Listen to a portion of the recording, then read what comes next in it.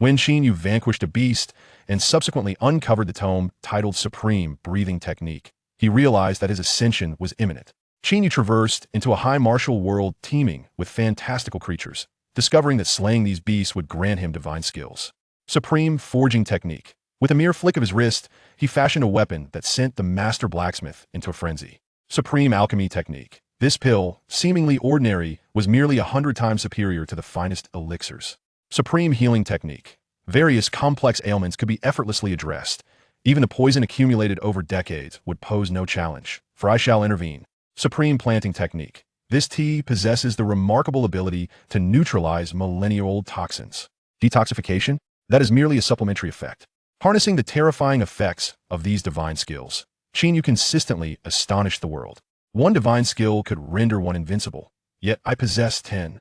Chapter 1. Supreme Breathing Technique. Sir, isn't it 150 per day? Clad in camouflage military attire, Qin Yu gazed perplexedly at the hawk-nosed man before him, who held a 100 yuan note. The hawk-nosed man frowned slightly, visibly displeased. A mere temp worker dares to demand 150? Granting you 100 is already a show of benevolence. If you're dissatisfied, then you may as well leave. There are plenty outside vying for this position. The hawk-nosed man disdainfully spat and casually tossed the cash to the ground before swaggering away. Thousands of years prior, Blue Star was besieged by monstrous beasts, and humanity suffered relentless defeats. Fortunately, a genius among humans devised the breathing technique, nurturing a legion of formidable warriors. After millennia of evolution, powerful individuals emerged among humanity, leading to the re-establishment of cities. At the peripheries of these cities, formidable walls were erected, manned by troops to fend off the incursions of wild beasts. Currently, Qin Yu served as a temporary patrolman beneath the city wall, tasked with monitoring the vicinity of the troops. The danger was minimal, and the remuneration was quite satisfactory. To secure this lucrative position, Qin Yu expended half a year's savings. However, on his very first day of work, his superior deducted a third of his wages. Qin Yu harbored discontent but dared not voice his objections. Once I endure until I am regularized, things will surely improve. Qin Yu consoled himself. After a brief inspection, the hawk-nosed man approached with a man in his 40s and introduced him. This is Captain Li of the City Wall Defense Team. He is here to select an exceptional soldier to join the team. You may all sign up now. Be proactive. The City Wall Defense Team is perpetually stationed on the front lines, tasked with guarding the walls, patrolling, and engaging in direct combat with the beast beyond. This position is exceedingly perilous, with a notoriously high mortality rate, making it a well-known, arduous task.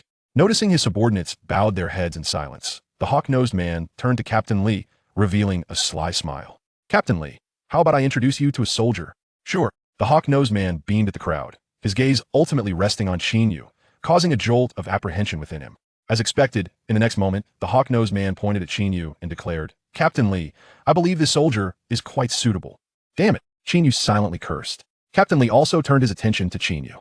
With well-defined features, sharp brows, and striking eyes, he was handsome and upright, possessing no faults aside from being somewhat slender. What is your name? Captain Li inquired.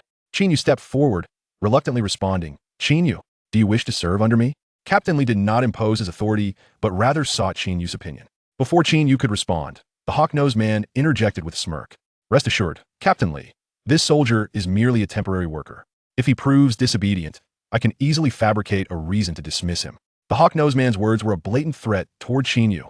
Qin Yu's countenance darkened, his knuckles turning white from the pressure of his grip. Observing the discord between Qin Yu and the hawk-nosed man, Lieutenant Li proactively approached Qin Yu and whispered, Young man, while serving under me, may not guarantee safety is here. You shall not endure such indignities. Qin Yu nodded in acknowledgement. He certainly could not remain in the patrol team, and abandoning military service was out of the question. Having exhausted all his savings for this position, he was unwilling to leave the army. Thus he had no choice but to join the City Wall Defense Team.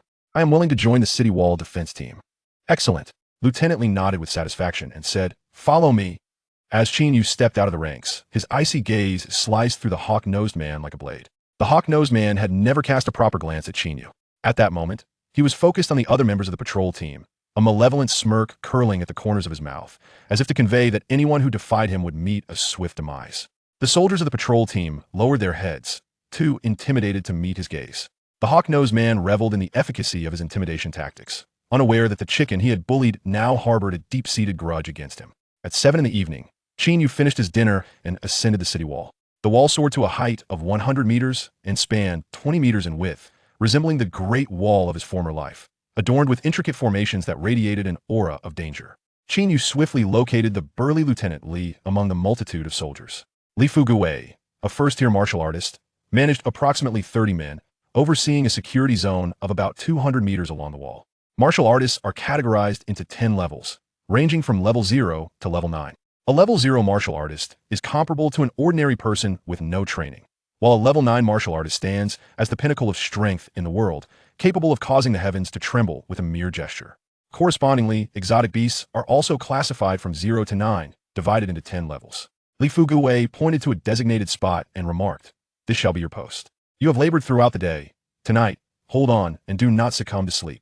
"Rest assured, Lieutenant," Qin Yu replied. He proceeded to his assigned post, where a wall-mounted crossbow, intricately engraved with patterns, awaited him.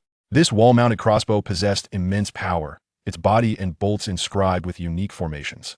Within a range of 300 meters, even a level 3 exotic beast would not withstand a single bolt. Qin Yu secured a bolt, as thick as his forearm, into the crossbow.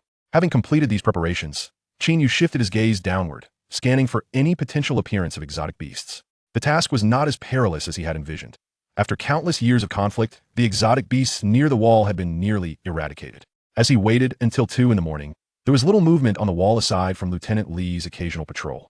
The stillness was unsettlingly profound. Qin Yu leaned against the wall, feeling somewhat idle. Suddenly, a chilling scream shattered the night's tranquility.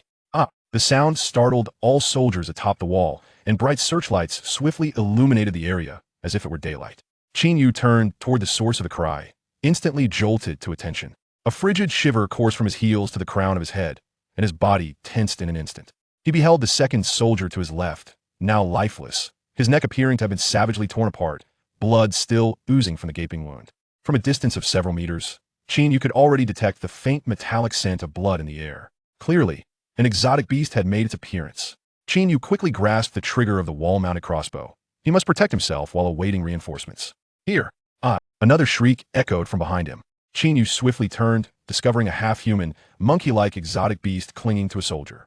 Its sharp claws effortlessly sliced through the soldier's carotid artery. Its foul maw latched onto the soldier's neck, greedily drawing blood. Taking a deep breath, Qin Yu gently adjusted the position of the crossbow. At that very moment, the exotic beast sensed his movement, its cold, slit-like pupils locking onto him. Before Qin Yu could properly align the crossbow, the exotic beast lunged at him with blinding speed, a putrid stench assaulting his senses. Just as Qin Yu felt the imminent threat of death, a soft glow emanated from the wall beneath the beast. The formations on the wall activated, and chains of energy ensnared the beast's limbs with unyielding force. Without hesitation, Qin Yu pulled the trigger. A piercing whoosh resonated as the bolt shot forth like lightning in the night, piercing the beast's skull and bringing its life to an abrupt end. Silence fell. Just as Qin Yu was about to exhale in relief, his gaze abruptly narrowed. He observed wisps of light gathering above the fallen beast's corpse, eventually coalescing into a blue-covered book that hovered above it. "What is this?" Qin Yu glanced around at the others and suddenly realized that this scene seemed to be visible to him alone. Stealthily approaching, he took down the book. "Congratulations, you have acquired the Divine Level Breathing Technique." Divine Level Breathing Technique. Type: Cultivation Method. Quality: Divine. Description: Significantly enhances cultivation and recovery speed. Upon reaching mastery, one can attain divinity. Fragments of text materialized before Qin Yu's eyes, and his breathing gradually became more labored. Chapter 2. The Terrifying Speed of Cultivation. As the information pertaining to the Divine Breathing Technique faded, a character panel emerged. Name: Qin Yu. Age: 18. Level: 0311, 3rd level warrior. Talent: 082, average human talent. 1. Cultivation method: none. Qin Yu had traversed into this world 3 years prior. At that time, he was just a first-year high school student, embarking on his journey of mastering the breathing technique. Due to his impoverished family background, he lacked the necessary medicinal supplements and cultivation resources, compounded by his relatively weak talent, which relegated him to the bottom of his class. It was not until now that his vitality barely reached 03, having nearly abandoned the path of a warrior. The sight of the divine breathing technique rekindled his hope for strength. Breathing techniques are the cornerstone of a warrior's cultivation, allowing individuals to draw the spiritual energy from the air into their bodies, refining it within their meridians until it coalesces into their own vitality. This vitality serves as the primary source of a warrior's power. Qin Yu was aware that within some ancient families, there existed unique breathing techniques that could achieve cultivation speeds several times greater than ordinary ones. Gazing at the book in his hands, he pondered, to be classified as a divine-level technique, it must surpass those special breathing techniques in efficacy. Suppressing his urge to delve into the book immediately, he recognized that the presence of others made this an inappropriate time for study. Quietly, he tucked the book into his pocket and glanced around. After the beasts were slain, the soldiers returned to their posts, vigilant against any potential reemergence of the creatures. The medics had already arrived, encircling the fallen soldiers in a bid to save them. In this world, there are specialized auxiliary warriors dedicated to healing. As long as a wounded individual draws breath, their life can be preserved. Noticing that no one was paying him any heed, Qin Yu let out a quiet sigh of relief. Moments later, Li Fugue approached him and inquired, "Are you injured?" "I'm fine." Qin Yu shook his head and asked, "What about those two brothers?" Li Fugue sighed deeply. "They're all gone." Upon hearing this, Qin Yu felt a wave of dread wash over him. Had it not been for the formations on the city walls, he too might have joined their ranks as a lifeless body. It was clear that he needed to elevate his strength. Only by becoming powerful could he hope to survive. Li Fugue patted Qin Yu's shoulder and said, "Let's head back to the dormitory for some rest. There will be professionals checking the walls for any second-level beasts. Safety will be managed." Upon hearing this, Qin Yu's spirit soared. "Understood, squad leader. I'll return now." He hurried back to the dormitory and locked the door behind him. Sitting cross-legged on his bed, he eagerly retrieved the divine breathing technique from his pocket. As he opened the book, a golden figure emerged from the pages, floating before him in a cross-legged posture, reminiscent of a three-dimensional projection. The crimson vitality coursed through the golden silhouette, moving languidly. "Is this a demonstration for me? Truly, the divine breathing technique is extraordinary." Straightening his posture, Qin Yu began to mimic the golden figure, gradually mobilizing the vitality within his body. Before long, his breathing rhythm altered. His skin flushed with a healthy glow, and wisps of vapor began to rise from his body. The ethereal, spiritual energy in the air was drawn towards him, merging seamlessly into his being. Gradually, Qin Yu entered a meditative state, losing track of time. An hour later, he abruptly opened his eyes, his expression radiating exhilaration. What a delightful sensation! After practicing the divine breathing technique, Qin Yu could distinctly feel the vitality within him becoming exceptionally vibrant. It was as if a warm current was continually refreshing him, leaving him tingling all over. This sensation was truly marvelous. The speed of vitality accumulation was now exponentially greater than before. Eagerly, he accessed his character panel.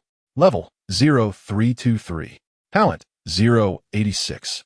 Cultivation method, divine breathing technique, novice 3. What a significant increase! Qin Yu exclaimed with excitement, adrenaline surging through him. His vitality level had surged from 0311 to 0323, an increase of 0012 levels. It is worth noting that Qin Yu had spent over 3 years cultivating from 0 to 0311. Yet, within just 1 hour of practice, he had gained 0012 levels, surpassing what he had achieved in 10 days of prior training. A nearly 100-fold increase in cultivation speed. Even more thrilling was the fact that his talent had risen from 082 to 086. The divine breathing technique not only enhanced vitality, but also improved one's innate constitution. As his talent increased, so too would his cultivation speed. Furthermore, the divine breathing technique appeared in the cultivation methods section, accompanied by a progress bar. Currently, the progress stood at 2. Qin Yu speculated that once the proficiency bar was filled, the divine breathing technique would advance to the next realm. How terrifying might the cultivation speed be then? His heart brimmed with anticipation. Determined to continue his practice, Qin Yu felt invigorated. Becoming stronger was no longer a mere dream. Breathe. Inhale. Qin Yu grew increasingly adept at the operation of the divine breathing technique, the vitality within him flowing like a river, continuously clearing the obstructions in his meridians. Divine breathing technique 4. 5. As time passed, impurities began to seep from Qin Yu's pores. The contaminants in his meridians were gradually purged, new pathways slowly being uncovered, and his innate talent was improving incrementally. As midday approached, a series of knocks echoed from the dormitory door. Qin Yu opened his eyes. slowly calming the tumultuous vitality within him. Who could it be? He approached the door and opened it to find a woman in her 20s standing there. With short hair and a striking appearance, she donned military attire, exuding an air of competence and poise. Though Qin Yu did not recognize this woman, he noticed Li Fuguwei standing behind her. Li Fuguwei introduced, "This is our team leader, Lieutenant Yu." "Good day, Lieutenant. Please, both of you come in," Qin Yu said, feeling the need to be courteous. Lieutenant Yu wrinkled her nose slightly, her brow furrowing as she stated, "We won't be entering just yet. I am here mainly to confirm whether you were the one who shot down the beast on the city wall." Qin Yu nodded, explaining, "The formations on the wall trapped the beast initially. It would have been difficult for me to slay it alone. A new recruit who remains calm enough to shoot during an encounter with a beast is commendable," Lieutenant Yu said, a hint of admiration lacing her tone. "In the coming days, there will be inquiries about your experiences from last night. Simply report the truth." Qin Yu nodded in acknowledgement. "I understand." Lieutenant Yu then produced a small porcelain vial from her pocket. "This is for you. You have earned it for your contribution in slaying the beast." Qin Yu's eyes lit up. "A blood-reviving pill. This is truly a precious item." The blood-reviving pill is a type of medicinal concoction that accelerates cultivation speed. Qin Yu had seen one before from his classmates. Reportedly, even the least valuable ones cost over 10,000. "Thank you, Lieutenant." Qin Yu quickly accepted the small vial, placing it carefully in his pocket. After exchanging a few pleasantries, Lieutenant Yu hastily took her leave. Qin Yu closed the door to his dormitory, only to be suddenly assailed by a foul odor permeating the space. What could this revolting smell be? After a brief search, he realized the stench emanated from himself. It turned out that after an entire morning of practicing the divine breathing technique, a significant amount of impurities had been expelled from his body, leaving his skin dark and clammy, accompanied by a faint, fishy odor. The scent was utterly unbearable. No wonder the sergeant had chosen not to enter the room. As Qin Yu took a closer whiff, he nearly retched. Without delay, he hurried off to take a shower. After concealing his blood-activating pills, Qin Yu gathered his toiletries and made his way to the bathhouse. Once he had cleansed himself of the grime, he emerged feeling refreshed, his body buoyant, and his skin smooth and radiant, as though he had undergone a complete transformation. The time was approaching noon, and Qin Yu, famished, headed directly to the mess hall. The military canteen offered free meals, with a menu primarily composed of meat, catering to the substantial energy demands of the warriors. Among the offerings were various dishes featuring exotic beast meat. Although procuring this meat was relatively easy, its chaotic and potent energy made it difficult for the average individual to handle. Only after being specially prepared by skilled chefs could it be deemed safe for consumption. Hence, the edible exotic meat was quite rare, with each soldier permitted to collect only 2 servings. Consuming such meat was immensely beneficial for warriors, not only aiding in rapid energy replenishment, but also enhancing their physical constitution and muscle strength. After queuing for and receiving 2 servings of exotic beast meat, Qin Yu found a seat and began devouring the food with great enthusiasm. With each morsel, warmth spread through his body, and torrents of heat surged through his meridians, bringing him immense comfort. Before long, the 2 large servings had been consumed entirely. Rather than feeling sated, Qin Yu found himself even hungrier, as if his body was desperately craving energy. "I am starving," he exclaimed, rushing to the regular serving station for a substantial amount of ordinary meat. He savored the delectable meat chunks and relished the rich broth. With an ample supply of energy coursing through him, Qin Yu's muscle fibers began to grow rapidly. His previously gaunt physique was gradually transforming into one of robust health. While the energy from the food did not directly enhance his vitality, it significantly bolstered his strength, speed, endurance, and defense. In simpler terms, though his level remained unchanged, his attributes experienced a comprehensive enhancement. Previously, despite being at level 03, Qin Yu's actual combat power was only at level 02 due to inadequate nutrition. Now, however, with the influx of energy and the nourishment provided by the divine breathing technique, his combat prowess was soaring. His stomach felt like an insatiable abyss. Each plate of meat disappeared without a trace. Soon, the table was piled high with empty dishes, drawing the attention of many soldiers dining nearby. In the world of warriors, an individual's capacity to consume food was indicative of their ability to absorb energy quickly. thus signifying a higher innate talent. Although Qin Yu's talent was not drastically superior to others, his extraordinary appetite stemmed from the divine breathing technique, rapidly improving his physique. Unbeknownst to those around him, they perceived him as a prodigy. Conversations in the canteen gradually shifted to focus on Qin Yu. Who is this person? I've never seen him before. Incredible. He is a true food connoisseur. It's terrifying. His talent might surpass that of some high-ranking officers. Could he be a top student from a university here for an internship? However, it soon became apparent that something was amiss. If others could only eat 2 plates while he consumed 10, it would suggest exceptional talent. Yet, when he reached his 20th plate, it was evident that this was beyond mere talent, as every individual has their limits. No matter how gifted, one must operate within a reasonable range. Clearly, Qin Yu had surpassed that threshold. Nonetheless, the discussions remained centered around him, albeit with a change in tone. If he eats this much, he'll surely have to relieve himself of dozens of pounds. The last time the restroom was clogged, it must have been due to him. Damn it. I thought it was because I accidentally tossed a plastic bag in there, which cost me $200 to have the plumber fix it. If the restroom clogs, just drop a grenade in and it'll clear right up. Bro, you're something else. At that moment, the recently bathed Sergeant Yu entered the canteen. The officers typically dined on the 2nd floor. Ordinarily, Sergeant Yu would head straight upstairs, but today, intrigued by the noise from below, he glanced around and was quickly captivated by the towering stack of plates and the mountain of bones, which were strikingly unusual. It was hard not to notice. Is that Qin Yu? Sergeant Yu mused, observing the youth engrossed in his meal with some surprise. After a moment's hesitation, he ascended to the 2nd floor. Qin Yu remained oblivious to the sergeant's gaze, fully focused on his meal, feeling warm and exceptionally comfortable. After finishing the mountain of meat before him, Qin Yu patted his belly and let out a satisfied burp. What a delight! At that moment, he felt invigorated, as if filled with the strength of a young bull. His vitality surging. Under the astonished stares of those around him, he swayed gently while carrying his wash basin away from the canteen. He could hardly wait to assess the fruits of his training. The instant Qin Yu departed, the entire dining hall erupted in excitement. 28 plates. He devoured a staggering 28 plates. Someone exclaimed incredulously. No, it was 30 plates.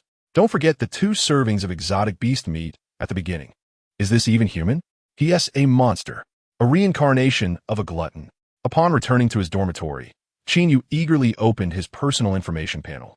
Name, Qin Yu. Age, 18. Level, 0369. Talent, 103. Technique, divine breathing technique, novice 8.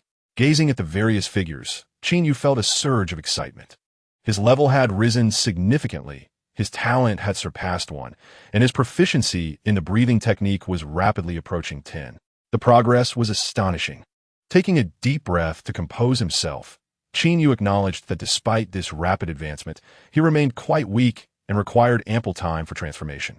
With the cultivation speed afforded by the divine breathing technique, he was confident that, given sufficient time, he could undoubtedly become a formidable force.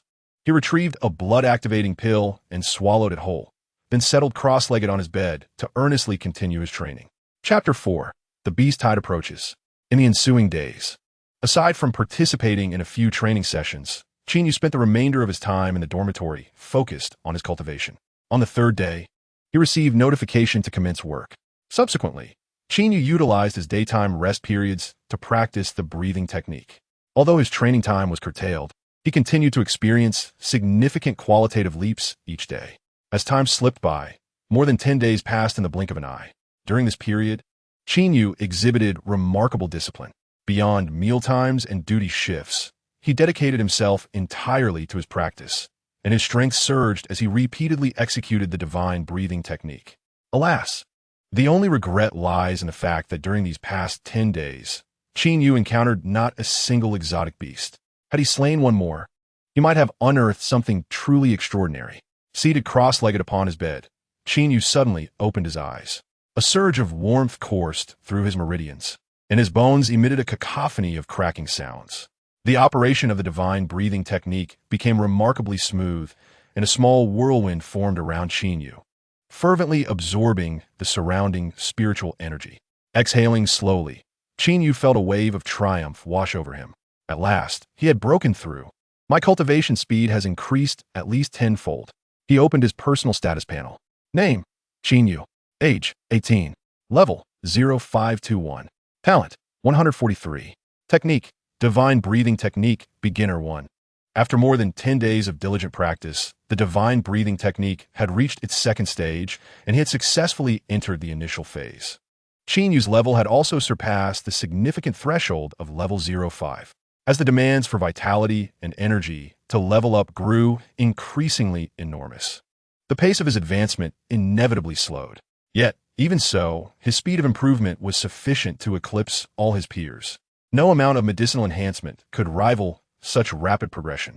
Feeling the surging power within him, Qin Yu beamed with confidence. After over 10 days of training, he was at least several dozen times stronger than before. Moreover, his talent had successfully reached 143. For an ordinary individual, a talent score of 1 is typical. Thus, Qin Yu could now be considered among the ranks of prodigies. With a heart filled with satisfaction, Qin Yu made his way to the bathhouse to cleanse himself of the impurities that had been expelled from his body before heading to the dining hall. It was now the end of March, and Qin Yu planned to return home in a few days. Unlike his previous life, soldiers here were regarded more as professionals, receiving monthly salaries and even enjoying 3 days of paid leave. Furthermore, due to the high risks associated with guarding the city walls, the compensation for Qin Yu and his comrades was quite generous, amounting to around 15,000 per month. Since he had joined in the middle of the month, he anticipated earning about 7,000 to 8,000 by the end of the month. This income was already substantial for Qin Yu. Upon returning home, he could indulge in some delightful treats and improve his family's living conditions. His younger brother was now in his second year of high school, and Qin Yu planned to bring back some elixirs beneficial for cultivation. He was confident that with another 6 months, he could escape the clutches of poverty. As Qin Yu blissfully contemplated his future, a piercing alarm echoed throughout the entire battalion. This was the emergency assembly signal. Upon hearing the alarm, soldiers were required to immediately abandon their tasks and gather at their designated positions. On the way, everyone hurriedly rushed to their respective units. Qin Yu swiftly turned and sprinted towards the city wall. Upon reaching the walls, rows of troops rapidly assembled. Li Fugue, having concluded a meeting, hurried over. Breathless as he exclaimed, "Drones have detected a massive gathering of exotic beasts 30 kilometers outside the walls. The scale has reached that of a minor beast tide." A beast tide is a perilous calamity where exotic beasts congregate en masse for reasons unknown and launch a collective assault on the city walls. Should the walls be breached, the entire city would plunge into peril. Historically, many cities have met their doom in the wake of a beast tide. With all living beings within falling victim to the onslaught, millions could become fodder for the beasts. Each beast tide was a catastrophic event, consuming vast amounts of weaponry and resources and resulting in the loss of numerous soldiers. Upon hearing of the beast tide, the expressions of the gathered soldiers grew somber. Li Fugue rallied the troops. "Do not be afraid. This beast tide is of minor scale, and with our current strength and armament, we are more than capable of handling it. Everyone, focus. We shall slay the beasts outside the walls, ensuring that not a single one threatens the safety of our families within." "Yes," the soldiers shouted in unison, attempting to mask their inner trepidation. "Return to your posts and prepare," Li Fugue urged with fervor. "Understood." Qin Yu arrived at his designated position, setting his crossbow arrows upon the wall's mechanisms and effortlessly drawing the bowstring tight. Although the news of the beast tide stirred feelings of anxiety within him, it was overshadowed by a thrill of excitement. The last time he had slain a second-tier exotic beast, he had obtained a tome on the divine breathing technique. He eagerly anticipated the treasures that might accompany this encounter. At 8 o'clock, heavy machine guns were transported to the walls. These weapons had been specially modified for combat against exotic beasts, with intricate formations engraved upon their bodies and each bullet inscribed with corresponding runes, making them exceedingly costly. Each shot fired represented a burning of currency. By 9 o'clock, the artillery was positioned and ready. Missiles were primed and awaiting orders to unleash their fury. The wall's defensive formations stood at the ready, awaiting activation. Logistics personnel were in place, with emergency supplies adequately prepared. Medical personnel stood by, prepared to tend to any injured. The sounds of readiness echoed throughout the command center. All preparations were complete, poised for the confrontation with the exotic beasts. At 11 o'clock, an urgent announcement rang out. "Attention! The exotic beasts are now only 5 kilometers from the city. All personnel, prepare for battle. Roars reverberated from the distance, as dust billowed ominously, evoking a sense of impending doom. Simultaneously, missiles arched gracefully through the sky, hurtling towards the distant horde of beasts. The battle was on the brink of eruption. Chapter 5. The Venomous Lizard. Blinding flames, accompanied by earth-shattering explosions, did little to impede the advance of the beast tide. The exotic beasts were now but a kilometer from the walls, and the artillery opened fire while other units readied their defenses. Attack!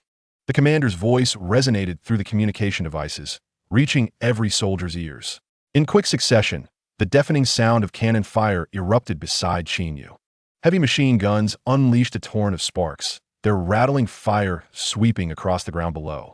Countless exotic beasts, caught off guard, were instantly reduced to mere pulp.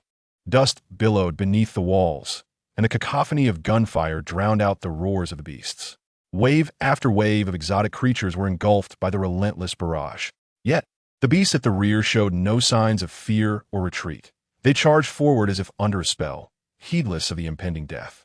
In a relentless tide, they pressed on, surging through the gaps created by the cannon fire and machine gun onslaught, reaching the foot of the walls.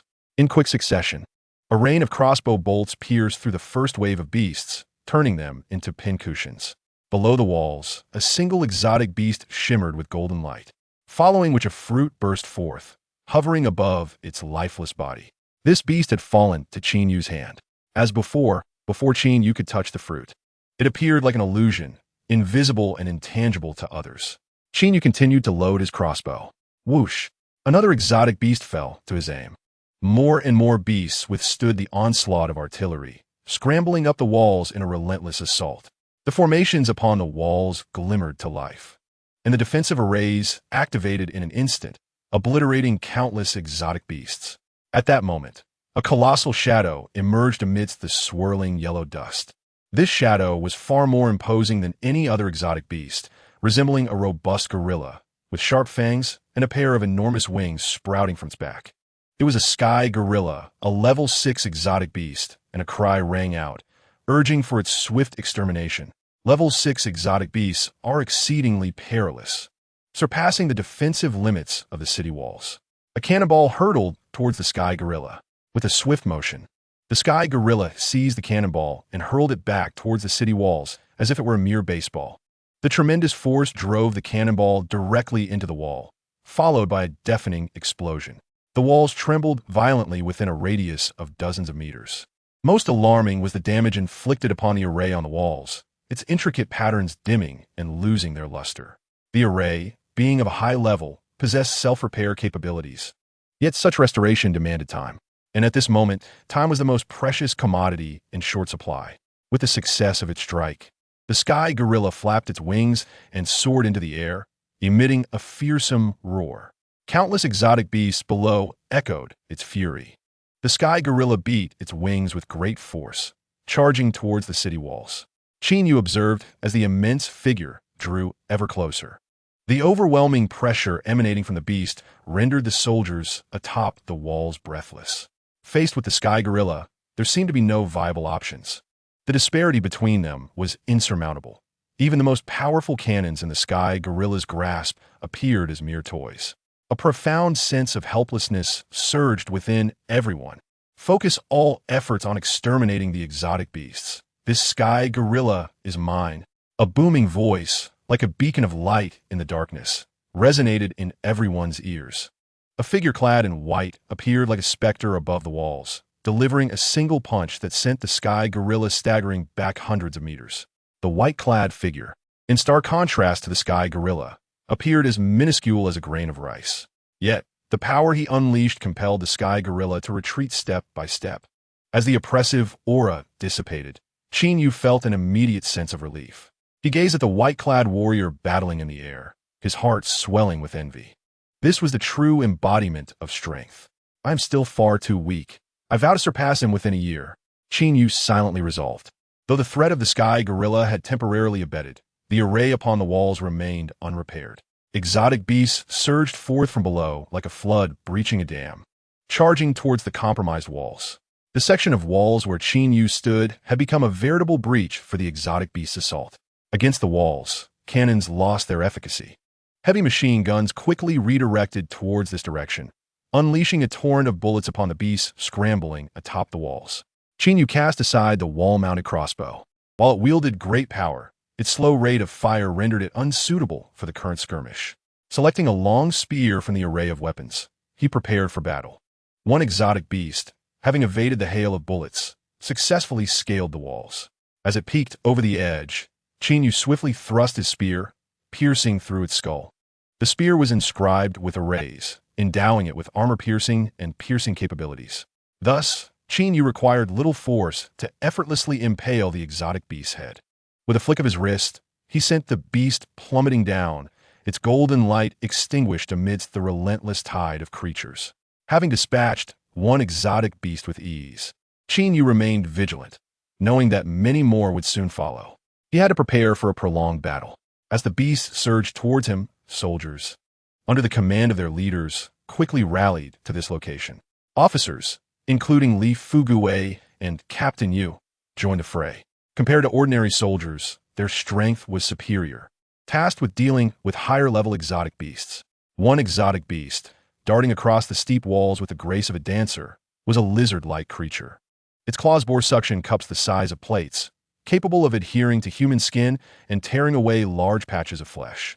Yet, this was not its most terrifying trait. Its true offensive capability lay in the green venom it secreted. A single drop could kill an adult elephant.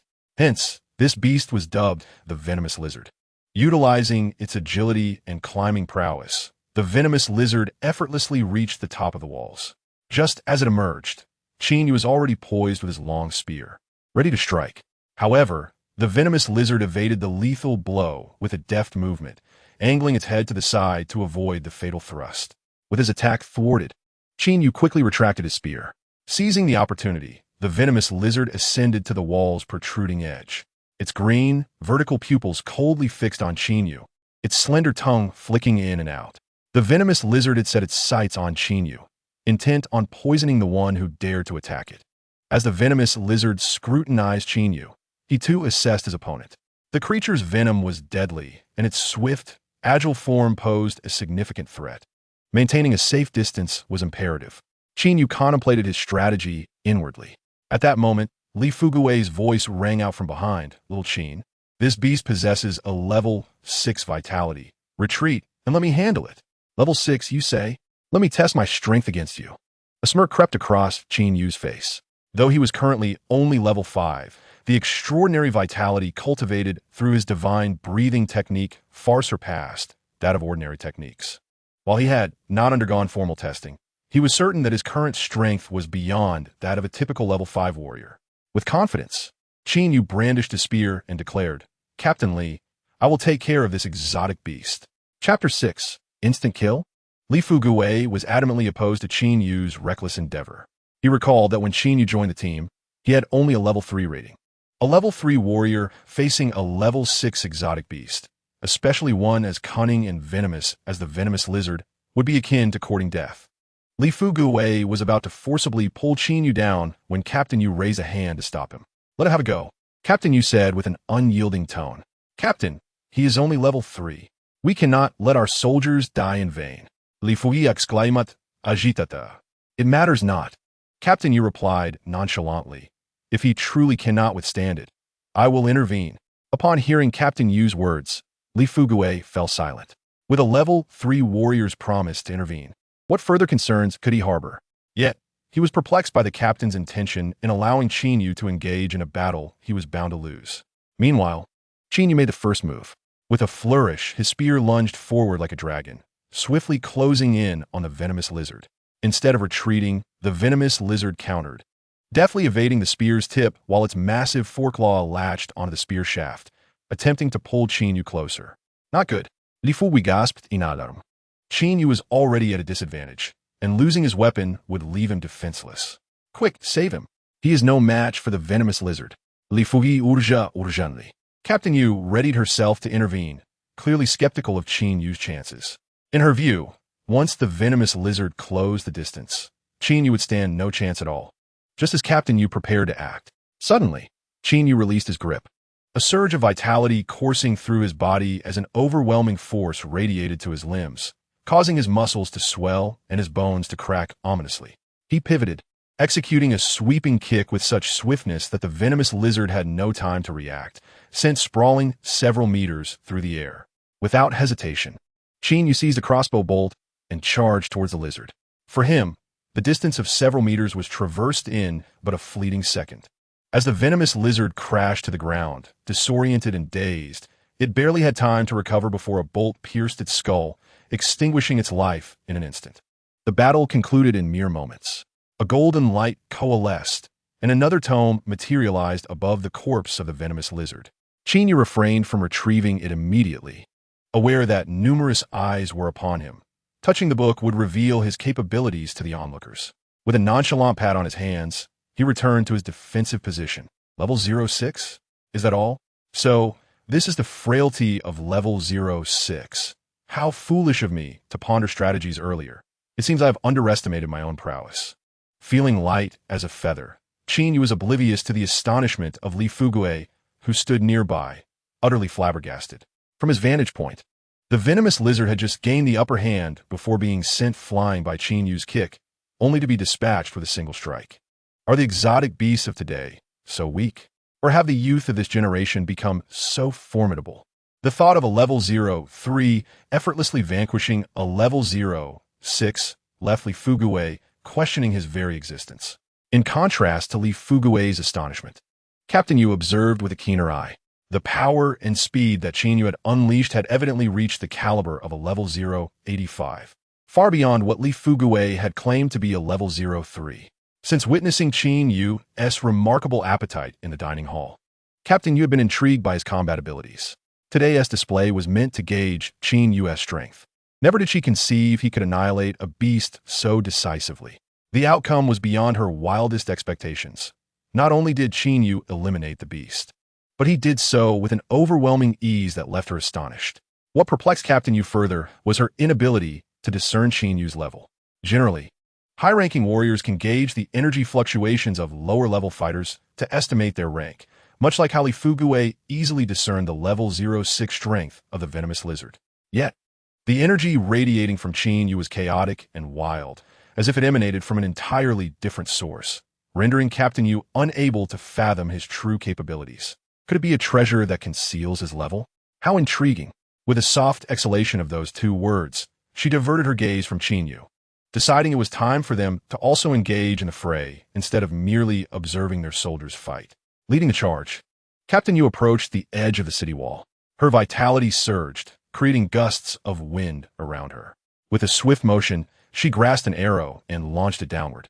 These were the most ordinary of arrows, devoid of any inscriptions or special mechanisms. However, under Captain Yu's command, they transformed into projectiles of devastating power, their speed far surpassing that of the crossbow bolts fired from a wall. A volley of arrows created a vacuum in the air above, marking a stark contrast to the battlefield below. In this wave of beasts, only the flying apes stood as a formidable foe, while the rest were of little consequence, primarily below level 1. Such creatures posed no threat to Captain Yu, a peak level 3 warrior. With the presence of a high-ranking officer, stability gradually returned to the city wall.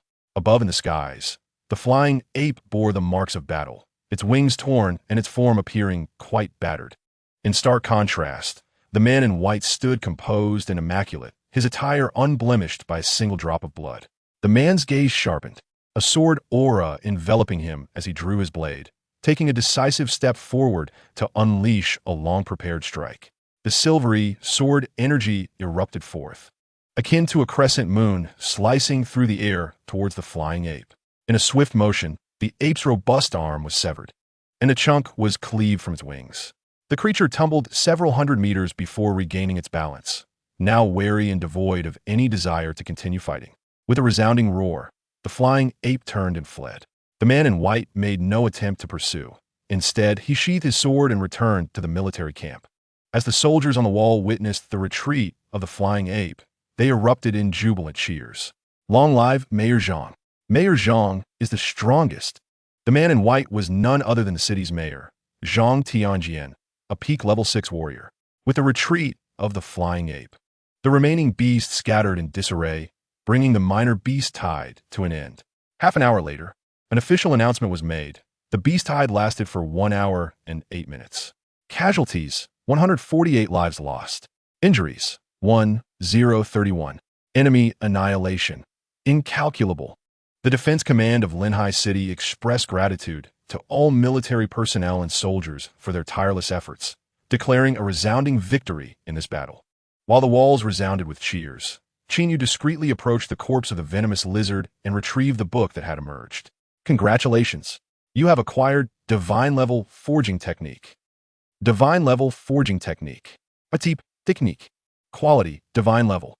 Description: the culmination of the life-s work of the god of forging, containing 888 blueprints and explanations for weapon crafting. Mastery leads to the forging of unparalleled artifacts. Chapter 7. A Bountiful Harvest. Following the conclusion of the beast tide, the soldiers reveled in celebration. Though the exotic creatures were fearsome, their worth was considerable.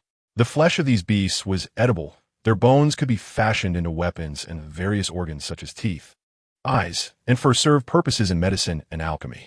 The carcasses of these beasts were truly treasures in every aspect. After each beast tide, soldiers would venture outside the city to clear the battlefield, transporting well-preserved corpses to the military logistics department for repurposing. Excitedly, Qin Yu joined the throng as they exited the city gates. He had slain over 20 exotic beasts, yielding more than 20 treasures awaiting his collection.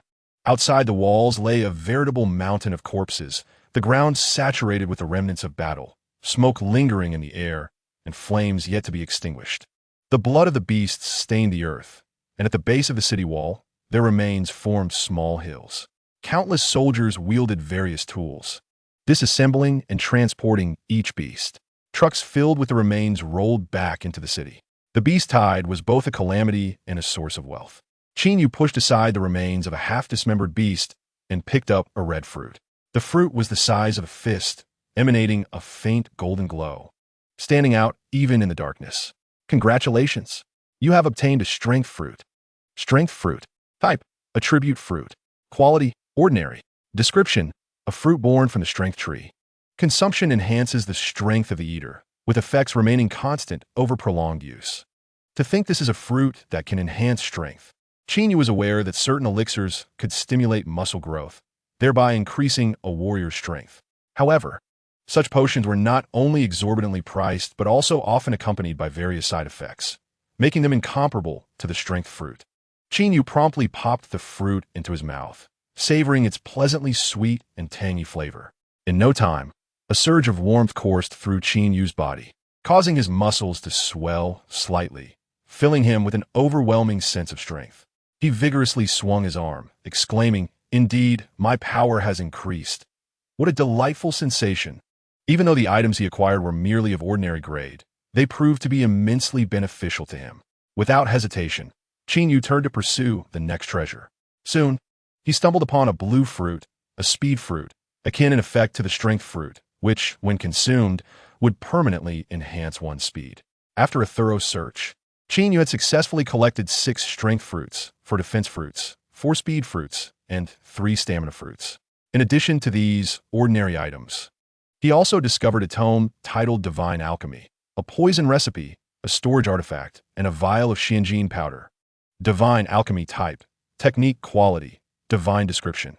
The personal notes of the alchemy god, detailing his extensive experiences and techniques in alchemy and poison crafting, which can assist learners in creating the most exquisite works in the world. Note: Divine Alchemy does not contain any recipes. It is merely a textbook. Stupefying poison recipe type, poison recipe quality, excellent description. A poison casually crafted by a master poisoner, capable of numbing the victim's thoughts, diminishing muscular vitality, and inhibiting blood flow, thereby slowing down speed and agility. Storage ring type, artifact quality, ordinary description. An exceedingly mundane storage artifact, containing a storage space of 10 cubic units, serving solely for storage with no additional functions. Xianjin powder type, material quality, excellent description. Residual scraps left by the god of forging, when added during weapon crafting, significantly enhances the weapon's hardness, accelerates blood flow within the weapon, and augments its lethality. Qin Yu was immensely satisfied with his haul. Not only had he obtained 2 divine items, divine forging technique and divine alchemy, but also a poison recipe, a vial of materials, and a highly convenient storage ring. Furthermore, he had consumed a considerable number of fruits that enhanced his strength. Although these improvements did not manifest in terms of levels, they undeniably elevated Qin Yu's prowess. It was akin to an overnight fortune. He resolved to measure the extent of his newfound strength the following day. Humankind had devised a scientific method for testing martial prowess, which comprehensively assessed various factors such as strength, speed, stamina, defense, explosive power, and endurance to ascertain a warrior's true capabilities. The military possessed such testing apparatus. Qin Yu planned to undergo testing the next day to gain a clearer understanding of his abilities, ensuring he would not find himself in a situation like today's, hesitatingly observing his opponent's weaknesses, only to discover that they could not withstand even a single blow from him. The following afternoon, Qin Yu gradually concluded his practice of the divine breathing technique. Upon reaching the initial level of mastery, his cultivation speed had once again surged. Yet no new effects had manifested. As for the divine forging technique and divine alchemy, Qin Yu had yet to commence his studies. For both forging and alchemy required foundational equipment, including a forging table and an alchemical furnace, as well as various raw materials. All of these necessities shared a common trait. They were exorbitantly priced. Thus, Qin Yu resolved to save a substantial sum before embarking on his studies of these skills. For the time being, the priority remained on enhancing his own strength. After a refreshing bath and a hearty meal of 2 large platters of exotic beast meat at the cafeteria, he made his way towards the strength testing room. Upon entering the testing chamber and swiping his identification card, the testing apparatus whirred to life. Please deliver a full force strike with your right fist to the testing area. An electronic prompt echoed. Qin Yu summoned his internal energy, channeling it into his right arm, and unleashed a powerful punch. Bang!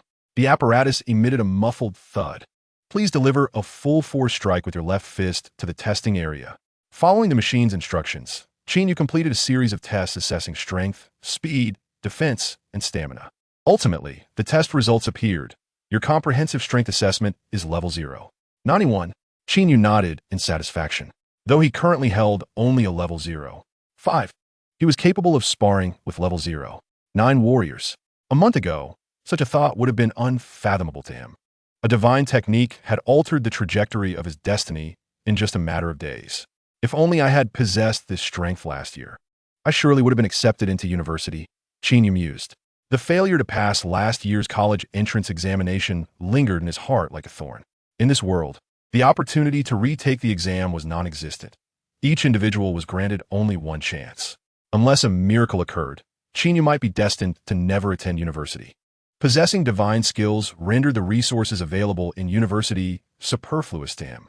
Given his rate of advancement, it would take but a year for him to become a formidable warrior, where he could continuously slay exotic beasts, rise through the military ranks, and pursue promotions within the army. Yet, never having attended university would always remain a regret. Ding! The sound of his phone interrupted Qin Yu's reverie. He opened his phone to find a message from Li Fuguwei, summoning the squad for assembly. The beast tide ended just half a day ago. Why the sudden call to gather? Qin Yu pondered, stepping out of the testing room. Upon exiting, he encountered Captain Yu at the corner. Dressed in her thin military uniform, Captain Yu appeared undaunted by fatigue despite having endured a sleepless night. Qin Yu immediately straightened and saluted.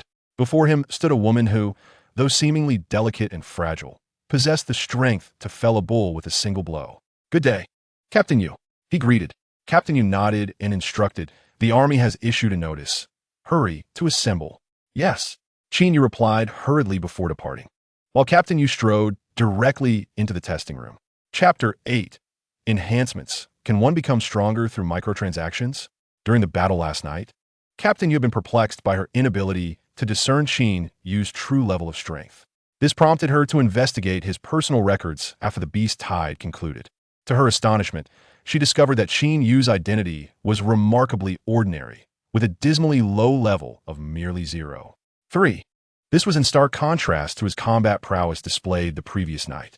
Captain Yu inserted her identification card into the apparatus. As a military officer, She had the authority to access the testing records and results of ordinary soldiers.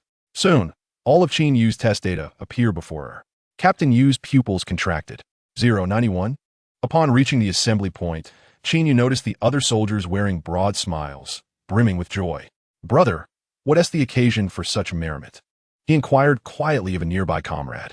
"After each beast tied, the army sells the carcasses of the exotic beasts and distributes a monetary bonus to us." His comrade explained cheerfully. Hearing about the monetary reward, Qin Yu felt a surge of happiness. "Is there a set amount we typically receive?" Qin Yu asked. "It depends on individual contributions, but usually it's at least 20 to 30,000, his comrade replied. "That much?" Qin Yu gasped, astonished. During his time working on construction sites, he hadn't managed to save that amount in 6 months. To Qin Yu's astonishment, a single beast hide in the military had yielded such substantial earnings. He found himself unexpectedly anticipating the next beast tide. After a brief interval, Li Fugue approached, clutching a black plastic bag. "Those whose names I call, come forth to collect your rewards." Zhangle, 30,000. Li Rutini, 1,000. Qin Yu, 40,000. Upon hearing his name, Qin Yu hurried forward. Li Fugue, with a smile, handed him a bundle of cash, patting him on the shoulder with a look of approval. "Well done." Li Fugue had been keenly aware of Qin Yu's performance. During the beast tide, he had remained remarkably composed, executing effective counterattacks and facing the monstrous creatures without fear, even exhibiting a hint of exhilaration. Furthermore, he boasted an impressive record of defeating a level 06 beast in single combat. Such prowess was not commonplace among soldiers, which explained why Qin Yu received the largest bonus. After accepting the money, Qin Yu returned to his dormitory. Suddenly, a selection box appeared before him. "Congratulations, host. You have successfully activated the premium mode. Do you wish to proceed?" To his surprise, there was indeed a premium mode. "Activate," Qin Yu exclaimed with delight. "Please select a premium skill, Divine Breathing Technique." Divine Forging Technique, Divine Alchemy Technique. I choose Divine Forging Technique. Divine Forging Technique, beginner level, requires 30,000 currency. A mere entry-level skill costs 30,000? That's exorbitant, Qin Yu grumbled. I choose Divine Breathing Technique. Divine Breathing Technique, proficient level, requires 300,000 currency.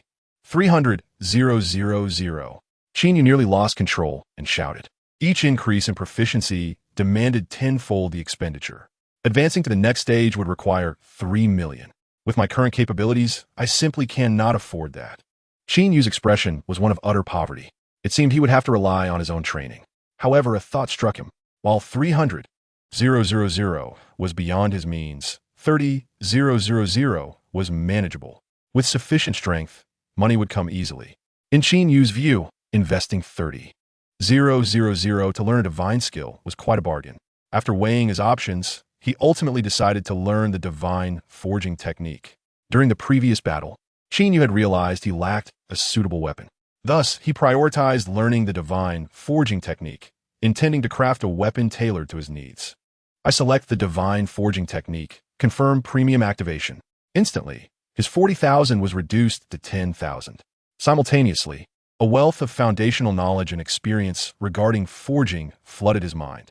Forging was a complex art, encompassing everything from material selection to hammering, shaping, and ultimately tempering and inscribing formations. Each step was critical to producing a superior weapon.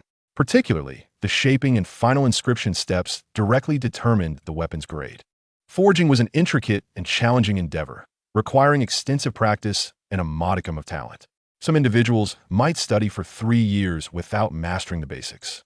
Yet within mere moments, Qin Yu grasped techniques and methods that others might take years to comprehend, surpassing all in proficiency. Such was the power of wealth. Having spent 30,000, he still retained 10,000. Qin Yu planned to take a leave of absence the following day to return home and test his forging skills in crafting a weapon. Early the next day, after successfully requesting leave, Qin Yu departed from military. Although he had only been in the army for a brief half-month, it felt like a lifetime ago. A mere fortnight prior, he had been weak and directionless, even hesitant to voice his grievances about salary deductions imposed by the hawk-nosed officer. Now, while not yet a master, his future appeared promising. With ample time for growth, he was certain he could rise to become the foremost figure of his era. First, he visited a supermarket to purchase some meat and vegetables to aid his training before heading to a dilapidated neighborhood. This was his home, an area so impoverished it lacked even a decent supermarket. 3 years ago, upon arriving in this world, Qin Yu had silently vowed to lead his family away from such destitution. However, reality had dealt him a harsh blow. Unable to sustain himself, how could he assist his family in escaping poverty? Nevertheless, all of that had changed. Clenching his fists, Qin Yu strode confidently through the gates of the community. He retrieved his keys and opened the door. A familiar scent enveloped him. Despite the home's dilapidated state, it was clean and radiated warmth. "Who is it?" A woman emerged from a room upon hearing the door open. "Mom, it's me," Qin Yu replied with a smile, placing his purchases on the table. His mother looked surprised to see him. "Aren't you supposed to be in the army? Why are you back so soon, after only half a month?" "The army has leave every month," Qin Yu explained. "If I didn't take leave this month, I would miss my opportunity." His mother nodded, her concern evident. "How are things there? Is it dangerous? Has anyone bullied you?" "The officers and my comrades treat me well." Qin Yu briefly recounted his experiences in the military, omitting details about his transfer to the front lines to spare his parents any worry. "By the way, Mom, this is my salary for the past half month," he said, pulling out 2,000 from his bag. It wasn't that Qin Yu wished to give more, but 2,000 was merely half a month's wages from the patrol unit. If he presented 10,000, his mother might suspect he had engaged in illicit activities. Offering more would only incite concern. Both of Qin Yu's parents were ordinary folk with regular jobs, earning a modest income. To cultivate Qin Yu and his younger brother as martial artists, they had borrowed considerable sums, leading to a frugal lifestyle. 2,000 would already improve their living conditions significantly. "You should keep this money for yourself. We have some savings," his mother insisted. "I have free food and lodging in the army, and I hardly spend any money. It's of no use to me," Qin Yu urged. Reluctantly, his mother accepted the money. His father and younger brother would return home in the evening, and his mother had to work in the afternoon. After a brief lunch with her, Qin Yu set out to find a place to forge weapons. Chapter 9. Searching for the forging platform. The forging guild should be right here. Qin Yu glanced at the map and entered the opulent building before him. Approaching the front desk, he noticed several attractive young women at work. One of them, upon spotting Qin Yu, approached him. "Hello, are you here to find a forger to craft a weapon? Or are you interested in joining the forging guild?" Qin Yu pondered for a moment before inquiring, "What does it take to join the guild?" "You only need to pay an annual fee of 100,000. 100,000? Annually?" Qin Yu was taken aback, thinking to himself, no wonder forging is a profession for the affluent. Just to join the guild requires such a hefty sum. Indeed, the young woman explained to Qin Yu, once you join the guild, you can attend various forging masterclasses for free each week and explore with like-minded friends. Upon joining the guild, one can avail themselves of the guild's forge and other crafting tools free of charge, along with purchasing materials required for forging at discounted member prices. "May I borrow your forge? I'm willing to pay," Qin Yu inquired tentatively. The young woman shook her head decisively. "I am sorry, sir, but our forge is exclusively for guild members and is not available for external rental." "Very well, I shall consider my options," Qin Yu replied as he exited the blacksmith guild. It appears he must contemplate alternative methods. At this moment, Qin Yu finds himself in dire need of a forge, a fire, a hammer, and even the materials necessary for crafting. All he possesses is a wealth of skill. A skilled artisan cannot create without resources.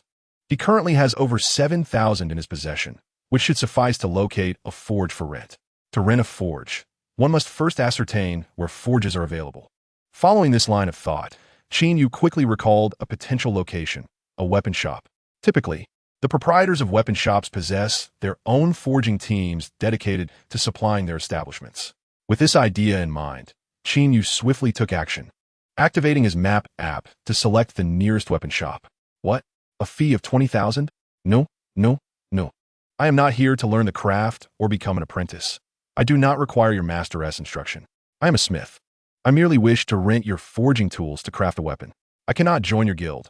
I have my own profession and cannot commit to working here," Qin Yu explained. "No external rentals, then?"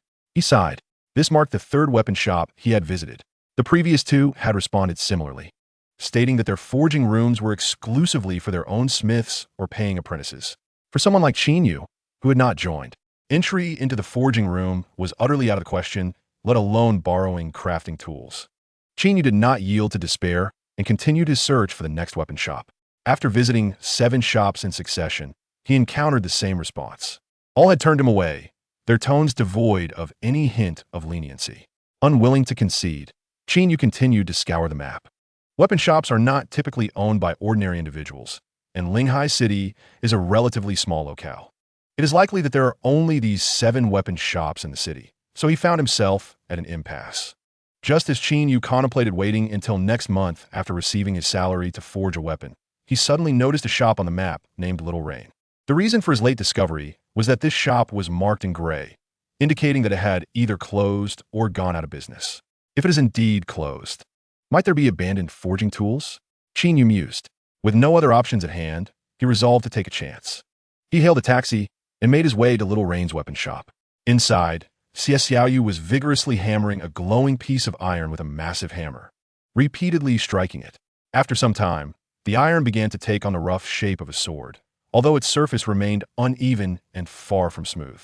An experienced blacksmith could easily discern that this was not a quality weapon. Nevertheless, Xiao Yu had exerted her utmost effort. She set the hammer down and surveyed the empty shop, her eyes clouded with sorrow. Her father had been a renowned blacksmith, and after saving enough funds, he opened this weapon shop. With his exceptional forging skills and connections, the shop quickly carved out a niche in the weapon industry. However, good fortune was fleeting. 6 months prior, due to health issues, Xiao Yu's father departed from this world.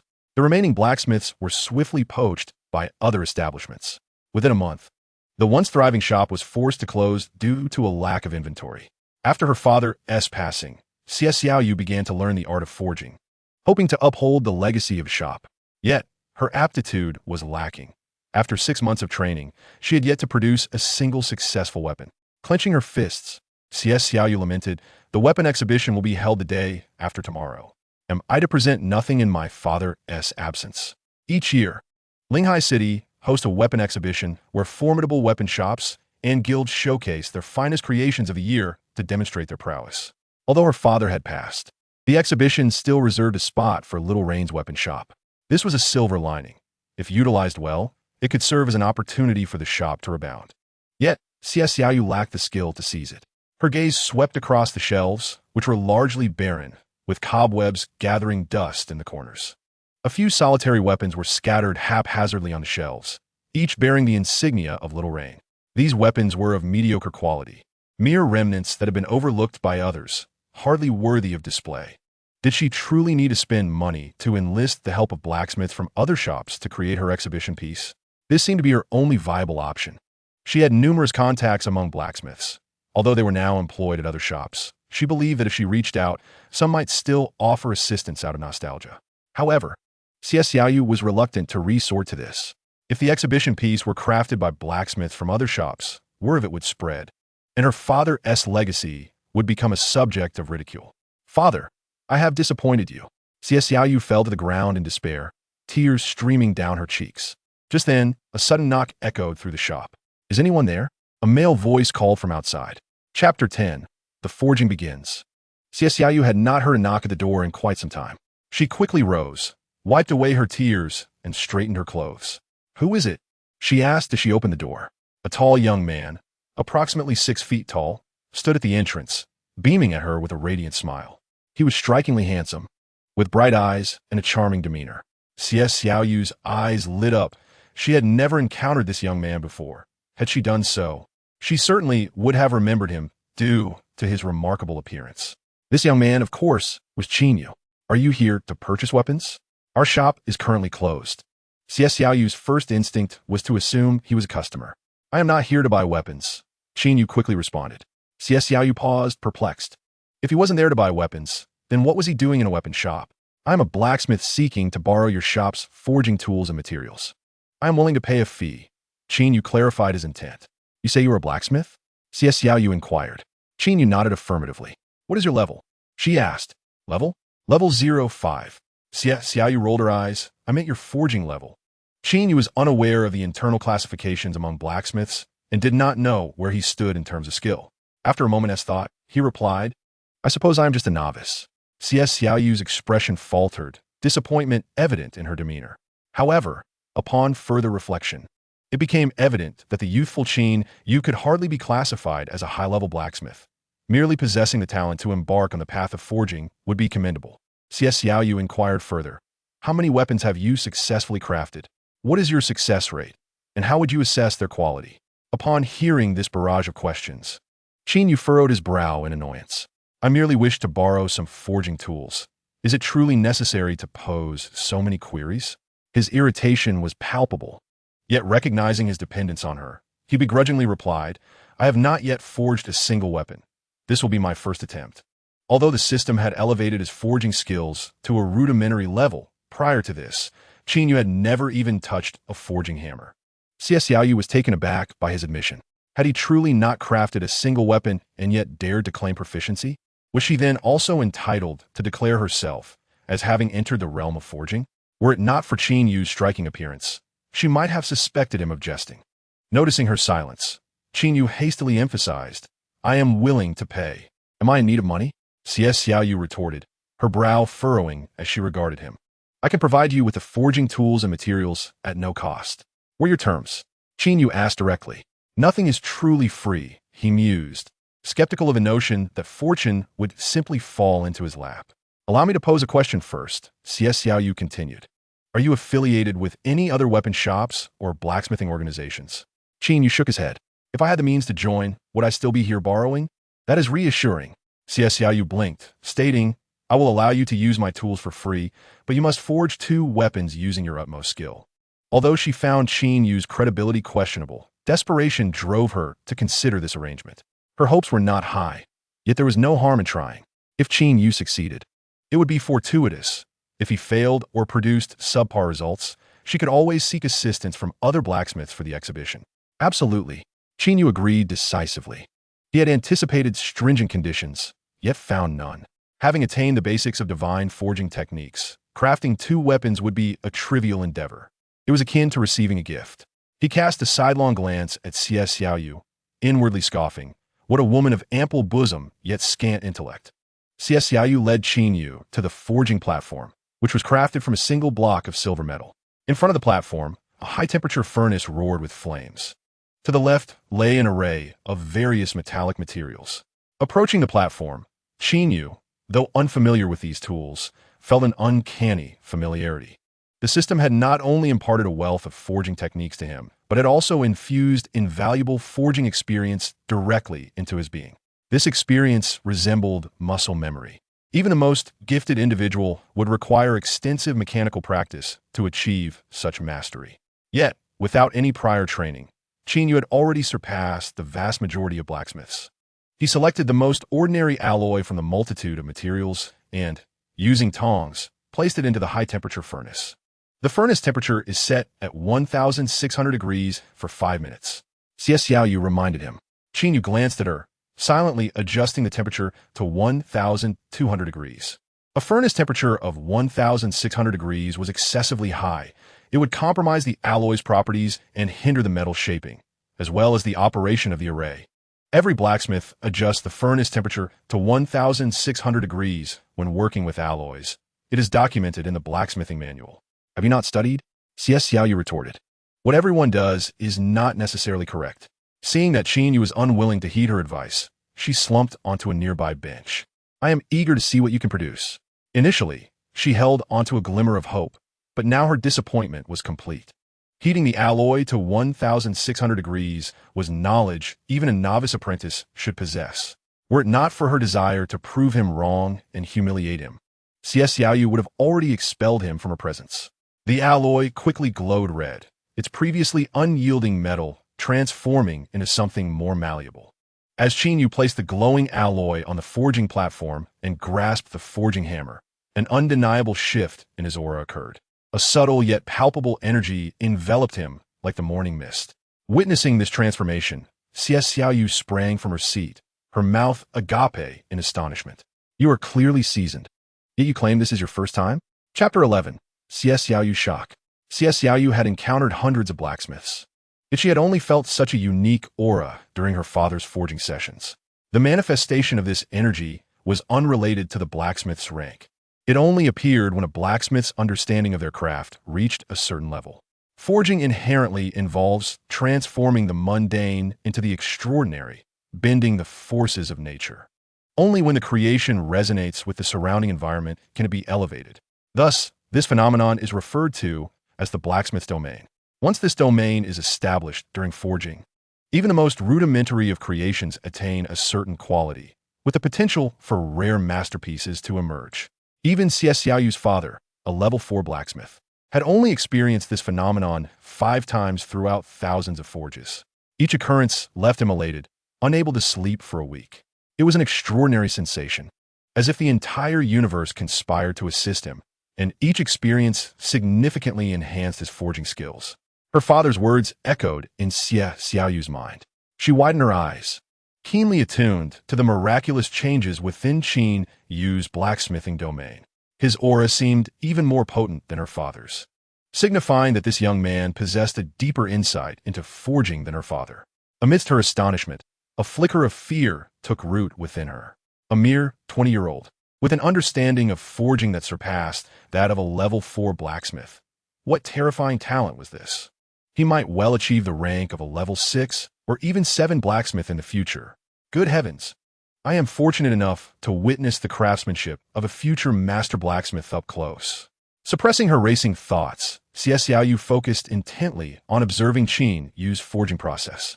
In Qin Yu's world, it seemed as though only the glowing alloy remained. His blood surged within him as he raised the forging hammer high, the surrounding energy shifting in response to his movements. Unsure of how much force to exert or from what angle to strike, he relied solely on instinct. Each blow fell with perfect precision, employing the most flawless strength, flowing as naturally as breathing. With a resounding clang, sparks flew as the alloy was struck upon the forging platform. Qin Yu moved with fluid grace, relentlessly wielding the hammer, meticulously hammering out the impurities within the alloy. The rhythmic sounds of striking resonated like a soaring symphony, causing the surrounding spiritual energy to vibrate in response. With the final strike, the alloy became a brilliant, translucent red, devoid of any impurities. In a mere 5 minutes, Qin Yu had completed the first step of forging, the refining process. Quietly, he retrieved a small vial of mysterious golden powder from his spatial ring and poured the entire contents into the alloy. The mystical Xianjin powder is released during the beast tide and, when incorporated into the forging process, significantly enhances the hardness of weapons, promotes the flow of vital energy within them, and amplifies their lethality. The golden powder settles upon the crimson iron alloy like delicate snowflakes, swiftly melting away and leaving only glimmers of gold. Without a moment's hesitation, Qin Yu promptly proceeded to the next step, shaping. He intended to forge a long blade for himself. Raising the forging hammer high, he had already envisioned the form of the blade in his mind as it descended. With utmost precision, the nascent shape of the long sword swiftly took form under his expert control. Setting down the forging hammer, he picked up a fine small hammer to refine the details of the blade. Edging and tempering followed. After a series of meticulous processes, an ancient long sword, entirely black with flecks of golden inscriptions, emerged upon the forging table. The blade radiated a chilling aura, its sharpness unparalleled. A gentle tap would elicit a melodious song of the blade, like waves of blade energy swirling around. Qin Yu felt a profound satisfaction with his inaugural creation. The Xianjin powder compensated for the inadequacies in the alloy's rigidity, while also possessing ample toughness, rendering it devoid of any deficiencies. Beside him, Xiaoyu stood in awe, utterly astonished. She had exerted all her effort to comprehend the process. Yet Qin Yu's forging speed was so rapid that by the time she grasped the first step, he had already completed the final one. It was akin to a university student performing calculus before an elementary school student, with the university student's calculation speed surpassing even that of a computer. It was no wonder Xiaoyu wore a dazed expression. Even if her father were present, he would likely mirror her astonishment. Qin Yu patiently awaited the cooling of the long sword. The final and most critical step in the forging process was inscribing the formation. If the earlier stages were likened to painting a dragon, then the inscription of the formation was the final stroke that brought it to life. Chapter 12. The Perfect Weapon. If a weapon is rated on a scale of 10, its shape and material sharpness could only account for a maximum of 5 points. The remaining 5 points will be determined by the compatibility of the formation with the weapon. Each weapon is unique. The blacksmith must inscribe the formation according to the weapon's distinct internal patterns. A truly exceptional weapon cannot have its formation inscribed by a formation master, but must be executed by the blacksmith themselves, for only the blacksmith comprehends the weapon's true structure. The internal structure of a weapon is ever-changing, and even the most skilled blacksmith would not dare assert that their inscribed formation is flawless. For millennia, countless formation masters have sought to define the boundaries of perfection, leading to the establishment of an evaluation system for weapons. Weapons are categorized into 19 levels, divided into 9 ranks. Based on the enhancement rate provided by the formations, each level is further classified into 4 grades: ordinary, fine, excellent, and supreme. The enhancement rate is the ratio at which the formation amplifies the weapon's capabilities. An ordinary weapon has an enhancement rate of 1 to 40. A fine weapon ranges from 40 to 70, and an excellent weapon boasts an enhancement rate of 70 to 100. If the enhancement rate exceeds 100, meaning the formation can double the weapon's power, it is deemed supreme. Above supreme, there exists a classification known as perfect grade. A perfect grade weapon's enhancement rate is defined as 150. This is a figure that one can only approach infinitely, but can never truly attain. Among the recorded weapons, the highest enhancement rate stands at 145, crafted 3 centuries ago by 3 9th-level blacksmiths, named the Demon Slayer Blade, a 9th-level supreme weapon heralded as the world's strongest weapon. Qin Yu gently grasped the long sword, slowly channeling his vital energy into it. Holding his breath and concentrating, he carefully sensed the flow of energy within the weapon. After approximately 10 minutes, he suddenly opened his eyes. With his right hand, he swiftly took up the engraving knife and began to etch intricate patterns onto the long sword. Sparks flew as metal shavings scattered. As the formation became increasingly complete, the long sword seemed to come alive, with its blade energy soaring. Spiritual energy surged around them, with the sword intent rippling outward in concentric circles. With a resounding bang, a discarded broken long sword on the shelf was shattered by the invisible sword intent. Xiao instinctively took 2 steps back in fear. What on earth was he doing to create such a commotion? As Qin Yu finished the final stroke, the surrounding sword intent rapidly dissipated. He exhaled, wiping the sweat from his brow. Successfully accomplishing this on his first attempt, he mused, "It seems forging isn't as daunting as I imagined." Hearing this, Xiao felt utterly flabbergasted. Even at this juncture, he was still pretending. He clearly understood more than anyone else, and yet had the audacity to claim it was his first time. How shameless! After resting for a moment, Qin Yu began to forge 2 weapons for Xiao. With the experience from before and the fact that he was crafting for someone else, not needing to exert his full strength, his speed noticeably improved. Soon, a long sword and a long knife were completed. "Boss lady, what do you think? Is it satisfactory?" Qin Yu inquired, presenting the finished weapons to Xiao. She hurriedly accepted them. With just a glance, her gaze became transfixed. Although Qin Yu had not pushed himself to the limit, the quality of these 2 weapons still far surpassed the ordinary. Even when scrutinized with the most critical eye, the only words she could utter were perfect. From the lines to the contours, from the overall form to the minutiae, there were no flaws to be found. Xiao was deeply captivated by the 2 weapons. It wasn't until she regained her senses that she realized half an hour had elapsed, and Qin Yu had long since departed. "Oh no!" Xiao slapped her forehead, lamenting, "I forgot to ask for his contact information. I don't even know his name. It would be wonderful if I could become his apprentice." By the time Qin Yu returned home, it was already evening. As he opened the door, the aroma of food wafted towards him. A steaming spread was laid out on the table, where a middle-aged man sat. The man was slender, his clothes covered in dust, and weariness etched across his face. Upon seeing Qin Yu return, he beamed with a smile, as cheerful as a blooming chrysanthemum. "Where have you been all afternoon? Hurry and wash your hands. It's time to eat." "Dad, a friend of mine needed my help." Qin Yu casually fabricated a response. "Brother, you're back," exclaimed a boy resembling Qin Yu, emerging from the room. This was Qin Yu's younger brother, Qin Tian, currently in his 2nd year of high school, preparing for the college entrance examination in a year. "Xiao Tian, have you seen any growth in your vital energy over the past 2 weeks?" Qin Yu inquired cheerfully. Qin Tian scratched his head, a hint of sadness in his voice as he replied, "Since reaching level 07, it has become significantly more difficult to progress. Qin Yu understood that this was due to insufficient nutrition. Achieving level 07 in the second year of high school already showcased Qin Tian's talent. However, to continue growing stronger, the energy required by his body must be ensured. The adage, the poor study literature, while the rich study martial arts, is not merely a saying. A martial artist who can only subsist on ordinary meals will inevitably suffer from malnutrition. Those with poor talent, like Qin Yu, may falter early, finding it hard to progress beyond level 03. Conversely, those with better talent, like Qin Tian, can initially leverage their abilities to stay ahead, but may later struggle. If he continues to lack energy supplementation, his weight will rapidly decrease, and in severe cases, it could lead to the dispersal of vital energy and a drop in energy levels. Qin father paused before stating, "Now that Xiao Yu can earn money, we should borrow a little more to ensure Xiao Tian can soak in medicinal baths every month." "No need, Dad," Director Xiao Tian remarked. "I shall strive a little harder. Gaining admission to university will undoubtedly be within my reach. Leave the medicinal bath issue to me." Qin Yu readily agreed. "Our military has procurement channels, which can significantly reduce costs. 3,000 for the medicinal bath will suffice." Qin Fu was overjoyed, pleasantly surprised by the generous welfare within military. "Then it is settled."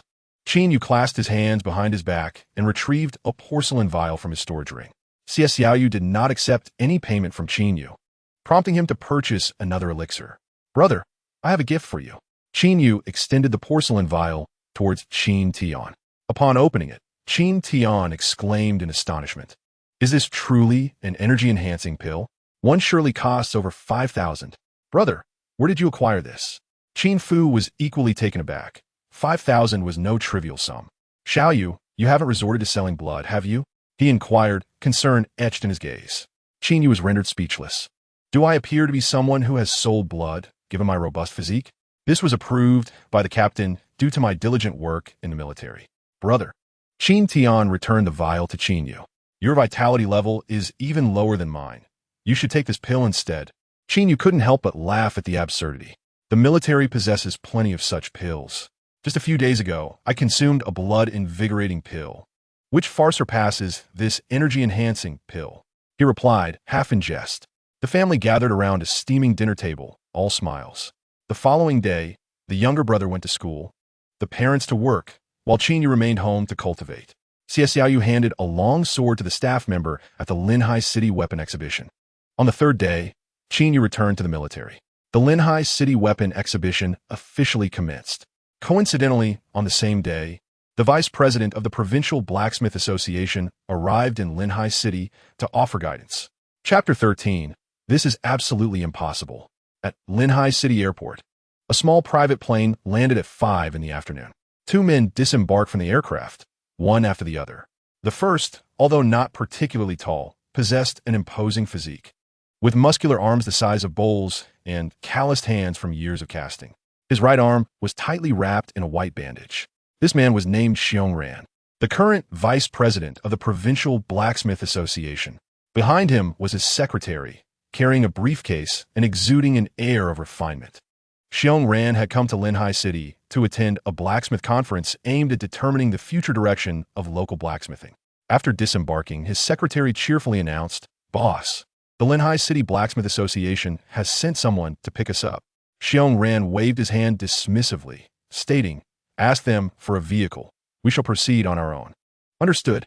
The secretary nodded, unperturbed by Xiongran's decision. Typically, upon arrival, local powers from various industries would swarm to greet him, some merely seeking familiarity, while others brought lavish gifts, hoping to apprentice their sons to Xiongran, or even sought his endorsement for their weapon shops. Everyone aspired to establish a connection with Xiongran. However, being a rough-and-tumble character, he had little taste for such intricate social maneuverings. Thus, he had developed a habit. Whenever on business trips, he would only require a vehicle upon arrival. Meals and lodging were left to his own accord, leaving those who had prepared hefty sums of money utterly helpless. As they settled into a luxurious heavy-duty vehicle, the secretary inquired, "Boss, I have already booked a hotel. Shall we head there now?" Xiongran rubbed his forehead and replied, "It's only 5 o'clock. Going to the hotel would be dreadfully dull." The secretary then wore an understanding smile that men often share. All right, boss, let's find some amusement. Xiong Ran playfully swatted the back of his secretary's head. What are you thinking? Today is the opening of the Linhai City Weapon Exhibition. Let's go and take a look. The secretary, one hand on the steering wheel and the other rubbing the back of his head, replied, what could possibly be interesting about an exhibition in such a small place? It's all just subpar wares. Xiong Ran dismissed him with a wave. The vehicle changed direction and soon arrived at the exhibition hall's entrance. Inside, the crowd was sparse, with small groups gathered, discussing which displays showcased the finest weapons and which stores had revealed their hidden treasures. I'm telling you, that long sword in the Xiaoyu display is truly exquisite. One man proclaimed. Xiaoyu? Who's Xiaoyu? Another queried. The Xiaoyu weapon shop. Surely you've heard of it? That one that went bankrupt? Indeed, it did close, but they retained a hidden treasure. This time, the Xiaoyu display features only one weapon. Yet I believe it surpasses all others combined. You're just boasting. No matter how exceptional that single weapon is, it cannot possibly compare to the thousands of others here. I am not exaggerating. That weapon possesses a unique quality, a distinct aura that assures you of its superiority, regardless of your knowledge of weaponry. You must see it for yourself. I truly don't believe it. Lead the way. Let's take a look. Let's go. As Xiong Ran and his secretary exchanged glances, the latter spoke first. It seems a remarkable ordinary weapon has emerged, potentially nearing exceptional quality. After all, this place is relatively underdeveloped, and such fine weapons are a rarity. The secretary analytically assessed the situation. Being Xiong Ran's secretary, he was no novice in the field of blacksmithing. Having traveled extensively with Xiong Ran and witnessed thousands of exceptional weapons, his discerning eye was notably acute. While a weapon barely reaching the exceptional threshold might emerge in this small city once in a decade, it failed to pique the secretary's interest. Only those with enhancement rates exceeding 120, the creme de la creme, warranted his scrutiny. After listening to the secretary's analysis, Xiong Ran offered no further comment. One must see to believe. Let's proceed. They moved deeper into the exhibition hall, where the displayed weapons were encased like art pieces within bulletproof glass. Upon witnessing this, Xiong Ran scoffed. For someone of my caliber, assessing a weapon's quality typically requires feeling its energy. To encase weapons, allowing only viewing but not touching, in my opinion, this hardly qualifies as an exhibition. It should be renamed an art appreciation event, where one merely determines which weapon is aesthetically pleasing. The secretary, glancing at the weapons behind the glass cases, couldn't help but sneer. While appearance does not wholly reflect the true grade of a weapon, it does indicate the skill level of the blacksmith. In the secretary's view, these weapons barely met the standard. To have such mediocre quality featured in an exhibition only underscored the declining standards of blacksmithing in Linhai City. Shaking his head, he grew increasingly convinced of his assessment. A weapon nearing exceptional quality, or just entering the category, would indeed stand out starkly amidst the subpar offerings. They continued onward, soon arriving at the exhibition hall of the Xiaoyu weapon shop. Unlike the other halls, this one was filled with an array of diverse weapons. In the heart of the exhibition hall stood a solitary display case, housing a singular, resplendent silver longsword. Surrounding the case was a throng of onlookers, continuously expressing their admiration. The craftsmanship is truly exquisite. One wonders which master smith forged this marvel.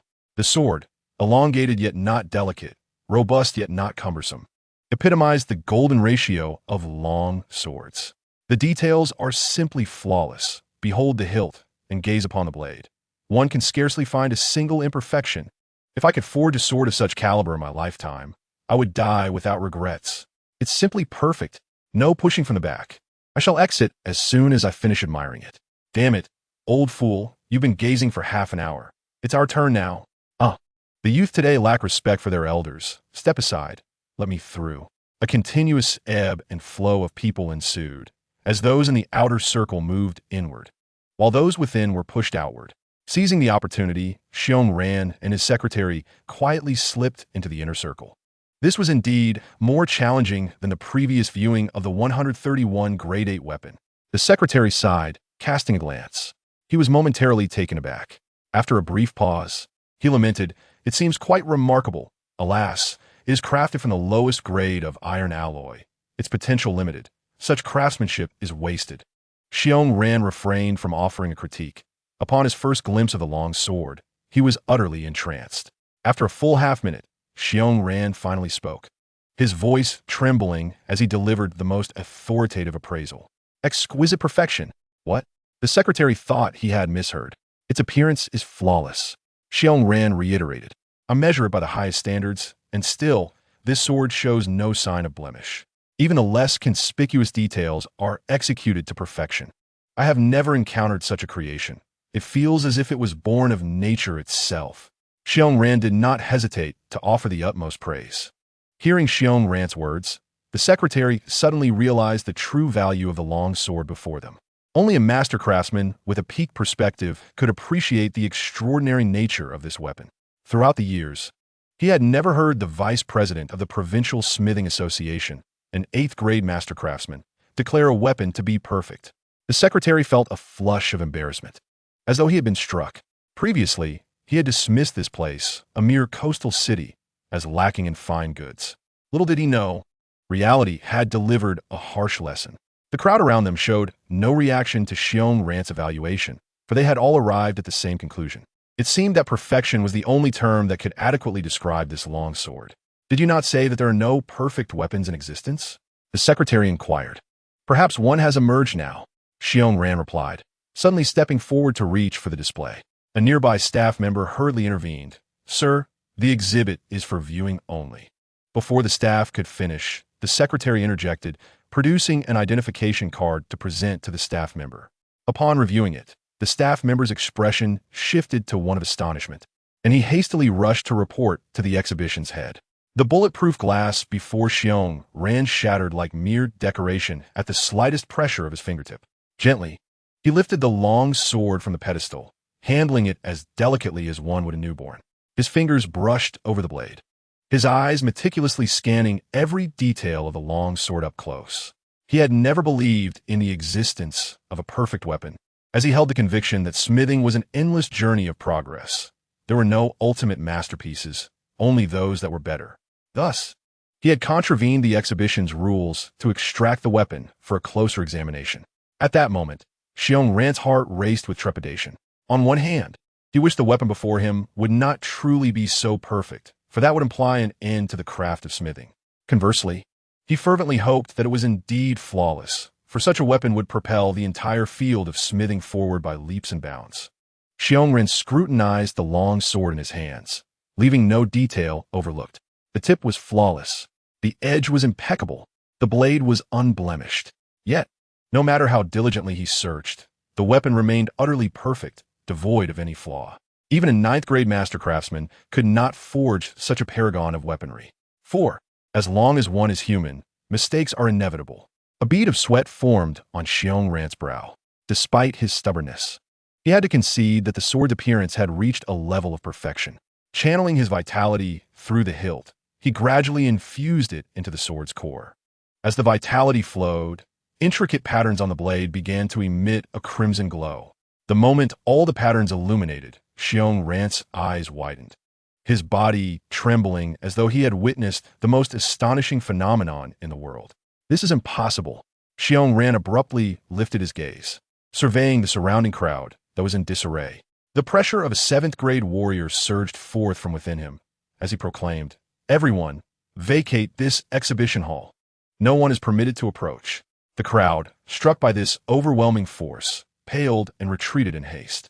At that moment, the exhibition's head hurriedly arrived. "Chairman Xiong, you must temper your presence. Even I cannot withstand the pressure of a 7th grade warrior," he stammered. Xiong Ran suppressed his aura, commanding, "Prepare an empty room for me." "Of course. Please follow me."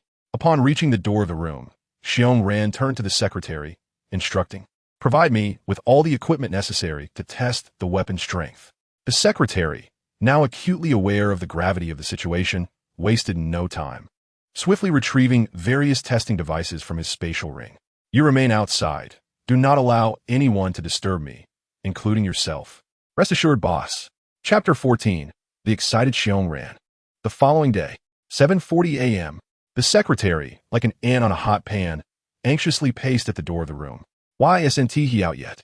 The secretary glanced at his watch, impatience etched on his face. Xiong Ran's purpose for this visit was to serve as a distinguished guest at an impending conference. With only 20 minutes until the meeting commenced, and Xiong Ran still sequestered within the room, Intermittent bursts of manic laughter echoed from inside. Although the secretary was anxious, he dared not intrude. Just then his phone rang. "Hello.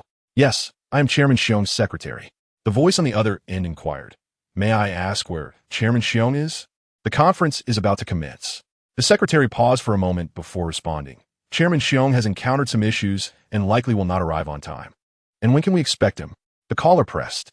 The secretary could not provide a definitive answer, as he had no knowledge of when Xiong Ran would emerge from the room. He considered his words carefully, replying vaguely, "Once matters are resolved here, we will promptly head to the conference venue." After a brief silence, a middle-aged voice responded with a hint of jest, "This is Zhang Tianjian. Chairman Xiong is indeed a busy man, even while on a business trip." On the other end was Mayor Zhang Tianjian, who had single-handedly repelled the flying ape during the beast tide.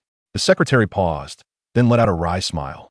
"Mayor Zhang, Chairman Xiong has indeed encountered some unexpected issues."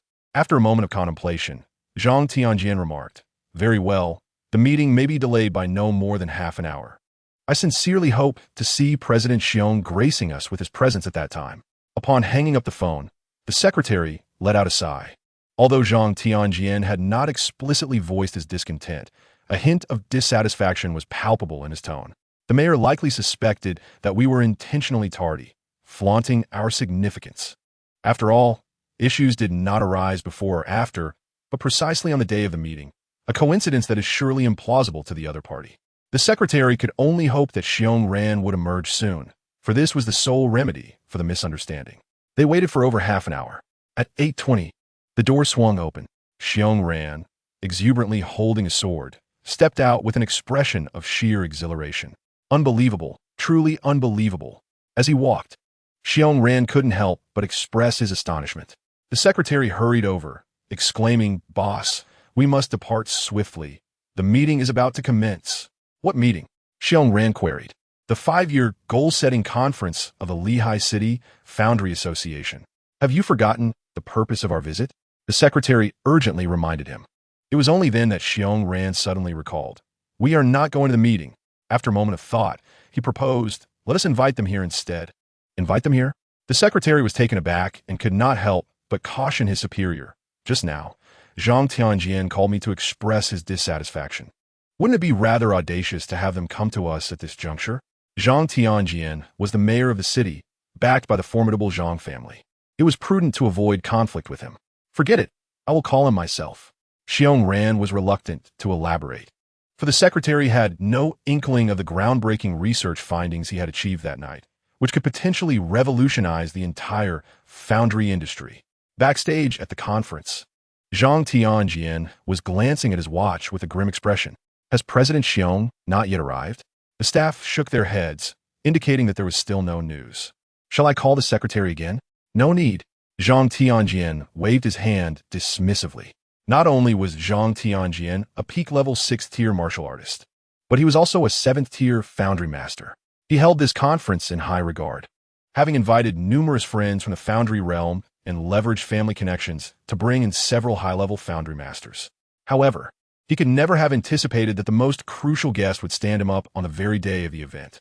While he could understand Xiong Ran's desire to make a grand entrance, given that significant figures typically arrive last, Zhang Tianjian had graciously allowed for a half-hour delay. Yet, he could not fathom that even after this extension, Xiong Ran had still not arrived, nor had he sent any word. This was no longer mere arrogance. It was a blatant disregard for him. "Tianjian, we should prepare. The meeting is about to begin," a friend beside him reminded. Zhang Tianjian, maintaining his composure, replied, "I did not expect President Xiong to wield such influence. It seems I shall have to personally extend the invitation next time." A friend who was acquainted with Xiong Ran commented, "Being aloof is not characteristic of old Xiong. He must genuinely have been delayed by unforeseen circumstances." "Let's hope so." Suddenly, the phone rang. Zhang Tianjian glanced at the caller ID and suppressed his rising anger. "President Xiong, where are you currently? Do you require me to come and fetch you?" "I am at the exhibition. You all should hurry over. I have discovered something remarkable." Upon hearing this, Zhang Tianjian's temper flared. "President Xiong, the meeting is about to commence, and, as the keynote speaker, not only are you absent, but you also expect us to seek you out? Hold a meeting? What meeting? Once you behold my treasure, you will understand how utterly ludicrous your meeting is. Zhang Tianjian gritted his teeth. Fine, wait for me at the exhibition. I shall arrive promptly. Bang! Unable to contain his fury, he crushed his phone in his grip. This was an affront beyond measure, an utter humiliation. Zhang Tianjian trembled with rage. I extend a sincere invitation, and you stand me up, and now, with the meeting imminent, you mockingly ask me to find you? Such contempt is beyond all reason. With that, Zhang Tianjian stormed out. Look at how angry Tianjian is. He's gone the wrong way. Tianjian, the door is over here. With a crash, Zhang Tianjian leaped out of the window. The onlookers were left dumbfounded. Has he really jumped out in anger? Surely not. Tianjian, where are you going? This meeting is off. I'm going to find Xiongran. Has the meeting already concluded before it even began? What are we to do? One friend inquired. Hurry and follow. We must prevent Tianjian and Xiongran from clashing in the city. A group of people rushed to pursue, leaving behind a conference room full of oblivious foundry masters, eagerly awaiting the meeting to commence. The secretary cautiously asked, did Mayor Zhang agree? Of course he agreed. He said he would be here shortly. Xiongran suppressed his joy and remarked, Mayor Zhang is a man of his word. I initially thought I would have to persuade him extensively, but to my surprise, after just 2 sentences, he readily acquiesced. Mayor Zhang is indeed someone worth befriending. The secretary chimed in with admiration. I anticipated that Mayor Zhang would refuse in anger, yet he is genuinely coming. His temperament is quite commendable. Chapter 15. I offer 10 million. Old Zhang, you must remain composed. Do not engage in conflict within the city. Old Xiong was not one to seek trouble, and it was clear that there must have been some misunderstanding. The crowd hurriedly caught up with Zhang Tianjian, fearing he might lose his composure. A 6th-tier martial artist, if he unleashed his full might without restraint, would undoubtedly wreak havoc upon Lehigh City. Fear not. I assure you I will not act within the city. However, Xiongran had better provide me with a reasonable explanation. Otherwise, this matter will not end here, and no one can halt me, Zhang Tianjian declared through gritted teeth. It was evident to all that Zhang Tianjian was genuinely furious. Sensing that he still retained some rationality, the group ceased their chatter. Within moments, they arrived at the exhibition venue. Witnessing such a large gathering of prominent figures from the foundry realm, Xiongran was elated. He felt akin to a child who had just received a new toy, eager to showcase it to his peers. As Xiongran approached, before he could utter a word, Zhang Tianjian coldly interjected, President Xiong, the conference is about to begin over there. Do you intend to sabotage the proceedings by summoning us here at this time? Xiongran seemed oblivious to the discontent. Instead, responding with a smile, I invited everyone here primarily to assist in appraising a longsword. A longsword? Zhang Tianjian scanned the exhibition. Did you discover it here? Xiongran calmly nodded. The crowd exchanged skeptical glances, their brows furrowed in unison. Zhang Tianjian scoffed, bluntly stating, Xiongran, you are too lazy to even concoct a plausible excuse. At an exhibition of this caliber, it would take a decade to unveil a single exceptional weapon. What merit is there in examining these inferior trinkets? The others nodded in agreement, echoing Zhang Tianjian's sentiments. Such a small city could hardly be expected to yield weapons worthy of their scrutiny. Observing their skepticism, Xiongran chose not to argue further. Let's allow the facts to speak for themselves. Before you reach a conclusion, why not first take a look at this longsword? Xiongran presented a longsword wrapped in black cloth. How enigmatic. Zhang Tianjian received the sword, and with a swift tug, he unraveled the black fabric from the hilt. The silver-white hilt was revealed to the onlookers, devoid of any opulent gemstones, appearing rather ordinary. Upon seeing the hilt, all the blacksmiths exchanged disdainful glances. It was crafted from a most inexpensive iron alloy. The performance of iron alloy is mediocre, typically reserved for the creation of low-quality weapons. Consequently, upon discovering the hilt's material, the anticipation surrounding this weapon plummeted significantly. If I am not mistaken, this is merely a Tier 1 weapon, Zhang Tianjian remarked coldly, casting a scathing look at Xiongran. Presenting a flimsy Tier 1 weapon in such a manner is nothing short of a blatant affront. Xiongran remained silent, merely gesturing for everyone to continue observing. I look forward to your explanation later. Zhang Tianjian yanked off the remaining black cloth and looked down. The result, just a mere glance, left him momentarily speechless.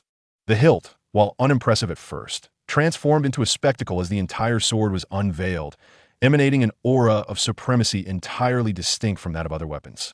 The fluid lines melded seamlessly, betraying no signs of hammering. The sharp tip resembled a venomous serpent poised to strike, exuding an air of peril. The crowd felt as though they had been transported into a realm ruled by swords. After a prolonged silence, someone finally regained their composure. An elderly man with a white beard stammered, "In all my years of forging, I have never encountered such a flawless longsword." Those of greater mastery discerned the sword's extraordinary nature more acutely. Zhang Tianjian lifted his gaze, his pupils quivering as he regarded Xiongran. "Is this the legendary perfect sword form pursued by our forebears for millennia?" Xiongran nodded, stating, "If this does not qualify as perfection, then I truly do not know how to define it. I had always believed such a thing to be non-existent. Yet today, I am fortunate enough to witness it." Observing the astonishment on the faces of the crowd, Xiongran smirked disdainfully. "Look at your astonished expressions. It's merely a perfect sword form, and you appear utterly undone." The crowd collectively raised their heads to gaze at Xiongran. "Your words are laden with meaning, are they not?" Xiongran chuckled. "Indeed, it's simply a perfect sword form. I would feel remiss to summon you all over for this. Quickly, try infusing it with your vital essence. Be careful not to damage the sword." Judging by Xiongran's tone, this sword seemingly possessed qualities surpassing its perfect form. What aspect of a weapon could be more significant than its appearance? The answer was self-evident. It must be the formation. Zhang Tianjian concentrated intently, channeling his vital essence as a delicate stream into the sword's formation. If the formation were likened to a grand river, then the formation patterns would be the lakes connected to it. As the waters flowed, the lakes would activate as they filled. When the final formation pattern illuminated, the sword's formation was laid bare before the crowd. Everyone's eyes widened as if struck by a bolt of lightning. Even Xiongran, who had studied it for an entire night, felt invigorated by the sight.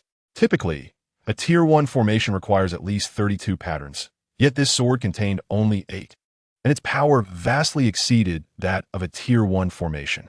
It was utterly surreal.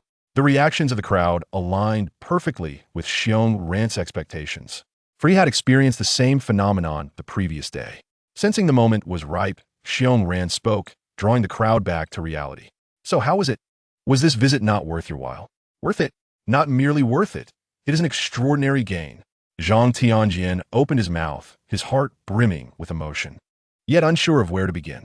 After taking a few deep breaths, he steadied himself and earnestly inquired of Xiongran, "Is this the minimalistic formation proposed by Mr. Feng?"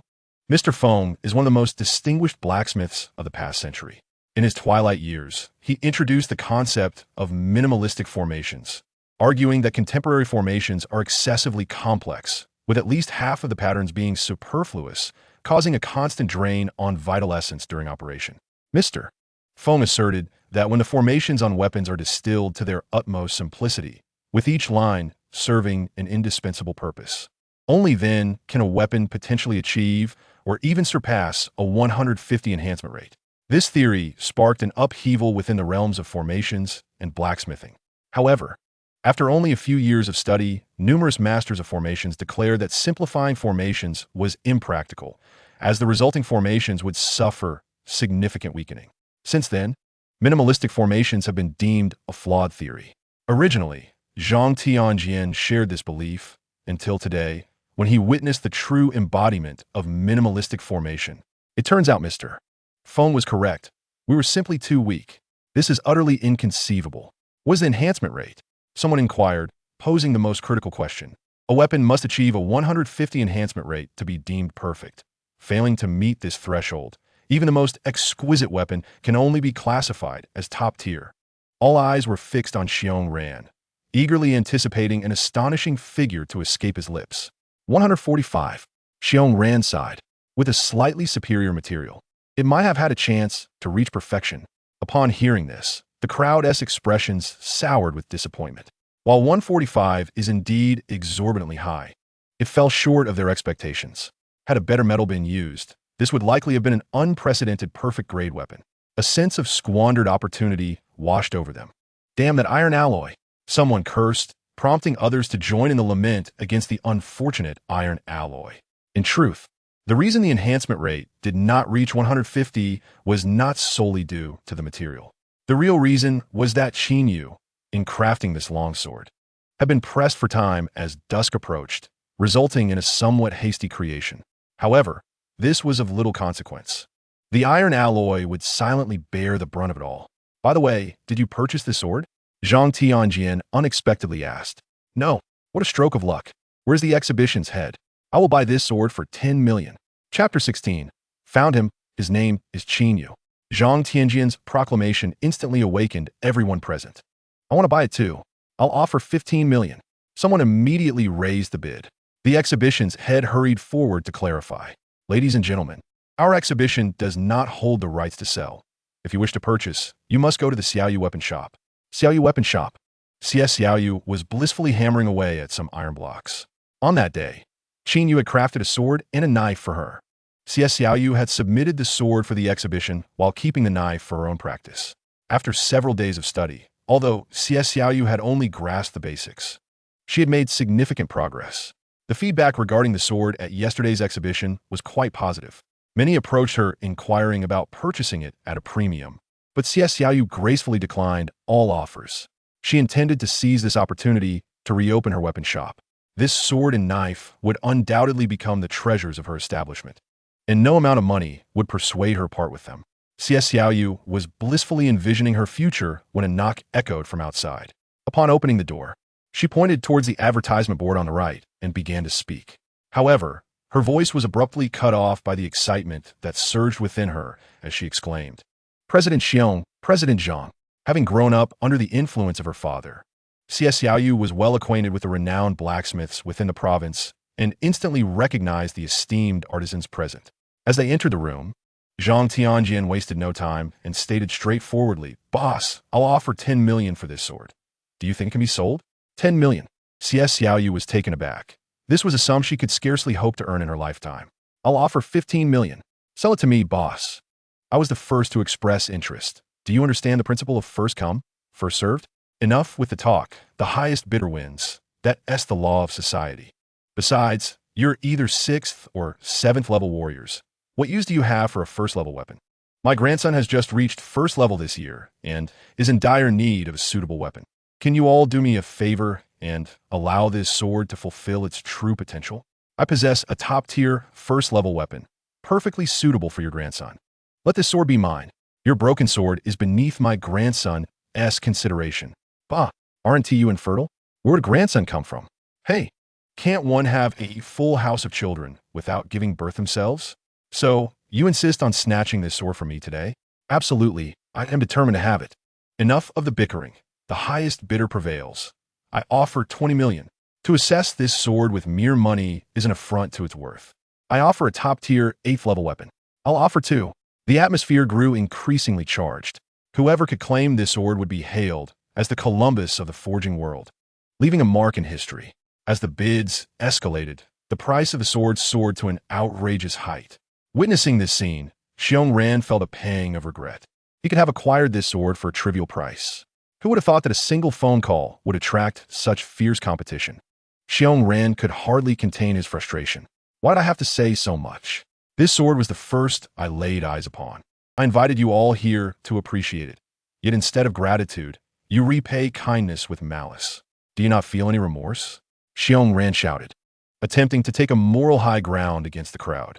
President Xiong, you cannot claim that. It is true you saw it first, but until you purchase it, it does not belong to you. Exactly. The first person to see you when you were born was the midwife. Do you recognize her as your mother? Xiong Ran's nostrils flared in anger. That's a twisted argument. Ignore him. I'll offer 10 8th level weapons. I'll offer 1 9th level weapon. When someone called out for a 9th level weapon, CS Xiaoyu felt her mind go blank. 9th level weapons had reached a level of national strategy. For her, they were the stuff of legends. Could a mere sword crafted by a young artisan truly be valued equally to a 9th level weapon? CS Xiaoyu felt as though she were trapped in a dream. 3. Xiong Ran held up 3 fingers. I'll offer 3 9th level weapons. Instantly, the boisterous crowd fell silent. Even Zhang Tianjian was momentarily speechless.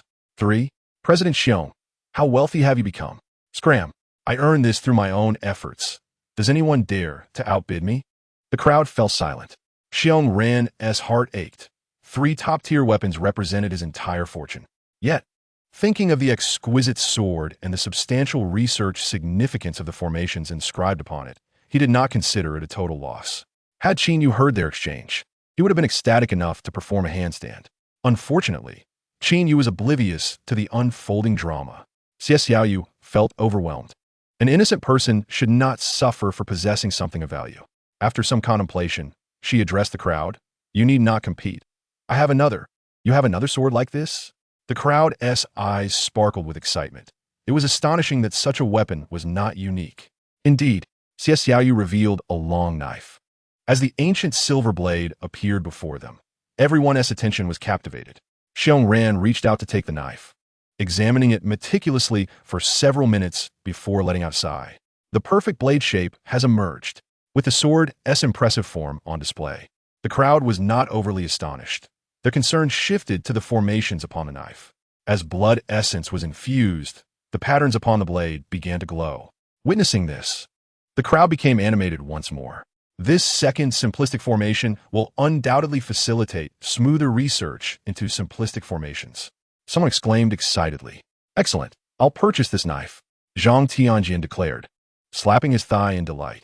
The others protested. Why should you get to buy it? I'll offer 1 7th-level weapon. Prices plummeted dramatically. If only one simplistic formation weapon existed, it could be valued at 3 9th-level weapons. Yet, with the appearance of a second simplistic formation weapon, its worth diminished to the level of a 7th-tier weapon. Just like antiques, abundance rendered them less valuable. If the market were flooded with 1 million first-level simplistic formation weapons, their value would be akin to that of a common 2nd-level weapon.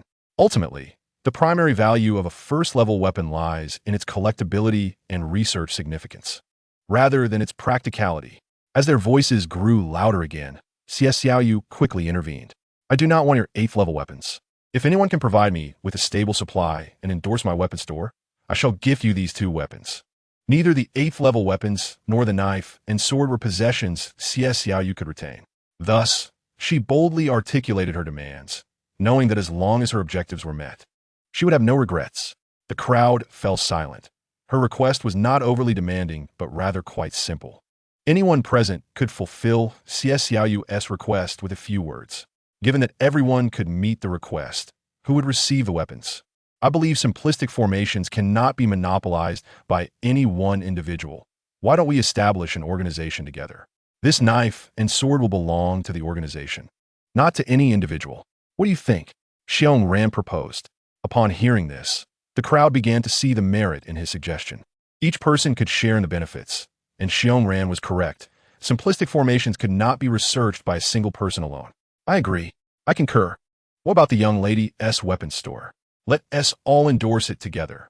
Agreed. In a matter of moments, the Simplistic Research Institute, dedicated to the study of simplistic formations, was established. Naturally, the most elated of all was Xiao, for with so many influential figures endorsing her, she could envision her weapon store flourishing in the provincial capital and eventually evolving into a multinational corporation, reaching the pinnacle of her aspirations. Since you all are so invested in this knife and sword, why not inquire with the weapon's creator? Xiao casually suggested. Xiong Ran. Zhang Tianjian. The crowd. Indeed, why do we not directly seek the blacksmith? How could such a simple solution escape our minds for so long? In an instant, everyone felt rather foolish. Do you know that blacksmith? The crowd turned their hopeful gazes towards Xiao. No. Oh dear. Disappointment washed over their faces. Although I do not know him personally, I witnessed the entire crafting process. The crowd's anticipation rekindled. While I did observe the whole procedure, I lack his contact information. Alas, disappointment returned to their expressions. Though I do not possess his contact details, I am aware that he is quite handsome, so he should be easy to locate. Renewed hope glimmered in their eyes. Level 6, you say? While I know he is quite attractive, I am somewhat face-blind and have forgotten his appearance. Oh dear, disappointment struck once more. Enough with the those and buts. My heart cannot take it anymore. Just tell us if we can find that blacksmith. Of course, we can find him. Xiao replied earnestly. I have installed surveillance. The crowd exclaimed, why didn't you mention it sooner? You didn't ask. Mayor, I found him. His name is Qin Yu. and he is currently a soldier in the West Gate Brigade. Let us go to the West Gate.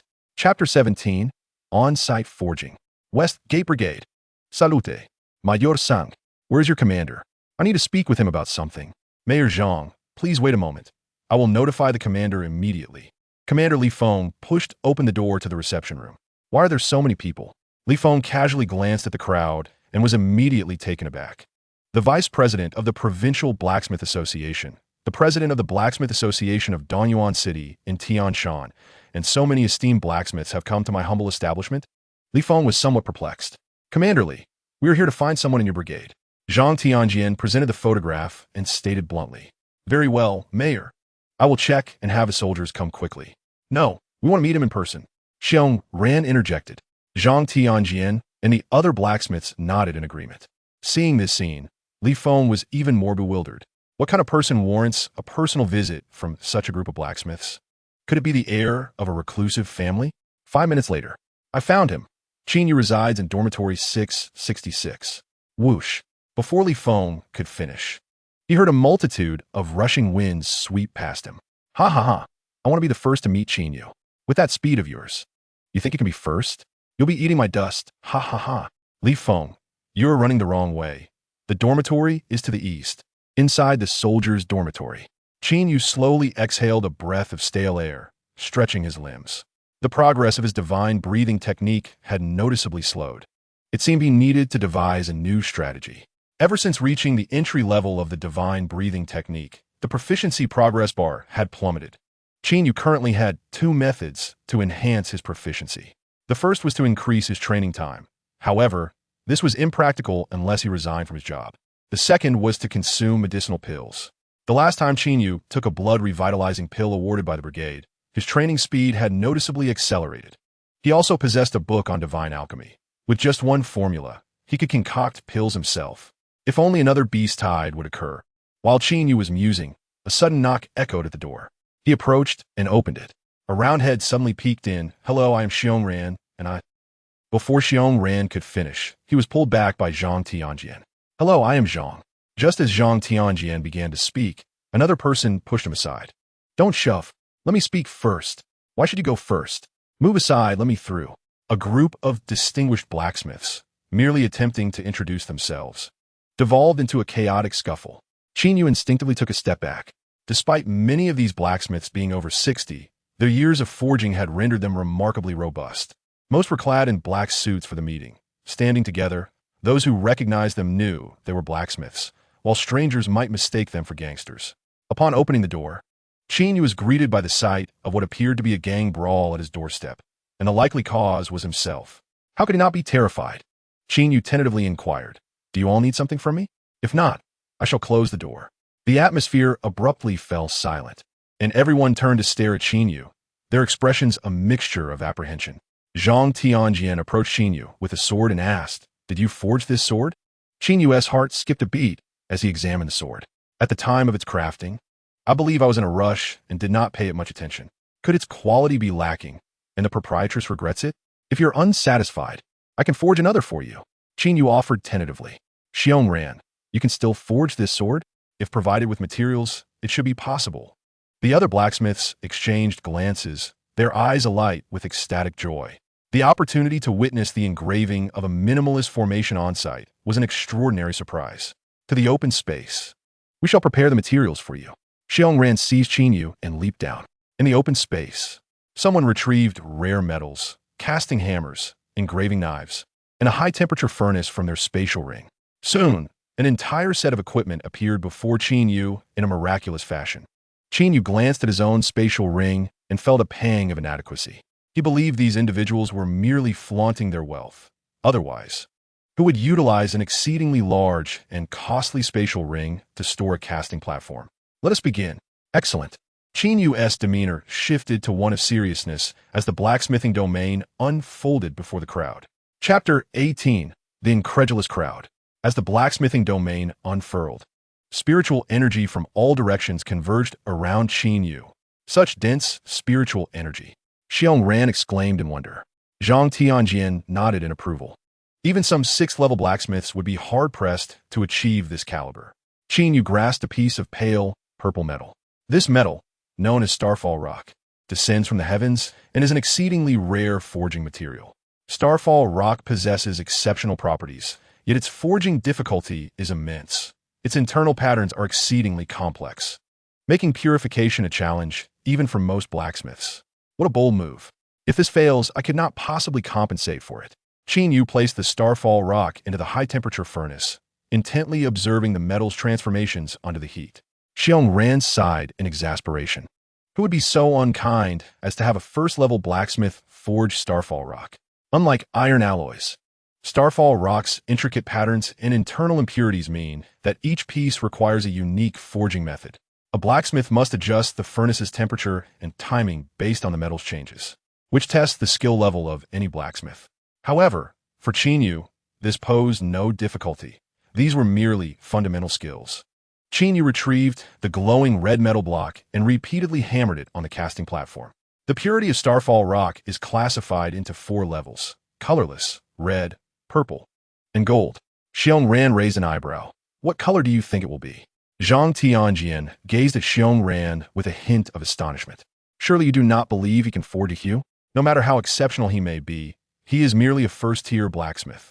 Even if he possessed such ability, his vitality would be insufficient. Xiong Ran chuckled. How about a wager? An 8th-tier supreme item. I bet he will forge it in red. Very well, Zhang Tianjian retorted, unwilling to back down. I have practiced blacksmithing since childhood, and it was not until I was 38 that I crafted a red star meteorite. Do you truly expect a mere 20-year-old to achieve such a feat? You are destined to lose this time. Let's await the outcome. A bead of sweat trickled down Qin Yu's forehead. This star meteorite is exceedingly difficult to forge. Each strike of the hammer demands my utmost effort. The forging hammer in Qin Yu's hand danced through the air, each collision producing a thunderous sound, yet it only left a shallow dent on the star meteorite. His vitality rapidly depleting, beads of sweat dampened his clothing, and his arms trembled slightly. If this continues, I shall be exhausted before I even succeed with the star meteorite. Initially reluctant to showcase his breathing technique before others, he found no alternative. Divine-level breathing technique, activate. As the technique commenced, every pore in Qin Yu's body opened, voraciously absorbing the surrounding spiritual energy. A vortex of spiritual energy formed around him, drawing in the essence of the world. Zhang Tianjian's eyes widened in disbelief at this spectacle. What is this breathing technique?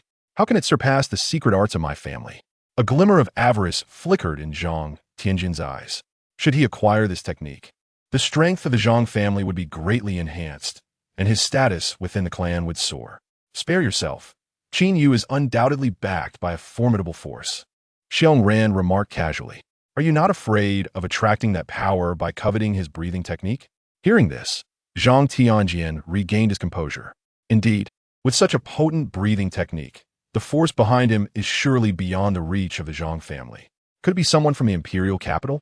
Have I been too greedy? Xiong Ran chuckled. Now his vitality should be sufficient. Do not forget the wager.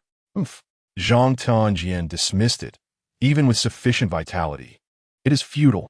Without extensive experience in forging, it is absolutely impossible to produce red. As the breathing technique activated, Qin Yu's vitality swiftly restored. The star meteorite returned to the furnace, and this time, the heat was elevated by 287 degrees compared to the first attempt. The star meteorite is heat-resistant, and as impurities diminished, the temperature required constant adjustments. Only through countless cycles of reforging can the star meteorite reveal its most exquisite colors. After the 19th cycle, the impurities in the star meteorite were reduced to less than 1, transforming it into a superior forging material. It truly succeeded. Truly, a genius who invented the minimalist formation. Wait, he intends to reforge it further? Is he not satisfied with the current quality? Is his goal the red glow? Impossible. The difficulty of achieving a red glow is tenfold that of the previous effort. Even a 5th-tier blacksmith would find it challenging. Even if his vitality is sufficient, with his strength, it is impossible to expel the impurities from the metal. Being too stubborn is not a good thing. Qin Yu at this moment also felt the difficulty of the forging process. Those minute impurities were indeed difficult to displace. Yet, for him, it was not yet his limit. He had learned a technique called resonance in divine-level forging, which allows him to expel impurities by inducing resonance in the metal. The forging hammer in Qin Yu's hand began to strike the surrounding air, causing air particles to vibrate at a specific frequency. What is he doing? Is he attempting to scare the impurities away by hammering the air? A number of blacksmiths were perplexed by Qin Yu's actions. Zhang Tianjian commented, "It seems there is no way out now. Prepare the wager. Not yet finished, no need to rush. You do not think he is merely striking the air, do you? Look at the star meteorite. It is moving. What? The impurities in the star meteorite had fallen below 0.5, and a brilliant red glow shot into the sky. As the surrounding spiritual energy surged wildly into the star meteorite, aiding its transformation. Everyone stood agape at this astonishing sight. How could this be possible? Chapter 19, Enhancement Rate, 176. No one could have anticipated that Qin Yu could indeed forge a red star meteorite. Xiong Ren slapped his thigh, regret etched on his face. Had I known, I would have wagered on a 9th-tier supreme weapon. This defies logic. I only accomplished this at 38. How could he achieve it at such a young age? Zhang Tianjian cursed. Is this fellow practicing blacksmithing in the womb? Xiong Ren shot Zhang Tianjian a sidelong glance. Not everyone is as foolish as you. The world of geniuses is beyond your comprehension. Zhang Tianjian. Qin Yu wiped the sweat from his forehead, exhaling in relief. He had not anticipated the difficulty of forging this star meteorite. He had exerted 70% of his strength to achieve the red hue. My forging skills still require further refinement. After a brief respite, Qin Yu began to shape the star meteorite. Following several steps, a long sword, entirely crimson, emerged. Next came the most crucial and challenging step, engraving the formation. The intricate patterns within the star meteorite required modification to be inscribed onto the sword's body. After careful consideration, Qin Yu selected a formation and picked up the engraving knife to begin the carving. The surrounding array masters widened their eyes, observing with the earnestness of elementary students. What? He is starting with the formation patterns? Zhang Tianjian had lost count of how many times he had been astonished today. The conventional sequence for engraving formations dictates that one first carves the main patterns and then engraves individual formation patterns according to the flow of vitality. Yet Qin Yu began with the formation patterns before carving the main lines. Those who could do so were either ignorant novices or masters intimately familiar with formations. Qin Yu was undeniably not the former. However, this was the star meteorite. Its internal patterns were complex. Even I could not possibly know the distribution of the formation patterns in advance. Xiong Ran murmured, perhaps the minimalist formation requires starting with the patterns. He pondered, concocting a somewhat tenuous rationale. Time flew by when one was intensely focused. A resounding sword cry erupted in everyone's ears, and the sword's energy shot forth in all directions, as if proclaiming its arrival to the world. The strongest first-tier weapon in existence had been born. The blacksmiths awoke from their reverie concerning the formations, continually marveling at the unparalleled brilliance of the minimalist formation. Qin Yu handed the sword to Xiong Ran. Are you satisfied with this sword? Qin Yu had exerted a full 70% of his strength, instilling him with ample confidence in the weapon's quality. Xiong Ran took the weapon and hurried to the side, followed closely by the other blacksmiths. Quick, bring out the testing instruments. Let us see what the enhancement rate is this time. With the star meteorite and the minimalist formation combined, it is highly likely to reach a perfect level of 150. I have the instruments. They placed the star meteorite long sword into the device, and everyone fixed their gaze on the display screen, fearful that even a blink might cause them to miss this historic moment. The instrument began to operate, and the numbers on the screen gradually ascended. 32, 69, 101. In mere moments, the device broke through the 100 threshold, yet the rate of increase showed no signs of slowing.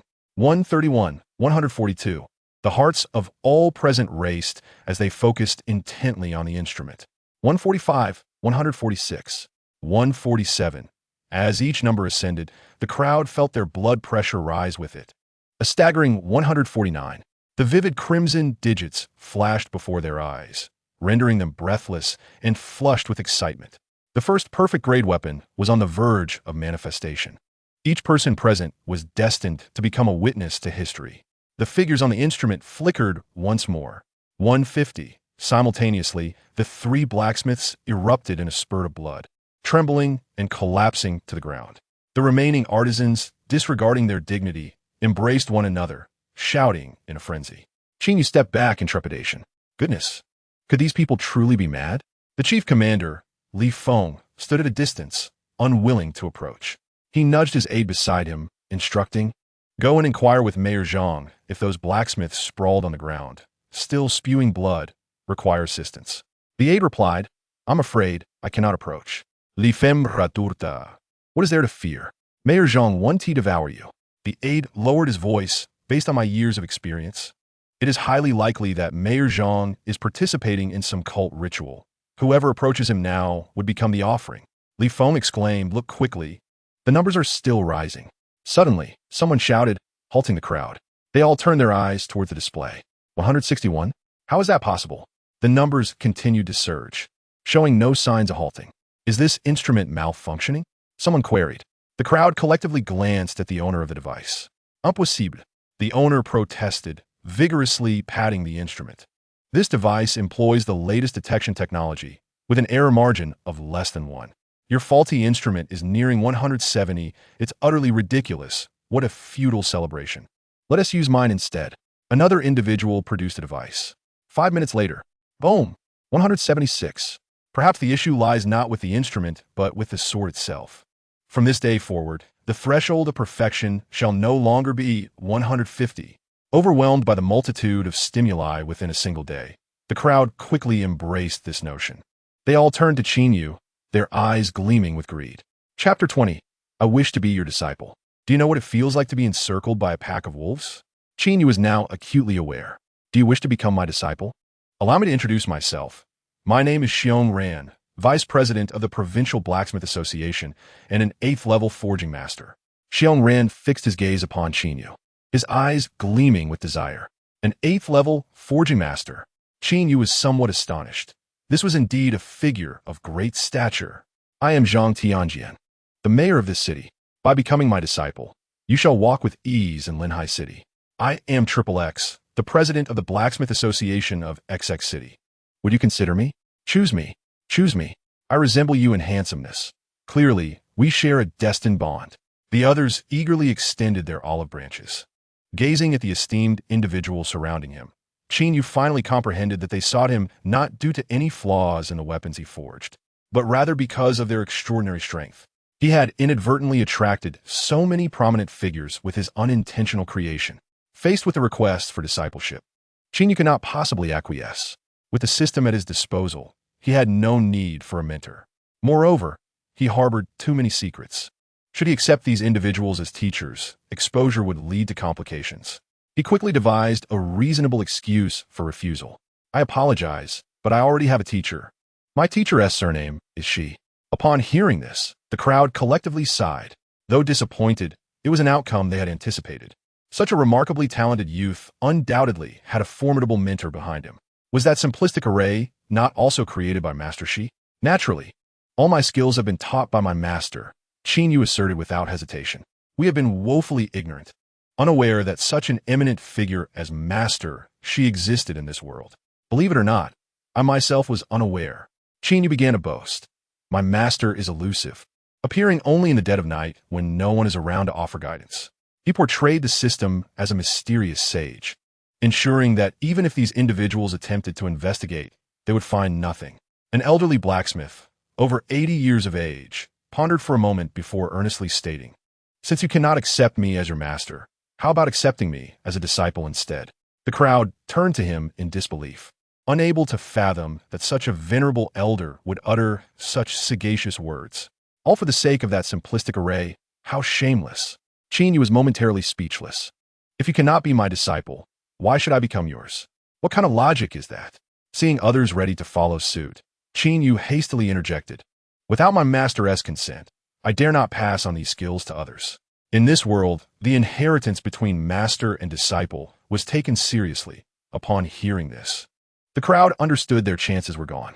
However, having just observed the engraving of the simplistic array, they had all garnered considerable insights, and with their own research, they too had opportunities for success. In that case, we shall not press the matter. Xiong Ran clasped his hands, producing a badge with a gold border and silver patterns, featuring a red gemstone at its center, and handed it to Qin Yu. This is the honorary membership badge of the Provincial Blacksmith Association. I hope you will accept it." Fearing Qin Yu's rejection, Xiong Ran quickly added, "Honorary members bear no responsibilities and can enjoy the benefits brought by the association." Enjoy the benefits without any responsibilities? Is there such a good deal? Qin Yu inquired, eager to learn more. For instance, priority in purchasing rare materials at a 50 discount, along with enjoying an equal status to the elders within the association. Honorary membership is awarded only to those who have made exceptional contributions to the association. Many vie for it, yet fail to obtain it, and they're giving it away for free to this fellow. And he still has the audacity to ask questions. Li Feng and the other soldiers twisted their faces in envy. Very well. Qin Yu suppressed his inner joy. Doing nothing and merely enjoying the benefits sounds splendid. I hope more of such opportunities arise. The very next moment, his words came to fruition. A dozen presidents and vice presidents of the Blacksmith Association each approached with an honorary membership badge in hand, gazing at Qin Yu with eager eyes, as if pleading for him to accept. Qin Yu remarked, "Since you all show such sincerity, I shall reluctantly accept." The blacksmith dignitaries beamed with joy, delighted at the prospect of befriending Qin Yu or perhaps his master. Meanwhile, the onlookers were left dumbfounded, feeling as though honorary membership was as common as cabbages on the roadside. After bidding farewell to Xiong Ran and Zhang Tianjian, Qin Yu's life returned to tranquility. That night, Chief Commander Li Feng personally visited Qin Yu's quarters, accompanied by squad leader Zhang and Li Fugui. Subsequently, Qin Yu moved into the officer's dormitory. His monthly salary increased to 30,000, and most importantly, he was no longer required to guard the city walls. With ample time at his disposal, Qin Yu began to immerse himself in relentless training within his luxurious quarters. Meals were even personally delivered to his doorstep. Although life was exceedingly comfortable, after merely a few days, Qin Yu grew somewhat agitated. This could not continue. He needed to devise a way to slay some exotic beasts. Should I send someone to the wilderness to capture a few exotic beasts for me to eliminate?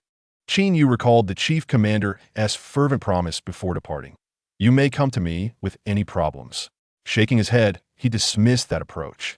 Such actions are utterly unreasonable and easily arouse suspicion from others. What then should be done?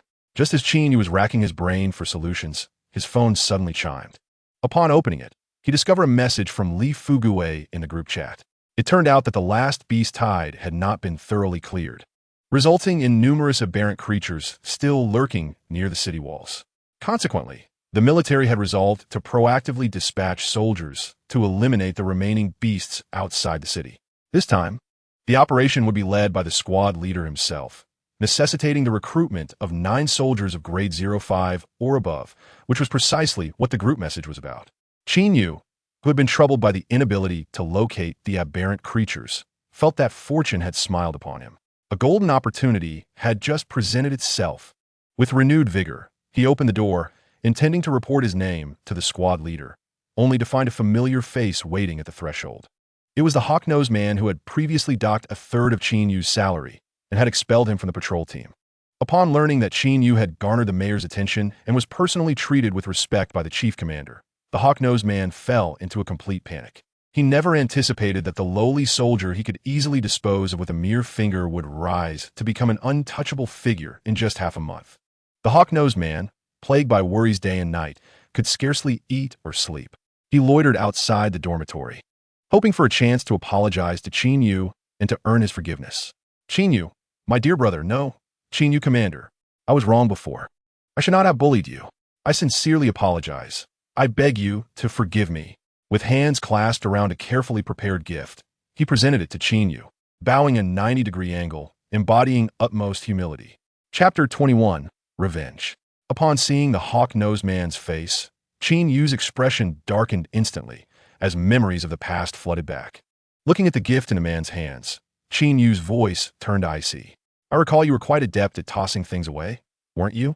You were rather dashing when you discarded money back then. Go on, show me another toss."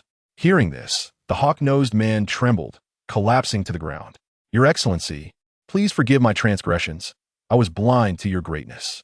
Spare me, and treat me as though I were not." The hawk-nosed man pleaded desperately. "Spare you?" Qin Yu sneered. "Why did you not show such mercy back then? Had it not been for my good fortune and the system's assistance, I might have long since perished beneath the fangs of those aberrant creatures. Qin Yu was not a magnanimous individual, since he harbored grudge. He could not let it slide. An eye for an eye, a tooth for a tooth. Qin Yu roared. Weren't you quite the imposing figure back then? Able to dismiss me from the troops with a mere excuse? You were so pleased with yourself for pocketing that $50, weren't you? Commander, it was all my fault. I will give you all my savings from these years. Please forgive me. The hawk-nosed man banged his head against the ground repeatedly. Your meager savings mean nothing to me. Qin Yu kicked him to the ground. Run along now. If you can outrun the enforcement team, you might have a chance at survival. With that, Qin Yu turned and walked away. Commander, don't go. Qin Yu, Commander. I was wrong. The hawk-nosed man, his face pale, was filled with regret. Why, oh why? Did I covet that $50? Why did I bully a temporary worker? Just then, the hawk-nosed man drew a short knife. His eyes filled with malice as he fixed his gaze on Qin Yu's back. You've left me no choice. If you deny me a way out, then we shall perish together. The hawk-nosed man suddenly lunged at Qin Yu. Since you are so eager to meet your end, I shan't trouble the enforcement team. Qin Yu turned around nonchalantly. The hawk-nosed man wore a sickly grin. You, a mere rookie, dare to challenge me with a blade? Let's see how that goes. Qin Yu seized the moment, delivering a powerful punch to the hawk-nosed man's chest. The sound of cracking ribs echoed as he was sent flying. How could you possibly be so strong? The hawk-nosed man gasped in disbelief. Qin Yu, silent, picked up the fallen knife and advanced step by step towards the hawk-nosed man. Terror overtook him. Qin Yu, I was wrong. Spare my life, and I swear I will never cross your path again. Spare me. With a dismissive flick, Qin Yu discarded the knife, not sparing a glance at the lifeless body, just as the hawk-nosed man had done to him. Arriving at the squad leader's office, Qin Yu gently knocked on the door. Enter, came the squad leader's voice from within. Qin Yu stepped inside and stated bluntly, Squad leader, I am here to enlist. Upon recognizing Qin Yu, the squad leader furrowed his brow. Others may enlist, but you cannot. Why may I not? Qin Yu inquired. The squad leader sipped his tea and explained, Mayor Zhang has instructed us to ensure your safety. It is too dangerous to venture into the wild. Qin Yu had anticipated this situation. My master has mandated that I participate in field operations. I believe Mayor Zhang would support this. He invoked his master's name. As expected, upon hearing this, the squad leader stepped out to make a phone call. Shortly thereafter, Lieutenant Yu returned with a registration form to hand to Qin Yu. You may partake in this extermination, but under the condition that you change your name and appearance. Change my name and appearance? Qin Yu was puzzled. I have no enemies. No one wishes to harm me, do they? This is the mayor's requirement, and given your recent notoriety, it is best to err on the side of caution. Lieutenant, you clarified. Very well. From this moment forth, I shall be known as Qin Tian. Lieutenant, you nodded in satisfaction. We depart tomorrow morning. There will be personnel assigned to assist with your disguise. The following morning. Hey, brother, which unit are you from? I haven't seen you around before. I am Qin Tian. I just arrived at the unit the day before yesterday, and have been in training, so I haven't had the chance to meet everyone yet. This person was, in fact, the disguised Qin Yu. You've got some nerve signing up for this operation right after arriving. Do you have any idea how perilous it is outside the city? Qin Yu smiled innocently. The reason for participating in this operation is the 30,000 subsidy. It's all about the money. Brother, are you valuing money over your life? What is your level? Grade 06. Qin Yu replied honestly. Grade 06? Instantly, some scoffed. A rookie dares to join the fray. Hurry and scram. This ISNT the place for you. What is this? A mere burden will only bring danger to the team. Kid, wise up and withdraw. You're not cut out for this operation. Disdain was etched on the faces of everyone, with some even rudely instructing Qin Yu to leave, not wishing to cause trouble. Yet growing irritated by their incessant chatter, Qin Yu asked, What levels are you all? Grade 081. Grade 085. They proudly declared. Huh. Qin Yu scoffed disdainfully. I thought you were formidable. What do you mean by that? Whether we are strong or not is none of your business. Novice. One soldier stepped forward, his demeanor unfriendly. Qin Yu glanced at him, his expression impassive, and said, A wretch like you? I could take down too. Are you seeking death? The soldier seized Qin Yu by the collar. Release me. Qin Yu replied coldly, or I'll ensure you spend a month in the hospital. Your strength may be lacking, but your arrogance is quite pronounced. The opponent jabbed Qin Yu's chest, disdainfully declaring, Come on, let me see how you can make me lie down for a month. As Qin Yu clenched his fists, poised to teach this ruffian a lesson, Captain Yu approached. What are you doing? Violate military discipline, and you're out. Despite being a woman, Captain Yu's authority was not to be challenged by anyone. The soldier hastily released Qin Yu and retreated to the ranks. Report. Captain, he possesses only the strength of a level 6, and I believe he is unfit for this operation, someone boldly proclaimed while eyeing Qin Yu.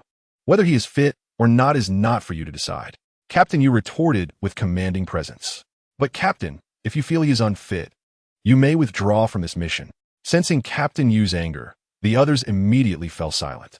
In this operation, everyone must obey my orders. Any defiance will be dealt with according to military law. Understood. All right, let's move out. The group boarded the military off-road vehicles and set off towards the outskirts of the city. Old Chong, once we reach the wilderness, look for an opportunity to teach that audacious kid a lesson. Sure, that brat dares to retort us. He must be tired of living. Chapter 22, Acquiring the Blade Technique. 100 strikes, slash.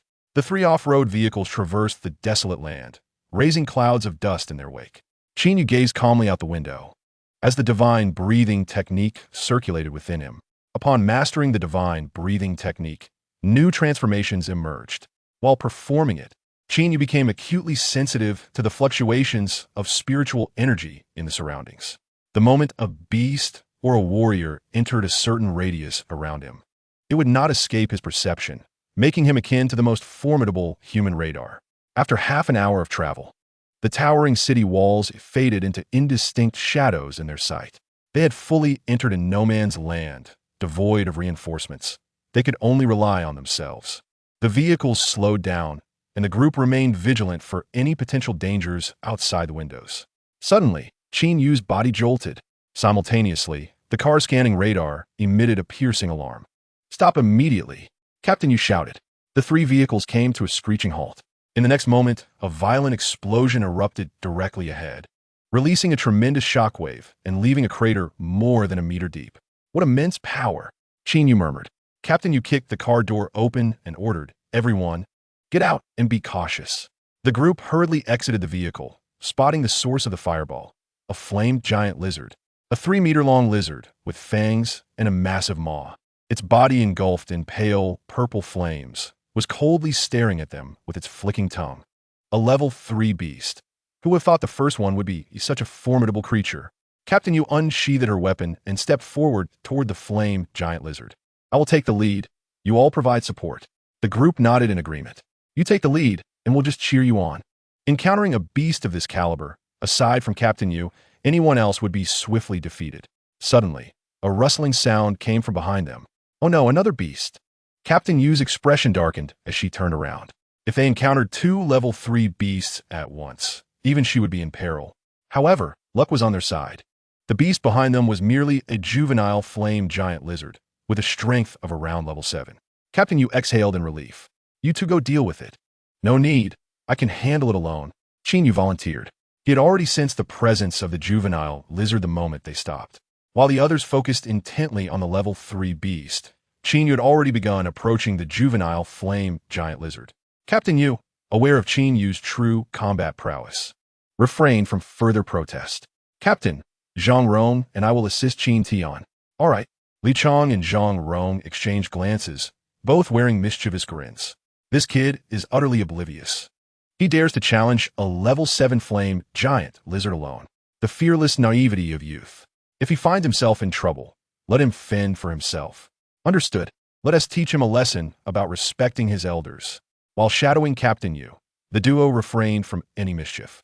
Yet they believed that as long as they did not intervene in time, the flame giant lizard would take care of Qin Yu.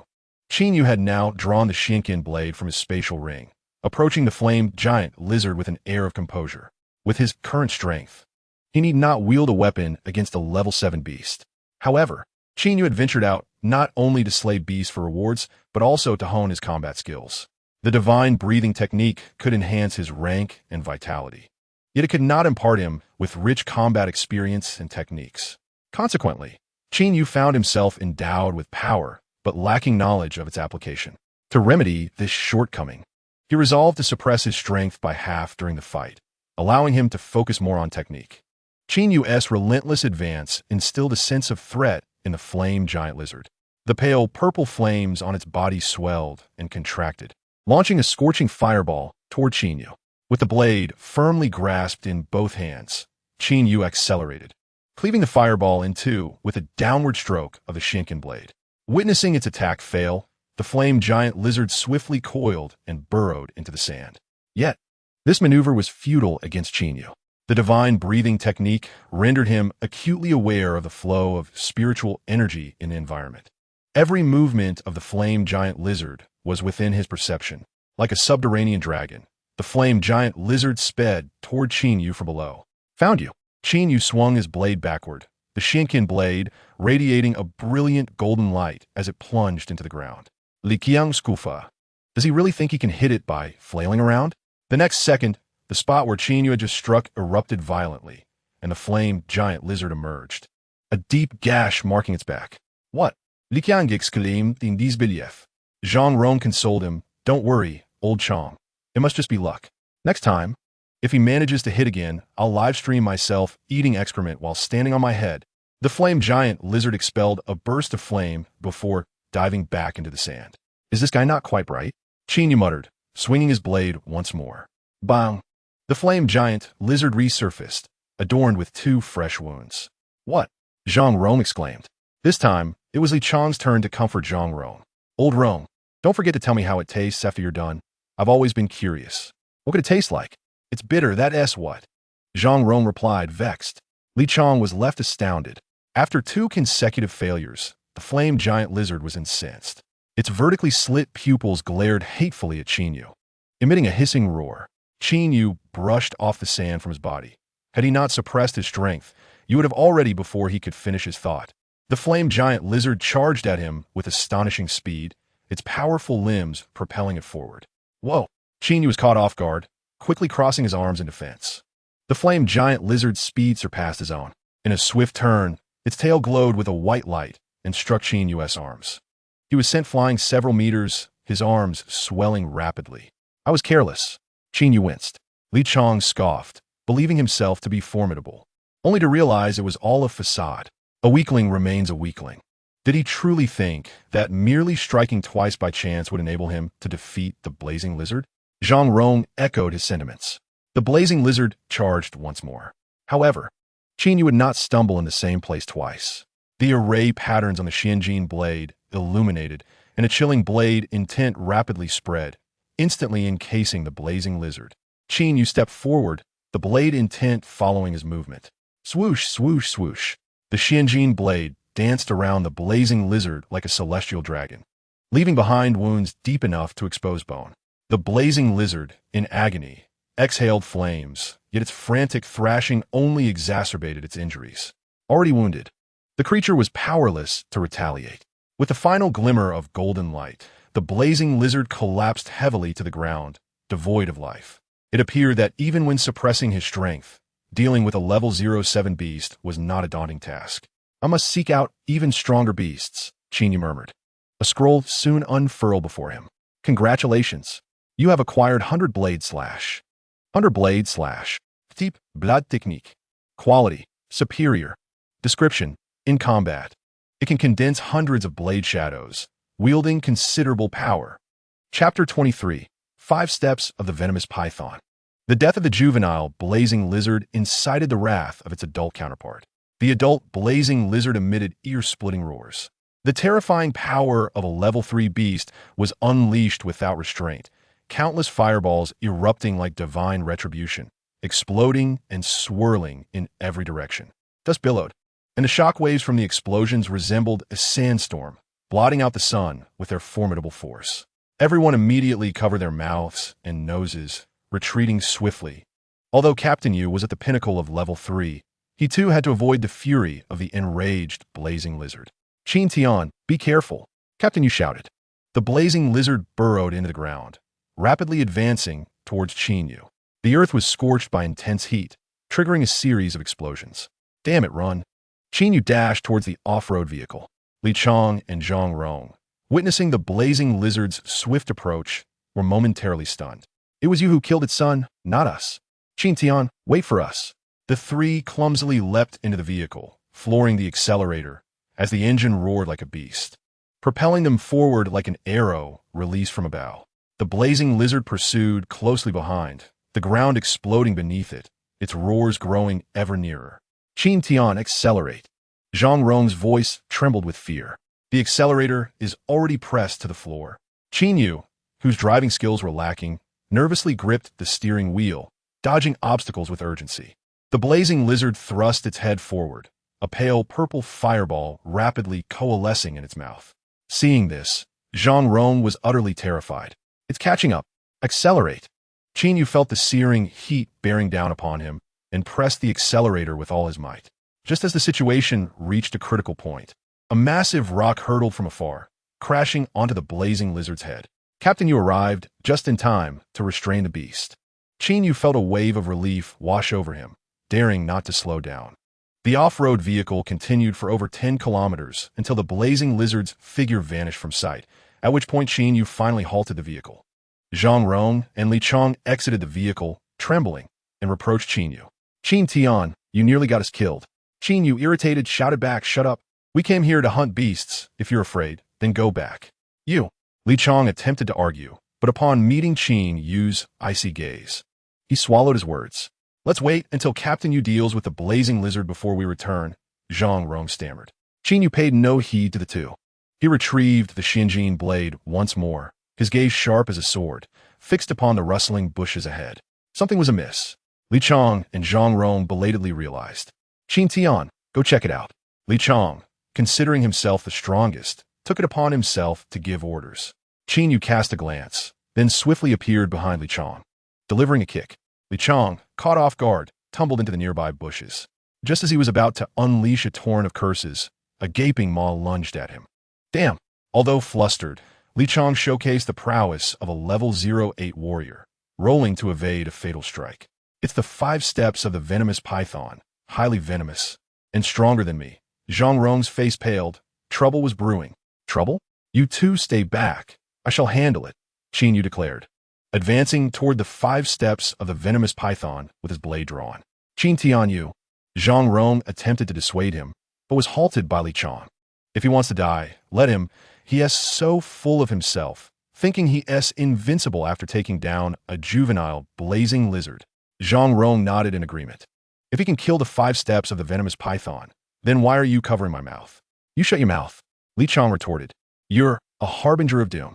The 5 steps of the venomous python flicked its tongue, its sinister eyes scrutinizing Qin Yu. Venom rapidly oozed, soon filling its venom sacs beneath its fangs. This was the python's greatest strength, once struck by its potent venom. Even a warrior of a higher level could only take 5 steps. Swoosh! The python initiated the attack first, its venom like a transparent blade, thrusting towards Qin Yu. Qin Yu swung his arm, using the Xianjin blade to block all the venom. The python's venom could corrode even sand, yet it left no mark on the Xianjin blade. The python's thick tail swept through, smashing the bushes and stones along its path into rubble. As Qin Yu leapt to evade the strike, he plunged the Xianjin blade fiercely into the python's tail. Black venomous blood splattered forth. The python recoiled in pain, its fangs bared as it lunged recklessly at Qin Yu. Qin Yu seized both fangs, his internal energy igniting, muscles swelling as he resisted the python's bites. Before a stalemate could ensue, the python's robust tail swept again. This is bad. Bang! Qin Yu was flung several meters away. His inexperience in combat was starkly revealed when faced with such a formidable beast. Rising from the ground, Qin Yu wiped the blood from the corner of his mouth and brushed off the dirt from his clothes. Zhang Rong turned to Li Chong. That kid probably can't hold on much longer. Should we intervene? Li Chong scoffed, shouting at Qin Yu, kid, come over and beg me. And I might just save your life. Qin Yu looked at Li Chong, licking his bloodied lips. I told you, I alone can handle it. Qin Yu is surgi. His internal energy fully mobilized, calf muscles tensing as he shot forward in an instant. His speed and strength transformed beyond recognition. The 5 steps of the venomous python shattered the boulder before it, opening its gaping maw in an attempt to swallow Qin Yu whole. Qin Yu slipped, sidestepping the attack, and grasped the Xianjin blade still embedded in the python's tail. The sound of the blade slicing through flesh echoed in Qin Yu's ears as he withdrew the Xianjin blade. The python's tail was severed in 2. The massive serpent thrashed violently, blood staining the sandy ground, causing the surrounding flora to wither instantly. It is over. Qin Yu turned to confront the battered figure before him. He had indeed slain the 5-step hunter poison python. How had his power surged so dramatically? Li Chang and Zhang Rong stood in stunned silence. Either of them, if faced alone with the 5-step hunter poison python, would have faced dire consequences. The once mocked novice now possessed combat prowess that surpassed their own. The fool was indeed myself. Congratulations, you have obtained a pill formula. Crimson Blood Pill Formula. Type pill. Quality, superior. Description, consuming it can invigorate one's internal energy and blood, hastening cultivation speed and enhancing combat strength for a short duration. Requires 30 grams of red serpent blood, 5 grams of great horned deer teeth, 3 grams of red monkey skull, 5 grams of fur, and 10 grams of red treasure ginseng. The formula that Qin Yu had longed for had finally arrived, yet his mood remained largely unperturbed. Instead, he gazed towards the east, his eyes brimming with martial fervor. Over there, a colossal entity, imbued with an overwhelming presence, was drawn closer by the battle unfolding nearby. Chapter 24, Divine Level Spell 1. A black bear, measuring 5 meters in length, approached step by step, sniffing the air thick with the scent of blood. A distinctive V-shaped pattern adorned its chest, and its golden claws glimmered, sharp and striking, extending half a meter and reflecting a metallic sheen under the sunlight. As they beheld this imposing creature, each footfall leaving a massive imprint in the sand, despair etched itself upon the faces of Li Chang and Zhang Rong. It was the golden claw bear. Among the beasts, there exists a hierarchy of species. For instance, the eagle tribe can effortlessly hunt 1 or more rabbits of equal rank. Although the recently slain 5-step hunter poison python boasted a fearsome venom, it merely ranked as a superior beast among many. The golden claw bear, however, stood at the apex of the pyramid, its indomitable golden claws, an astonishingly resilient hide, rendering it nearly invulnerable, a true king of beasts. While the golden claw bear before them was merely level 8, its true combat power had reached around level 12. Li Qian Elbua Zhang Rong. Old Rong, say something. What should I say? Should I broadcast myself eating shit? You're the one who should be broadcasting that. Run to the vehicle, Zhang Rong shouted, sprinting towards the off-road vehicle, which had become their sole hope of escape. Don't go, Qin Yu cautioned, as Zhang Rong approached the vehicle. The golden claw bear also closed in rapidly, arriving just moments before him. With a flash of its massive claws, it left deep gashes across the vehicle as if slicing through tofu. Roar! The golden claw bear bellowed, striking the off-road vehicle with tremendous force. The powerful vehicle appeared as a mere toy before the bear, easily reshaped at its whim. Look, gasoline is leaking. A spark of inspiration flickered in Li Chang's eyes. Does anyone have a lighter? He intended to detonate the vehicle to obliterate the golden claw bear. I have one. Zhang Rong produced a lighter and tossed it toward the vehicle. Boom! The off-road vehicle erupted into a formidable explosion, sending shockwaves that pushed Qin Yu and the others back several steps. Had they succeeded? They were forced back by the blast, even from a distance. Let alone the golden claw bear, which faced the brunt of the explosion. Even if it hadn't been killed outright, it would surely be gravely injured. Zhang Rong and Li Chang exchanged relieved glances. Yet, Qin Yu's expression grew more grave. In his perception, the golden claw bear's vitality exhibited only a slight fluctuation. It had not only survived the explosion, but appeared almost unscathed. The bear's defensive capabilities were astonishingly formidable. Qin Yu glanced down at the Xuanjin Dao in his hand. Whether I can slay the golden claw bear depends on you. Although the Xuanjin Dao was crafted from ordinary iron alloy. Let me test my strength against you. Qin Yu had infused it with Xuanjin powder produced by the system during its forging, elevating its quality. Its attributes were unparalleled, even compared to the long sword forged from meteorite rock. Several kilometers away, 2 individuals observed Qin use every move through the gaps in the leaves of a great tree. This guy truly has terrible luck.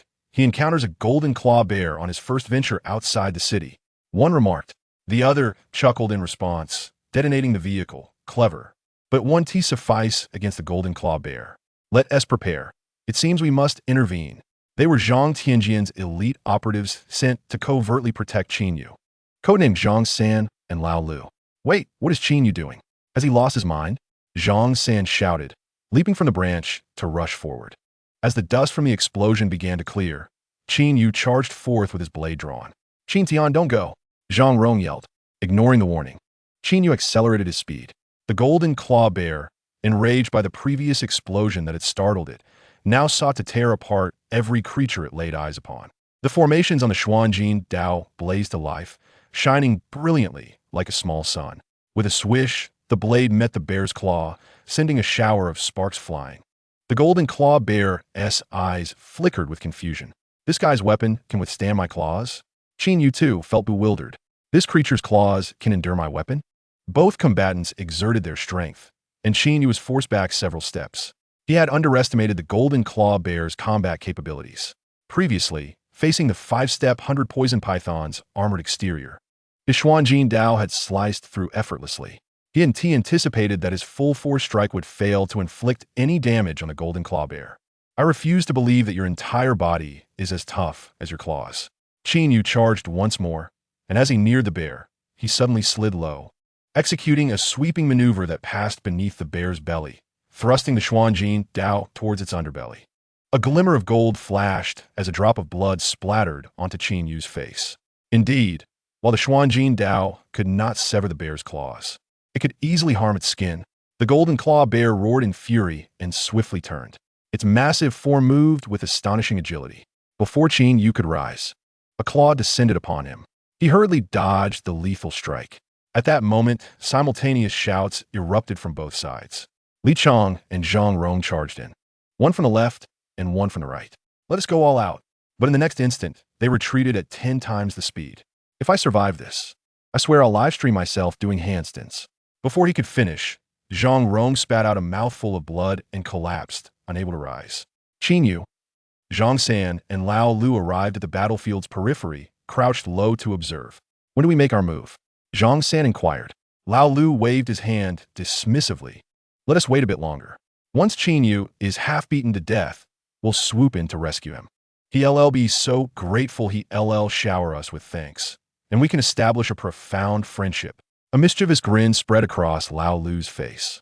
Zhang San gave him a thumbs up. Only you could think of that, Lao Lu. Qin Yu thrust the blade into the sandy ground, then pulled it out once more. Come on, I've figured out how to deal with you. With a swift stride, Qin Yu lunged forward. The golden claw bear did not charge, but instead stood its ground, its legs tightly closed, fearful of Qin Yu launching a surprise attack on its prized possession below. As they drew closer, the golden claw bear swung its claws. Yet Qin Yu chose not to evade, opting instead for a direct thrust. In an instant, the divine breathing technique activated, causing the blood and energy within Qin Yu to boil. At that moment, Qin Yu unleashed his full power, his speed surging dramatically. The sound of blades piercing flesh resonated simultaneously. Qin Yu's right arm bore a wound deep enough to expose bone, while the Xianjin blade sank into the bear's abdomen, blood oozing continuously from the wound. It worked. Qin Yu spat out a mouthful of blood and began to count silently. 5, 4, 3, 2, 1, down. With a thud, the golden claw bear's body convulsed, its pupils dilating, crashing heavily to the ground. What happened?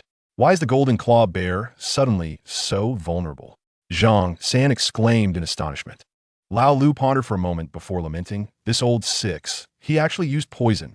Indeed, moments ago, Qin Yu had plunged the Xianjin blade into the sandy ground, intentionally coating it with the venom of the 5-step 100 poison python. Congratulations, you have acquired Divine Healing Technique. Divine Healing Technique. Type, technique, quality, divine, description, capable of curing all ailments in the world, bringing the dead back to life. Qin Yu discreetly stored the Divine Healing Technique into his spatial ring and turned to face Zhang San and Lao Lu. Gentlemen, have you seen enough? Chapter 25. You truly are an old six. Have we been discovered? Zhang San was about to rise when Lao Lu grabbed him. Shoo! Lao Lu placed his index finger to his lips, signaling for silence. We are completely cloaked. There is no way this kid could detect us. Zhang San countered, but he just spoke directly to us. Lao Lu, exasperated, retorted, Are you foolish? This kid is trying to deceive us.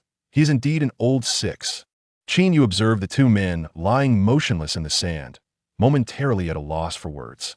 Their vitality was astonishingly immense, even surpassing that of Captain Yu.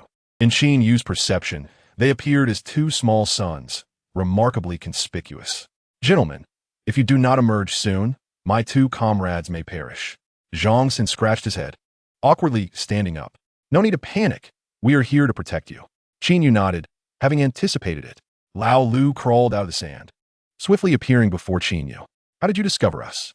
Qin Yu shrugged. "I just called out randomly, and, to my surprise, someone actually responded."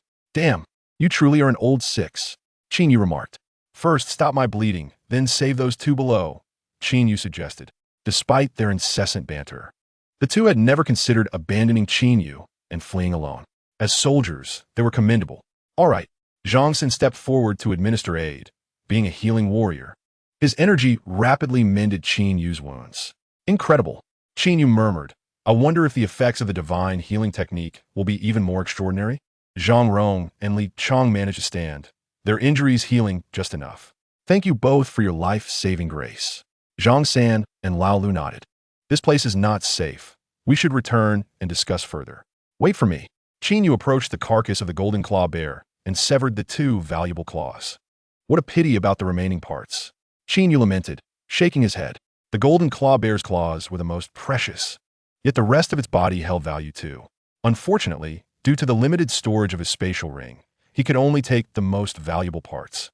After walking for half an hour in the direction of return, they finally encountered Captain Yu's convoy.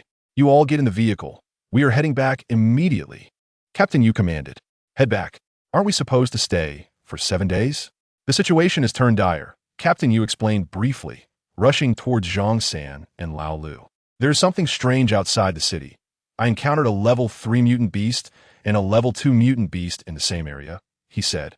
Mutant beasts possess territorial instincts. Zhang San frowned. A level 3 mutant beast would never tolerate a level 2 beast living within its territory. Lao Lu added, "The golden claw bear and the 5-step 100 poison python seem alarmingly close together. It is indeed suspicious." Zhang San retrieved a satellite phone and moments later stated, "The commander has ordered us to suspend this operation and return immediately, ensuring Qin Yu's safety." The off-road vehicle changed direction, returning to the city before darkness fell. The following morning, Qin Yu learned that the casualty count for the entire operation group had reached 1/10. In just one day, the losses had been staggering. The number of mutant beasts outside the city had surged abnormally, prompting the troops to enter a state of readiness. However, this had little effect on Qin Yu, as he had already taken leave from the military.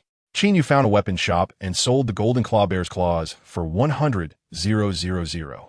With ample funds, he immediately spent 60,000 to elevate both the divine alchemy technique and divine healing technique to the novice level.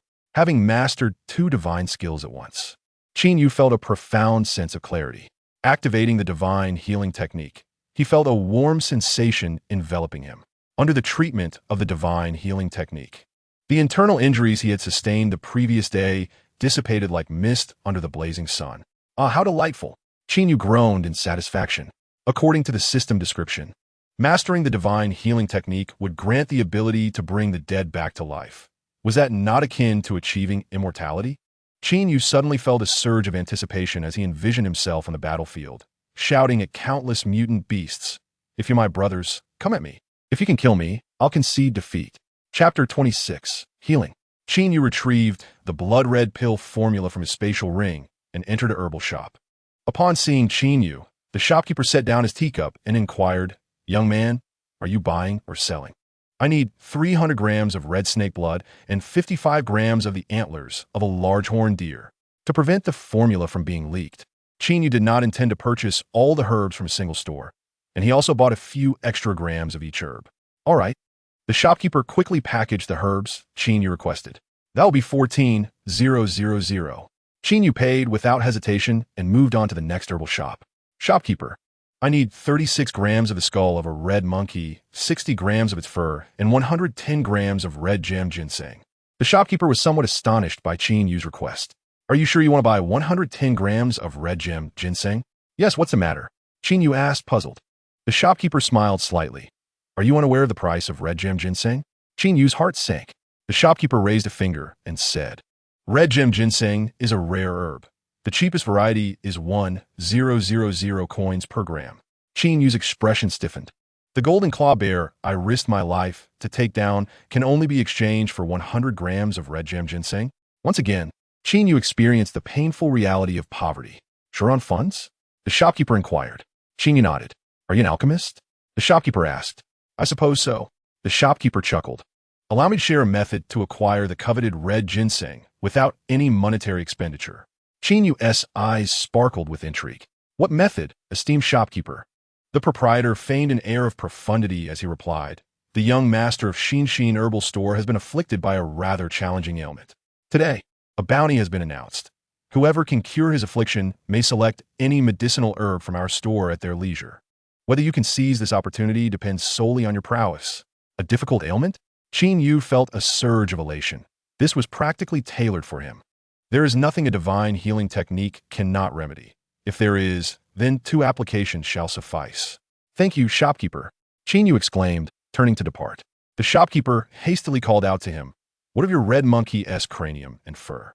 Qin Yu replied, Once I cure the young master, I can simply request them from Xin Herbal Store, can I? The shopkeeper countered, But do you possess the confidence to heal the young master? Qin Yu regarded the shopkeeper with a look of incredulity.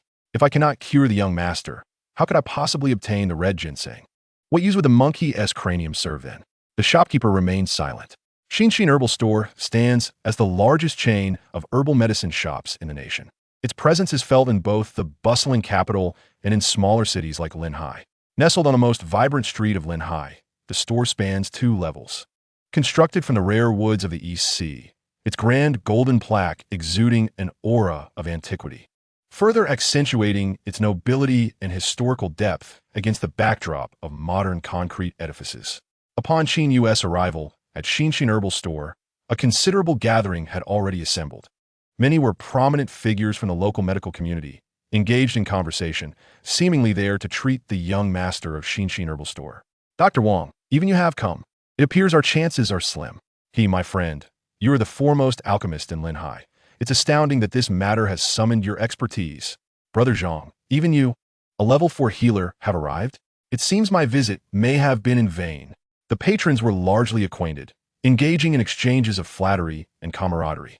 Qin Yu found a quiet corner within the store, patiently awaiting the arrival of the main character. After an indeterminate period, a faint cough resonated through the space, prompting all to turn their gazes. Descending from the 2nd floor was a young man clad in resplendent robes. He was slender, with vacant eyes, swollen eyelids, and sunken cheeks, his visage betraying a life of excess. I am Sun Yoshin. Whoever can cure my ailment may take any herbs they desire from here. The young man spoke with a feeble tone, yet the gravity of his declaration went unquestioned, for he was indeed the young master of Xin Herbal Store, one of the wealthiest youths in the realm. His name alone bespoke his affluence. May I inquire what ailment you suffer from, young master's son? Someone eagerly asked. As for my ailment, son Yoshin's cheeks flushed slightly, a hint of embarrassment evident as he confessed, it is of a nature that even men find difficult to articulate.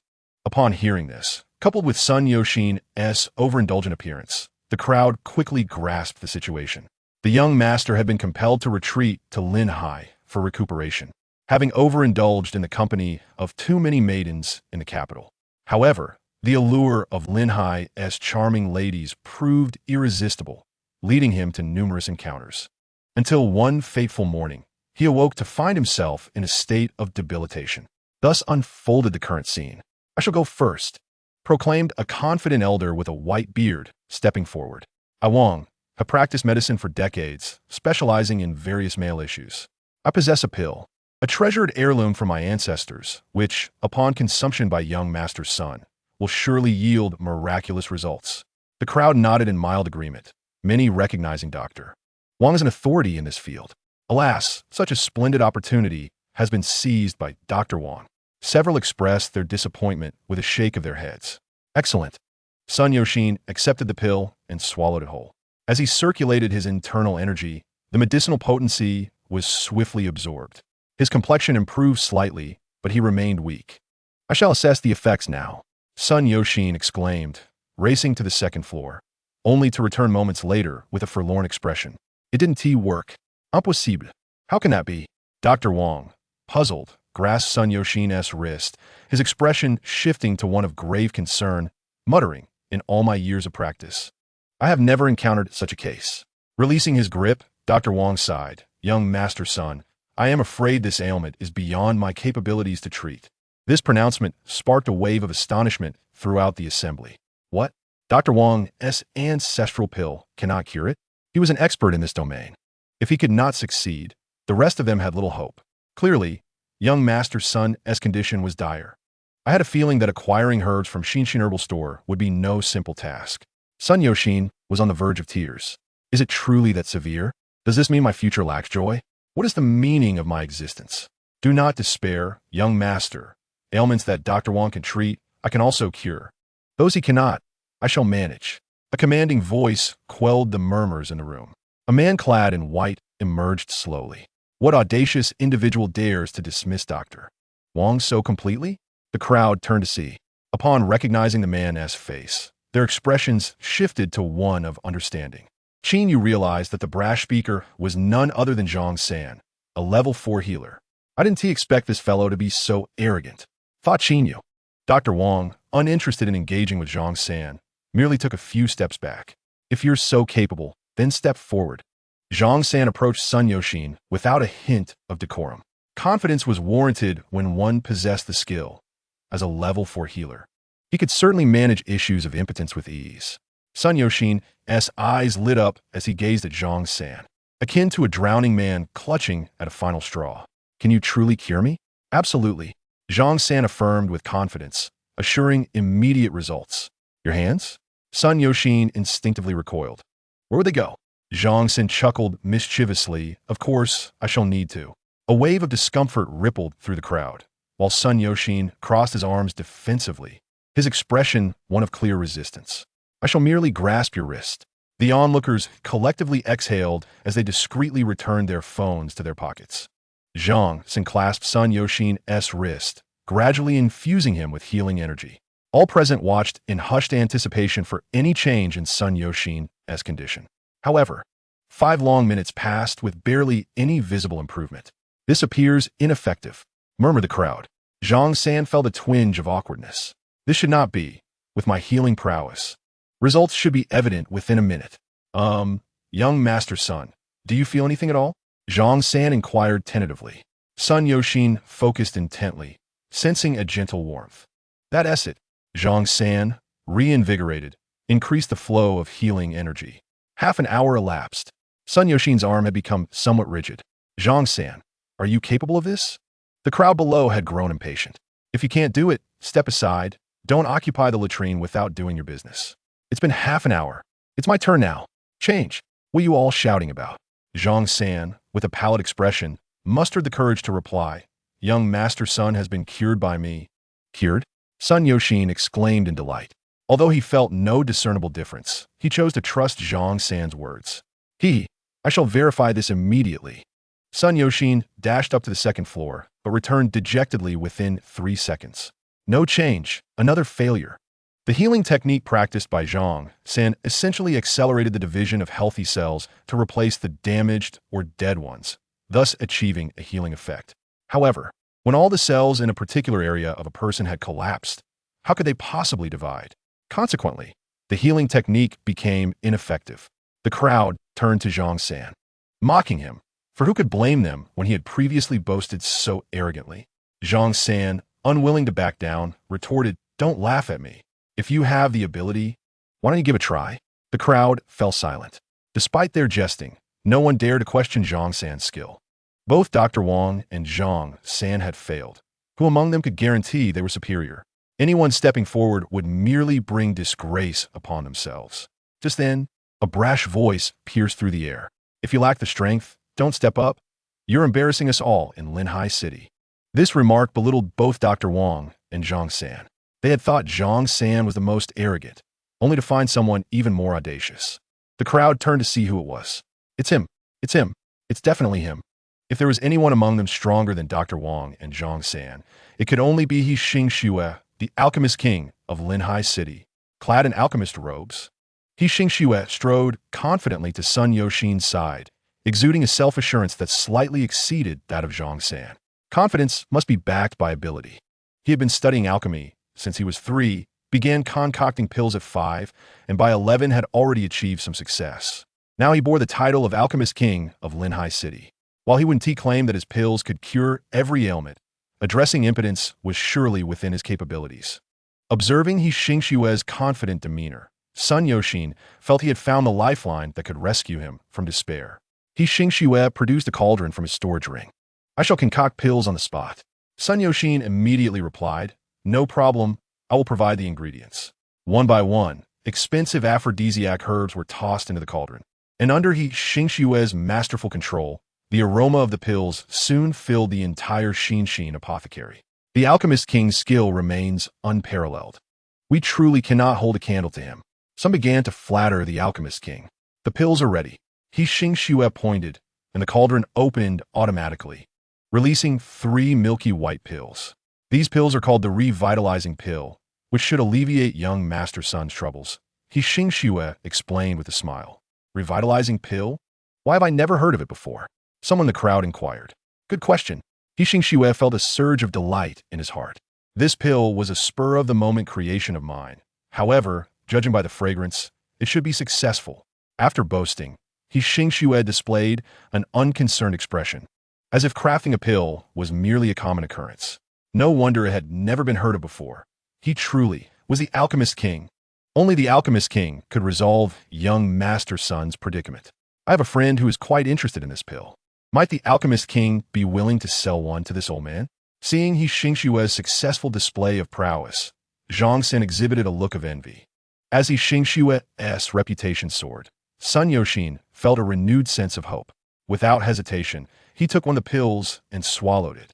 After circulating his qi and blood, and feeling the effects spread throughout his body, Sun Yoshin joyfully ran upstairs. 3 seconds later, he descended once again, his face a mask of disappointment. He Xingxue's expression stiffened, and the crowd fell into an abrupt silence. "No effect?" He Xingxue asked tentatively. Sun Yoshin nodded, looking resigned. "Absolutely no effect." He Xingxue paused for a moment, then forced an explanation. "I forgot to mention that the revitalizing pill needs to be taken in a set of 3 to be effective." Upon hearing this, the atmosphere lightened. "So that's why the Alchemist King made 3 at once. It's meant to be taken together." The Alchemist King truly lived up to his title. Sun Yoshin, skeptical yet hopeful, picked up the remaining 2 pills and swallowed them. 3 seconds upstairs, 3 seconds down. The same recipe, the same outcome. No effect? He Xingxue could hardly believe it. "None." Sun Yoshin lamented. "How is this possible?" He Xingxue staggered back a step, as if he had encountered a personal Waterloo. His confidence had turned into a source of ridicule. The crowd that had just praised He Xingxue now found themselves at a loss for words. "If anyone has a method to cure him, please step forward." Sun Yoshin broke the silence. With experienced Dr. Wang, 4th level healer Zhang San, and Alchemist King He Xingxue all having failed, how could this ailment be treated? The crowd cast their eyes downward, enveloped in silence. Sun Yoshin's face darkened. Was he destined to return to the imperial capital for treatment? Yet he had yet to deepen his connections with the kind and beautiful sisters in Linhai City. Leaving now would be akin to abandoning hope. Furthermore, returning to the imperial capital in this state, should word get out, would bring him immense shame. He would undoubtedly be ridiculed by his childhood friends for a lifetime. Sun Yoshin looked around at the crowd, his eyes filled with expectation. However, those he gazed upon all lowered their heads. "Perhaps I could give it a try." A voice emerged from the corner. "Who dares to step forward at this moment?" Everyone turned to find Qin Yu, their brows furrowing. "So young?" In the field of medicine, age often brings a sense of security. Qin Yu's youth gave the impression of unreliability. What audacity to step forward. He Xingxue snorted disdainfully, speaking from a position of superiority. "Go back and don't embarrass us in Linhai City." From He Xingxue's perspective, if he, the pinnacle of skill, had failed, how could anyone else succeed? Anyone stepping forward was questioning his abilities, implying they believed themselves superior to the Alchemist King. This was something He Xingxue could not tolerate, particularly when the challenger was a mere boy. A few sycophants quickly echoed his sentiments, criticizing Qin Yu. Some people are like that. They cannot accomplish something themselves and do not allow others to try. Qin Yu felt bewildered. He had not provoked anyone. If you lack the ability, then keep quiet. he retorted without reservation. The crowd fell silent, stammering for a moment before managing to utter a few words. You are arrogant, disregarding your elders. Zhang San's eyes lit up upon seeing Qin Yu, though he was uncertain of Qin Yu's medical skills. Simply aligning himself with Qin Yu at this moment would surely win him the young man's favor. Zhang San coughed softly and pointed at Qin Yu, saying, "Do you all know who he is?" Upon seeing Zhang San step forward, the crowd was filled with curiosity. Could it be that Brother Zhang knows this young friend? Zhang San did not keep them in suspense, declaring, "He is none other than Qin Yu." Qin Yu? The crowd looked at the young man again, realizing he was the same individual whom Mayor Zhang had recently hailed as a genius in metallurgy. The upper echelons of Linghai City were small, and news of Qin Yu had certainly reached their ears. Indeed, no wonder he holds himself with such confidence. He is the esteemed metallurgical genius valued by Mayor Zhang. He Xingxue positioned himself in front of Qin Yu, remarking, "However, we are here to discuss medical matters, not metallurgy. Is this metallurgical prodigy perhaps in the wrong arena? Are you planning to replace young Master Sun's limbs with iron?" His words elicited hearty laughter from the crowd. Sun Yoshin's eyes twinkled. "Well, replacing them with iron isn't entirely out of the question," He Xingxue interjected, while Qin Yu simply smiled. The crowd chuckled, and Qin Yu confidently asserted, "Metallurgy is indeed my forte, but I also possess some knowledge in healing." He then turned to He Xingxue, stating, "While I cannot claim to cure every ailment, I can certainly address issues such as impotence due to kidney deficiency." "Enough of your bickering," Sun Yoshin said, a hint of annoyance in his voice. "You all stood by silently, and now that someone has finally stepped up, you still find reasons to criticize. It seems none of you are the ones suffering from an ailment. Qin Yu, is it? I have faith in your medical skills." He Xingxue stepped back, clearing the way. "I hope your abilities are as formidable as your words." "Ah, you needn't worry about that," Qin Yu replied as he approached, grasping Sun Yoshin's wrist and initiating his divine healing technique. "Huh, I thought you had some new method." He Xingxue scoffed. "Turns out, you are merely relying on your healing technique." Zhang San, too, was taken aback. He had just demonstrated that the healing technique was ineffective. Why was Qin Yu still using it? Before anyone could comprehend Qin Yu's intentions, Sun Yoshin let out a contented groan. "Ah, that feels wonderful. What is happening? Quick, look. Young Master Sun is changing." Before their very eyes, Sun Yoshin's skin transformed to a rosy, smooth complexion at an astonishing pace, his eyes regaining their luster, and his sunken cheeks becoming full and healthy, even his dark circles swiftly dissipating. In mere moments, he transformed from a languid youth into a robust and handsome man. This is no mere treatment. It is as if he has become a different person. The speed of this healing is truly incredible. As the healing concluded, Sun Yoshin eagerly rushed upstairs, and the crowd knew he had succeeded, for 3 seconds had passed and he had yet to return. One ought not to venture forth if lacking in strength. You would merely bring shame to Linghai City, Qin Yu remarked to He Xingxue in a calm tone. He Xingxue's face flushed crimson, realizing his earlier mockery of Zhang San had now been turned against him. 10 seconds elapsed before Sun Yoshin emerged, a satisfied expression on his face. "Qin Yu, my brother, I adore you." After this treatment, Sun Yoshin felt rejuvenated, as if he had returned to his youthful vigor. "With your presence, I shall no longer exercise restraint. The nights of revelry in the capital are back," he mused joyfully. "Young Master Sun, I believe there may have been a misunderstanding." He Xingxue's voice suddenly interrupted. "Your recovery is due to my elixir's effect. It merely took a moment to kick in, coinciding with Qin Yu's treatment." Such a statement was rather shameless. Your elixir could not have activated at a more opportune moment than during Qin Yu's treatment. Even He Xingxue's sycophants felt embarrassed to speak further. Sun Yoshin's expression darkened, and he bellowed, "Do you take me for a fool?" He Xingxue's complexion turned pale as a sheet. The Pill King of Linghai City? In front of the young master of Xin Herbal Shop, he was nothing. "Manager Li, see your guest out," Sun Yoshin commanded. Manager Li hurriedly appeared, expressing gratitude to everyone for their assistance. "At Xin Herbal Shop, we have prepared small gifts for each of you. Do not forget to take them before you leave." "Wait," someone suddenly exclaimed. "Young friend Qin Yu, may I have your contact information? I have a friend who also requires treatment." "Yes, I too have an old friend in need." Chapter 29. Captain Yu's Late Night Visit. Qin Yu relished making friends, particularly with charismatic and handsome young masters like Sun Yoshin. After exchanging contact information, Sun Yoshin gifted Qin Yu a box of red snake blood, a box of antlers, a box of red monkey skulls and fur, and a box of red ginseng. Indeed, while others sell by the gram, for the young master of the capital, everything is given by the box. Eventually, due to the sheer volume of gifts from Sun Yoshin, Qin Yu's spatial ring could no longer accommodate them. Thus, Sun Yoshin presented him with an exceptionally large spatial ring, along with the Landunlu refining furnace. As they parted ways, Sun Yoshin clasped Qin Yu's hand, exclaiming, "Brother Qin, you are truly like a second father to me." Qin Yu reciprocated the gesture, stating, "Brother Sun, you are my benefactor." Upon returning to the military, Qin Yu promptly invested 30,000 to elevate his 100-blade slash to the introductory level.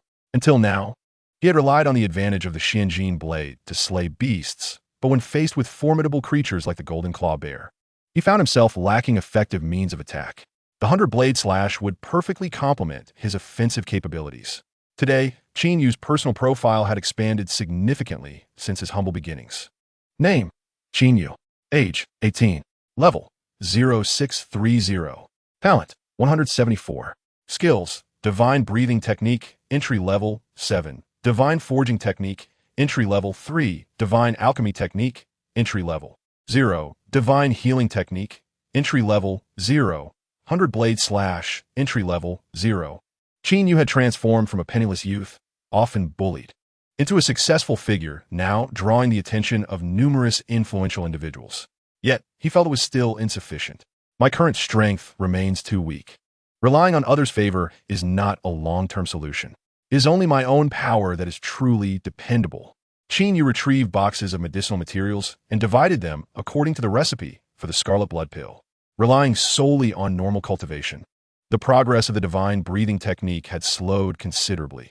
Given his current talent, it would likely take around 50 days of diligent practice to advance to the next stage. However, with the aid of the scarlet blood pill, he believed his cultivation speed could increase several-fold. As for the effects of the pill, he would need to test it to know for certain.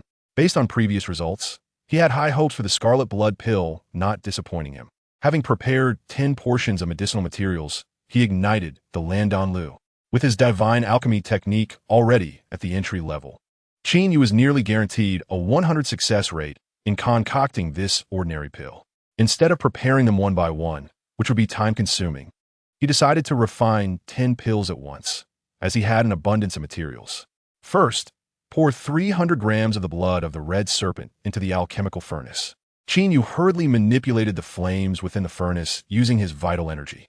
Once the steam from the serpent's blood had evaporated almost entirely, forming a dark red mass, he proceeded to add the hair of the crimson monkey. Following the alchemical formula meticulously, Qin Yu introduced the ingredients step by step, carefully controlling the temperature of the flames within the furnace. Though it was his inaugural attempt at alchemy, his technique was far from clumsy, surpassing that of many apprentices who had practiced for 2.5 years. Finally, he added the red ginseng and intensified the flames to extract its essence. With a gentle flame to condense the elixir, the fire within the furnace extinguished, releasing a faint yet enchanting aroma of the pills. 5 blood-red elixirs floated into Qin Yu's hands, their surfaces smooth and exuding a unique fragrance. Was it truly the case that from 10 portions of materials, only 5 elixirs were produced? A mere 50% success rate indicates that my control over my vital energy is still lacking in precision. Crafting 10 elixirs in one go remains a touch ambitious. Moreover, the quality of these successful 5 elixirs is not particularly high, barely meeting the passing mark.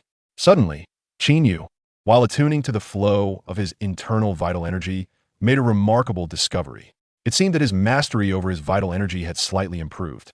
This was indeed a delightful surprise. In the realm of alchemy, a practitioner must exert exquisite control over their vital energy. Even a slight increase in flame temperature during the crafting of high-tier elixirs could lead to failure. Thus, the quality of superior elixirs demands an exceptional level of mastery from the alchemists themselves. In crafting 10 elixirs simultaneously, Qin Yu had to divide his vital energy into 10 parts, which naturally elevated his control throughout the process. With this revelation, his interest in alchemy deepened further. Let's first observe the effects of this blood elixir. Qin Yu grasped one of the elixirs and placed it in his mouth. In mere moments, his skin flushed a vibrant red, transforming him into a boiled lobster, while his internal vital energy surged as if stimulated, bubbling with fervor. At that moment, Qin Yu's body resembled a high-powered machine operating at full throttle. With no time to waste, he settled into a meditative pose, diligently practicing the divine breathing technique. With each breath, his vital energy was activated, compressing and solidifying within. The ambient spiritual essence flowed through every pore, ultimately coalescing into vital energy and merging into the torrent of energy within him. The potency of the blood elixir was astonishing. His cultivation speed had increased nearly tenfold, and he felt that a breakthrough in his breathing technique might be achievable within a month. This was exponentially more powerful than the vitality pill provided by Captain Yu. Qin Yu was ecstatic. The efficacy of the blood elixir had exceeded his expectations, but it was regrettable that its effects lasted only 30 minutes. Furthermore, after consuming one blood elixir, he had to wait 2 hours before taking another. The elixir's might was formidable. Continuous use could overwhelm the meridians with its immense impact. Despite these restrictions, Qin Yu remained quite satisfied. It is worth noting that aside from enhancing cultivation speed, the elixir could also augment combat prowess when consumed during battle. If utilized wisely, it could yield unexpected advantages. In the ensuing days, Qin Yu engaged in a relentless cycle of cultivation followed by alchemical practice. As he elevated his level, his control over his vital energy became increasingly refined. Presently, he could consistently produce around 7 to 8 blood elixirs per furnace, and the quality of the elixirs had markedly improved.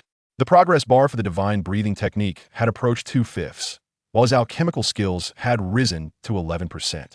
At 3 in the afternoon, after completing his final batch of elixirs, Qin Yu extracted them and placed them into a small porcelain vial. The blood of the red serpent and the red ginseng had been entirely consumed. Now he had amassed approximately 200 blood elixirs, sufficient to sustain him for a considerable duration. At 9 in the evening, a knock resounded at Qin Yu's door. Who could it be? Aside from the soldiers delivering meals, he rarely received visitors, making this the first instance of someone seeking him out. Upon opening the door, he was surprised to find a familiar face. Captain Yu, what brings you here? Chapter 30, An Opportunity. Captain Yu, please come in. Qin Yu hastily welcomed Captain Yu into his abode, speculating that there might be some new developments within the military. However, he had no intention of hunting exotic beasts again anytime soon. The resources he had recently acquired had yet to be transformed into personal strength, and acquiring additional skills might prove counterproductive. He understood the adage of biting off more than one could chew. After pouring a cup of water for Captain Yu, Qin Yu took a seat opposite her. Captain Yu's first words took Qin Yu by surprise. Qin Yu, let me introduce myself. My name is Yu Rushuang, hailing from one of the prominent families in the imperial capital, the Yu family. The reason I serve as an officer in Lehigh City is to fulfill my internship requirements from university. Qin Yu was filled with astonishment. The woman before him was from a prestigious family in the imperial capital, though he had not previously heard of the Yu family. Being recognized as a prominent family, there undoubtedly carried significant weight. Captain Yu, why are you sharing this with me? Qin Yu inquired, his gaze fixed on Yu Rushuang. Yu Rushuang explained, the reason I divulge this information is that I wish to request your assistance. Qin Yu remained silent, attentively listening as she continued. In just a few months, the college entrance examination will take place. Each year, the elite families in the imperial capital recruit 50 path protectors to assist their candidates in achieving better results while sabotaging rival families' candidates to diminish their rankings. At this point, Qin Yu interrupted, Captain Yu, you're not suggesting that I become a path protector, are you? Setting aside whether my strength is sufficient, I have already participated in the college entrance examination once. Rest assured, Yu Rushuang replied with a slight smile. It is true that the law stipulates that each person may only take the college entrance examination once, but the Yu family can assist you in obtaining a second opportunity. What benefits would I receive by becoming a path protector? Qin Yu inquired. If he were to assist, it should not be without compensation. He was curious about what the Yu family might offer. Yu Rushuang replied, I only have one nomination slot for a path protector. Whether you are selected will depend on your abilities. Of course, even if nominated, you will still receive certain benefits. Have you heard of the elite student training camp in Donghai province? Yu Rushuang asked. Qin Yu nodded. The training camp gathered the most outstanding students from Donghai province for a month of secret training. Last year, a student from Qin Yu's high school was selected, prompting the school to promote it for an entire month. I can grant you a spot in the training camp. Ultimately, your performance there will determine whether you become a path protector, Yu Rushuang stated. And if I manage to become a path protector, what rewards await me? Qin Yu pressed. After a moment of contemplation, Yu Rushuang responded, a chance to retake the college entrance examination and the friendship of the Yu family. If you perform exceptionally during the examination, you may enter the Yu family treasury and select a treasure. Of course, even if you achieve outstanding results, you have the option to decline university offers. It is entirely your decision. Yu Rushuang added, Qin Yu, possessing numerous formidable skills, becoming the pinnacle of strength in this world is merely a matter of time. Attending university is inconsequential for you. Moreover, path protectors not only safeguard the Yu family, but also suppress the students of rival families. While fostering friendships with the Yu family, one inevitably incurs the enmity of one or more other clans. The only things that pique Qin Yu's interest are the opportunity to attend the training camp and the treasures housed within the Yu family's vault. The treasures of a top-tier family from the imperial capital are worth their weight in gold. However, these incentives are insufficient to sway him. Oh, by the way, if you rank among the top 100 in the National College entrance examination, the state will reveal a secret related to the otherworldly beast to you. This is not a reward from the Yu family, but something you can strive to attain, Yu Rushuang added. A secret? Qin Yu expressed a flicker of curiosity. This world is replete with differences from the one he traversed before, and he is eager to explore the reasons behind them. Having grown weary of his current surroundings, he thought it prudent to take a respite at the training camp. Yu Rushuang gazed at Qin Yu quietly, allowing him ample time to ponder. I have another question, exclaimed Qin Yu. Speak, she replied. Why choose me? You seek powerful individuals, not a mere cultivator of talent. Although Qin Yu had recently garnered attention, it was largely due to his influence as a cultivator, and he had not engaged in many battles. Yu Rushuang smiled slightly. Because you possess considerable charm, Qin Yu responded. You have discerning taste. When does the training camp commence? 10 days hence. I hope you succeed. With their arrangements settled, Yu Rushuang strode away with her long legs. Her choice of Qin Yu was not merely based on his appearance, but rather because she had yet to fully perceive his true capabilities.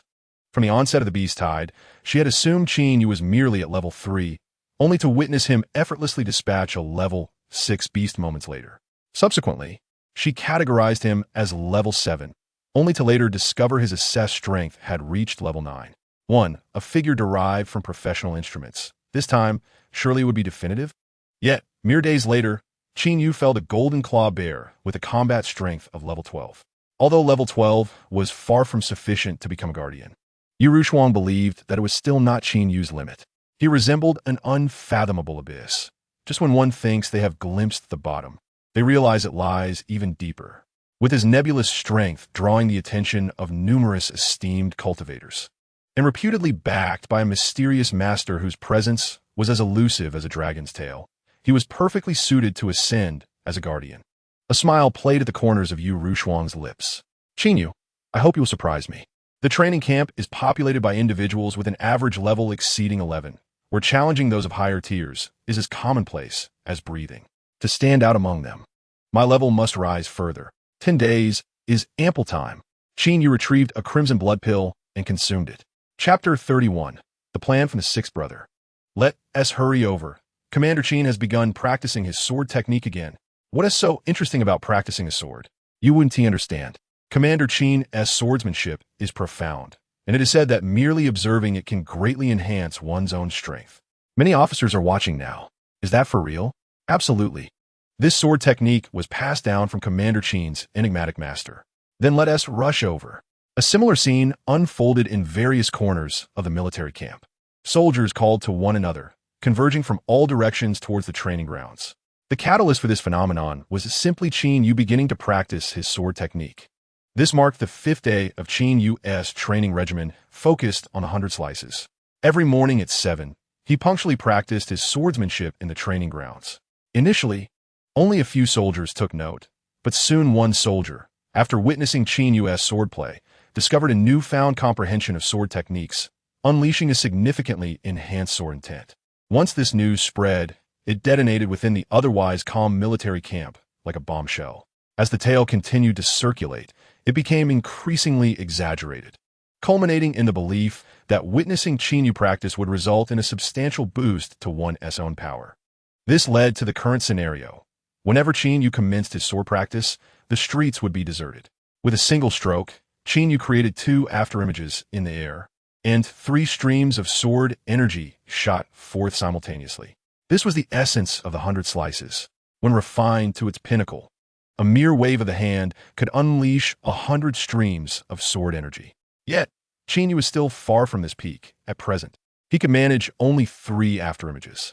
A dense crowd gathered around him, creating a vacuum of 50 meters in radius. Wielding his Xinjin sword, Qin Yu executed a fluid series of sword movements, faintly hearing the sound of the air splitting. After finishing his sword practice, Qin Yu glanced at his personal panel. 100 slices, entry level, 11 proficiency. The 100 slices technique was of a lower grade, making proficiency increases easier compared to those of divine skills. Qin Yu wiped the sweat from his brow and exited the training grounds. The remainder of the day would be spent in a haze of medicinal cultivation and regular training. After Qin Yu departed, the soldiers outside engaged in spirited discussions. Why do I feel nothing at all? That indicates your lack of talent. Haven't you heard? Those with innate gifts can discern the subtleties in Commander Qin's swordplay. Now that you mention it, I do feel a bit different. I must have overlooked it earlier. Haha, my friend. It seems you have some talent too. For the vast majority, observing Qin Yu practice swordsmanship yielded no tangible results. However, this did not dampen their enthusiasm. With only 1 day remaining until the training camp commenced, Yu Rushuang presented Qin Yu with a plane ticket. Tomorrow morning at 9. Take this ticket to the airport and board the special aircraft to the training camp. Qin Yu accepted. After requesting leave from the commanding officer, he left the military. The training camp would last a month, and he felt it necessary to inform his family beforehand. After purchasing some medicinal herbs and fresh produce, he returned home. The family shared a joyful evening together. Little did Qin Yu realize that the following day he would arrive by helicopter, making a dazzling entrance before the astonished eyes of all the training camp students. The journey to the airport would take about an hour, so to avoid tardiness, Qin Yu woke at 6 to freshen up. However, he had not anticipated the wait. From 6:30 to 8 o'clock, not a single taxi appeared. What terrible luck! Just as he was about to seek assistance from the military, a long luxury vehicle came to a stop before him. The window slowly rolled down, revealing a familiar face. Mayor-san? Inside the car sat none other than Zhang Tianjian. Qin Yu? Mayor Zhang also wore a look of surprise. What brings you here? Qin Yu quickly explained his situation. Upon hearing this, Zhang Tianjian replied readily. That's simple. I happen to have some free time. Get in, and I'll take you. Qin Yu, not one to be overly formal, hurriedly climbed into the vehicle. Mayor Zhang, I owe you one for this. Otherwise, I would have been late. It's nothing. I just finished a meeting here and fortuitously ran into you. What a coincidence. I still must thank you. Observing Qin Yu's earnest demeanor, a sly smile crept onto Mayor Zhang's face. Zhang Tianjian had not merely come to attend a meeting. His presence here was thanks to a certain individual known as the Sixth Brother. Last night, the Sixth Brother had approached him sneakily, inquiring whether he wished to enhance Qin Yu's favorability. Zhang Tianjian was naturally intrigued and inquired how to accomplish the task at hand. The words of Lao Lu remained a mystery to all. However, following Lao Lu's departure, an unusual directive emanated from the mayor's office. The essence of this policy was that no taxi was permitted to enter the area where Qin Yu resided. Seizing the opportune moment, Zhang Tianjian appeared before Qin Yu, akin to a celestial being descending from the heavens at the very moment when Qin Yu was most anxious and in dire need of assistance, thereby fervently garnering Qin Yu's favor. The sophistication of the entire scheme was such that even Zhang Tianjian could not help but admire it. Within this plan, Lao Lu gained Zhang Tianjian's goodwill, Zhang Tianjian earned Qin Yu's appreciation, and Qin Yu, in turn, saved on taxi fares. A triumvirate of victories. Indeed, such a cunning yet unsophisticated stratagem could only have been conceived by Lao Lu. Zhang Tianjian envisioned the rising favorability points of Mayor Zhang above Qin Yu's head. Xiong ran. This time, let me show you what it means to have the advantage of proximity. Chapter 32, Boarding. Is your home located here? Zhang Tianjian engaged in casual conversation. Yes. Qin Yu nodded. Are you an only child? Zhang Tianjian had already conducted a thorough investigation into Qin Yu's background, knowing even the age of his neighbor's large dog. This inquiry was merely part of his plan. I have a younger brother who is currently in his second year of high school, Qin Yu replied candidly. Which high school? The 20th high school. Zhang Tianjian subtly shook his head. The educational standards of the 20th high school were rather lacking. How about this? Zhang Tianjian squatted down, rummaging through the car, and finally produced a set of keys. I have another property in the city center that has been unoccupied for 2 years. He handed the keys to Qin Yu. The conditions there are better, and your brother could directly attend the city's finest, Linhai No. 1 high school. You need not worry about your parents' jobs. The city government will take care of that. Zhang Tianjian had indeed considered everything. Qin Yu understood that Zhang Tianjian was attempting to curry favor. Yet he was more than willing to accept. After all, striving to become stronger was ultimately to ensure a better life for those around him. As he remarked, "Isn't this a bit excessive?" He tucked the keys into his pocket. Zhang Tianjian grinned in satisfaction. Indeed, those with children targeted the children, while those without children aimed at the wives, and for those without either, they focused on the family members. The art of gift-giving truly does not deceive me. Xiong ran. Let's see how you can compete with me now. The two conversed amiably until the driver slammed on the brakes suddenly. Hey, what happened, Xiao Zhang? The driver turned back to report, Mayor, it seems there has been an accident ahead. We're stuck. What? Stuck? Zhang Tianjian, upon hearing this news, felt a surge of urgency even greater than Qin Yu's. What was the traffic department doing? After uttering a curse, Zhang Tianjian cast Qin Yu a reassuring glance. Do not worry. As long as your Uncle Zhang is here, you cannot possibly be late. Qin Yu nodded, indicating he was not anxious. If worst comes to worst, we could just make the plane wait a little longer. Zhang Tianjian took out his phone and dialed a number. Bring my private jet over. I will send you the address. Yes, make haste. 9 in the morning. At the airport. Why isn't the plane taken off yet? A young man with dyed yellow hair and flamboyant attire inquired. One person hasn't arrived. The supervising teacher explained. Damn it. Yellow hair cursed. At that moment, a heavily made-up woman beside him began to cry delicately. I couldn't even get a proper beauty sleep to avoid delaying everyone. Yet here we are, still delayed. Yellow hair looked at her with concern and comforted. Don't be upset, darling. When that latecomer arrives, I'll make sure he regrets it. Really, darling? The woman asked sweetly. Absolutely, Yellow hair declared confidently. Unless that fellow is the mayor's own son, I, Huang Hao, will ensure he is thrown out of Linhai City. What the hell? Why is a helicopter landing on the runway? Someone exclaimed in astonishment. Yellow hair and the others immediately peered out the window. They watched as a helicopter landed with audacity, and Zhang Tianjian descended from it. What is the mayor doing here? Huang Hao blurted in shock. Before he could finish his sentence, Qin Yu also leaped from the helicopter. After exchanging a few words, Qin Yu approached the aircraft. The woman looked at Huang Hao puzzled and asked, Who is that person that the mayor personally flew in a helicopter to escort him? Huang Hao shook his head. I don't know him. I met all the mayor's associates. Could he be the mayor's illegitimate son?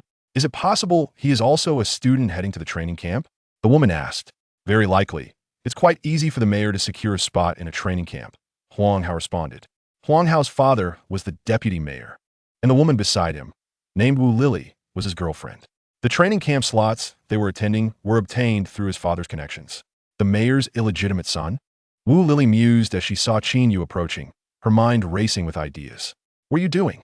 Huang Hao asked urgently. Wu Lily smiled slightly and explained. I'm just going to the restroom. Then hurry. The plane is about to take off. Huang Hao reminded her. Qin Yu boarded the plane. The supervising teacher approached and asked, Are you part of the training camp? Yes, Qin Yu nodded. What is your name? Qin Yu. The supervising teacher found the corresponding name on the list and marked it. Quickly find a seat. The plane is about to take off. All right. Qin Yu stepped into the cabin, casually glancing around. There were not many students eligible for the training camp from Linhai City, and the cabin contained only about 20 individuals. Most of them wore Linhai No. 1 high school uniforms, with only a few dressed in attire from other schools. As Qin Yu surveyed the crowd, they too were curiously assessing him. Initially, they harbored resentment towards Qin Yu for being late, but upon witnessing the helicopter, their grievances were swiftly suppressed, leaving only polite smiles. Qin Yu had assumed that these talented students from Linhai would be arrogant and dismissive, but upon this meeting, he discovered they were quite amiable. At that moment, the Proprietors of weapon shops possess their own forging teams dedicated to supplying their establishments. Qin Yu noticed a flirtatious young woman approaching. With this idea in mind, Qin Yu swiftly took action. This was, of course, Wu Lily. She planned to feign a fall as she neared Qin Yu, conveniently landing in his arms, thus providing herself with an opportunity to engage him in conversation. She had employed this tactic when pursuing Huang Hao in the past. Though uncertain of Qin Yu's identity, it was evident that being personally escorted by the mayor in a helicopter suggested he held a significant status. At the very least, Huang Hao did not possess such privilege. Once she had captivated Qin Yu's interest, she intended to find a reason to dismiss Huang Hao. Wu Lily was confident in her strategy. After all, which man could resist the charms of a beautiful woman? As Wu Lily approached Qin Yu, she calculated the distance perfectly, pivoted on her toes, gasped, and fell gracefully towards him. Upon seeing Wu Lily for the first time, Qin Yu felt a twinge of distaste. He had already prepared to sidestep as she approached. Thus, Qin Yu turned sideways, and Wu Lily fell to the ground with a thud. Chapter 33. Arrival at the Training Camp. Wu Lily struggled to rise from the ground. Her fall having been rather severe, with blood seeping from her nostrils, her expression a picture of disarray. Upon witnessing Wu Lily's tumble beside Qin Yu, Huang Hao instinctively assumed that Qin Yu was the one who had knocked her down. Damn it! Are you trying to get yourself killed? Huang Hao sprang to his feet, charging forward with the demeanor of a street brawler. What the hell? Qin Yu was momentarily taken aback, but seeing Huang Hao approach with intentions of aggression, he knew he could not simply stand there and take the hit. Consequently, he lifted his foot and kicked out. Qin Yu swore he exerted only half of his strength. Yet unexpectedly, Huang Hao was sent flying. Damn it, this guy's faking it. Qin Yu thought reflexively. How could someone chosen for the training camp be so weak? Huang Hao clumsily scrambled to his feet, wiping the blood from the corner of his mouth, and threatened, "Kid, you dare hit me? Are you looking to die? Enough. Sit down properly, and if you cause trouble, get out." The lead instructor's booming voice silenced Huang Hao instantly. "Just you wait." Huang Hao muttered a final threat before sulking back into his seat. The other passengers on the plane looked at Qin Yu with admiration. They had long been displeased with Huang Hao, but were too intimidated by his father's status to confront him. Truly, Qin Yu, being sent by the mayor, showed no respect for Huang Hao at all. After an hour-long flight and a subsequent 3-hour bus ride, the group finally arrived at their destination. It was a dense forest, overrun with tangled trees and weeds that covered every inch of the land. Under normal circumstances, this place would be desolate, a paradise for strange beasts. Yet today, thousands of chosen human prodigies gathered from all directions, preparing for the most pivotal examination of their lives. The bus came to a halt. The lead instructor handed each person a piece of paper emblazoned with 3 bold characters: life and death contract. To clarify, this training camp is exceedingly perilous, potentially threatening your very lives. Those who regret their decision may opt to return home. Those who do not may proceed to sign. Who are you trying to scare? Huang Hao waved his hand dismissively and signed his name. Wu Lily, turning to Huang Hao, softly asked, How, is there really going to be danger? Don't worry, Huang Hao replied with an air of confidence. We aren't the only ones who came in through the back door. If something were to happen to us privileged kids, would the training camp be able to shoulder the blame? True, you're really clever, darling. The others, without much thought, also signed their names. After all, having come this far, how could they possibly give up? For children from ordinary families, this might be the only opportunity to turn their lives around. The lead instructor collected the signatures, regarding the group with a smirk that was both bemused and knowing. Now, I shall assign you your first assessment task, the instructor declared with a resonant voice. The training camp is situated at the summit of this mountain. You all shall depart at 5 o'clock this afternoon.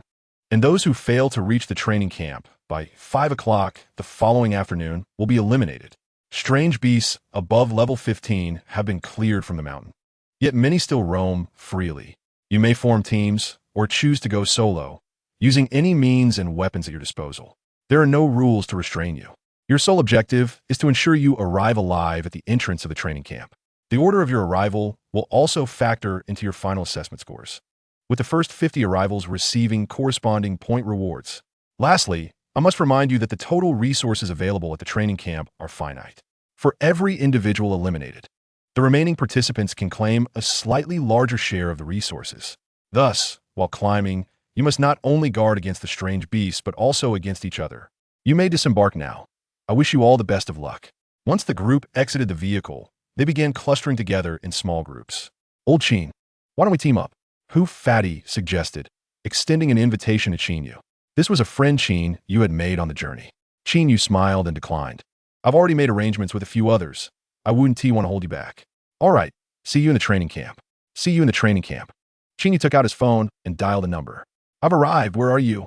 Okay, I'll head over right away. Before departing, Yu Shuang had given Qin Yu's sister's phone number. Her sister was also a participant in this training camp, and meeting her would allow Qin Yu to adapt to the identity of a protector in advance. Why would the Yu family, located in the capital, send their offspring to the training camp in Donghai province? The competition in the capital was exceedingly fierce. Even first-rate families could not send all their descendants to the training camp. In the Yu family, the top-tier prodigies receive direct mentorship from family elders. First-rate students enter the capital's training camp, while second- and third-rate offspring are assigned to training camps in other provinces. However, even the second- and third-rate students cultivated by first-rate families in the capital are more than capable of surpassing the majority present. Chapter 34. I will walk alone. The last candidate for the protectors just called me. They're on their way. A girl resembling Yu Shuang by 3 or 4 points remarked to those around her. This individual was none other than Yu Yan, Yu Shuang's younger sister. Is that from Lehigh City? A boy next to her scoffed. What kind of protector could possibly come from that remote place? I bet not only can he not protect us, but we will have to protect him instead. Not necessarily. We should trust Sister Ru Shuang's judgment, a girl beside Yu Yan countered. 3 members from a Yu family were present, 2 girls and 1 boy. Accompanying the trio were 2 young men, both protector candidates like Qin Yu. After searching the crowd for a while, Qin Yu quickly spotted Yu Yan, who bore a resemblance to her brother, Yu Yan. Qin Yu approached her and greeted, "Hello, are you Yu Yan?" "Yes." Upon seeing the handsome young man, Yu Yan's eyes sparkled, and she smiled. "You must be Qin Yu. Let me introduce you. This is Yu Yu, a level 13 warrior," Yu Yan said, gesturing to the girl beside her. "Hello, hello." Yu Yu grasped Qin Yu's hand firmly, her eyes filled with admiration. "This is Yu Xiangming, a level 13 warrior." Qin Yu gently extricated his hand from Yu Yu's grasp. Although her hand was soft and pleasant to hold, he thought to himself, "But my hands belong solely to the Xianjin blade. Women? Huh, they will only slow my draw." Sensing Yu Xiangming's indifference towards him, Qin Yu chose not to pursue the matter further. "These 2 are Zhang Tianhu and Li Ao, both protector candidates like you." Yu Yan continued with the introductions. "They are both level 14 warriors." "Wow," Qin Yu gasped, taken aback. The average level at the training camp was around level 11, and though the 3 from a Yu family being at level 13 was impressive, it was still acceptable given their origin from the capital. However, those 2 protectors were rather outrageous, boasting an entire 3 levels above the average. Where did the Yu family find such formidable individuals? With a selection standards this high, Qin Yu could already sense the suffocating pressure of fierce competition.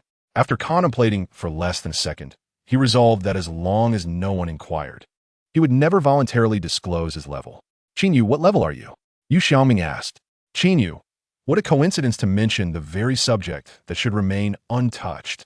In truth, rank does not truly reflect one's prowess, as the illustrious physicist Newton once proclaimed." "What is your rank?"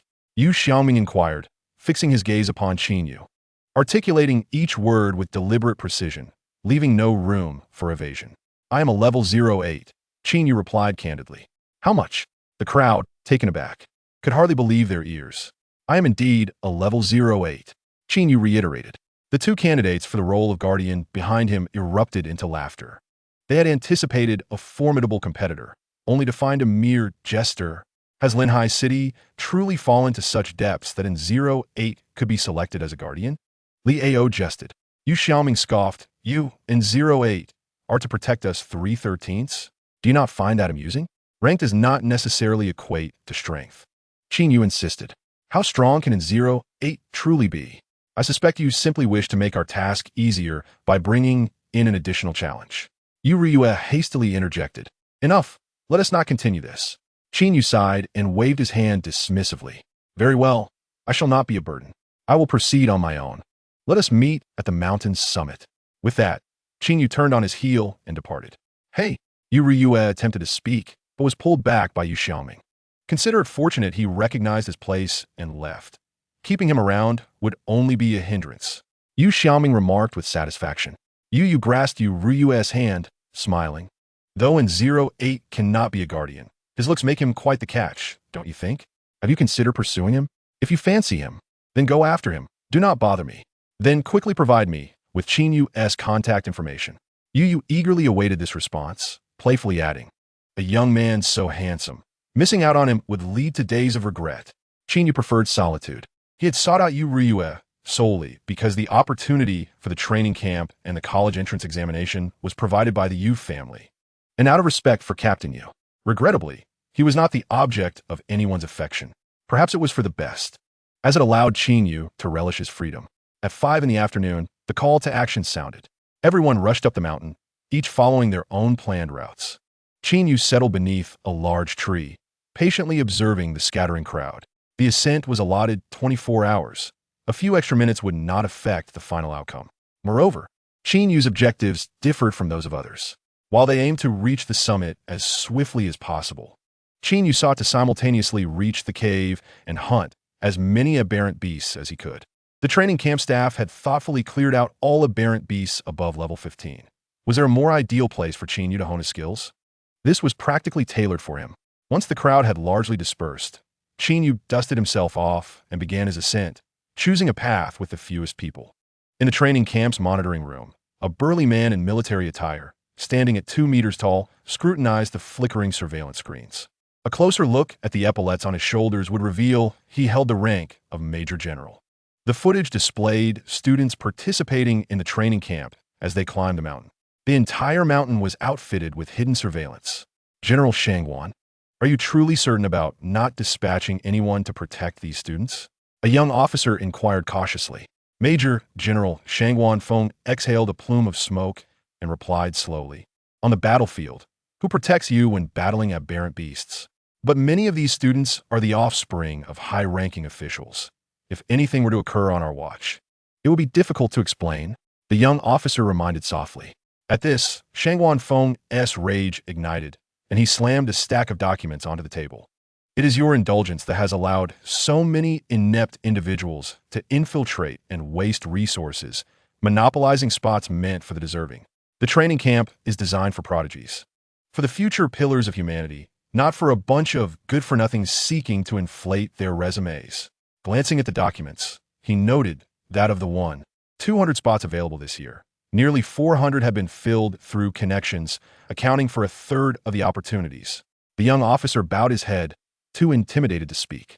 Shangwan Feng took a deep breath to calm himself, then gazed steadily at the surveillance screens, articulating slowly, let a batch of these useless individuals perish. Let it serve as a lesson to others, so that no one dares to exploit connections in the future. While aberrant beasts above level 15 had been eradicated, the number of those below level 15 had surged threefold. The journey up the mountain over the next 24 hours would prove treacherous. Without genuine skill, not only would they struggle to reach the summit, but many would find it difficult to escape the mountain alive. Shangwan Feng aimed to eliminate a contingent of underqualified beneficiaries to eradicate the issue once and for all. As for the aftermath, he would shoulder the burden alone. Chapter 35, A Night Filled with Peril. Qin Yu wielded his Xianjin blade to slice through the underbrush, advancing cautiously. Not long after entering the mountain, he discerned numerous signs of aberrant beasts, such as fur, droppings, and footprints. The density of aberrant beasts here seems rather high, Qin Yu murmured.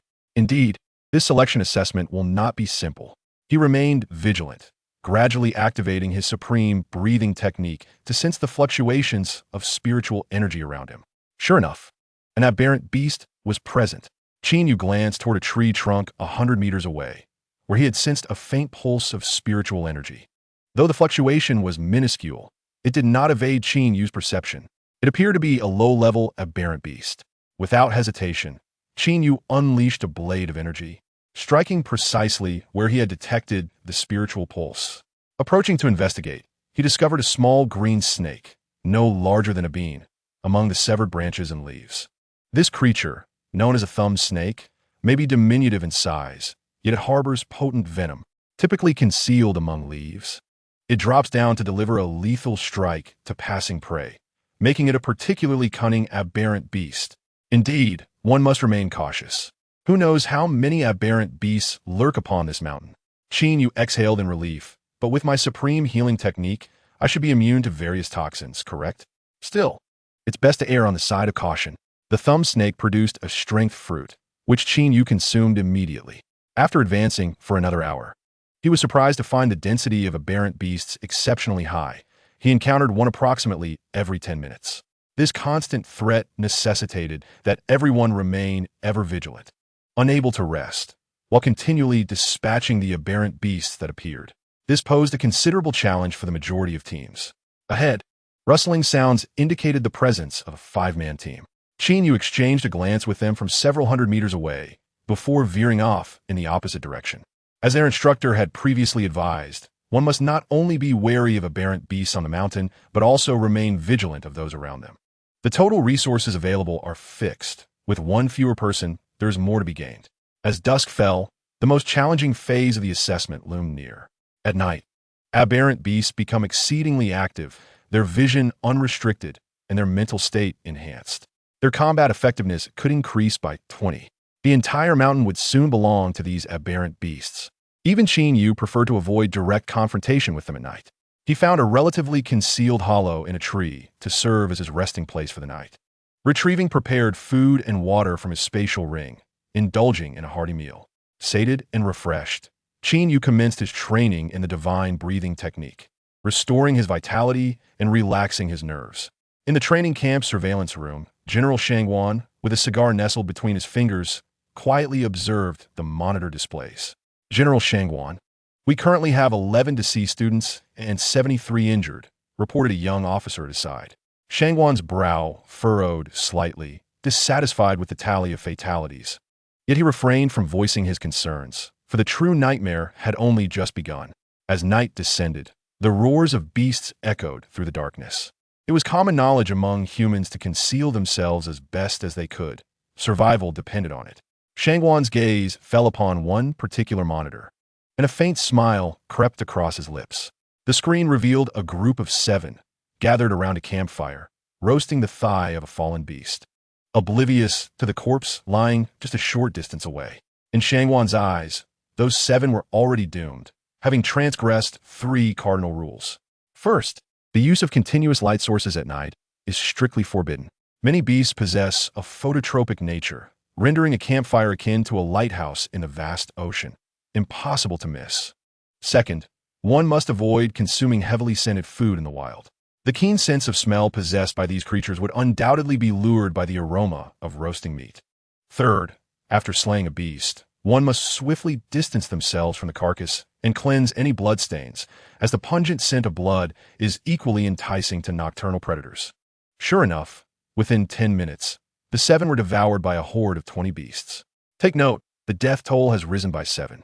Shangwan displayed no emotion, as calm as if he had merely witnessed the demise of 7 chickens. The night had only just begun, and those who had failed to pay attention in class were now paying the ultimate price for their ignorance. In a hollowed tree, Qin Yu suddenly opened his eyes. Had it truly been only 30 minutes since the beasts had begun to approach? Despite having masked his scent with various herbs, a creature had still drawn near. Qin Yu chose not to draw his blade, instead rising swiftly to vacate the area. Throughout the night, Qin Yu continuously shifted positions. No location remained safe for more than half an hour before one or more beasts encroached upon him. Fortuitously, his heightened senses allowed him to depart before danger arrived. As he sought new refuge, he often heard the terrified cries of fellow humans. By dawn, many would surely have perished. Even if he survived the night, exhaustion would weigh heavily upon him.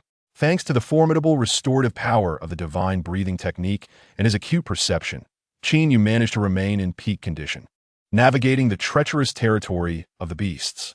However, for others, even with teamwork and cooperation, if the lookout failed to detect an approaching beast, they would inevitably find themselves embroiled in a fierce struggle.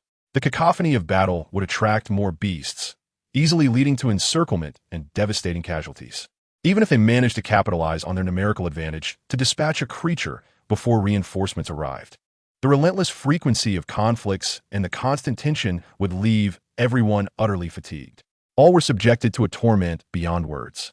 As the dawn light began to break in the east, the first light of day finally emerged, ushering in the transition from night to morning. Sunlight bathed the earth, and Qin Yu leapt down from a towering tree, stretching his limbs. At long last, the dreaded night had passed, and now it was time for the hunt. However, as he adjusted his attire, he suddenly froze, a bitter expression crossing his face. He had been surrounded. Drawing his Xianjin blade, he sensed at least a dozen waves of spiritual energy converging from all directions. By gauging the intensity of the energy fluctuations, he deduced that the strongest beast had reached level 15, while the others ranged between levels 12 and 13. The ability to orchestrate a coordinated ambush indicated that these creatures were social beasts endowed with a modicum of intelligence. "Let me see what you're truly made of," Qin Yu declared, slashing forward with a powerful wave of energy. A howl erupted, followed by a chorus of similar cries. A massive silver wolf, measuring 15 meters in length, burst forth from the underbrush, its icy gaze scrutinizing Qin Yu. "Goodness, is that a Siberian silver wolf?" Qin Yu gasped in astonishment. "Isn't this creature native to Siberia? How could it possibly be here?" Chapter 36. The Time to Hunt. In the training camp surveillance room, General Shangwan observed, "General, the Siberian silver wolf you trained has been released." Shangwan nodded, allowing the wolf to stoke the flames of this assessment further. "But, General, won't this cause excessive casualties? After all, many lives were lost last night," the young officer cautioned in a hushed tone. "Even those who obtain their positions through legitimate means are no match for a Siberian silver wolf." Shangwan chuckled confidently. "Fear not. The Siberian silver wolf I trained possesses an acute sense of smell, capable of seeking out the weakest individuals. It will eliminate all those who slipped through the cracks." With a self-assured grin, Shangwan commanded, "Now, switch the monitor feed. Let us witness my prized wolf's inaugural hunt." The screen shifted to reveal a silver behemoth confronting a young man wielding a golden blade. "What is the name of this unfortunate soul?" Shangwan inquired. The young officer hastily conducted a facial recognition scan. "His name is Qin Yu, hailing from Lehigh City." "Qin Yu?" Shangwan mused, recalling the name from the list of those who had taken shortcuts. "Have all his companions perished?" The young officer quickly checked the records. "No, General. He has been alone the entire time." "Alone?" Shangwan raised an eyebrow in surprise. "It is quite remarkable for someone to survive the night unscathed. He appears well-groomed. Perhaps luck was on his side." Shangwan speculated. "Perhaps he possesses a treasure that conceals his aura. However, his fortune has surely run out." Intrigued, Shangwan continued to watch the monitor, akin to a spectator observing a pack of wolves encircle a solitary monkey. Yet, Qin Yu's subsequent actions exceeded Shangwan's expectations.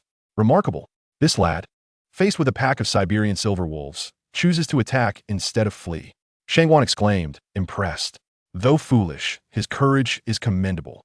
Nevertheless, the outcome will ultimately be the same. How does one escape being surrounded by wolves? Simply carve out an opening and charge forth. With Qin Yu's speed, he might just evade their claws. But why flee? This is a bounty of fortune, ripe for the taking. In an instant, Qin Yu pivoted, unleashing a flurry of slashes with his blade. With a whoosh, 3 blade phantoms sliced through the air toward the silver wolves behind him. While a 100-blade slash may not suffice to defeat the Wolf King, dispatching a level 13 wolf was certainly within his capabilities. The silver wolf, taken aback by its prey's audacity, instinctively leapt to evade the oncoming attacks. Yet, the 3-blade phantoms had already sealed off its escape route. The wolf narrowly dodged the first strike, but was struck by the subsequent 2 blows. A single strike landed squarely on the silver wolf's flank, leaving a gash deep enough to reveal bone. Wolves are said to possess heads of bronze, bodies of iron, and waists of tofu. This blow was sufficient to render the silver wolf utterly incapable of continuing the fight. With a mournful howl, the silver wolf collapsed to the ground, completely paralyzed. In the monitoring room, Shangwan Feng frowned slightly, murmuring to himself. Could it be that this Siberian silver wolf had mistaken its target? After all, with such a strike, it was improbable that this lad was the weakest in vitality.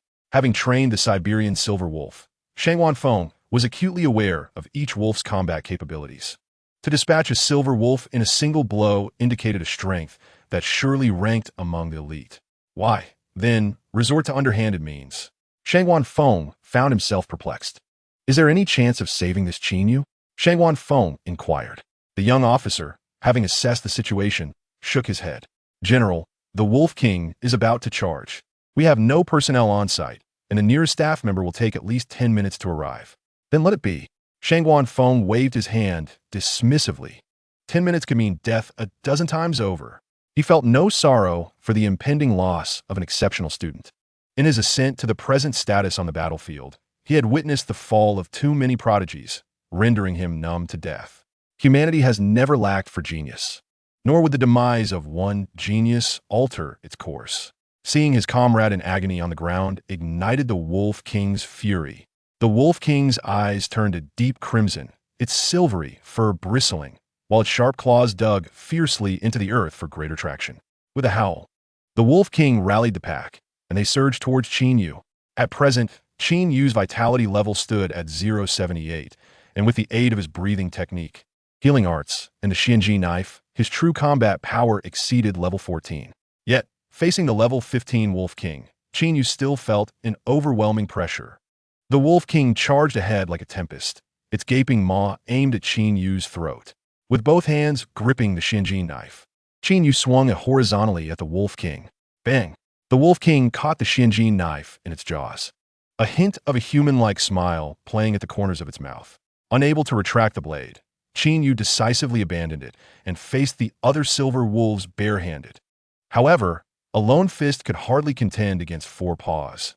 Even a hero could falter against sheer numbers.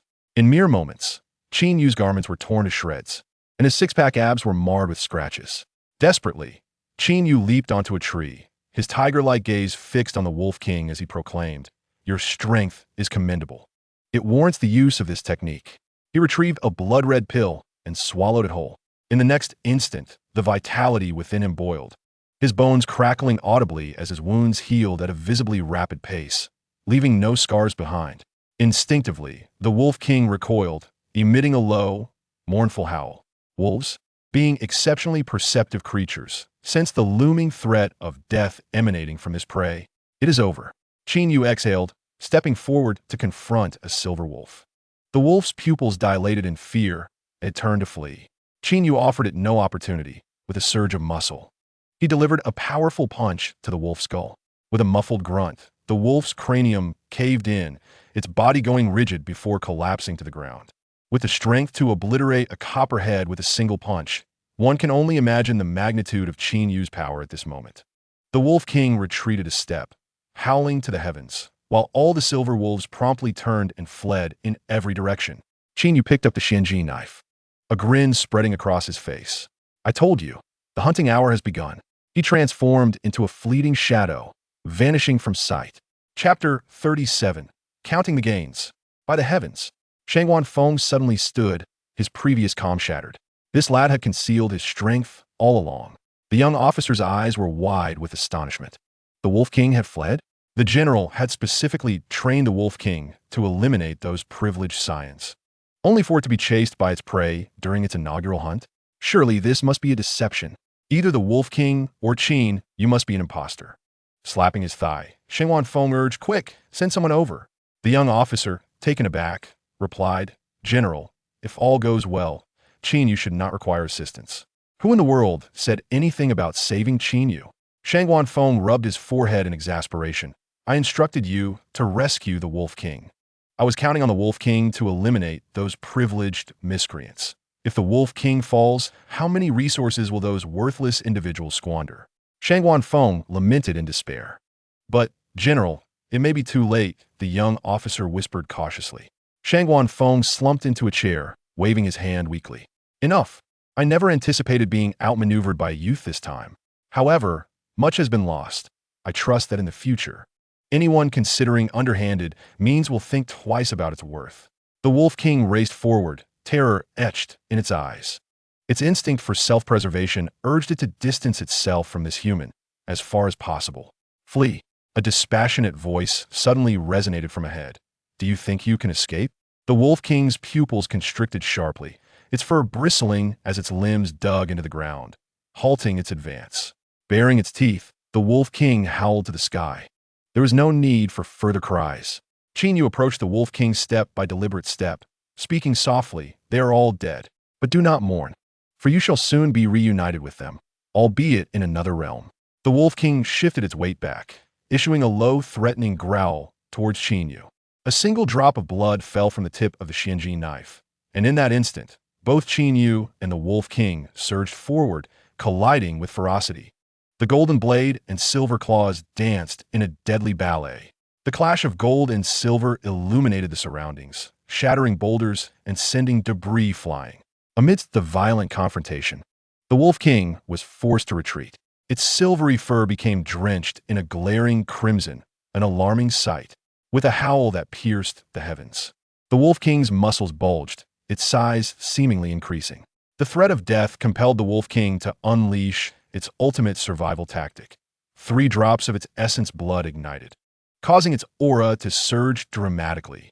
Sensing the Wolf King's rising momentum, Qin Yu dared not underestimate it, swiftly retreating. Yet, after forcing Qin Yu back, the Wolf King chose to turn and flee. The means to preserve its life were for survival, not for reckless sacrifice. The Wolf King never forgot this principle. So it was merely a bluff. "Can you withstand my technique worth 30,000? Qin Yu shouted, 100-blade slash. Ultimately, the Wolf King could not escape Qin Yu's grasp. As a Xianji knife pierced its heart, regret flooded the Wolf King's eyes. Why? Why was this prey, seemingly the weakest in vitality nearby, exhibiting such formidable combat prowess? The Wolf King had no time to ponder further. With a howl, the Wolf King departed this world, filled with confusion and regret. "It is over." Qin Yu exhaled, grasping the scroll that floated from the Wolf King's body. "Congratulations, you have acquired the God-level array technique." God-level array technique. Type: magic, quality, God-level. Introduction. This tome draws inspiration from the 4 great arrays, amalgamating the myriad formations from across the realm, encapsulating the pinnacle of array, crafting experiences and techniques. Mastery of this knowledge may grant one the power to slay deities. Note: this book serves solely as an instructional manual, providing experiences and techniques without detailing the specific strategies for various formations. Another divine skill, yet akin to alchemy, it offers only techniques without the accompanying formulas. It seems that to set up formations, one must acquire array schematics similar to alchemical recipes. It appears I shall need to slay more exotic beasts in the future. Qin Yu shrugged, feeling an added impetus to hunt these creatures. First, let us see what treasures the remaining silver wolves have yielded. A speed fruit. Qin Yu casually tossed the fruit into his mouth, chewing a few times before swallowing. Purple gold mystic iron, a fine material for forging, excellent. A brand flower, a potion-making ingredient. Let us collect that. Qin Yu consumed the fruit directly, while the forging and alchemical treasures were stored in his spatial ring. After searching thoroughly, he found no books or scrolls. The treasures dropped were indeed tiered in quality. For Qin Yu, the most valuable items were the various divine skills. His progress thus far was largely attributed to their influence. Following closely were techniques akin to the 100-blade slash. Although the 100-blade slash was of lesser rank, it suited Qin Yu's current stage perfectly. Let us tally the count. There seems to be one more. Qin Yu smacked his forehead, suddenly recalling. The first wolf he attacked was merely wounded but not slain. He hurried back to the spot and, indeed, found a silver wolf lying there, barely clinging to life. One swift cut, a flash of white light coalesced before Qin Yu, revealing a scroll. What a splendid item. Qin Yu's eyes sparkled as he hastily reached out to take it. Congratulations. You have acquired the shadowless step of mist and clouds. Shadowless step of mist and clouds. Type: step technique. Quality: excellent. Description: amidst the misty rain, the steps leave no trace. When mastered, it can create countless phantoms, making it difficult to discern the real from the illusion. How marvelous. An excellent level technique, one rank higher than a 100-blade slash. Qin Yu tucked the scroll away and swiftly departed from the area. As dawn broke, everyone commenced their ascent, and naturally, Qin Yu could not lag behind. He leaped through the forest, moving at a rapid pace. The effect of the crimson blood pill lasts for half an hour, and Qin Yu dispatched the Wolf King in approximately 5 minutes. Thus, for the next 25 minutes, he was virtually invincible on this mountain. He had no need to fear any exotic beasts. One would fall to him, or 2 would perish in tandem. While leaping, Qin Yu suddenly heard two familiar voices. Could it be them? He halted, a dangerous curve forming at the corner of his mouth. Didn't you say this place was safe? Wu Lily lamented, her voice quavering with distress. Had I known, I wouldn't have come to this wretched place. It's all your fault. Huang Hao leaned against a large tree, his eyes filled with resentment, his whole body trembling with rage. Both of them appeared quite disheveled, their clothes torn and scratched, bloodied wounds marring their faces, arms, backs, and chests, presenting a rather pitiful sight. I'm going to die here, all because of you, Wu Lily incessantly whined. You need to call your dad immediately and have him send a plane to rescue us. Shut up, Huang Hao roared in anger. You dare yell at me? Wu Lily's face was a portrait of grievance. I'm about to die here, and you still yell at me? Men are truly worthless. Break up, break up. Huang Hao sprang to his feet with a start. Witnessing Huang Hao's frantic movement, Wu Lily smirked inwardly, thinking, does she really think she can control me? Break up? Huang Hao seized Wu Lily by the hair and slammed her against a nearby tree. Her scream echoed as she was struck, blood flowing from her head. You audacious harlot dare to speak of breaking up? Do you truly think so highly of yourself? Huang Hao's eyes blazed with fury as he shouted, without me. You're merely a barmaid. What do you think you are? Chapter 38. The Yu family S3 encounter calamity, a forceful rescue. You filthy harlot. If I hadn't noticed your good service, would you even dare to accompany me here? Do you know who I am? How dare you complain to me? Huang Hao grasped Wu Lily's head, repeatedly smashing it against the tree trunk while frantically cursing. Since you became my woman, you think you can flirt with other men? Who gave you the audacity? I didn't. Wu Lily trembled as she protested, still denying it. Do you take me for a fool? Huang Hao said darkly. The airplane's restroom is at the back. Why did you run to the front to use it? Just because that Qin Yu was sent by the mayor? Just because he's better looking than me? You want to wear a green hat for me? Huh? I'd kill you, and no one would dare say a word. Wu Lily cradled her head, screaming and desperately pleading. I was wrong. Huang Hao, please forgive me. I've had my fill of you. Huang Hao whispered into Wu Lily's ear. Once I return, I'll send your entire family to accompany you. And that Qin Yu. And those bastards who refuse to team up with me. They all deserve to die. Their families too. Huang Hao laughed maniacally. The grip on Wu Lily tightened, and despite her struggles, she could not budge him an inch. With a series of dull thuds, Wu Lily soon ceased her resistance. Huang Hao unceremoniously discarded her lifeless body aside, spitting on it with disdain. Suddenly, a sigh emanated from behind him. Huang Hao jolted, spinning around. Upon seeing the figure, he froze in place. Qin Yu, what are you doing here? Having just slain the Wolf King, the aura of slaughter still clung to Qin Yu. With traces of the Wolf King's blood staining his face, his tattered clothing giving him the appearance of a vengeful specter.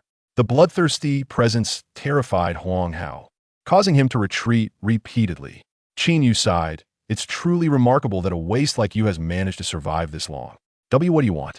Huang Hao, leaning against the tree where Wu Lily had just been killed, trembled as he brandished a short knife toward Qin Yu.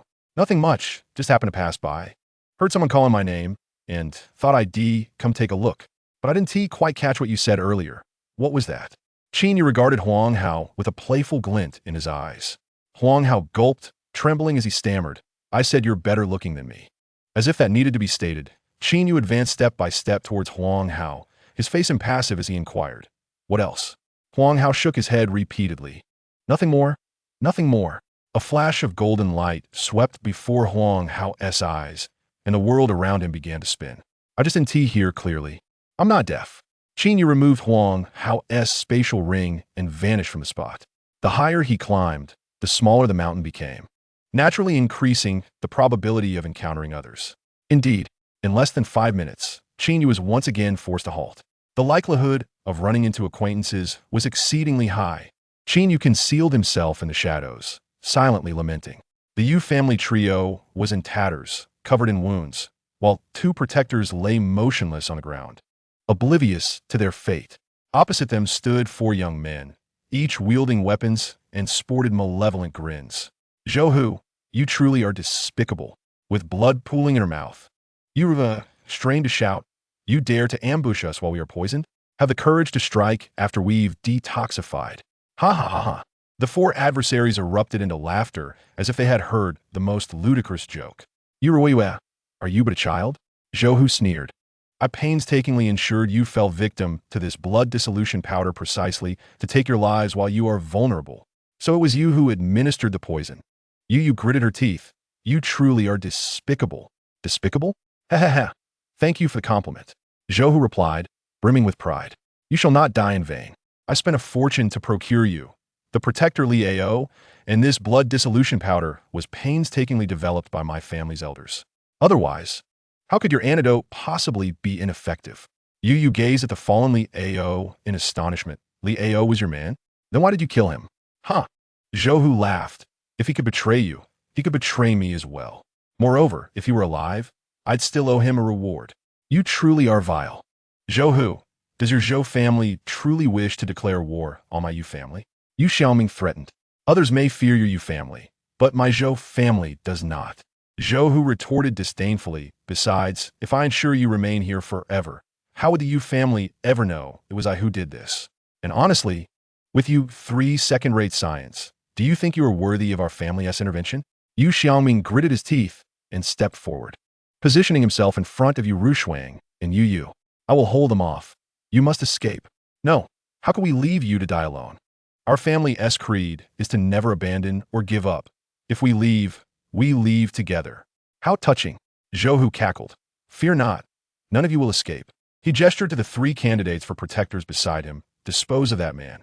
As for the two women, a lewd grin spread across his face. Bind them. Do not even think about it. Yu roared, drawing her weapon in a desperate attempt to end her own life. Even in death, you shall not tarnish my honor. Oh, you wish to die?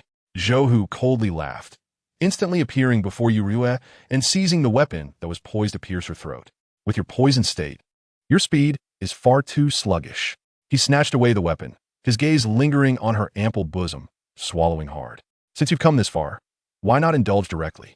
Zhou wickedly pondered, his hand instinctively reaching toward the particular area. But the sensation he anticipated was absent. Hard. Flat. Zhou looked down to find he was grasping a golden dagger. His heart raced as he followed the hilt of the dagger, his pupils constricting in shock.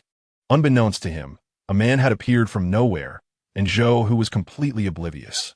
Brother, you must not lay a hand on this woman, the man said innocuously, or I would not know how to report to my commander. The next moment, Zhou was sent flying. Chapter 39. One man shakes the arena. Caught off guard, Zhou was hurled backward. Fortunately, his protectors caught him, preventing a disastrous fall. Who are you? Zhou steadied himself, glaring angrily at Qin Yu for daring to meddle in Zhou family affairs. The three members of the Yu family felt a wave of relief upon seeing Qin Yu. Yu quickly urged, Qin Yu, run. Go back and tell my sister that the one who tried to kill me is Zhou. Upon hearing this, Zhou immediately commanded his three protectors, keep him here. Do not let him escape. No problem. The three protectors dismissed Qin Yu as inconsequential. Once they set their sights on someone, escape was impossible. Their figures flickered, quickly forming a triangle to encircle Qin Yu. Qin Yu, we will cover you while you break through, Yu declared resolutely, weapon in hand. Qin Yu patted Yu's shoulder, his demeanor calm as he responded. They are merely three clowns. Killing them will suffice. Ha. The trio laughed. Even faced with death, he still dares to be defiant. Their derisive laughter only solidified Qin Yu's resolve. Qin Yu sheathed his golden dagger, his expression composed as he addressed the three. Will you approach one by one? Or all at once? The disdainful gaze of one of them ignited fury. You are not worth us attacking together. The man charged forward, his short blade glinting ominously with murderous intent. Commendable courage. Qin Yu raised his right hand, awaiting the perfect moment. A sharp crack echoed, resonating in the ears of all present. Everyone froze, unable to believe their eyes. The formidable protector had been sent flying by a single slap from Qin Yu, crashing into a nearby tree. The fallen protector struggled to rise, bloody teeth spilling from his mouth. This stunned everyone into silence. No one dared to act rashly. One man had intimidated the entire arena. Qin Yu turned to the three members of the Yu family, his tone unruffled as he stated, You are saved. Had Qin Yu made this proclamation moments ago, no one would have believed him. But now, who would dare question his capabilities? A single slap had sent a level 14 martial artist flying. His strength must be nearing level 16.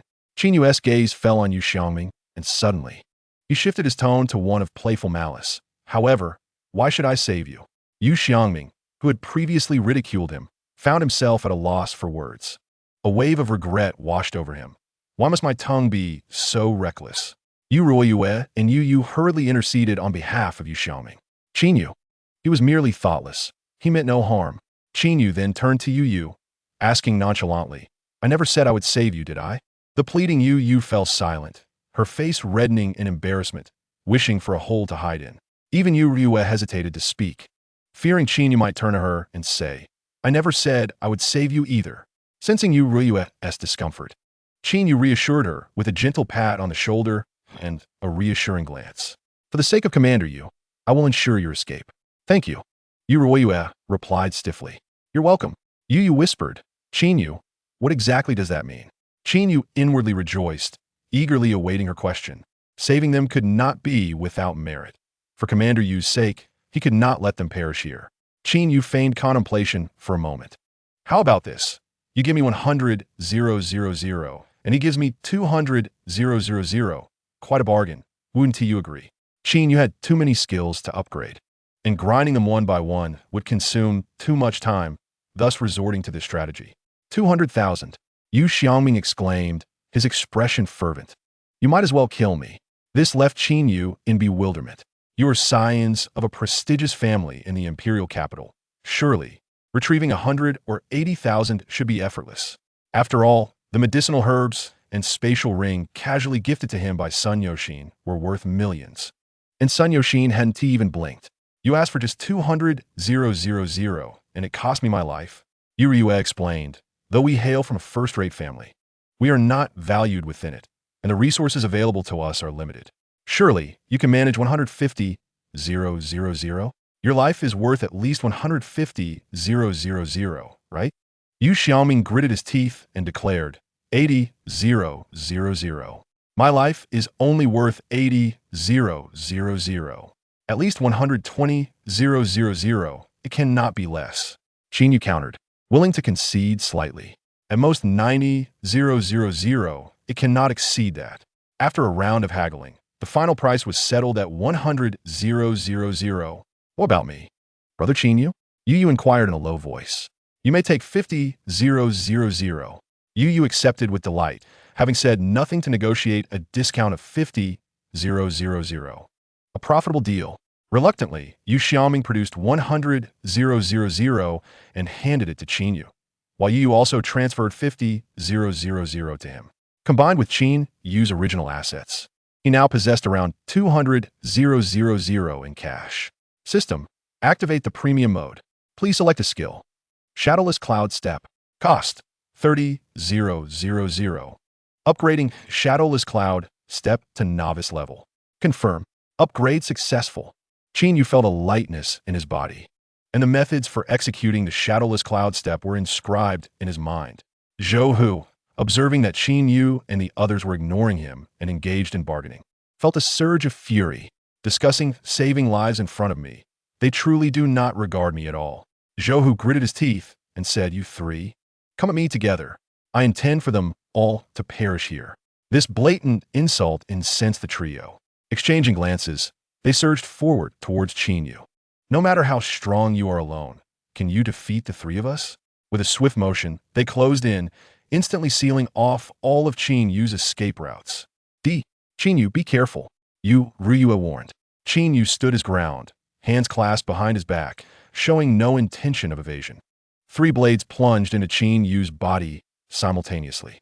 Ha, is that all? The trio relaxed, expecting a fierce battle, only to find him so easily overwhelmed.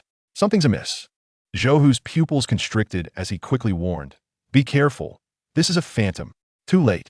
Qin Yu's voice echoed, and at that moment, a golden blade erupted from one man's chest. The remaining two felt a chill run down their spines and retreated immediately. Thinking of escaping? Not a chance. Qin Yu's voice resonated from all directions, his figure flickering as if surrounded by swirling clouds. Zulfast. Before they could even discern Qin Yu's form, multiple wounds appeared on their bodies. In a flash of golden light, a line of blood appeared on their necks, and with a thud, they fell helplessly to the ground. Zhou Hu's expression shifted dramatically. and without hesitation, he turned to flee. Chapter 40. Yu Xiaoming's Humiliation. Aren't you the one who wants us all dead here? Qin Yu blocked Zhou Hu's path. Zhou Hu staggered back in fear. What benefits did the Yu family give you? I, Zhou Hu, can offer you double or even 10 times that. Qin Yu appeared to ignore him, advancing step by step with a bloodied golden blade in hand.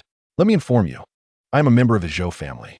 If you kill me, the Zhou family will never let you off. Zhou Hu, realizing his bribes were ineffective, resorted to threats while secretly retrieving a pill from his spatial ring. A prestigious family from the imperial capital, Qin Yu paused his steps, genuinely reluctant to offend.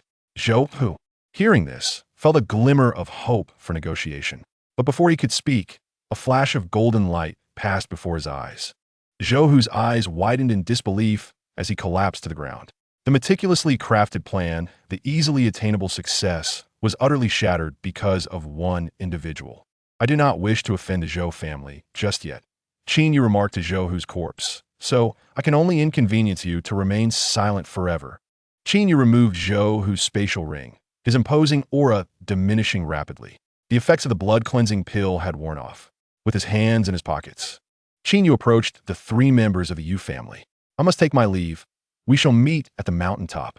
Wait, Yu Xiaoming hastily called after him. What is it? We are currently poisoned, our vital energies dissipating. If we encounter any beasts now, we will undoubtedly perish. Yu Xiaoming lowered his head, his face flushed as though it could bleed. Earlier, he had driven Qin Yu away, and now he had to shamelessly plead for his return. The dignity he had built over 20 years was lost in a single day.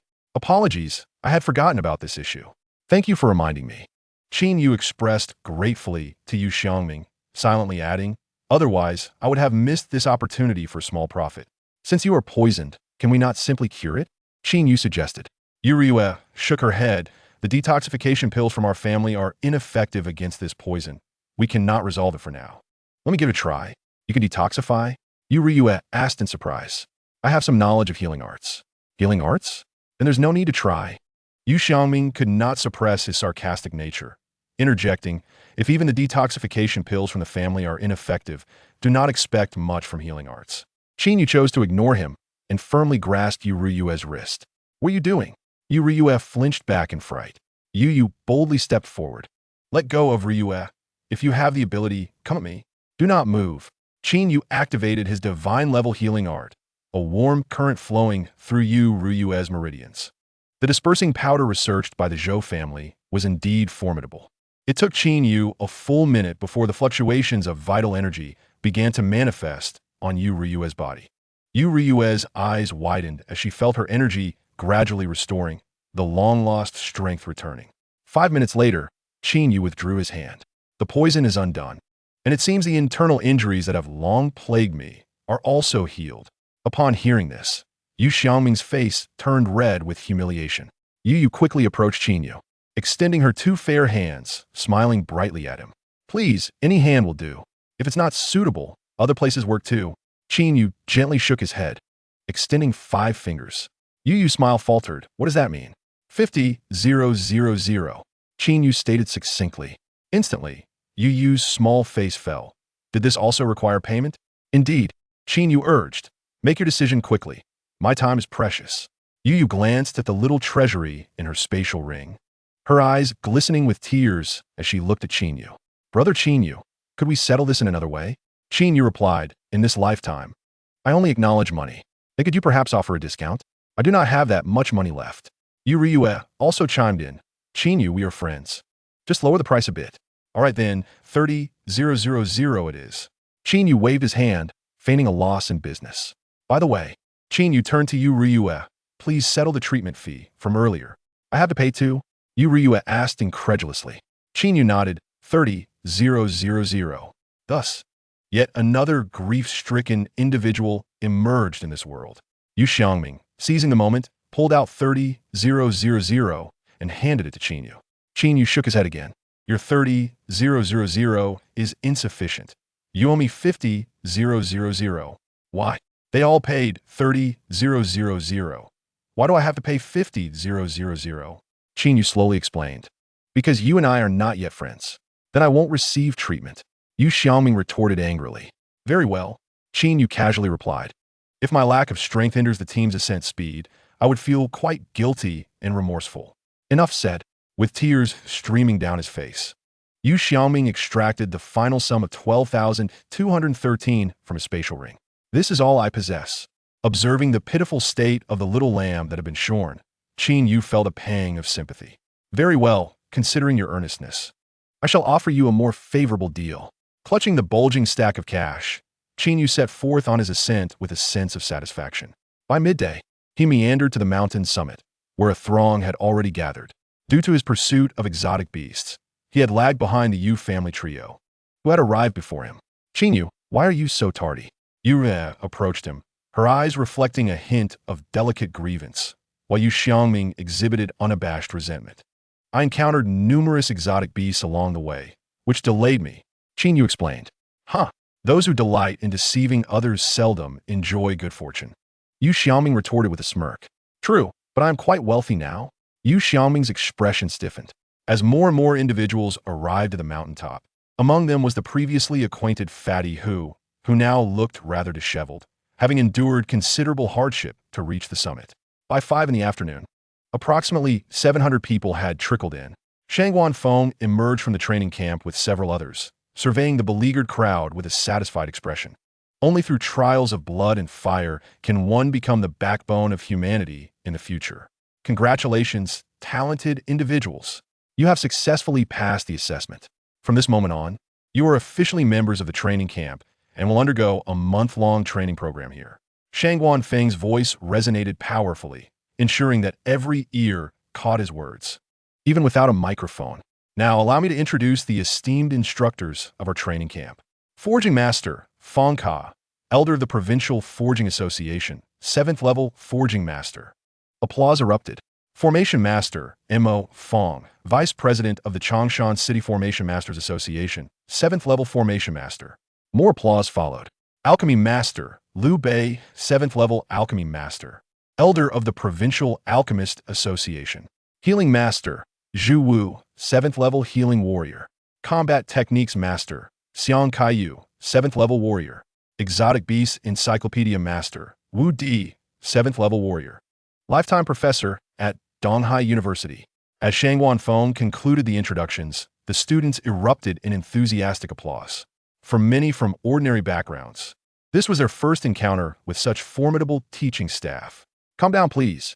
Shangguan Feng raised his hand to restore silence. In addition, the training camp offers a large spirit gathering array and ample cultivation assistance elixirs. Rare forging metals and expensive alchemical materials will be readily available here. Resources that you seldom encounter elsewhere.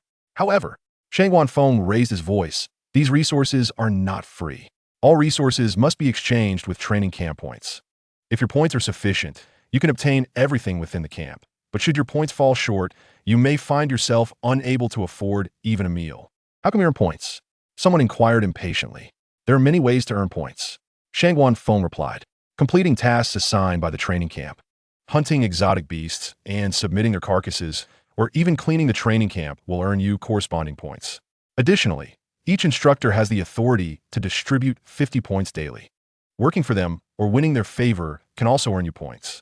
After explaining, Shangguan Feng looked out at the crowd and asked, Is there any confusion? No. When can we enter? Someone eagerly queried. Not so fast. We still have 2 lists to announce. Shangguan Feng said, as 2 staff members brought forth a list. The first list revealed the top 50 students who arrived at the training camp. The list unfurled. First place, Shangguan Yun. Second place, Zhuge Yi. Third place, Ouyang Qiaoyan. Fourth place, Ouyang Song. Fifth place, Shangguan Gu. Sixth place, Zhuge Tianxiao. Among the top 10, 9 spots were dominated by the Shangguan, Zhuge, and Ouyang families. The chaotic rankings of the 3 compound surnames suggested that their teams had reached the summit in roughly the same time, entangled in competition as they ascended. Are these 3 families truly that formidable? Qin Yu inquired, curiosity piqued. Yu elucidated. The Shangguan, Zhuge, and Ouyang families are the most prestigious clans in the imperial capital. Your Yu family cannot compare? Yu nodded. Though the Yu family ranks among the first-tier clans, we are relatively weaker compared to the true top-tier families, such as the Shangguan, Zhuge, and Ouyang clans. For instance, Manhwaedit, while only considered a second or third tier within his family, had already attained level 15. A level 15 cannot even enter the first tier. The foundation of these top-tier families is indeed formidable. Qin Yu murmured. Yu approached, saying, Qin Yu, your strength should not be inferior to Manhwaedit's, right? Qin Yu shook his head, explaining, when I saved you, I had consumed a pill. My usual strength is not that formidable. Upon hearing this, Yu Xiaoming's eyes brightened. No wonder he was so powerful back then. He must have taken a pill to forcibly enhance his strength. Yu Xiaoming mused. He too possessed such pills, but when poisoned, they had proven ineffective.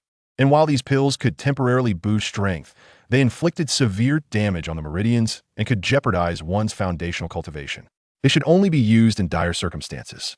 Yu Xiaoming felt elated, for what could be more gratifying than knowing Qin Yu was not as strong as he appeared. Meanwhile, Yu Ruyue and Yu Yu felt disheartened. To save us, he disregarded the damage to his meridians and forcibly enhanced his strength. Yu regretted her earlier anger at Qin Yu's financial demands. If given the chance, I will surely make amends to Qin Yu. Yu took the initiative to comfort Qin Yu, stating Manhwaedit and the others practice ancestral breathing techniques, enabling them to cultivate at a rate several times faster than ours. If you were to practice that breathing technique, your strength would surely surpass theirs. Indeed. As the list unfurled completely, Qin Yu spotted the names of the Yu family trio at ranks 434, 445. It seemed that despite the unforeseen circumstances, their speed remained commendable. Shangguan Feng announced, the first place on the list will receive 50 points. Second through 10th places will earn 20 points. 11th through 50th places will receive 10 points. Hearing that he had already earned 10 points before officially entering the training camp, Yu Xiaoming immediately began to boast. Qin Yu, little brother, if you ever run short of points, just come to Big Brother. I can sell you some. 1 point for 10,000, quite a bargain, isn't it? Qin Yu chose to ignore him. Hey, Yu, don't undermine me, Yu Xiaoming said, displeased. The second list ranked everyone based on their performance during the ascent.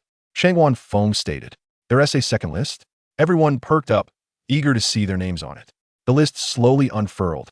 First place, Qin Yu. Second place, Manhwaedit. Third place, Ouyang Qiaoyan. Fourth place, Zhuge.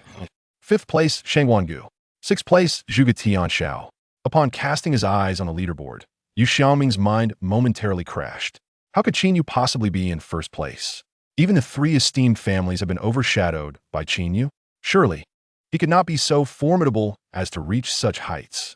Yu Xiaoming felt as though the entire world conspired against him. Why was it that every time he indulged in mockery, he was inevitably met with a slap in the face? How many times had this transpired today?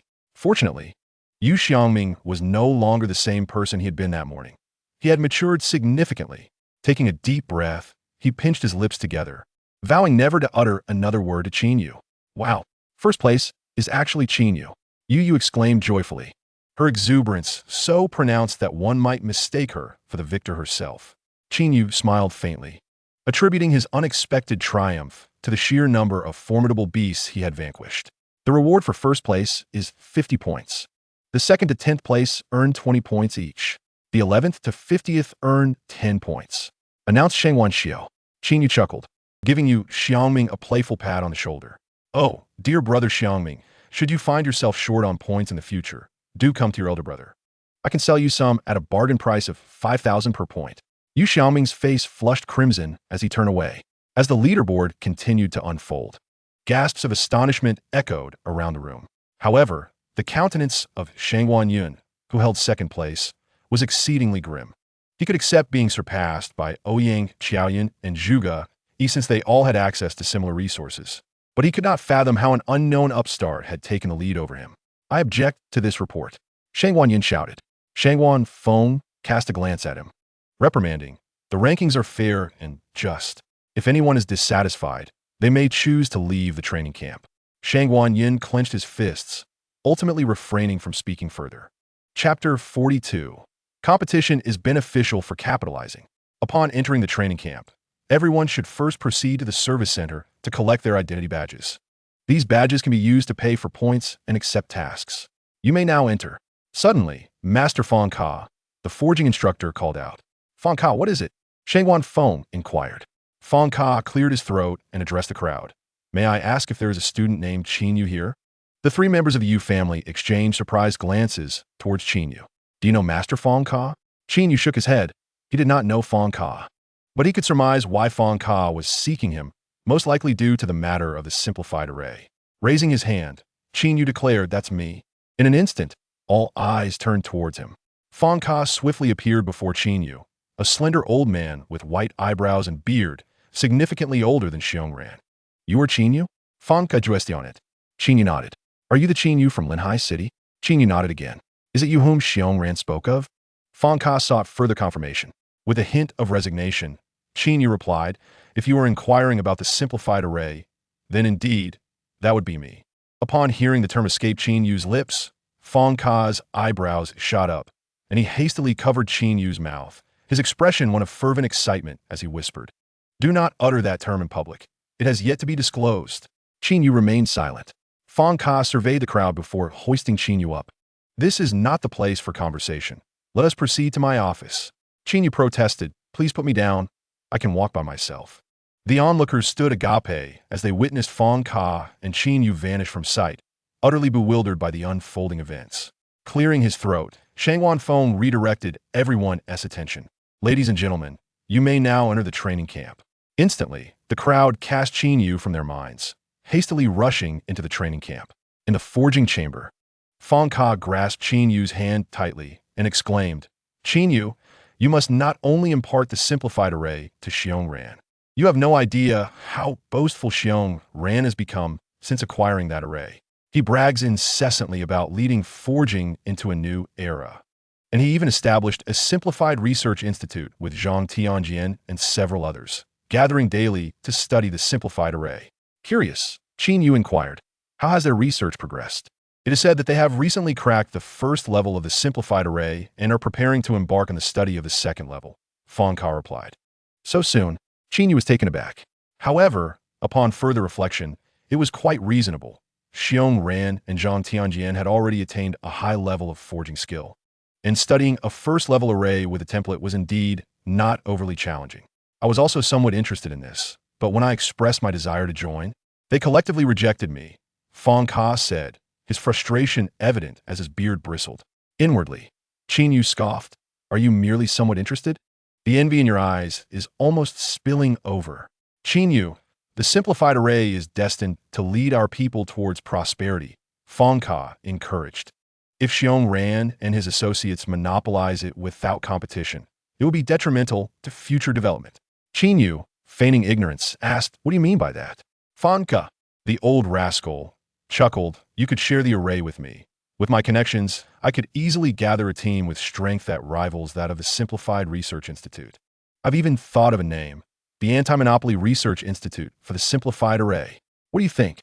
Qin Yu fell into contemplation. Once the first-level simplified array was unveiled to the world, it would lose its value. It was prudent to capitalize on its final worth while he still could. Moreover, once Fong Ka's team was established, it would create a competitive dynamic against Xiongran's group. Whether competition would benefit development was uncertain, but it would undoubtedly allow Qin Yu to reap the rewards. Once his divine forging technique was upgraded and he mastered the second-level simplified array, he could sell it to whichever team offered the highest bid. The ensuing frenzy would be delightful. With this thought, Qin Yu's face broke into a radiant smile. "Master Fong Ka, that is certainly agreeable." Upon hearing this, Fong Ka's face lit up with joy. "Since you are willing to share the simplified array with me, I shall not be stingy. Henceforth, the 50 points I freely allocate each day will all belong to you." Qin Yu smiled, thanking him. In front of Fong Ka, he promptly inscribed the simplified array. Afterward, Fong Ka, clutching the array, fell into a trance, murmuring incessantly, "It is simply too ingenious, too perfect. No wonder Xiongran wouldn't let me see it." Qin Yu took a few steps back. It was wise to remain uninvolved in the personal grievances of the eminent. "Master Fong Ka, I must take my leave now. Please remember to credit my account with the 50 points daily." Fong Ka did not respond, leaving Qin Yu uncertain if he had heard him. Not wishing to linger, Qin Yu quietly exited and closed the door behind him. Upon reaching the service center, he discovered the three members of the Yu family waiting for him at the entrance. Upon spotting Qin Yu, Yu waved exuberantly. "Qin Yu, over here." Qin Yu approached and asked, "Why haven't you all gone to claim your dormitory? Yu wants to be next to your dorm. As Yu elaborated. So we shall wait here for you. Yu's face flushed crimson. I just feel that since the four of us are acquainted, it's nice to stick together for mutual support. By the way, what did Teacher Fonka want from you?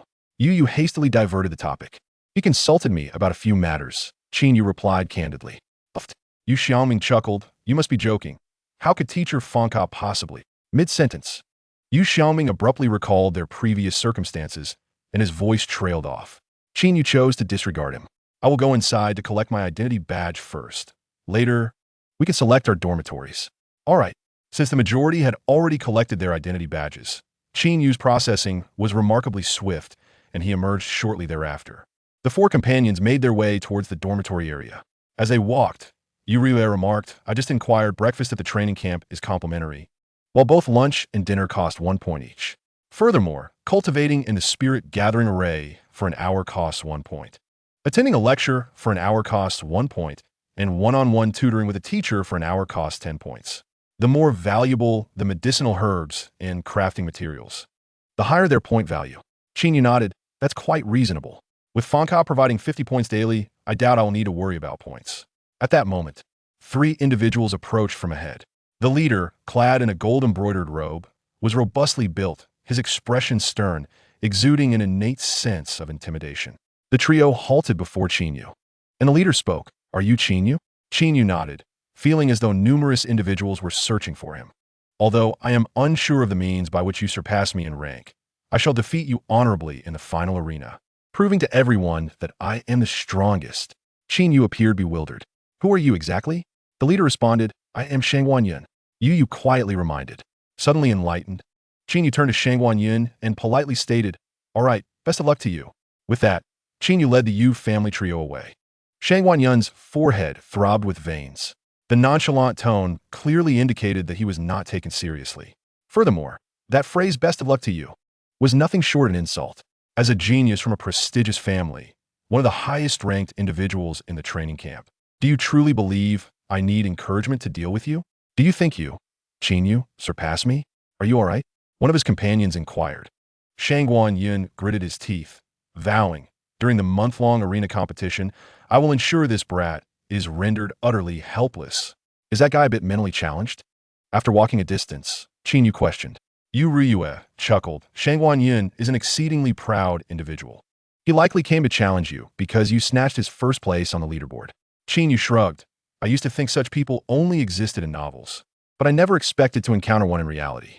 The dormitories in the training camp were all single occupancy, not opulently decorated, and somewhat compact.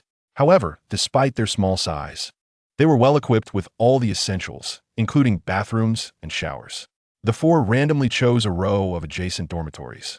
Qin Yu selected a room on the far right, while Yu Xiaoming unhesitatingly chose the far left. Yu opted for the room next to Qin Yu, leaving the remaining one for Yu Riyue. Let's tidy up a bit before heading for dinner, Yu Riyue suggested. Sounds good. The dormitory was quite clean and required no thorough cleaning. After a simple arrangement of their bedding, the four proceeded to the cafeteria. At the entrance, they paid 1 point to enter and select their meals, akin to a buffet. Since the mountain climb began, Qin Yu hadn't had a proper meal, and his stomach was empty. Thus, he made a beeline for the meat section. All the meat was solely sourced from exotic beasts, and the best part was that there was no limit. Wow, the claws of the spirit-tail eagle. Such a rare delicacy. My heavens, the monkey brain of the crimson spirit monkey, an incredibly nourishing dish. The fire dragon bull's tail. I've heard that consuming one can invigorate you for an entire year. Qin Yu marveled, akin to Lu Lao Lao entering the Grandview Garden. Yet no one mocked him. For most people displayed similar enthusiasm. No one anticipated the training camp's provisions to be of such high quality. It was truly a lavish investment. With a pair of tongs, Qin Yu filled one plate after another. Only after sampling every dish did he return to the table, balancing nearly 10 plates of exotic beast meat. The Yu family trio stared, dumbfounded, at Qin Yu hauling so much food. Qin Yu, can you actually eat all that? Yu Riyue kindly cautioned. Although there's no limit here, we shouldn't waste. Wasting points will incur deductions. Rest assured, I fear I won't have enough. Qin Yu replied, glancing at the trio's plates. Both Yu Riyue and Yu had only taken 2 small plates, primarily filled with spirit herbs and fruits. This was understandable, being girls, they were concerned about gaining weight. However, when Qin Yu turned to Yu Xiaoming's plate, he was somewhat surprised. Yu Xiaoming's selection was similar to that of the two girls. Yu Xiaoming, are you really eating so little? Qin Yu simply asked out of curiosity, with no ulterior motives. Yet to Yu Xiaoming, those words twisted in meaning. It was common knowledge that the higher the talent of a martial artist, the more they consumed, by implying that Yu Xiaoming ate less. Qin Yu was subtly mocking his lower talent. This was a blatant provocation. Who could tolerate such an affront? It was akin to a woman questioning a man's prowess, which man could respond with anything, but of course. Yu Xiaoming felt his inner drive ignite, his eyes brimming with competitive spirit, akin to a warrior preparing for a duel. This is merely an appetizer. The main course has yet to begin. Qin Yu merely acknowledged with a sound, not dwelling on the emotionally charged Yu Xiaoming, and instead sat down to feast heartily. This dismissive attitude only fueled Yu Xiaoming's competitive spirit. Qin Yu, this time, I will definitely surpass you. In a few bites, Yu Xiaoming devoured the spirit herbs and fruits on his plate, then dashed toward the meat section. Shortly thereafter, he returned with a staggering 11 plates of fish and meat. Yu cast a surprised glance at Yu Xiaoming. Can you handle all that? Yu Xiaoming shot her a glance. Never question a man's capacity. With that, he began to eat ravenously. Qin Yu also glanced up at Yu Xiaoming, feeling somewhat astonished. He could consume so much due to his divine breathing technique, enabling him to rapidly absorb energy from food. He hadn't anticipated that Yu Xiaoming would take even more food than himself. Truly, one should not judge by appearances. Yu Xiaoming had indeed underestimated the immense energy contained within the exotic beast meat. Upon finishing his fourth plate, he began to feel quite full. However, seeing Qin Yu still eating heartily, his speed undiminished, he gritted his teeth and pressed on, determined to continue. By the time he finished his seventh plate, he was trembling from overindulgence. At this point, Yu Ruyue and Yu had already finished their meals and were occupied with their phones. Yu Xiaoming leaned in and quietly asked, Ryu, would you like to try some of this exotic beast meat? It's incredibly delicious. Two beautiful women simultaneously shook their heads. No, I have been allergic to exotic beast meat since childhood. No, consuming exotic beast meat will ruin my figure. Yu glanced curiously at Yu Xiaoming. You wouldn't be unable to eat, would you? Yu Xiaoming forced a smile that was more painful than a frown. How could that be? I just think it's a pity that such delicious exotic beast meat doesn't get a taste from you. After saying this, Yu Xiaoming trembled as he picked up a deer leg and took a hearty bite. After finishing another platter, Yu Xiaoming felt as if his stomach was about to explode. At that moment, Qin Yu also finished his meal and returned after washing his hands. Although I'm still not full, since you all have finished, I wouldn't want to waste your time waiting for me. Let's go. Yu Xiaoming was the most stubborn of them all. It's fine. We can wait for you a little longer. Yu Xiaoming wiped the beads of sweat from his forehead and shakily stood up. Just then, a middle-aged man wearing a chef's hat appeared behind him. Student, wasting food will incur a penalty of points. No problem. I'll take the hit. Yu Xiaoming took out his identification badge. All right, 5 points deducted. 5 points? Yu Xiaoming immediately stored his identification badge away, his voice rising an octave. I'm not wasting food. I'm not full yet. Kagetsu, could you go buy me some digestive tablets? Ultimately, the man, who prided himself on his resilience, stuffed the last piece of meat into his mouth. Kagetsu, little fish, don't walk so fast. Come help me. Yu Xiaoming waddled towards the dormitory, clutching his protruding belly, his expression one of agony. Chapter 44. The Perverse Beast Hunter. Upon returning to the dormitory, Qin Yu retrieved 2 space rings. It's time to open the blind boxes. One ring belonged to Huang Hao, and the other to Zhou Hu. Since the owners had perished, the protective enchantments on the rings had automatically dissipated. Qin Yu eagerly opened Huang Hao's space ring, and upon sensing its contents, his face lit up with joy. Good heavens, over 200,000 in cash. He pulled out 2 large stacks of smaller bills, marveling. Indeed, the ancient saying holds true, wealth often accompanies bloodshed. He then wondered what other treasures lay within. Qin Yu promptly emptied the contents of the space ring, only to be greeted by a rather disheartening sight. Black stockings, white stockings, lace, and bikinis, all of which were disturbingly sticky. Qin Yu hurriedly retracted the space ring, uncertain if it bore any tracking marks, and promptly discarded it into the trash. Next, he turned his attention to Zhou Hu's ring. Soon, Qin Yu found himself staring at around 80,000 in cash alongside a collection of various vials. This bottle seems to contain healing elixirs, which are of little use to me, but could be sold. He identified another vial as a cultivation aid. Upon uncorking it and taking a whiff, he found its efficacy far inferior to the blood essence pill. Useless. After rummaging through the contents, his gaze finally settled on a small vial of white powder. The label read blood dispersing powder. Qin Yu opened the vial and pinched a bit of the white powder to his nostrils. It was colorless and odorless. He tasted a small amount and instantly felt a slight fluctuation of energy within him, which quickly settled into calmness. The fact that even the Yu family fell victim to the blood-dispersing powder indicated its potency, although he lamented the absence of a formulation for its creation. Qin Yu transferred all useful items to his own space ring. Now, his net worth had reached nearly 550,000, sufficient to elevate a skill from novice to proficient. However, he had yet to decide which skill to enhance, placing that thought aside for the moment. The following morning, everyone rose early. Those without points took on tasks to earn them, while those with points entered the spirit-gathering array to begin their training. Qin Yu, however, chose a path distinct from all others. He stepped out of the training camp. What captivated Qin Yu the most was the towering mountain that housed exotic beasts of level 15 and above. He had little interest in the spirit-gathering array or guidance from renowned instructors. His thoughts lingered solely on the homeless exotic beasts within the mountain. Rise with the sun, rest with the sunset. By evening, Qin Yu returned triumphantly. Though he had not acquired any divine-level spells today, he did obtain something intriguing. Jester's Mask. Type, item, quality, excellent. Description, this mask can conceal one's aura, shielding against other scrutiny.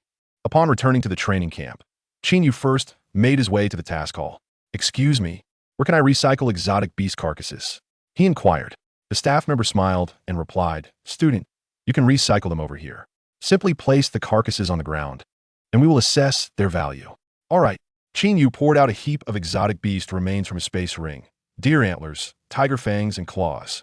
The venomous fangs and sacks of snakes, and feathers and talons of birds, creating a gruesome pile. Some of the carcasses were too massive for his space ring to accommodate, so he had only brought back the most valuable parts. The staff member stared in disbelief at the chaotic assortment of remains, unsure of how to respond. After years of work, it seemed this was the first time he had encountered such a situation. Other students in the task hall were equally stunned. Did he bring back an entire exotic beast den? That many remains must be from at least 100 exotic beasts. Seeing that no one spoke, Qin Yu asked, So, can I exchange these for points? Yes. The staff member snapped back to reality, hastily saying, You can exchange them, but this is quite a lot. We will need to organize and estimate their value, which may take some time. No problem, Qin Yu nodded. You all take your time. I'll go grab a bite to eat. After that night, tales of the exotic beast hunter began to circulate throughout the training camp. The next day, it was much the same. However, today Qin Yu's luck seemed to have dwindled. Aside from acquiring a formation, the rest were merely a collection of trivial materials. True Spirit Gathering Array. Type, formation, quality, excellent. Description, setting up this formation can gather surrounding spiritual energy, enhancing the concentration of spiritual energy within the formation. On the third day, the same formula, the same outcome. Yet, when submitting the exotic beast limbs, everyone regarded Qin Yu with peculiar expressions. Some even sat in wait, eager merely to catch a glimpse of him. He asked that psychopathic hunter, right? The one who must kill a sufficient number of exotic beasts each day and dismember them before he can sleep at night? Yes, that's him. He looks so handsome and refined. Doesn't he seem like a psychopath at all? Don't judge a book by its cover. I heard that the cleaning lady found a space ring in one of the trash bags he discarded. And do you know what was inside? Was it a human head? Not quite, but it was filled with black stockings, white stockings, lace, and bikinis, all previously worn by others. Goodness, that is quite perverse. On the fourth day, Qin Yu noticed a significant decline in the number of exotic beasts on the mountain. After the initial wave of hunting, the population had diminished by nearly half. In recent days, a considerable number of students have ventured out to hunt for points, resulting in a dramatic decline in the population of nearby exotic beasts. However, today, Qin Yu experienced a stroke of good fortune, uncovering a martial arts technique, Thunderous Fist. Type, martial arts. Quality, excellent. Description, unmoved like a mountain, swift as thunder, when executed. The fist is imbued with the roaring sound of wind and thunder, delivering an electric shock that paralyzes the target upon impact. Although the grade of Thunderous Fist does not match that of the Smoke and Cloud Shadow Step, it still compensates for Qin Yu's shortcomings in close combat. How have the children been faring lately? Asked Shangwan Feng. The young officer replied, everyone is highly motivated, particularly Shangwan Yun, who is training with utmost diligence.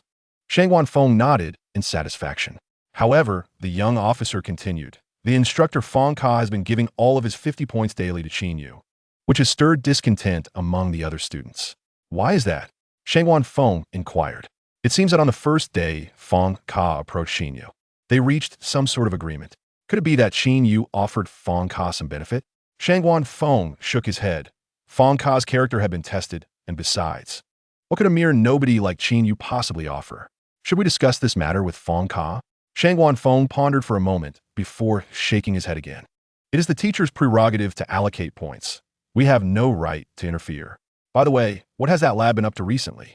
Shangwan Feng casually asked. He has been hunting exotic beasts.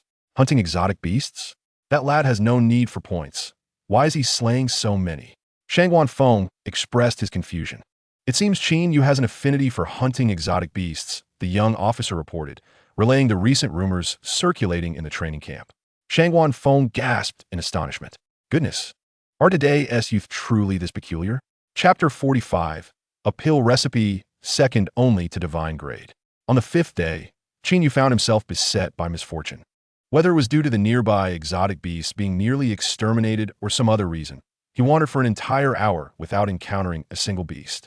Yet, fortune smiled upon him nonetheless. After vanquishing his first exotic beast, he was rewarded with a golden legend, a time-worn recipe for a pill. Initially, Qin Yu did not pay it much mind, as he had previously acquired several pill recipes over the past few days, most of which were of little use and merely of ordinary grade. However, upon opening this particular recipe and glimpsing its title, he instantly realized that his trump card had just gained another addition. Toxic Blood Dissolution Powder. Type, pill recipe. Quality, perfect. Description, an upgraded version of the blood dissolution powder. When used on a target, it causes their blood to dissolve within 1 hour. During the poisoning period, only higher-level healing methods can take effect. Qin Yu was uncertain whether the toxic blood dissolution powder was a pre-existing item within the system or a newly conjured creation following his acquisition of the blood dissolution powder. Yet this was inconsequential. What mattered was that this recipe attained the perfect grade. This was second only to the divine grade, aside from divine-level techniques. This was the first time he had received an item of such elevated quality. After scrutinizing the recipe, Qin Yu quickly noted a particular phrase in the description. During the poisoning period, only higher-level healing methods could take effect. What would this mean? Interpreting it literally, it suggested that the toxic blood dissolution powder had reached a perfect grade, surpassing its own level, and could only be countered by divine-level remedies. In essence, did this imply that only my divine-level healing technique could cure this poison? Qin Yu's eyes sparkled with excitement. If this were indeed the case, he would be invincible. However, such speculation required empirical validation through experimentation. For the moment, he needed to gather the requisite materials for the toxic blood dissolution powder. Qin Yu examined the recipe. 5 grams of azure dragon scale, 3 grams of soul-devouring rainbow bird feather, 5 grams of evil wind snow serpent venom sac, and 5 grams of supreme flame infant serpent fangs. Upon reading these materials, Qin Yu felt a wave of trepidation. He had never heard of any of these exotic beasts, and judging by their names alone, the materials were undoubtedly of considerable value. Wait, suddenly, Qin Yu remembered that he had procured an azure scale 2 days prior, which he believed belonged to the azure dragon. He hurriedly retrieved a palm-sized scale that shimmered with a faint azure glow. Aha! Qin Yu exclaimed with delight. It truly is an azure dragon scale. This sizable piece must weigh at least 50 grams. My luck is simply extraordinary. With this, he needed only to collect the remaining 3 materials. Returning to the training camp, Qin Yu made his way to the alchemy room. He recalled that Shangwan Xiao had mentioned that many rare medicinal ingredients could be found within. I have quite a few points now. That should suffice for exchanging these materials.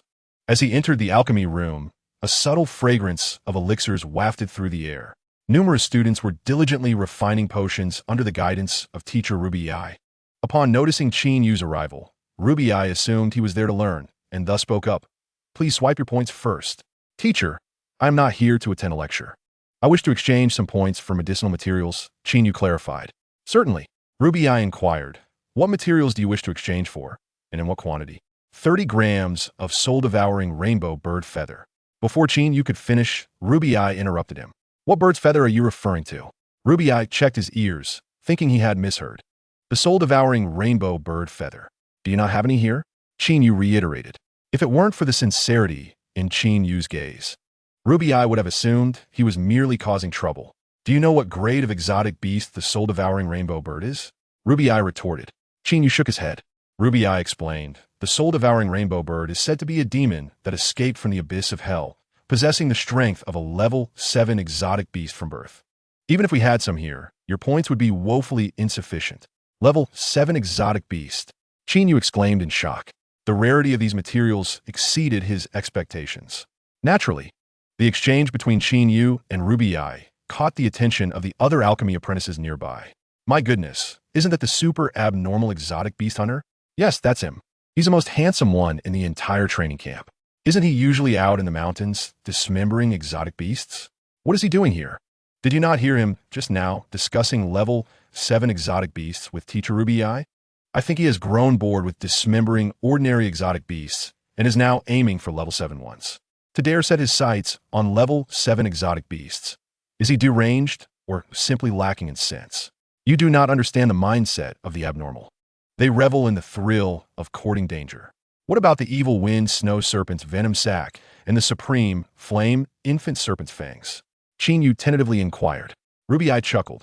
Those items can only be found at auction houses, and the prices will be astronomical. Very well. Qin Yu exited the alchemy room. Although the difficulty of acquiring these materials exceeded his expectations, he was resolute in his determination and had already devised a plan to obtain them. System, activate the microtransaction mode. Qin Yu silently commanded. Please select the target for microtransaction. Divine level forging technique. To elevate the master level forging technique from beginner to proficiency, an investment of 300,000 is required. Confirmed. Upgrade successful. In an instant, an abundance of knowledge regarding forging flooded into Qin Yu's mind. He lifted his head, a faint smile gracing his lips as he made his way towards the forging room. Within the forging chamber, Shangguan, adorned with the badge of a level 3 forging master, was instructing his fellow students in the art of forging. He had been doing so for 2 days, not for points, but for the sake of reputation. Speaking of this, Shangguan felt a wave of frustration. In terms of rankings, he stood first and second. In terms of lineage, he hailed from a prestigious family in the imperial capital, and in terms of strength, no one in the training camp surpassed him. He had believed himself to be the most striking figure in the camp, the object of everyone's admiration, the topic of casual conversation, the most renowned student in the establishment. However, in recent days, a super prodigy had emerged, capturing the attention of all. While others discussed the mental anomaly of the beast hunter, no one paid heed to his status as the strongest, initially dismissing the negative reputation. Shangguan indifference waned when he discovered that the notorious prodigy had bested him on the leaderboard. Qin Yu. Once again, Shangguan had been outdone, unwilling to concede. He sought to elevate his own recognition by volunteering to assist teacher Fong Ka, leveraging his identity as a level 3 forging master. Fong Ka welcomed him enthusiastically, entrusting him with the entirety of the teaching responsibilities. As the only student permitted to guide others, Shangguan exceptional forging skills earned him the respect of his peers. In a matter of days, his name had swiftly spread throughout the forging community. Shangguan was confident that it wouldn't be long before his reputation eclipsed that of Qin Yu. In his mind, Qin Yu could only ever triumph over him once. Chapter 46. Material exchange for the level 2 simplified array.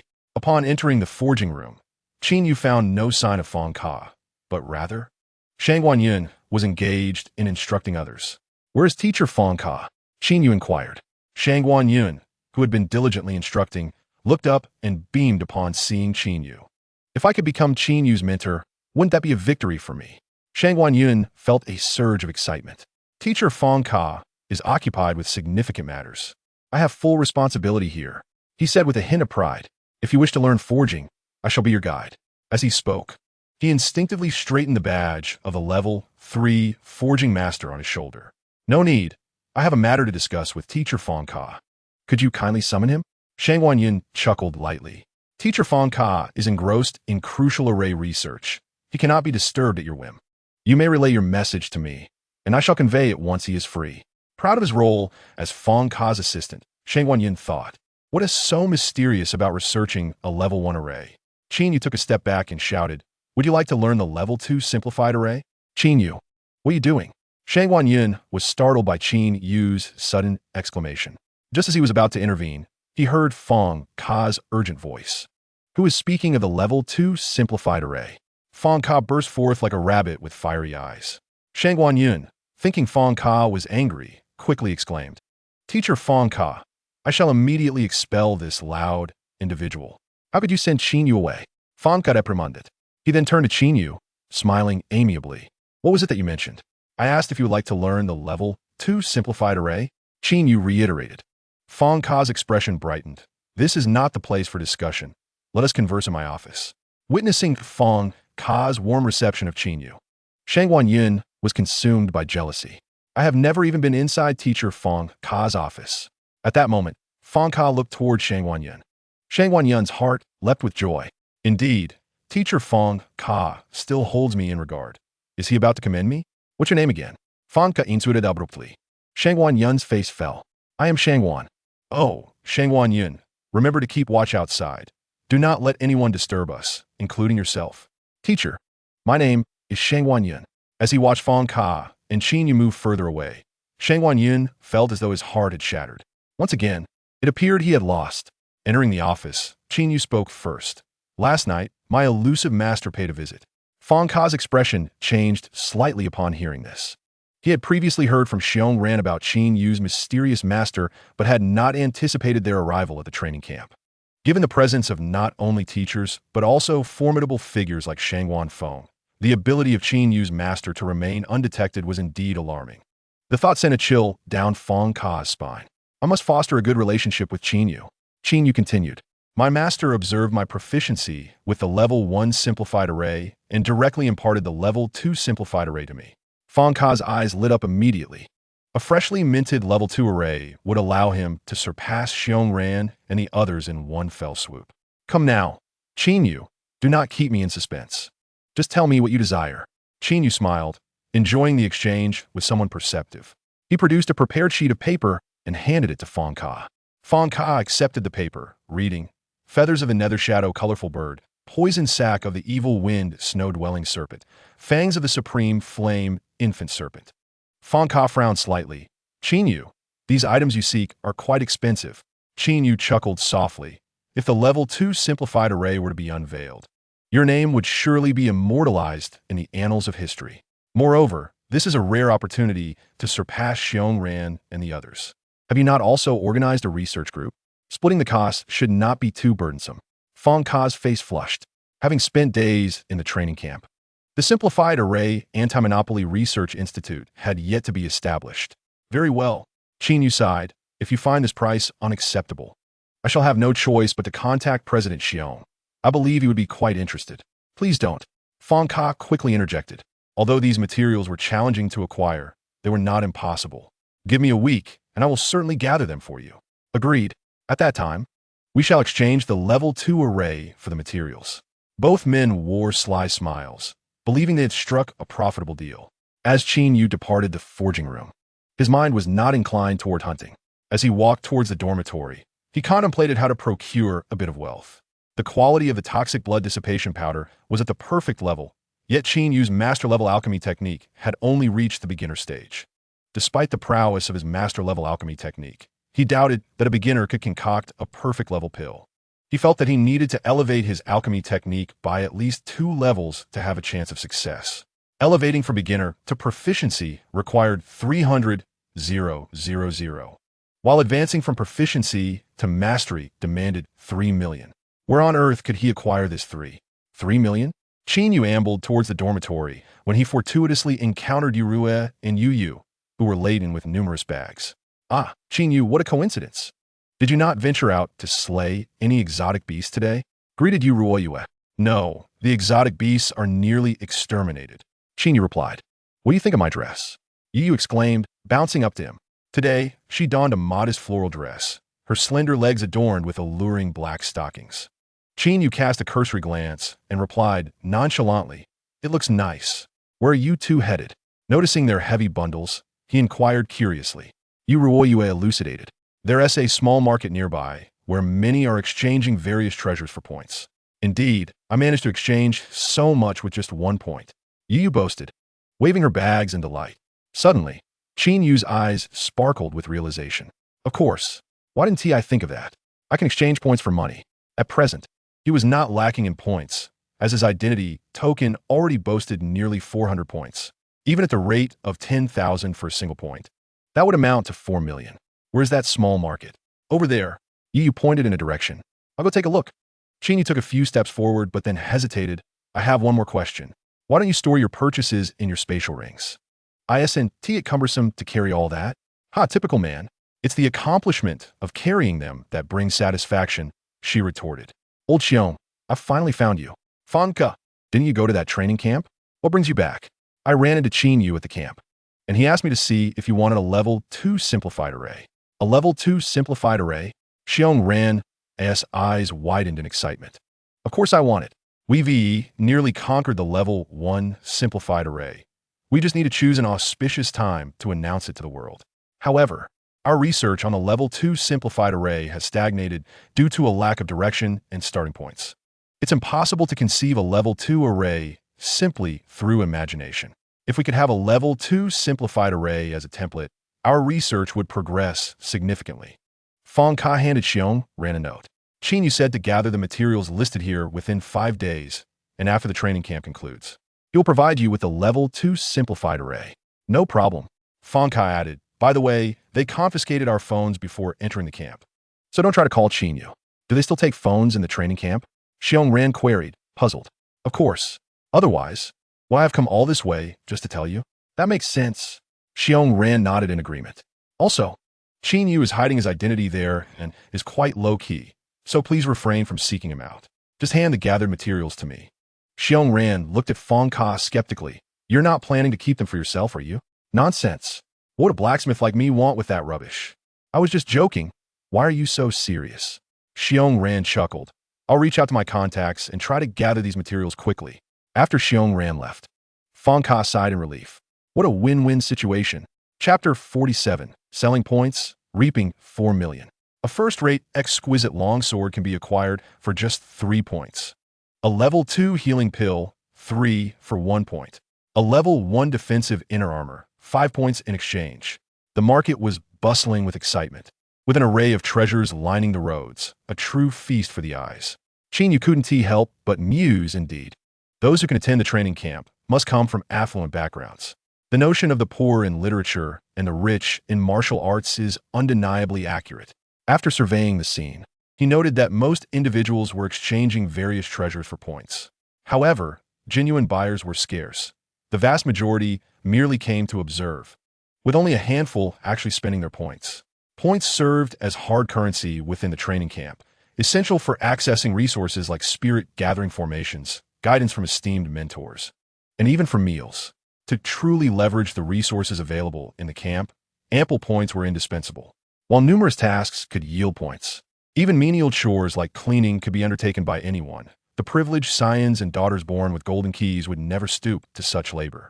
Hence, trading treasures became the simplest method to acquire points. Clearly, my market potential is vast. Finding a vacant spot, Qin Yu settled down and retrieved a wooden board.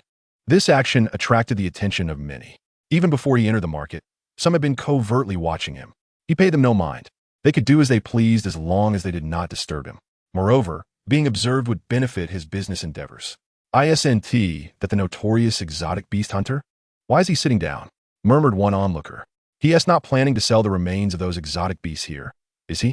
I suspect he might be selling various stockings. I heard he has a substantial amount of points. I wonder if I could trade this pair of stockings on my legs for a point. It was known that he had earned 50 points before entering the training camp, and given his daily retrieval of so many exotic beast parts, he likely amassed close to 150 points now. I heard he made some dubious deal with Master Fang Ka, who supposedly transfers all 50 points to him daily. Goodness, does that mean he is incredibly wealthy? Though he is a bit of a weirdo, I would mind being sponsored by him. At that moment, Qin Yu hung up a sign he had prepared. Selling points. 20,000 for 1 point. 50,000 for 3 points. 100,000 for 7 points. Hurry up to buy while supplies last. Upon seeing the sign, the market fell silent for a moment. In the next instant, all the stall owners erupted into chaos. They hastily packed away their goods and rushed to Qin Yu's stall. The entire market descended into disarray. Hey, classmate, how many points can I get for this exquisite flying sword? This is my ancestral technique. Would 5 points be too much? Can I get 1 point for this pair of stockings? If so, I'll take them off for you right now. Everyone please quiet down. Qin Yu stood up and pointed at the small wooden sign beside him. This stall only accepts cash, prices are as indicated, and no haggling is allowed. Fair dealings for all. Those wishing to purchase, please line up and come one by one. I'll buy 7 points. Here, S100,000. Give me 5 points. My child hasn't eaten in 2 days. Fortunately, I found a few spatial rings while climbing the mountain. Here, S200,000. Give me 14 points. Qin Yu's stall was exceptionally busy, and after an hour of continuous transactions, he finally waved his hand. Today, S points are sold out. Everyone else, please disperse. Wait, boss. I haven't bought anything yet. Boss, will you be back tomorrow? Boss, as long as you sell points, you can make us do anything. Qin Yu glanced at a muscular man digging his nose and felt a shiver run down his spine. Today, S points are sold out, everyone. Let us meet again next time. He squeezed through the crowd and hurriedly departed. I've struck it rich. I've struck it rich. Qin Yu's eyes curved into crescent moons as he stacked piles of cash onto his bed. The efficiency of making money was simply swifter than robbing a bank. In a mere hour, Qin Yu amassed an astonishing fortune exceeding 4 million. System, activate the premium mode. He silently intoned. Please select the premium target. Divine Alchemy. To elevate Divine Alchemy from entry-level to proficient level, a cost of 300,000 is required. Confirmed. Upgrade successful. Choosing to invest again. To advance Divine Alchemy from proficient level to mastery level, a cost of 3,000,000 is required. Confirmed. Upgrade successful. As countless alchemical skills surged within him, a radiant smile graced Qin Yu's face. Success. Everything is in place. Now, he merely awaited the materials from Fong Ka. After dinner, with little to occupy his time, Qin Yu began to meander through the training camp. Observing those around him in a flurry of activity, he found himself at a loss for what to do.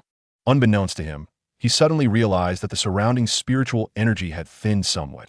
Upon looking up, he discovered he had wandered to the entrance of a colossal spirit-gathering array. Outside, he could faintly see several men and women seated within the array, their eyes closed in meditation. Since he was here, he might as well venture inside. Qin Yu thought, stepping in. Student, an hour of cultivation requires 1 point. How long would you like to cultivate? A staff member inquired.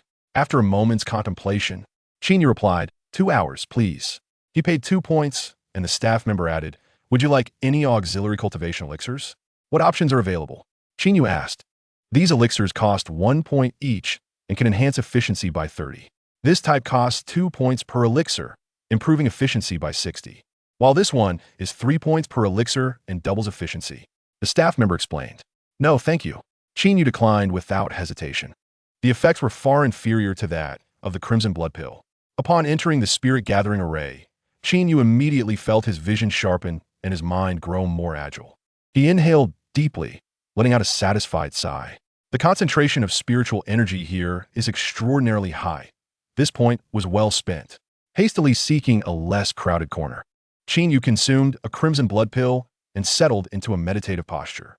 In this environment rich with spiritual energy, the operation of the divine breathing technique seemed to flow even more smoothly.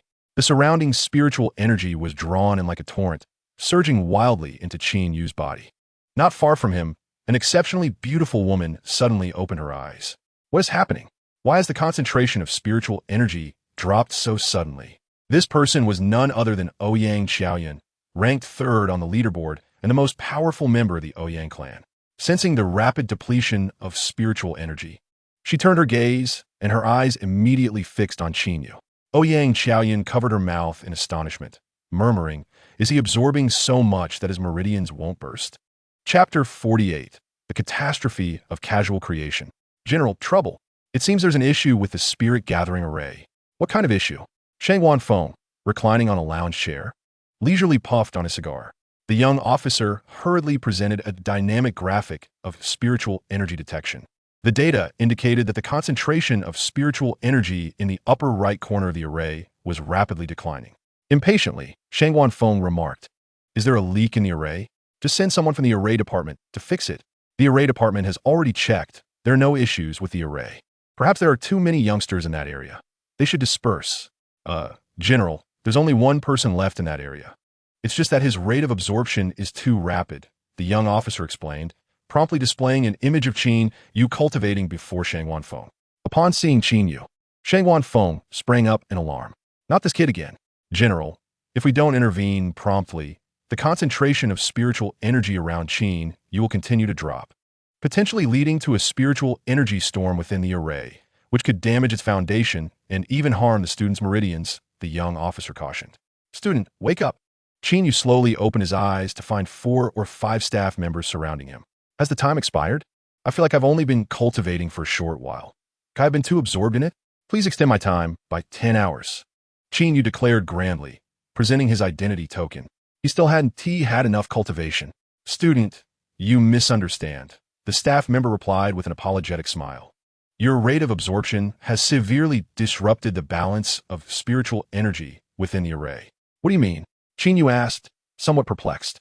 "For the proper functioning of the array, we must ask you to leave," the staff member explained. "But I paid." Qin Yu began to protest, only to be bewilderedly carried out. "The 2 points you paid will be refunded to your account," they informed him. Qin Yu, brushing himself off, turned with indignation. "If you want to let me use the spirit gathering array here, I shall create my own. It will undoubtedly be more effective." Previously, Qin Yu had unearthed a genuine spirit gathering array, and now he seized the opportunity to test its efficacy.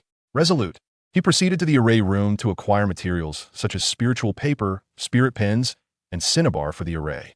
Returning to his dormitory, Qin Yu spent 30,000 to elevate his divine array art to entry level. As a torrent of knowledge flooded his mind, he dipped a cinnabar-laden brush onto the spiritual paper, inscribing a series of intricate and obscure symbols. Following the instructions for the genuine spirit gathering array, he meticulously arranged the symbols in their respective positions. Soon, he was surrounded by spiritual paper. Finally, by adding spiritual stones to activate the array, he would achieve completion. Qin Yu retrieved a substantial quantity of spiritual stones from his spatial ring. In this world, spiritual stones were non-existent. The array's operation relied solely on the spiritual power in the air and the qi and blood within the human body. The spiritual stones in Qin Yu's possession were all obtained from slain exotic beasts. An incomplete array without spiritual stones was futile. He selected 3 of the largest spiritual stones, which shimmered with an extraordinary light. These were all top-grade spiritual stones. The higher the quality of the stones, the more potent the array. "If you want to let me use the spirit gathering array, then I shall construct my own," Qin Yu declared with determination. "This time, I shall indulge myself fully. No one can stop me." Arranging the spiritual stones, Qin Yu infused them with his qi and blood to activate the array. The crimson waves of spiritual power surged rapidly, linking the array patterns into a cohesive whole. Suddenly, dark clouds gathered in the sky, and thunder rumbled. Shang Wanfeng set down his cigar, glancing curiously out the window. What is happening? Meanwhile, teachers like Liu Beimao, Fang Zhu, and Wu Di also paused their work to peer outside in confusion. "Doesn't T feel a bit off?" they all voiced in unison. In the next moment, a towering beam of light shot from Qin Yu's room, piercing the heavens. Within the command center, blaring alarms erupted. "Alert! Alert! Abnormal fluctuations in spiritual energy. Probability of spiritual storm occurrence is 67. Alert! Alert! Abnormal fluctuations in spiritual energy. Probability of spiritual storm occurrence is now 71. Shang Wanfeng sprang up, demanding loudly, "What is going on?" "We don't know. We're currently investigating the cause." A staff member responded. The alarm grew increasingly intense. The probability of a spiritual storm surged. 81, 90, 95. Shang Wanfeng felt an alarming drain of spiritual energy coursing through his body. Quickly, everyone halt your cultivation at once. Seek shelter in the nearest buildings and activate the Level 1 emergency protocol. He bellowed.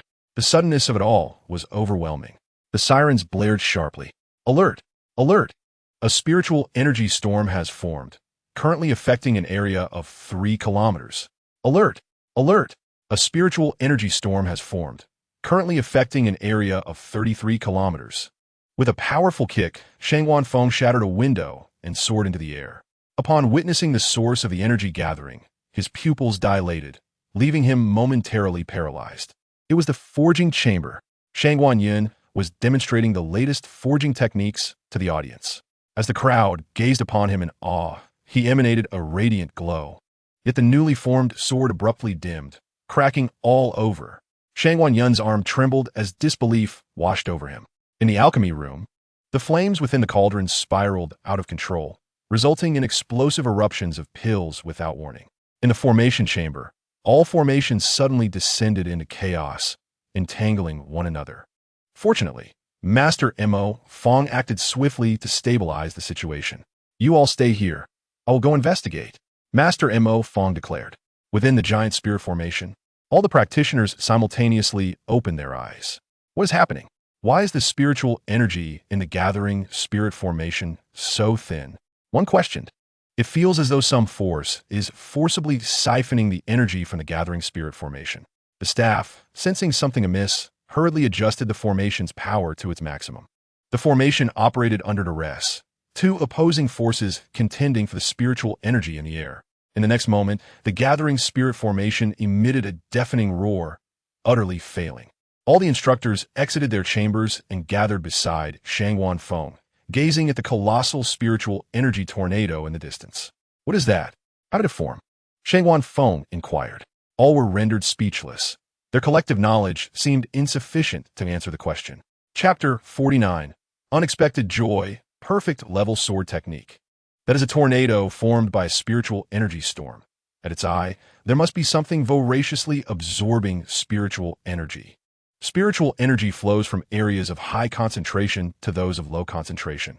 Once the nearby energy is drained, the distant energy will surge in like a tide, thus creating the storm. While I cannot ascertain what that entity absorbing the energy might be, if we do not intervene promptly, the impact of this spiritual energy storm will only grow more extensive. One explained slowly. Let's hurry over and see if there's a way to quell this storm. Shangwan Feng urged. Agreed. The group, their blood surging, propelled themselves toward the tornado. The moment the formation activated, Qin Yu regretted adding those 3 premium spirit stones. The energy from the 3 stones was overwhelmingly vast, while the true gathering spirit formation was too diminutive. It was akin to installing an aircraft engine in a car, and then cramming in 3 of them, causing the vehicle to spiral out of control. The true gathering spirit formation became that out-of-control car, with Qin Yu as its driver. The formation was ravenously absorbing the surrounding spiritual energy, causing a dramatic spike in concentration within the room. The once thin and transparent energy gradually compressed into a mist, then morphed into a viscous spiritual liquid, enveloping Qin Yu entirely. Each droplet of this liquid contained an immense amount of energy. Just one drop nearly ruptured his meridians.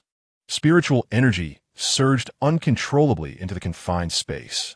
The air thickened, and just as Qin Yu attempted to escape, he realized he was ensnared by the viscous liquid, which wrapped around him like resin, ultimately engulfing him completely. Qin Yu resembled a drowning individual, struggling desperately yet to no avail. Just as he believed he would be the first human to drown in spiritual energy, a piece of spiritual paper shattered from the overwhelming force. A chain reaction ensued, obliterating all the spiritual papers. The formation vanished instantaneously, and the once compressed spiritual liquid erupted violently.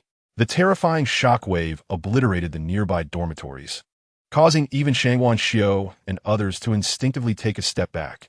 Countless white mists surged outward from Qin Yu, enveloping the entire training camp in a thick shroud of spiritual mist, the concentration of energy far surpassing anything experienced before.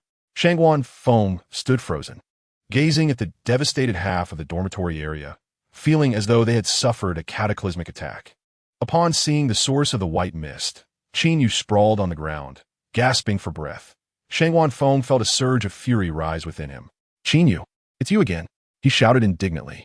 Are you trying to create a bomb? Do you intend to blow the training camp to smithereens? Qin Yu, realizing he had indeed caused a calamity, hung his head in silence. Just then, the formation teacher, Mo Fong, was suddenly captivated by a glowing green stone. What is this? Mo Fong picked up the stone and examined it for a moment, his expression suddenly shifting in shock. Such terrifying spiritual energy. Mo Fong's hand trembled uncontrollably as he spoke excitedly. Could this be the spirit stone recorded in ancient texts? Spiritual energy is colorless and tasteless. Yet upon reaching a certain concentration, it manifests as white energy. If the concentration continues to rise, it transforms into a light blue liquid. Legend has it that when the concentration reaches its peak, it solidifies into what is known as a spirit stone. However, on this planet, spiritual energy has existed for over 1,000 years, yet no one has ever discovered a spirit stone. Feeling the immense waves of energy pulsating in his palm, Mo Fong was overwhelmed with exhilaration. This is highly likely the legendary spirit stone. What on earth are you doing? Shangwan Feng demanded, perceiving Qin Yu as an exceedingly volatile bomb. First, he had decimated the carefully cultivated Siberian silver wolf pack, then struck a mysterious deal with Fong Ka, severely disrupting the training camp's point system. This afternoon, he had nearly jeopardized the gathering spirit formation, and now, in the evening, he nearly obliterated the entire camp. Qin Yu felt utterly wronged. You forbade me from using the gathering spirit formation within the camp. Yet you also disallowed me from crafting my own? I merely mismanaged the situation, resulting in this unforeseen incident. You say you created a gathering spirit formation? Shangwan Feng found it utterly implausible. Qin Yu nodded. Shangwan Feng felt as though he might spew blood in exasperation. What kind of gathering spirit formation could drain the spiritual energy from half a mountain? What kind of gathering spirit formation could incite such a colossal spiritual energy storm? What kind of gathering spirit formation could explode with more force than a missile? I merely added 3 small stones. I never anticipated the formation would spiral out of control. Even if you had added a nuclear bomb, it wouldn't be this outrageous. Shangwan Feng retorted angrily. You wouldn't understand. Refrain from speaking recklessly. Mo Fong interjected, stepping beside Shangwan Feng and gently turned to Qin Yu. Dear student, is this the stone you refer to? Qin Yu glanced over, and indeed, the stone Mo Fong held was the very premium spirit stone that had been launched away in the explosion. Exactly, that's the spirit stone. Just as Qin Yu reached for it, Mo Fong burst into laughter. Ha ha! He laughed heartily, dancing with glee as though he had just been freed from a 500-year imprisonment. This truly is a spirit stone. The ancient texts were not mistaken. Spirit stones can indeed amplify the power of formations immensely. I never imagined that a mere gathering spirit formation, with the addition of a spirit stone, could unleash such terrifying power. The second spring of my formation lineage is upon us. After stabilizing his emotions, Mo Fong seized Qin Yu's hand with fervor. Qin Yu, where did you acquire this spiritual stone? It was bestowed upon me by my master, a total of 3 pieces, each exceedingly precious. Recognizing Mo Fong's reverence for the spiritual stone, Qin Yu could hardly divulge that he possessed a considerable stash. After all, rarity begets value. Might you allow me to keep this spiritual stone for a while? I wish to study it thoroughly, Mo Fong implored, gazing earnestly at Qin Yu. A hint of a smile curled at the corners of Qin Yu's lips. Since you appreciate it, gifting it to you is not out of the question. However, this stone is remarkably rare, and I would not wish to disappoint my master. Qin Yu feigned reluctance as he spoke. Upon hearing this, Mo Fong nearly leaped with excitement. What could possibly eclipse the joy of acquiring an entire spiritual stone? Qin Yu, I could exchange treasures for it. Mo Fong rummaged through his storage ring and finally produced an ancient scroll. Everyone present was taken aback at Mo Fong's audacity to present this scroll. You once rejected the request from the president for this scroll. Are you truly willing to trade it for such a trivial stone? Shangwan Feng exclaimed in astonishment, convinced that Mo Fong had lost his senses. Trivial stone, Mo Fong snorted. You have no inkling of the significance this spiritual stone holds in the realm of formations. Besides, this scroll was earned at the cost of my life. I can choose to give it to whomever I please. Although Qin Yu was unaware of the scroll's true value, He could discern that it was indeed a remarkable treasure. The fact that even the president coveted it piqued his curiosity. Mo Fong handed the scroll to Qin Yu. I stumbled upon this scroll while repairing the formations at the Rift of the Skies. Rift of the Skies? Qin Yu inquired, perplexed, as he had never encountered that term before. Shangguan Fong elucidated, it is a fissure connecting to another world, rumored to be the origin of otherworldly beasts. However, it is now sealed by formations. The existence of such places on this planet left Qin Yu astonished. Mo Fong nodded slowly. When the seal fractured, my master received orders to lead our entire sect to repair it. This scroll is something I witnessed drifting out from the fissure. It is an artifact from another realm. Qin Yu solemnly accepted the scroll and gently unfurled it, only to furrow his brow in confusion. The scroll bore not a single character. It was a veritable blank tome. Qin Yu shot a dubious glance at Mo Fong, pondering whether this old coot was trying to deceive him. Mo Fong cleared his throat, a hint of embarrassment coloring his expression. I have yet to uncover the scroll's exquisite utility, yet one cannot deny that it is indeed a treasure. Just then, a voice echoed in Qin Yu's mind, announcing the system's discovery. Perfect level sword technique. 7 stars, forged blade slash. Would you like to incorporate it into your personal panel? Before Qin Yu's eyes, the ancient scroll erupted with a cascade of golden characters and illustrations. It was indeed a perfect level sword technique. A wave of shock coursed through Qin Yu. Chapter 50. The successful refinement of the highly toxic blood dissipation powder. As Mo Fong prepared to provide examples to substantiate the scroll's worth, Qin Yu abruptly stowed the scroll and turned to Mo Fong. Teacher, I trust you. That spiritual stone is rightfully yours. Do you truly believe that blank tome is a treasure? Aren't you afraid I might deceive you? This time, it was Mo Fong who was taken aback. Any rational person would doubt the value of a blank page, let alone exchange a precious spiritual stone for it. Qin Yu beamed with a radiant smile. It is not the scroll I believe in, but in you, my teacher. How could you possibly deceive me? Hearing this, Mo Fong felt a surge of unexpected emotion. Was this the sensation of being unconditionally trusted? It felt truly wonderful. Qin Yu, I never anticipated you would have such faith in me. While that scroll is indeed a treasure, its purpose remains a mystery. Using it in exchange for your spiritual stone does seem to favor me. You are being too modest, teacher. Mo Fong's words made Qin Yu feel slightly embarrassed. After all, if one were to sell something worth 1 piece for 10,000, one would hope for gratitude in return. Anyone with a shred of conscience would feel somewhat uncomfortable. Mo Fong pondered for a moment before declaring, from now on, all of my daily 50 points will be yours. Qin Yu's face lit up. Points were akin to silver. Then I shall graciously accept. No. Shangguan Feng's voice interjected abruptly. The resources within the training camp were finite, and the points corresponding to those resources were also limited. If too many points accumulated in one person's hands, it would lead to a shortage for other students. And any measures to increase points would result in a resource deficit within the camp. Thus, when Mo Fong proposed to give all his daily points to Qin Yu, Shangguan Feng vehemently opposed. Mo Fong bristled. Who I give my points to is my prerogative, is it not? But you cannot bestow all your points upon a single individual. Why is it that Fong Ka can give all his points to Qin Yu, yet I cannot? Am I not as worthy as Fong Ka? It is not a matter of scarcity, but of fairness. Shangguan Feng found himself momentarily at a loss for words, suddenly realizing the difficulty of being a camp leader. Ultimately, after Qin Yu repeatedly assured that the vast majority of his points would be distributed among his fellow students, Shangguan Feng relented. With the crisis averted, the training camp commenced reconstruction efforts. Qin Yu contributed 100 points as compensation for the collapsed dormitory. With everyone's concerted efforts, the training camp regained its former tranquility by the next day. The only notable difference was that the gathering formation had been damaged. However, no one blamed Qin Yu for this, as the spiritual energy concentration within the camp had surged dramatically following the previous night's spiritual storm, surpassing the levels of the original gathering formation. Now, even without points, everyone could relish the benefits previously afforded by the formation. Throughout the day, all were fervently absorbing this free spiritual energy. The 7 stars forged blade slash had appeared on Qin Yu's personal panel. Yet, due to its external origin, he could not utilize the system's premium features, meaning he could only practice it gradually. As a perfect level sword technique, it stood as one of the pinnacle techniques in the world, deserving of Qin Yu's time investment.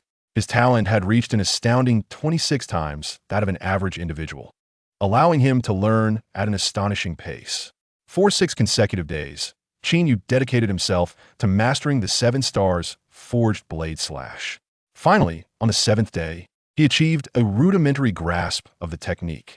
In the midst of the forest, Qin Yu wielded the Xianjin blade, executing a 7 stars forged blade slash that produced a golden blade shadow soaring several meters high.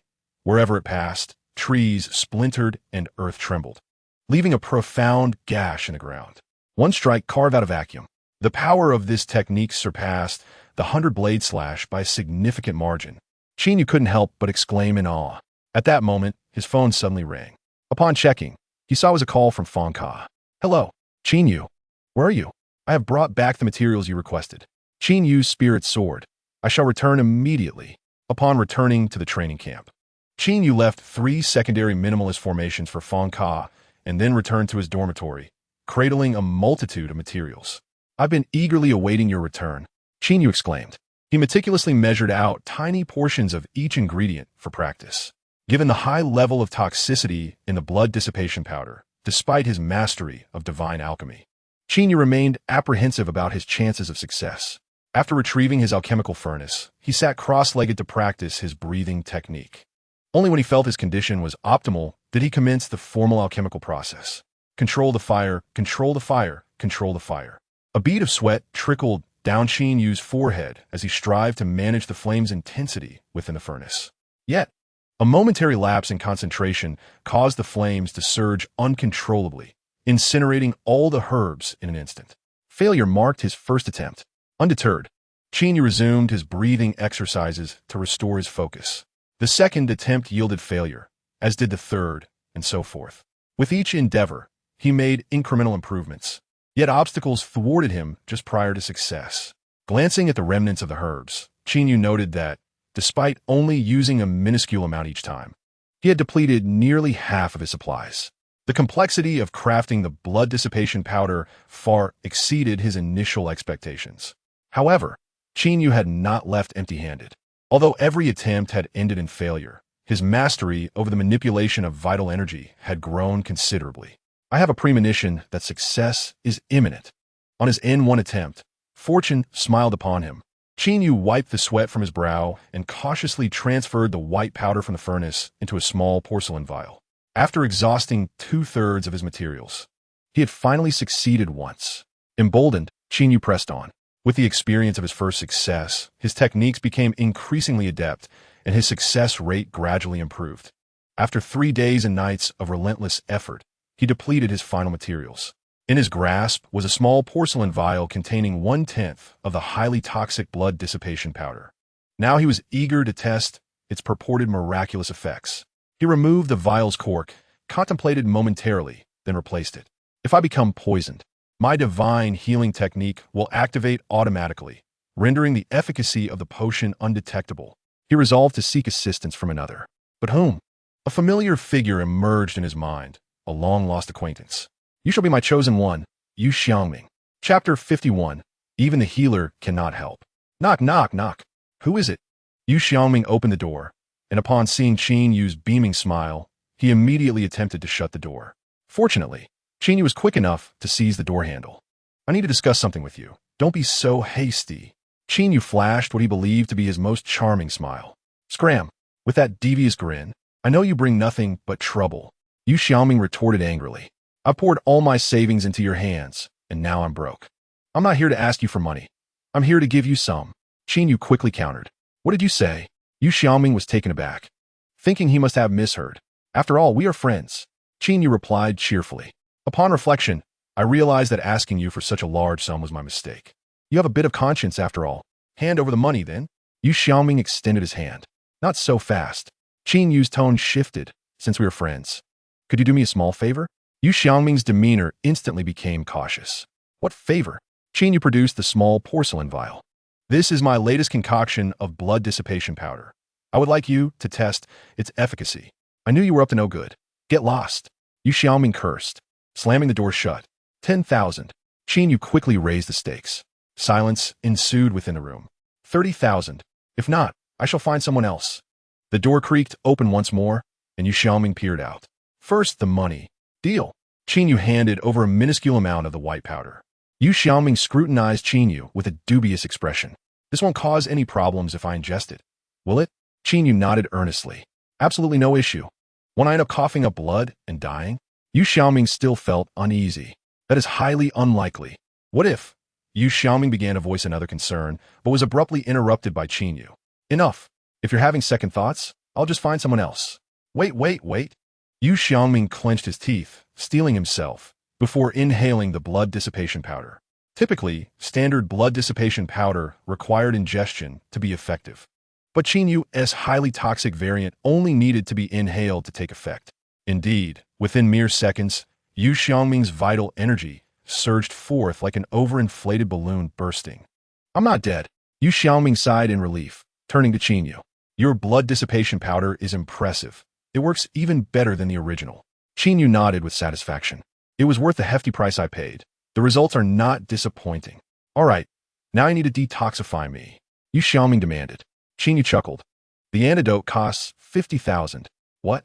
50,000 for the antidote? Didn't you sell it to me for less last time? Yu Xiaoming's expression froze in disbelief. Good grief. Qin Yu, you're inhuman. I'll fight you. Seeing Yu Xiaoming genuinely infuriated, Qin Yu ceased his teasing and quickly said, Isn't there a healer around? Let us go to him for the antidote. Get lost. That treatment costs points. Yu Xiaoming protested, weakly punching Qin Yu's chest in frustration. I will cover the points. I'll reimburse you another 10,000 later. Really? A smile broke across Yu Xiaoming's face. Let us go. Though uncertain why Qin Yu wouldn't simply detoxify him directly, Yu Xiaoming dismissed the thought. The prospect of earning an extra 10,000 spurred him to quicken his pace, fearing Qin Yu might change his mind. The two swiftly located the healer, Zhu Wu. Following the previous incident with the spiritual energy storm, Zhu Wu had grown curious about Qin Yu, a student who had garnered the favor of both Fong Ka and Mo Fong, an uncommon feat for any student. Qin Yu succinctly explained the situation to Zhu Wu. You can also concoct potions? Zhu Wu inquired with intrigue. Qin Yu humbly smiled. I possess a modicum of knowledge. One's energy is finite. Attempting to master both forging formations and alchemy may lead to a situation where one becomes a jack of all trades but a master of none, Zhu Wu kindly cautioned. Qin Yu nodded in agreement. Without the premium system, that could indeed be the outcome. Pay 3 points, and I will assist in detoxifying you, Zhu Wu stated. Absolutely. Qin Yu promptly agreed and paid the points. According to the system's description, only healing techniques of divine caliber would suffice to eradicate this poison. The moment of truth arrived. Zhu Wu gently grasped Yu Xiaoming's wrist, his fingers shimmering with healing energy in a verdant hue. This is just a novice's hastily concocted poison. It should be neutralized in 3 seconds. Zhu Wu mused internally.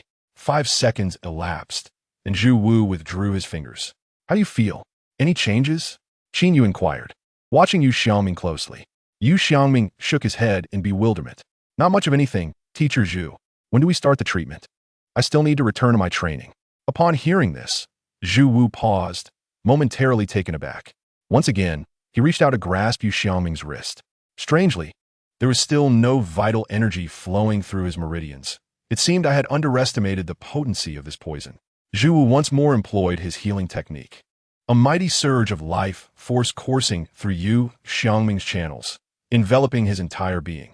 After a brief moment, Zhu Wu confidently declared, with a slight adjustment of your vital energy, the poison should have been dispelled. Excellent. Yu Xiaoming obediently complied, but soon realized he was utterly incapable of mobilizing his vital energy. There was not a trace of it within his meridians. With a look of deep dismay, he gazed at Zhu Wu. Teacher, are you certain you can handle this? Zhu Wu raised an eyebrow, admonishing, never question a man's capabilities. Sit down. To his surprise, this poison proved to be quite troublesome. Zhu Wu stepped back, appearing to prepare for a more formidable approach. His aura surged dramatically, a flicker of green light flashing in his pupils. Healing skill, rebirth of all things. A pale green radiance illuminated Yu Xiaoming. In Qin Yu could sense a tremendous vitality erupting from him. The mere diffusion of this potent essence caused fresh green shoots to sprout from the floorboards beneath their feet. It was no exaggeration to say it was akin to resurrection. This healing technique was indeed formidable. If it proved ineffective, then this poison would become my greatest trump card. Qin Yu mused.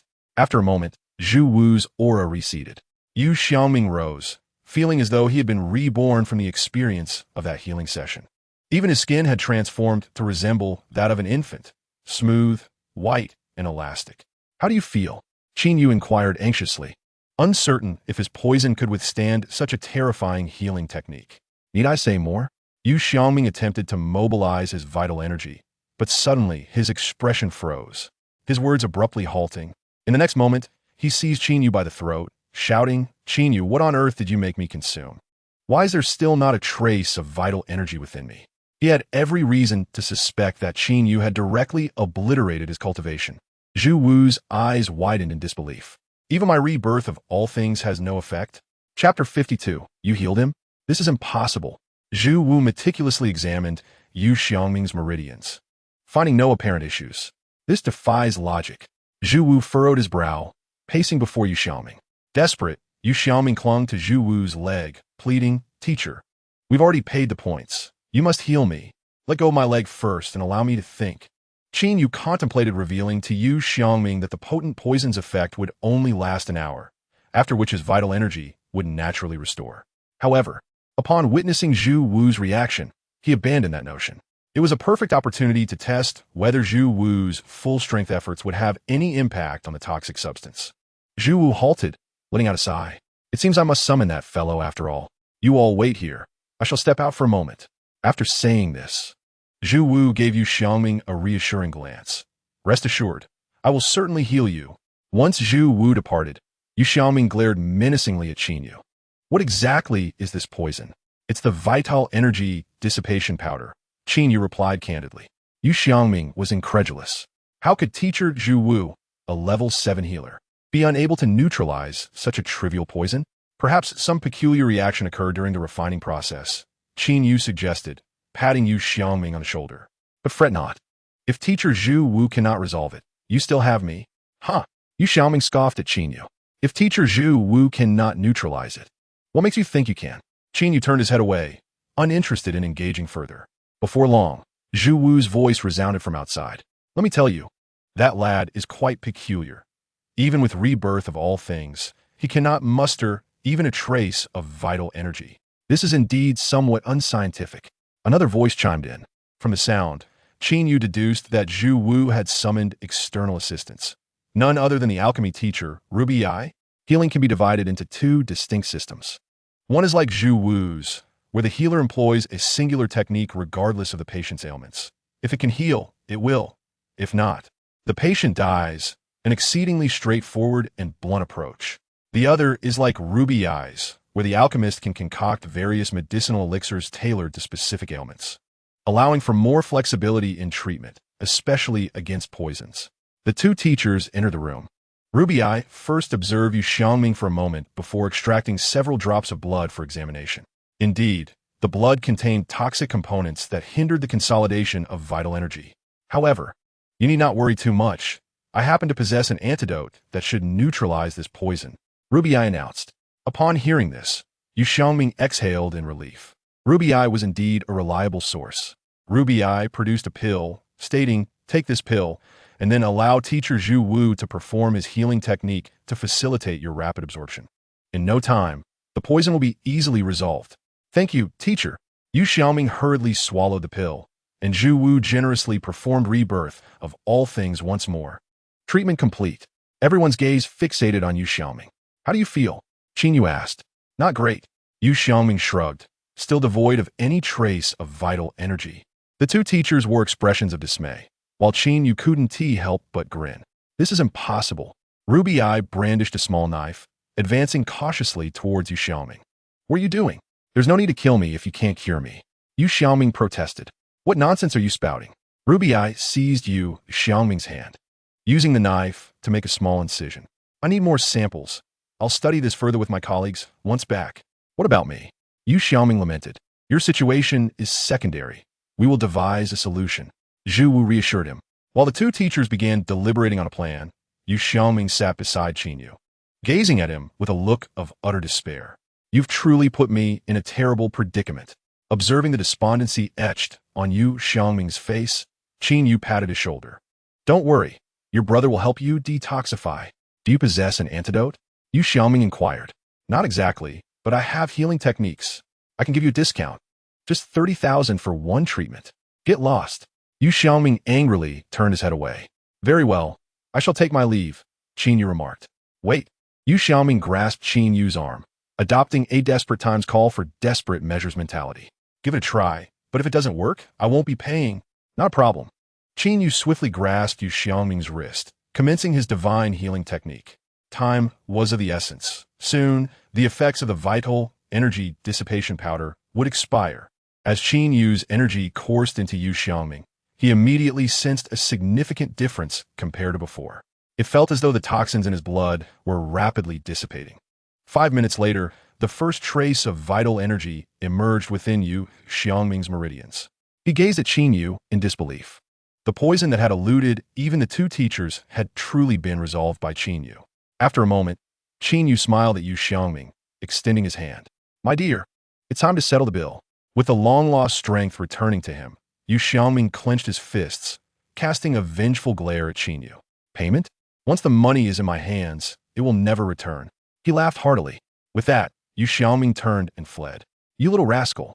Qin Yu chuckled. Suddenly, a loud thud resonated as Yu Xiangming, bruised and battered, collapsed on the ground, trembling as he reluctantly handed over 20,000, mumbling incoherently. You still owe me 10,000. Hand over another 20,000, and we'll be even.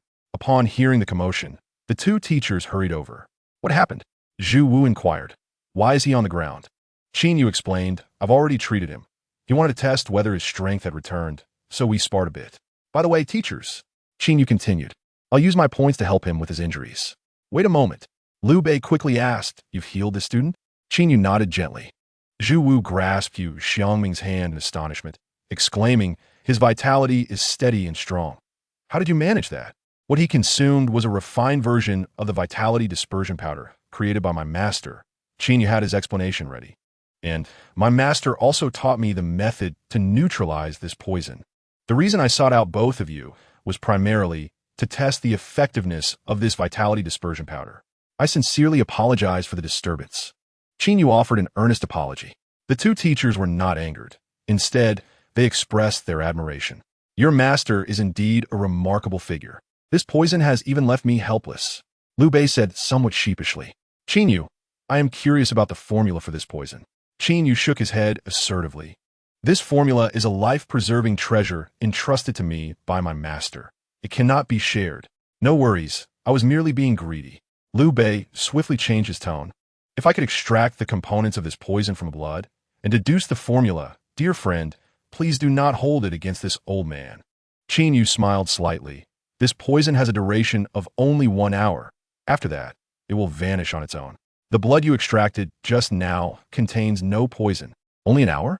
Yu Xiangming, still on the ground, suddenly seemed to be triggered, muttering, Qin Yu, you rascal, give me back that 20,000. Yu Xiangming had indeed rendered Qin Yu a significant service. Thus, Qin Yu not only left him 1,000 but also discreetly transferred him 5 points. As a testament to their friendship, although points could be exchanged for money, Qin Yu felt more inclined to preserve his wealth. Chapter 53. The Arrival of Sun Yoxin. In the days that followed, Qin Yu spent his time honing his sword skills, enhancing his combat techniques, selling points, and cultivating diligently.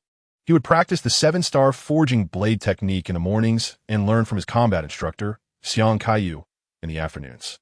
Notably, teacher Xiang Kaiyu had become a treasure trove of knowledge for Qin Yu.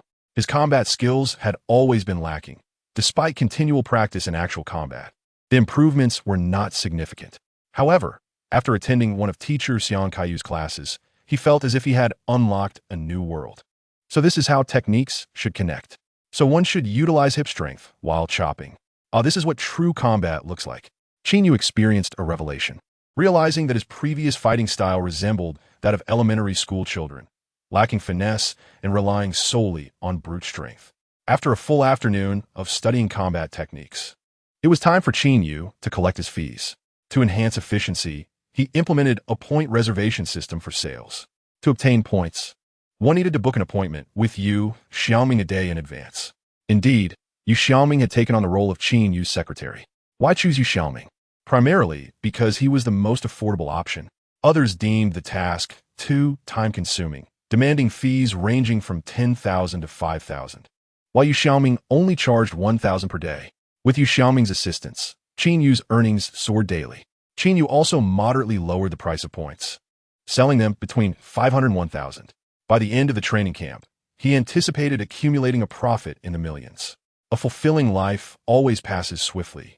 Unbeknownst to him, only 5 days remained until the training camp concluded. In 5 days, there would be a grand competition, and the comprehensive rankings of the students would be announced. This ranking was crucial, as it could be considered an additional score for college entrance examinations. Thus, in these final days, everyone was fervently training, and even Qin Yu's points were selling faster than ever. In the afternoon, after the combat techniques class, Qin Yu returned to the dormitory, only to discover someone seated at his door. It was a young man of similar age to Qin Yu, donned in splendid robes. With azure-patterned white boots, a jade pendant at his waist, and adorned with 10 space rings, signifying his wealth. However, at that moment, the young man leaned against the wall, his gaze vacant, appearing weak and emaciated. One glance at his face conjured thoughts of excessive indulgence. Qin Yu immediately recognized him. "Isn't this my money tree? Brother Sun Yoxin? Brother Sun, what brings you here?" Qin Yu inquired, puzzled. Sun Yoxin turned his head, and upon seeing Qin Yu, his vacant eyes suddenly sparkled with life. He sprang to his feet and embraced Qin Yu fervently. "My dear brother, I've been thinking of you day and night. Finally, I've found you," Sun Yoxin said with exaggerated affection. "Let's go inside and talk." Observing Sun Yoxin's frail appearance, Qin Yu feared that any sudden excitement might lead to a tragic collapse. If that happened, not only would he lose the chance to earn money, but he would also be out $100 for a funeral fee. What a loss. Qin Yu opened the dormitory door and poured Sun Yoxin a cup of warm water. "How did you end up like this again?" Qin Yu recalled that after previously treating Sun Yoxin, he had appeared robust and healthy. How could it be that just a month later, he had reverted to his former state? Sun Yoxin sighed, his face a mask of sorrow. "No matter how strong the body, it cannot withstand 7 nights a week. But enough of that, brother. Please treat me first." "All right." Qin Yu activated his divine healing technique, gradually restoring Sun Yoxin's health. Before long, Sun Yoxin's complexion returned to its rosy hue. "Phew!" Sun Yoxin exhaled, exclaiming, "I'm finally alive again. The legendary young Master Sun is back."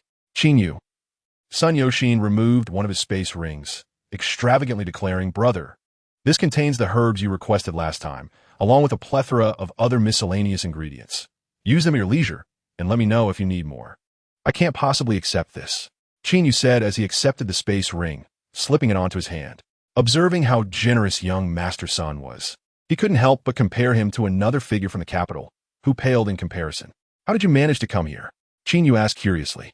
The training camp was not open to outsiders. Generally, it was prohibited for anyone external to enter.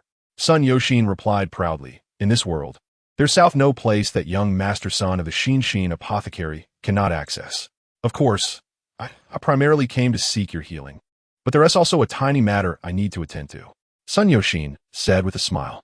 "Given your expression, I sense that the latter is of greater significance." Qin Yu thought to himself, "What matter?" Qin Yu probed further. Sun Yoxin leaned in, speaking in a hushed, conspiratorial tone. "Do you know that in a few days, the training camp will invite a top-tier genius?" "I know," Qin Yu nodded. On the 29th day, the training camp would invite a top-tier genius to showcase the considerable gap in combat prowess among peers, a reminder for students not to underestimate themselves and to strive continually. "Is the invited guest a beauty?" Qin Yu inquired. "How did you know?" Sun Yoxin exclaimed in surprise. "With your demeanor, I could guess that with my little toe." With palpable excitement, Sun Yoxin introduced to Qin Yu. "Her name is Xie Shirin, hailed as a beauty that graces the earth once every 4,000 years. There are simply no words left to encapsulate her beauty." He spoke with deep affection. "I have come here primarily to catch a glimpse of her." Qin Yu, somewhat perplexed, inquired, "Does the young master of the Xin herbal shop truly require such elaborate arrangements to meet a single person?" With a sigh, Sun Yoxin lamented, "It is precisely because that old coot from Tianshan came to my house, thrashed my grandfather, and warned me to keep my distance from Xie Shirin." "Tianshan?" Qin Yu's curiosity was piqued. Sun Yoshin elucidated. Tianshan can barely be considered a sect, consisting of only 4 individuals, with Xie Shirin being the youngest among them. Only 4? And they dare to assault your grandfather? Qin Yu expressed astonishment, recognizing that the influence of Xin Herbal Shop was not to be underestimated compared to first-rate families. Among the 4, 1 is a 9th-level warrior, and 2 are 8th-level warriors. Sun Yoshin ground his teeth. They say it is better to dismantle 10 temples than to disrupt a single marriage. That old man is indeed despicable for breaking up lovers. Does Xie Shirin harbor feelings for you? Qin Yu asked. Sun Yoshin scratched his head sheepishly. I believe that one day she will undoubtedly succumb to my irresistible charm. Ah, so he's but a lovesick fool, a typical ordinary man, Qin Yu mused. In contrast to Xie Shirin's appearance, he was far more curious about her prowess. I wonder how I measure up against those top-tier geniuses, he pondered, anticipation brewing within him. As time flowed, the 29th day arrived swiftly. Early in the morning, Sun Yoshin eagerly dragged Qin Yu to the training grounds. Isn't Xie Shirin only coming in the afternoon? Why are we here so early? To secure front-row seats, of course. My darling Shirin is so popular. If we don't arrive early, how can we possibly snag a good spot? Sun Yoshin declared with conviction. Qin Yu rolled his eyes. I believe that aside from you, no one else in the entire training camp is concerned. That's because you haven't witnessed Shirin's unparalleled beauty, a true gem that emerges once every 4 millennia. Suit yourself. I shall practice my sword techniques. With that, Qin Yu sought a clear space to diligently hone his 7-star blade technique. As afternoon approached, many individuals began to arrive at the training ground. Qin Yu and Sun Yoshin settled in the front row of the audience, where Sun Yoshin proudly unveiled banners and glowing signs that proclaimed his adoration for Shirin, resembling a grand fan convention. Bro, help me raise these signs. Sun Yoshin eagerly handed 2 banners to Qin Yu. No, thank you. Qin Yu turned away, feigning unfamiliarity with the person. How embarrassing. Moments later. The 3 members of the Yu family approached. Qin Yu, you're here so early? Yu greeted, just in time to spot Sun Yoshin holding the signs. Sun Yoshin, what are you doing here? Didn't you go to the Imperial Capital training camp? Upon seeing Yu, Sun Yoshin immediately made a shushing gesture and whispered, Shoo. I snuck out. If my father finds out, he would beat me to a pulp. Do you know each other? Qin Yu inquired. We're classmates. Yu explained. Yu squeezed in, asking, Sun Yoshin, why did you come here? Sun Yoshin raised the sign in his hand, declaring, of course, I came to support my darling Shirin. Yu displayed a puzzled expression. Aren't you impotent? Even if you win over Xie Shirin, what good would it do you? Sun Yoshin's face darkened, then broke into a lewd grin. Little Yu, would you like to personally verify whether I am indeed impotent? Get lost. Yu rolled her eyes. Enough of this chatter. The teachers are arriving. Qin Yu reminded them. At the entrance, Shangwan Feng walked in, accompanied by a woman. The woman was tall and graceful, her movements agile, and it was evident from her silhouette that she was a beauty. Unfortunately, she wore a dark veil, obscuring her features. Oh, look quickly, she is my darling Shirin. Sun Yoshin waved his banner frantically, shouting with excitement. Qin Yu subtly shifted his position, trying to distance himself from Sun Yoshin. Shangwan Feng ascended the podium and addressed the crowd.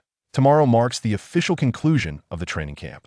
Each of you who emerges from this camp is a paragon of the East Sea province, the future pinnacle of humanity's power. He continued, however, I hope you do not become complacent due to your abilities. The world is vast, and many who are stronger than you exist. Always remember, there are others beyond you. Today, we are honored to have classmate Xie Shirin with us. I hope you can look to her as a role model and strive forward. The male audience erupted in fervent cheers. Xie Shirin, do you have anything to say? Shangwan Feng inquired. Xie Shirin gently shook her head. No, senior, let us commence. With that, Xie Shirin gracefully made her way to the center of the training ground, as several teachers tossed 3 exotic beasts onto the field. The challenge was no trifling matter, as they unleashed 3 level 18 beasts. Qin Yu muttered, this is quite a formidable task. The 3 beasts snarled at Xie Shirin, their fury palpable since they had been captured by humans. They surrounded her in a triangular formation. A robust beast resembling a hunting dog emitted a low growl towards Xie Shirin, and the 3 beasts launched their assault simultaneously. Be careful, beautiful. Many spectators held their breath for Xie Shirin. Yet, Sun Yoshin remained unfazed, dutifully cheering for her as a devoted admirer. Leaning back against his seat, Qin Yu quietly observed the battle, eager to see how Xie Shirin would manage the situation.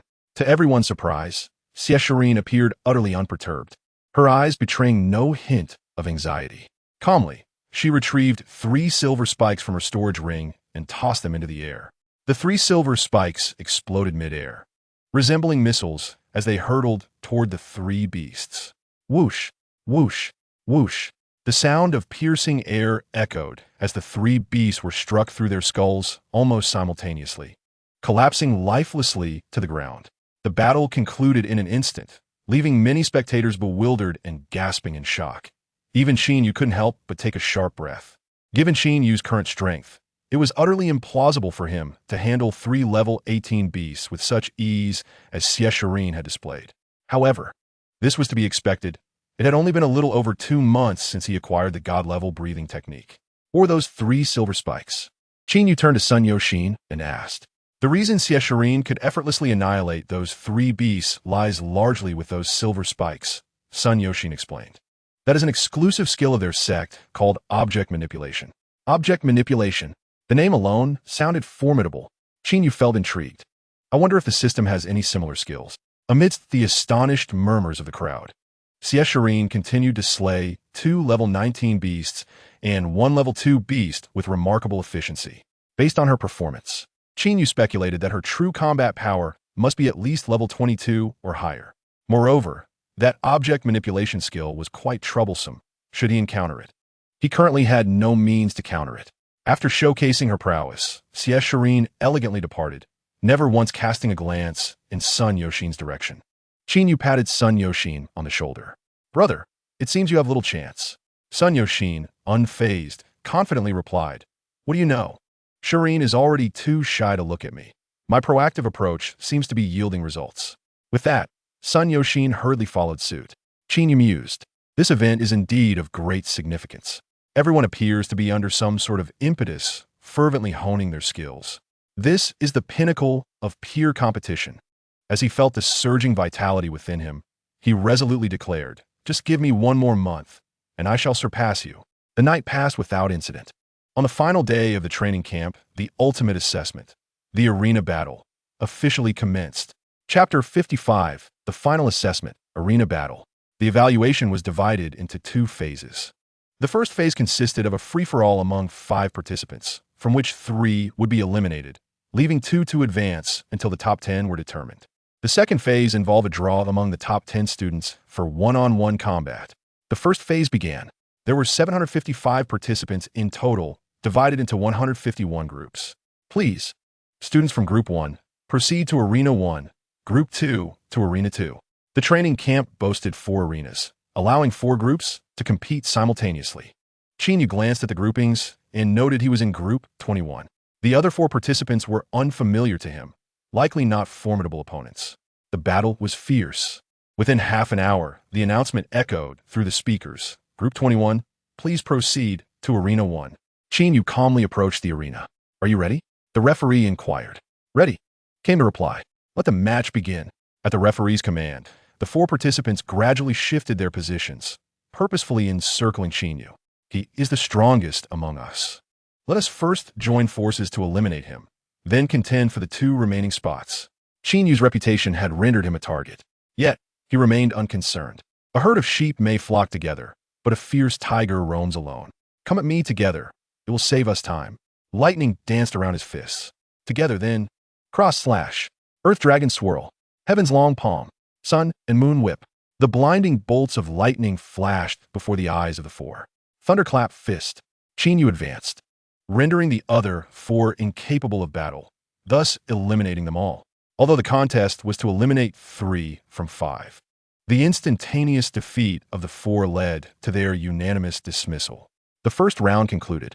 Originally, 302 participants were to advance, but due to some groups having only 1 survivor, only 281 moved forward.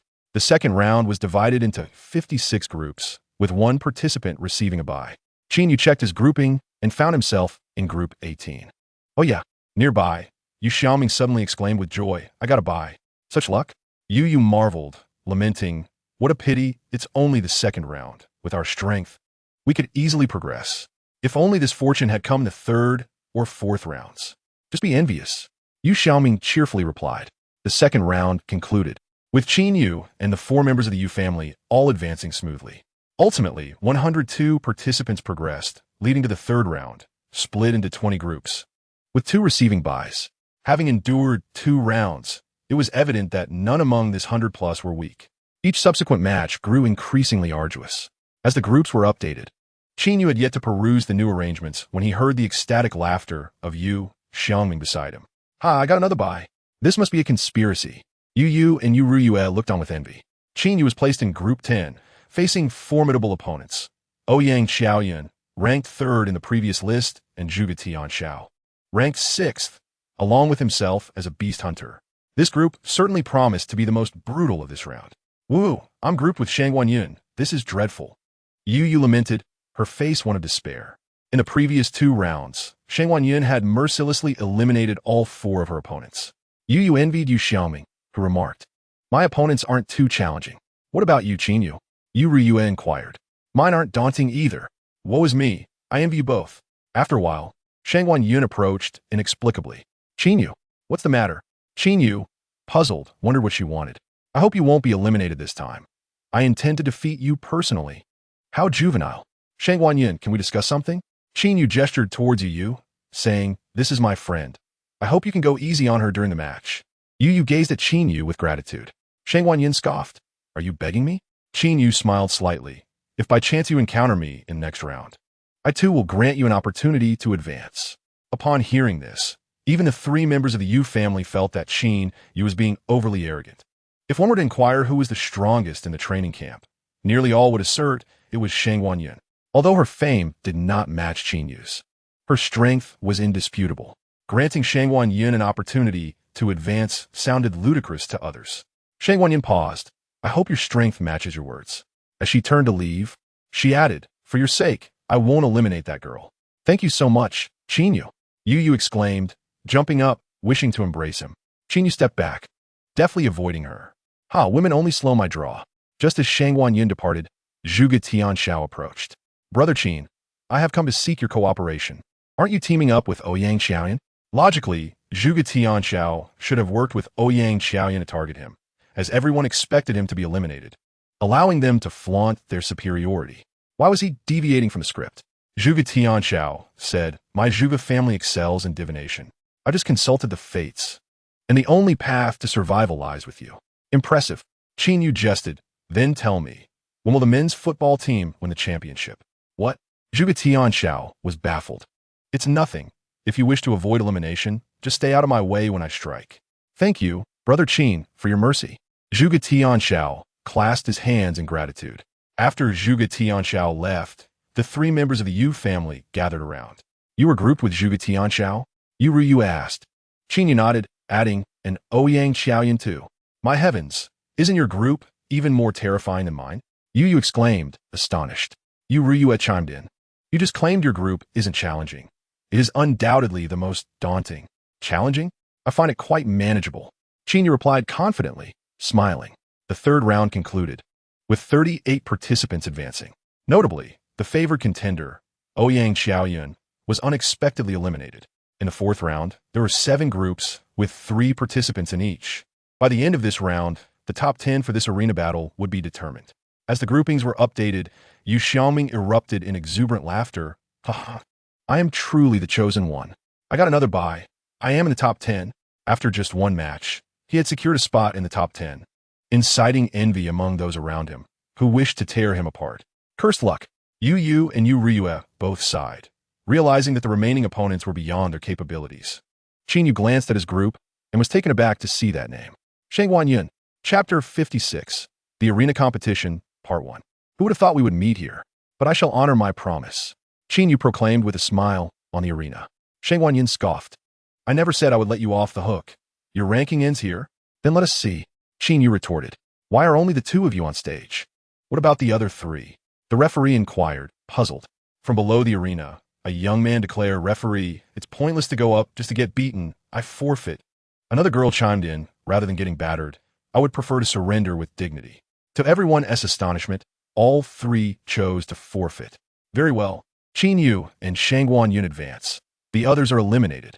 The referee announced. Next group, please come to the stage. But we haven't fought yet. Manhwaedit protested, displeased. This is a 5-2 competition. With the other three forfeiting, you automatically advance, the referee explained. Now, please leave the stage and do not waste time. Manhwaedit pointed at Qin Yu, asserting with self-importance, next time we meet, I will surely knock you to the ground. Qin Yu replied, counter. Manhwaedit shot back. Another counter. Qin Yu declared, another counter is ineffective. Manhwaedit insisted, another counter is ineffective. Get off the stage. The referee ordered. Indeed, to deal with someone overly dramatic, one must employ equally dramatic methods. Qin Yu mused as he slowly descended from the arena. As the final round concluded, it was no surprise that Yu Ruyue and Yu were entirely eliminated. The top 10 list was announced. Qin Yu, Manhwaedit, Manhwaegu, Zhuge Yi, Zhuge Tianxiao, Ouyang Song, Ouyang Ming, Yu Xiangming, Feng Wen, and Tang Fei. The system automatically matched opponents. Qin Yu's adversary was none other than Zhuge Tianxiao. One could only say that this unfortunate fellow had managed to escape the initial round, but could not evade the inevitable. This time, the brackets were full, and no amount of luck could grant Yu Xiangming a free pass. Yu Xiangming faced off against Tang Fei. Both had received a bye in the previous round. Their strengths evenly matched. All 5 rounds of competition were held on the first arena, ensuring that the audience could witness every match in its entirety. In the first match, Zhuge Yi versus Feng Wen. Zhuge Yi secured an effortless victory. In the second match, Manhwaedit versus Manhwaegu. Manhwaegu conceded, allowing Manhwaedit to advance. In the third match, Ouyang Song versus Ouyang Ming. Ouyang Ming forfeited, and Ouyang Song progressed. The spectators murmured in disappointment. Out of 5 matches, 2 ended in forfeits, and the only one contested was a complete rout, utterly devoid of excitement. Was this the final round? Surrendering without even a fight? However, there was little to be done. They were all from the same clan, and Wu Ti want to exhaust each other as strengths. The next match promised intrigue. The Beast Hunter versus Zhuge Tianxiao. Who would emerge victorious? Was there really any doubt? Zhuge Tianxiao, hailing from the illustrious Zhuge family, was equipped with an array of techniques, even breathing techniques distinct from others. How could Qin Yu possibly contend against him? Charge headlong? Fool! Have you lost your wits or your eyesight? Ouyang Xiaoyan was defeated by Qin Yu. Can Zhuge Tianxiao truly prevail? I'm merely curious how many moves Zhuge Tianxiao can withstand. In the fourth match, please welcome Qin Yu and Zhuge Tianxiao to the stage. The referee's voice boomed. Zhuge Tianxiao, clad in an imposing yin-yang robe, strode onto the arena with great presence. Qin Yu, dressed simply, was nonetheless unaffected in his striking charm. Notably, his divine breathing technique had advanced to the 3rd stage of proficiency, with a new ability to sense the fluctuations of spiritual energy around him. The 3rd stage unveiled yet another function, subtly enhancing Qin Yu's charisma, rendering him more appealing, trustworthy, and approachable in the eyes of others. Thus, he had long since shed the label of being a freak. As Zhuge Tianxiao stepped onto the stage, he unleashed an intense wave of energy. His vitality seemingly dissipating without restraint, his robes billowing in the wake of his forceful aura. As a member of the Zhuge family, he could not simply yield without reason. This was not only due to his pride, but also for the honor of his family. Are you ready? The referee asked. I am ready, Qin Yu answered. Wait. Zhuge Tianxiao raised a hand to halt proceedings. Give me a moment. With that, his aura surged even higher. The spectators below could feel the oppressive force. Everyone was taken aback by Zhuge Tianxiao's actions. Even before the match had begun, he was exhausting his own vitality. Was this a secret technique of the Zhuge family? Even Qin Yu couldn't decipher Zhuge Tianxiao's intentions. However, in the face of absolute power, all struggles were in vain, and Qin Yu remained unperturbed. Soon, Zhuge Tianxiao's energy began to wane rapidly. Raising his hand, Zhuge Tianxiao declared, I am ready. The audience eagerly awaited, speculating on what secret weapon Zhuge Tianxiao would employ. Even the referee was intrigued. All right, let the match begin. Before Qin, you could take a step. Zhuge Tianxiao shouted again, wait. What now? The referee queried. Zhuge Tianxiao, with a resolute tone, announced, my vitality is nearly depleted. Hence, I forfeit. As a member of the Zhuge family, he could not surrender without cause. Yet this time his concession was justified, preserving the family's dignity. The divination indicated no hope of victory, and Zhuge Tianxiao would not foolishly charge into a beating. How painful would it be to be thrashed? Zhuge Tianxiao strode confidently off the stage, leaving Qin Yu, the referee, and the audience in a state of bewilderment. No one had anticipated such a turn of events. At that moment, a voice from the audience shouted, "What a waste of our emotions! Get him! Get him!" The crowd echoed, rallying against Zhuge Tianxiao. This scene even went unopposed by Shangguan Xiu, who angrily remarked, "These children treat the training camp assessment as a joke." Still resorting to such tricks at this point, if they don't want to be beaten by Qin Yu, let them take a beating from others. Soon, the sounds of Zhuge Tianxiao's desperate cries for mercy echoed across the training hall. Order was restored, and anticipation for the fifth match began to swell. Although Yu Xiangming and Tang Fei were not at the pinnacle of strength, they surpassed the majority of their peers in the training camp. Moreover, both were evenly matched, promising an exhilarating clash. In the fifth match, please welcome Yu Xiangming and Tang Fei to the stage. The referee called out. A disheveled young man, covered in dust with blood trickling from his mouth, limped onto the arena. "I am Tang Fei. I forfeit," he declared. Tang Fei first announced his decision, then angrily continued. "While watching the match between Zhuge Tianxiao, some random fool kicked me from behind, sending me into the chaotic crowd, and I ended up getting beaten." Before he could finish, he coughed up a large mouthful of blood. Whether it was from the beating or his fury was unclear. The crowd was left speechless, thinking, "Brother, the next match is about to begin. Instead of preparing, you chose to stand by and watch. Who else would get beaten if not you?" Thus, Yu Xiaoming stumbled into the top 5. Chapter 57, The Arena Battle, Part 2. The list of the top 5 was announced. Qin Yu, Shangguan Yun, Zhuge Yi Ouyang Song, and Yu Xiaoming. Yet another splendid oddity, and once again, the fortunate one is given a bye. One cannot help but wonder if Yu Xiaoming has exhausted his luck for the latter half of his life, having secured a spot in the top 3 after just one match. Surely, even fiction would not dare to pen such a scenario. The two matches consisted of Qin Yu versus Zhuge Yi and Shangguan Yun against Ouyang Song. In light of Zhuge Tianxiao's prior misadventure, Zhuge Yi refrained from any trickery. After merely exchanging a few moves with Qin Yu, he succumbed to defeat. This reflects a flaw within the Zhuge lineage, as their propensity to divine the outcomes of battles diminishes their fervor to fight. Upon realizing their inevitable defeat, the fire of competition wanes. Thus, the members of the Zhuge family often appear scholarly, standing in stark contrast to the likes of Shangguan Yun, who is quick to resolve disputes with action. The confrontation between Shangguan Yun and Ouyang Song held little suspense. The Ouyang family's strongest contender is Ouyang Qiaoyun. Regrettably, he has already fallen to Qin Yu's prowess. While Ouyang Song is not without merit, he pales in comparison to Shangguan Yun. This match concluded swiftly. Only 3 individuals remained on the arena: Qin Yu, Shangguan Yun, and Yu Xiaoming. The final round's pairing was drawn personally by Shangguan Feng, primarily due to Yu Xiaoming's repeated buys, prompting a collective complaint from the students alleging foul play in the training camp. To prevent the computer from once again granting Yu Xiaoming a buy, Shangguan Feng took it upon himself to oversee the draw. As he reached into the lottery box, he extracted a slip of paper inscribed with the name Yu Xiaoming. After swallowing hard, Shangguan Feng muttered, "This kid is truly uncanny." "Teacher, who did you draw?" An impatient voice called from below.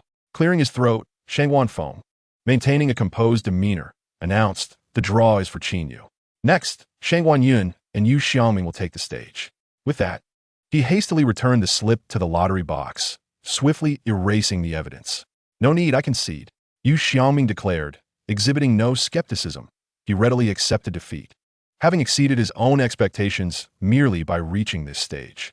Recalling his initial days in the training camp, when his years of savings were pilfered by deceitful individuals, and his first meal left him bedridden for 2 days, he had subsequently become a lamentable wage laborer, derided for his low price and perceived weakness. For an entire month, Yu Xiaoming faced a dismal fate. Yet, all hardships pale in comparison to the surprise of today. Although he did not advance to the finals, he felt a profound sense of satisfaction. "All right," Shangguan Feng proclaimed. "Qin Yu and Shangguan Yun, please take the stage for the final showdown." The audience erupted with enthusiasm. The preceding matches had been lackluster, and they hoped for an exhilarating finale. Who do you think is stronger, Manhwaedit or Qin Yu? Both competitors had faced no obstacles in their prior battles, leaving the audience unable to discern who held the advantage. Manhwaedit is recognized as the best in our training camp. I believe his chances are substantial. Manhwaedit's status was not merely bestowed upon him. He had fought fiercely to earn it. Just days prior, he had openly declared war on all to enhance his combat abilities. In the training arena, Manhwaedit had engaged in numerous battles, facing multiple opponents in a grueling series of contests. In his final match, despite being afflicted by a strange poison that diminished his strength, he triumphed over 5 adversaries at the cost of his own injuries. From that moment, Manhwaedit became renowned, regarded as the unchallenged champion in the minds of many. As Manhwaedit and Qin Yu ascended the platform, Manhwaedit flexed his muscles, his eyes ablaze with determination. From the very first day in the training camp, he had been anticipating this battle. Qin Yu, let us begin. After this match, I shall be the true champion of the training camp. Manhwaedit taunted with a downward thumb. Qin Yu displayed no reaction. Prepare to witness my true strength. Manhwaedit's aura surged, his power escalating dramatically. You didn't expect me to harbor such hidden potential, did you? A smirk graced Manhwaedit's lips. This time, victory is assured. The atmosphere shifted, a collective unease settling over the spectators. Goodness, Manhwaedit's presence is formidable. What level is he at? No one at level 16 possesses such an aura. He must have recently crossed into level 17. The speaker was Zhuge. Level 17? How can that be? I have just barely broken through to level 13. How can the disparity be so vast? It seemed Manhwaedit was guaranteed victory. Let us not conclude too hastily. Manhwaedit is strong, yet my brother Qin Yu is no weakling. Indeed, with such striking looks, how could Qin Yu possibly lose? No way. Could anyone genuinely believe Qin Yu could surpass Manhwaedit? The young officer beside Manhwaedit chuckled. General, it seems your family's victory in the training camp is already secured. Congratulations. You truly believe that Manhwaedit's level 17 breakthrough guarantees victory over Qin Yu? Manhwaedit replied coolly. Is Qin Yu truly that formidable? Manhwaedit smiled enigmatically, offering no direct response. Just watch. The outcome will soon be revealed. Qin Yu, unleash your full power. Manhwaedit declared, challenging Qin Yu. Are you certain you wish for me to reveal all my strength? Qin Yu inquired. Absolutely. Manhwaedit replied confidently. If I am to defeat you, it must be at your full capacity. Otherwise, this match is devoid of meaning. Very well, but before we proceed, there is one important matter to address. What matter? Qin Yu turned to the referee. Is the match ready to commence? The referee, realizing the oversight, hastily prepared. Are both contestants ready? I am prepared. Qin Yu responded. I have been ready for a month. Let us begin. Manhwaedit urged. Then, let the match commence. With the referee's command, Qin Yu's figure gradually faded from view. What? Where did Qin Yu go? In the next instant, Manhwaedit was propelled into the air. A crescent-shaped golden blade materialized, striking Manhwaedit and resulting in an explosion that rendered him unconscious. In a fleeting moment before losing consciousness, Manhwaedit realized that he had once again suffered defeat. Qin Yu stood atop the arena, offering a slight bow. I apologize, I still could not unleash my full power. For such an action would have cost you your life. Had Qin Yu not held back, the blade unleashed would not have merely exploded, but would have cleaved Manhwaedit in twain. Silence. A profound stillness enveloped the arena, as if time itself had momentarily halted, devoid of sound or motion. Chapter 58. The otherworldly beast will arrive on the battlefield in 5 seconds. Please prepare yourselves. All present were left in a daze. What had just transpired? How had Manhwaedit been sent soaring? What had Qin Yu done? What was that crescent-shaped golden light? In the blink of an eye, Qin Yu had dispatched Manhwaedit. When Manhwaedit displayed his level 17 prowess, nearly everyone believed victory to be his. Yet, upon the referee's command, Qin Yu vanished. And moments later, Manhwaedit was sent flying, followed by a golden blade that erupted. The span from the match's commencement to Manhwaedit's loss of consciousness was barely a few seconds.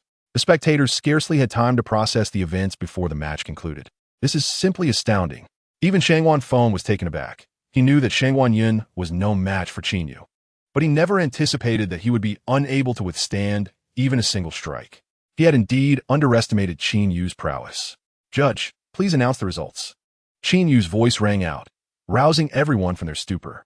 "Oh," the judge, regaining his composure, hastily proclaimed, "In this match, Qin Yu emerges victorious." With this declaration, the final assessment of the training camp officially came to a close. However, at this moment, no one felt any joy at their graduation. Instead, an overwhelming sense of pressure loomed over them. The scene of Qin Yu effortlessly defeating Shangwan Yun was too shocking to comprehend. Although Xie Shirin had also demonstrated formidable strength yesterday, perhaps even surpassing Qin Yu, she was a far-off figure, a paragon of genius among the human race. But Qin Yu was different. He was one of their own, utilizing the same resources and practicing the same breathing techniques. Why was Qin Yu's strength so formidable while they felt so weak? Was it that they had not exerted enough effort? The motivation instilled in them today was exponentially more powerful than that of yesterday. It is not difficult to foresee that these students, upon returning home, would surely devote themselves to their training with renewed vigor. Shangwan Xiu stood up and announced, "Your final rankings are currently being compiled and are expected to be released by 8 o'clock this evening. Tomorrow, the training camp will transport you to the nearest airport. I hope that you will not become complacent upon your return, but will instead continue to forge ahead." "Yes. Thank you, teacher. Thank you, commander." Thus, the life at the training camp came to an end. Qin Yu, along with Yu Xiaoming, Yu Riyue, and Yu Yu, sat in the dining hall, savoring their last supper at the training camp. "Alas, after leaving the training camp, I will no longer be able to relish these delectable dishes." Qin Yu lamented. "You are the biggest winner of this training camp. Do you really care about such trivial fare?" Yu Riyue replied with a chuckle. "I am hardly the biggest winner." Qin Yu pointed at Yu Xiaoming and declared, "This chap here is the true victor, having secured third place with just a single match." Yu Xiaoming suppressed his inner delight and feigned calmness, shaking his head. "The final rankings are based on overall performance in the training camp, as well as initial and final standings. My third place is largely inflated, and my comprehensive ranking will likely not be very high." Yu Yu pouted. "Your third place is not just inflated. It's practically all water." Laughter erupted among the group. "Qin Yu's first place is undoubtedly secure. Congratulations on becoming our family's guardian." Yu Riyue raised her drink. The group clinked their glasses in celebration. Qin Yu jested. "I worked so hard to win first place just to be a servant to your family. Boss, when the time comes for the college entrance examination, I will be counting on you," Yu Xiaoming said. Qin Yu laughed. "Rest assured, with your mere 1,000 per day fee, I shall surely elevate you to a national third place. Keep dreaming." At 8 o'clock that evening, the final rankings were announced. As Qin Yu had predicted, he secured first place. Yu Xiaoming placed 7th, a commendable achievement for him. Yu Yu and Yu Riyue finished in 26th and 28th place respectively, both of which would earn them additional points after the college entrance examination. The training camp concluded successfully. Over the course of the month, Qin Yu's strength had seen tremendous enhancement, acquiring the exceptional level Smoke and Shadow Step, the perfect level 7-star Blade Slash, and the perfect level Venomous Blood Dissolution Powder, while simultaneously amassing over 10 million in cash. Qin Yu also spent 3 million to elevate his divine breathing technique to the 4th stage of mastery, for after all, the speed of cultivation is of paramount importance. Additionally, Qin Yu upgraded the Xianjin Blade to a 2nd-tier weapon, greatly augmenting its power. The following day, at 8 in the morning, at the West City Gate of Linhai City, 50 buses lined up at the city entrance, each filled with nearly 50 high school students clad in uniforms. "Rest assured, Director Gao, we have eradicated all 2nd-tier and above exotic beasts within a 30-kilometer radius of the city," Commander Li Feng conveyed to the Director of the Education Bureau. The Director of the Education Bureau saluted Li Feng, expressing gratitude for the military's diligent efforts during this period. "The safety of 2,500 students is at stake, and we must ensure that nothing goes awry." All martial artists in their 2nd year of high school were required to undergo a 3-day outdoor survival training, conducted under the supervision of school teachers and military personnel, allowing them to engage closely with exotic beasts. This was to prevent these sheltered flowers from becoming so terrified upon graduation that they would be unable to combat the beasts.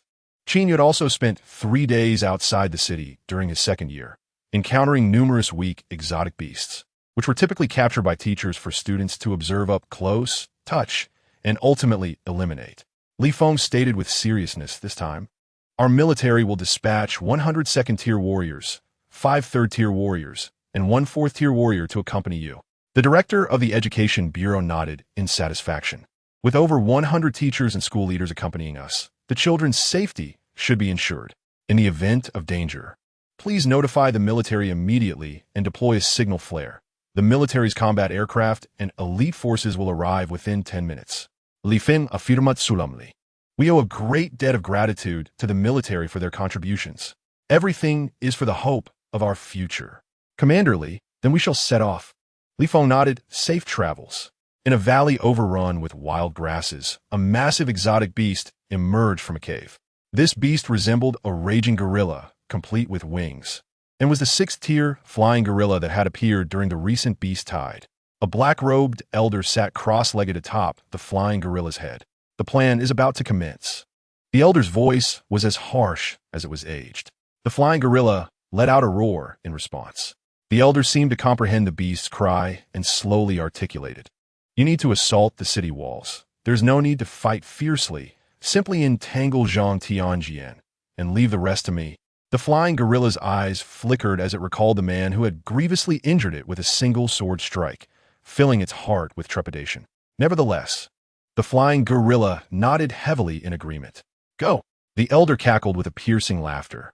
Only with the blood essence of the youth can I forge more blood pills to control additional exotic beasts. The harsh laughter echoed into the distance with a howling wind, causing the wild grasses to tremble and the earth to shift. Countless exotic beasts emerged from the cracks in the weeds and soil, swarming in numbers that sent chills down one's spine. Tonight, after dark, would witness a grand massacre. Chapter 59. Qin Tian, hold on, I'm coming. Qin Yu returned to Linhai City at 5 o'clock in the afternoon.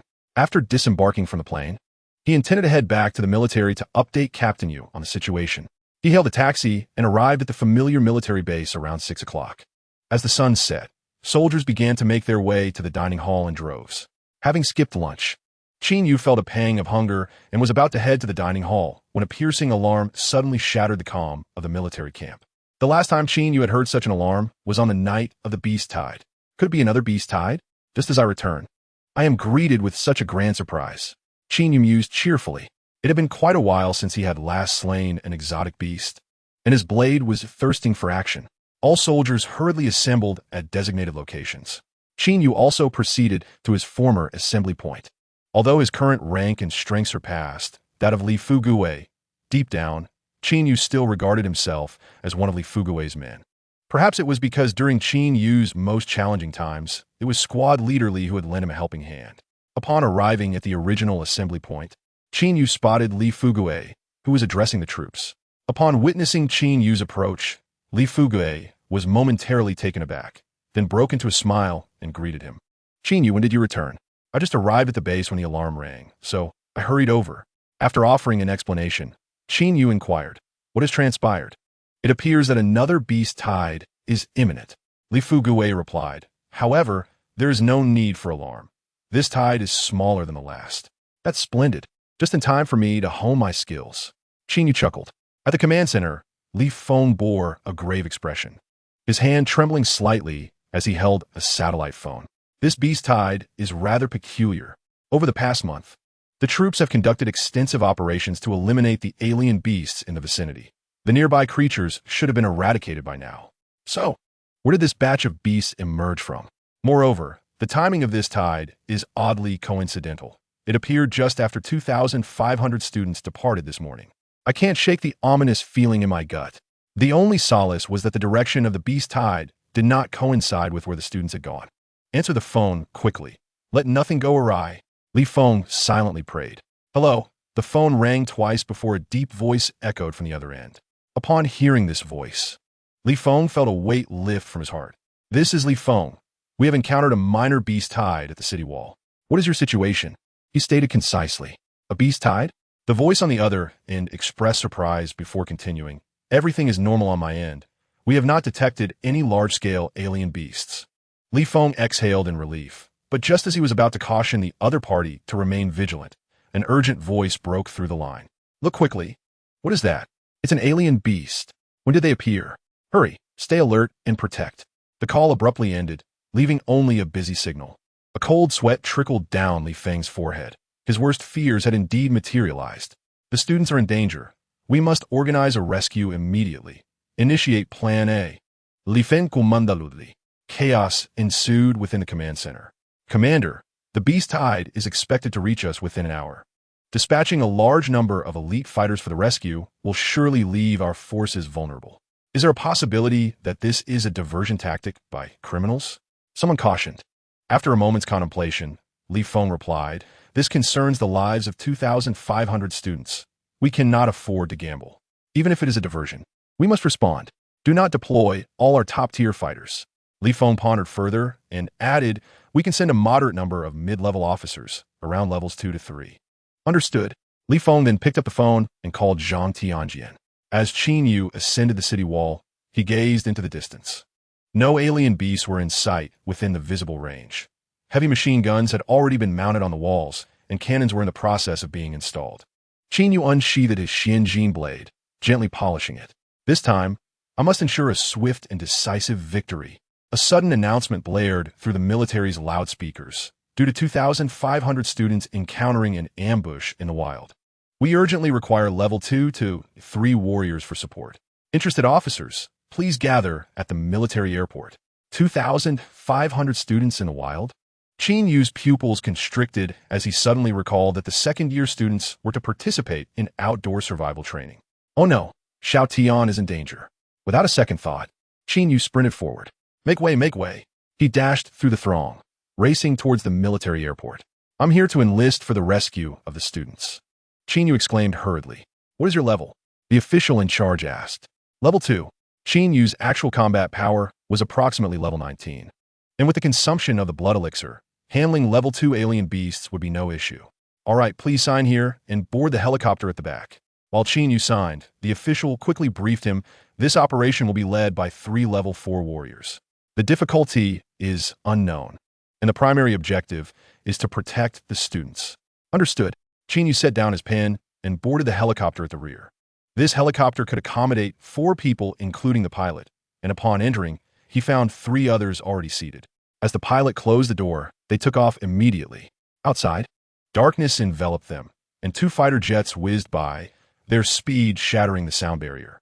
These are specially deployed to eliminate flying alien beasts, preventing the helicopter from being attacked and crashing, the pilot explained amiably. With a heart full of trepidation, Qin Yu gazed out the window. Xiao Tian, you must hold on. The students' camp was not far from the city wall.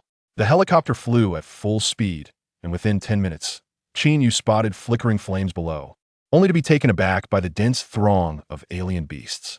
Where did so many beasts come from? And why didn't the military's detection equipment identify them in advance? The alien beasts formed a circular formation, completely encircling the students' camp. The teachers and military personnel stood at the outermost perimeter, fending off the beast assault, while the students huddled tightly in the innermost circle by class. Do not fear.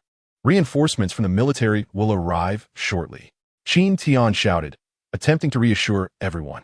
Class leader, I just heard that the city wall is also facing a beast tide.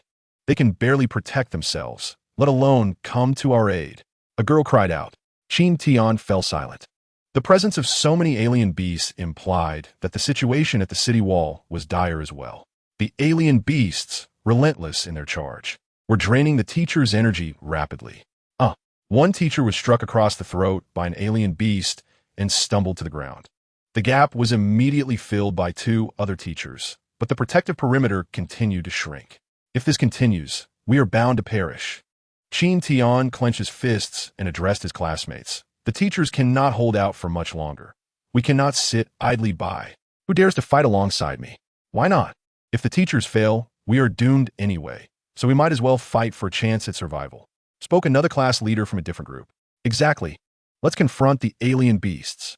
Many responded enthusiastically. All right, Qin Tian declared, battle-type warriors, join me to relieve the teacher's pressure. Healing-type warriors, stay behind to tend to the injured. Understood. Hundreds of students brandished their weapons and surged towards the perimeter, quickly followed by the remaining students. Over 2,000 of them charged forth together. Chapter 60, the one wearing the clown mask. What a brave bunch of little ones.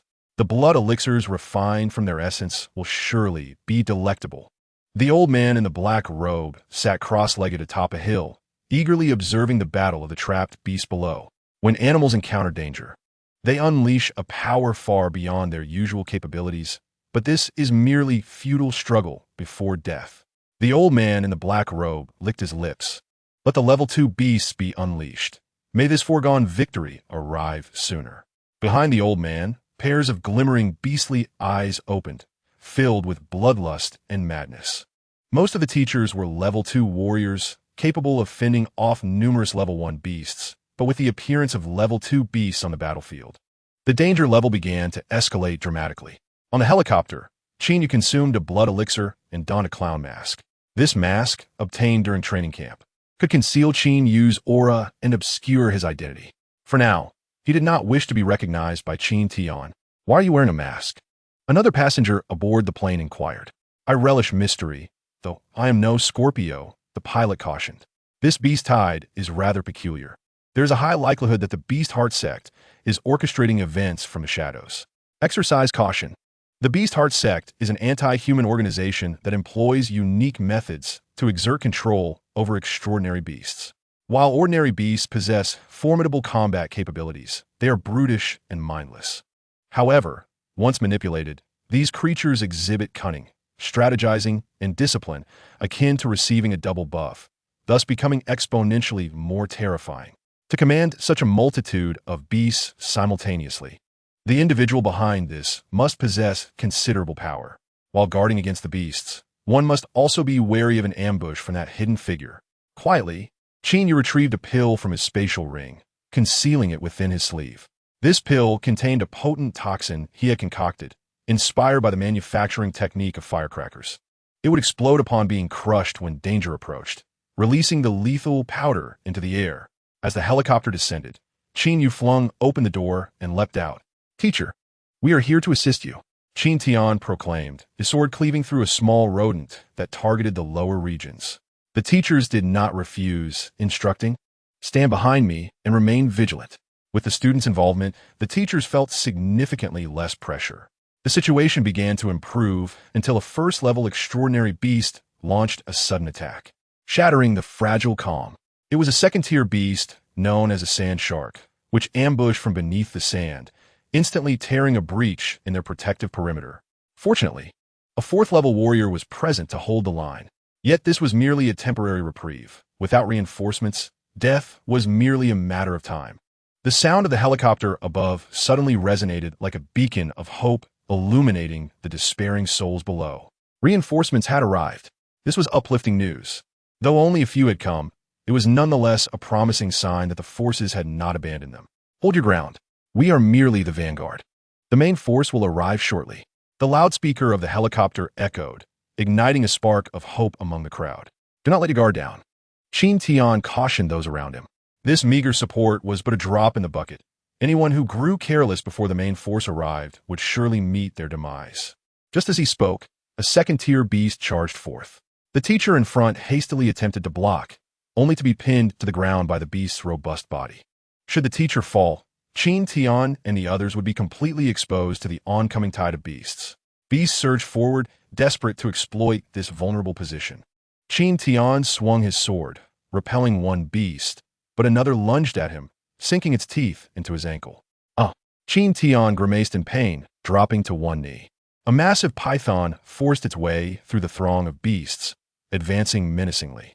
Class leader, I'm coming to help, a classmate cried, but was ensnared by the beasts, leaving Qin Tian isolated and helpless. The python drew ever nearer, its girth comparable to that of a barrel, adorned with menacing patterns, its thick scales scraping ominously against the ground. In Qin Tian's eyes, the python's form loomed larger, its gaping maw wide enough to engulf a cow, its fangs as thick as a child's arm. Cold sweat drenched Qin Tian's clothing. Even in the face of utter terror, he refused to relinquish his weapon. Perhaps this sword could not save his life, but inflicting even the slightest injury upon the python would be a small victory. The python lunged, its maw exuding a nauseating stench of blood. Qin Tian shut his eyes and thrust his sword forward. In that moment, his mind was a blank slate. The movies had lied. There was no time for reflection before death. Time dragged on. The cacophony of the beast tide roared in his ears. Anguished cries echoed. And the stench of blood lingered at his nostrils. What was happening? Slowly, Qin Tian opened his eyes and beheld a golden blade poised before him. The python's head firmly ensnared upon it. Though the blade appeared diminutive compared to the beast's gaping maw, no matter how fiercely the python struggled, it could not budge the golden weapon that lay before him. Qin Tian gazed towards the hilt to find a figure adorned with a jester's mask staring back at him. In such a brutal battlefield, the sudden appearance of a jester's mask seemed utterly incongruous with the surrounding carnage. If you lack sufficient strength, do not seek to show off. A chilling voice emerged from beneath the mask. The golden blade swung, unleashing a blinding arc of light that cleaved through the darkness of night. In an instant, it decimated dozens of beasts, including the massive python. Warm beast blood splattered across Qin Tian's face. In that moment, he understood that he had been saved. Qin Yu sheathed the golden blade and hoisted Qin Tian as he made his way back. No matter how powerful he was alone, he could not slay the countless beasts surrounding them. To turn the tide, they would need the strength of all. System, activate the premium mode. Please select the target for premium activation. Spend 3 million to elevate the supreme healing technique to mastery. Upgrade successful. This was Qin Yu's strategy. He would employ the formidable supreme healing technique to transform each individual present into an invincible warrior, brimming with health and energy. However, to realize this goal, a group healing skill was essential. Qin Yu rummaged through his spatial ring and produced a skill book titled Radiation Therapy.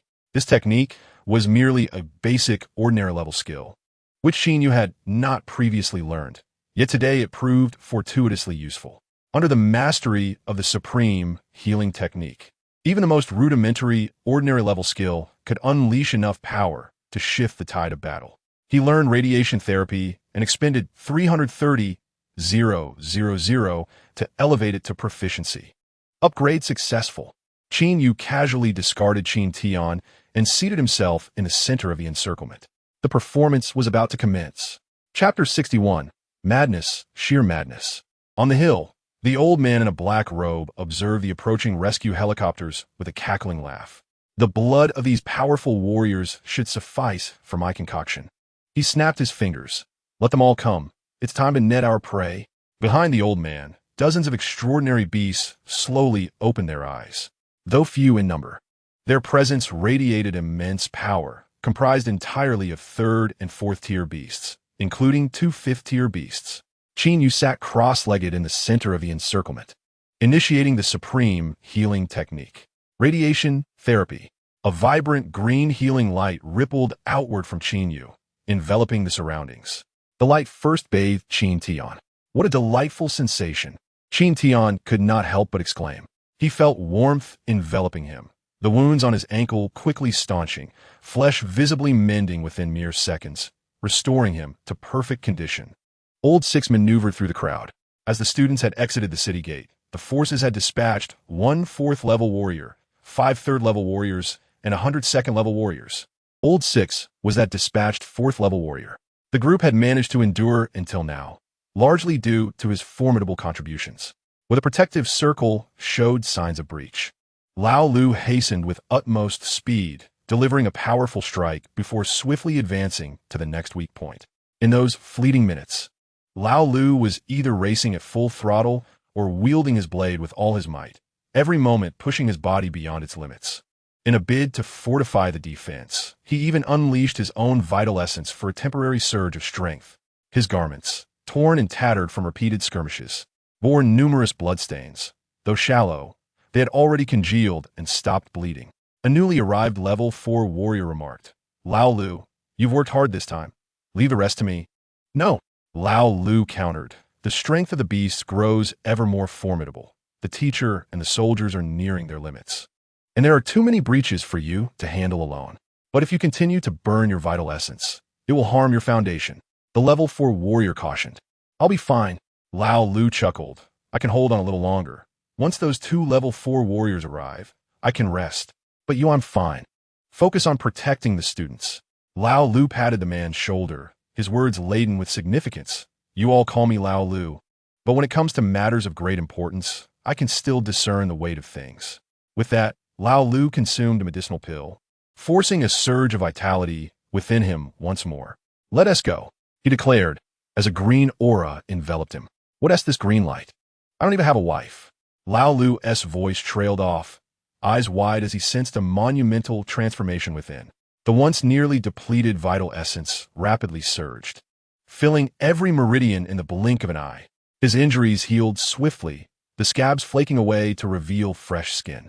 Even his recently burned vital essence rejuvenated, and the long-standing internal injuries from years past began to mend.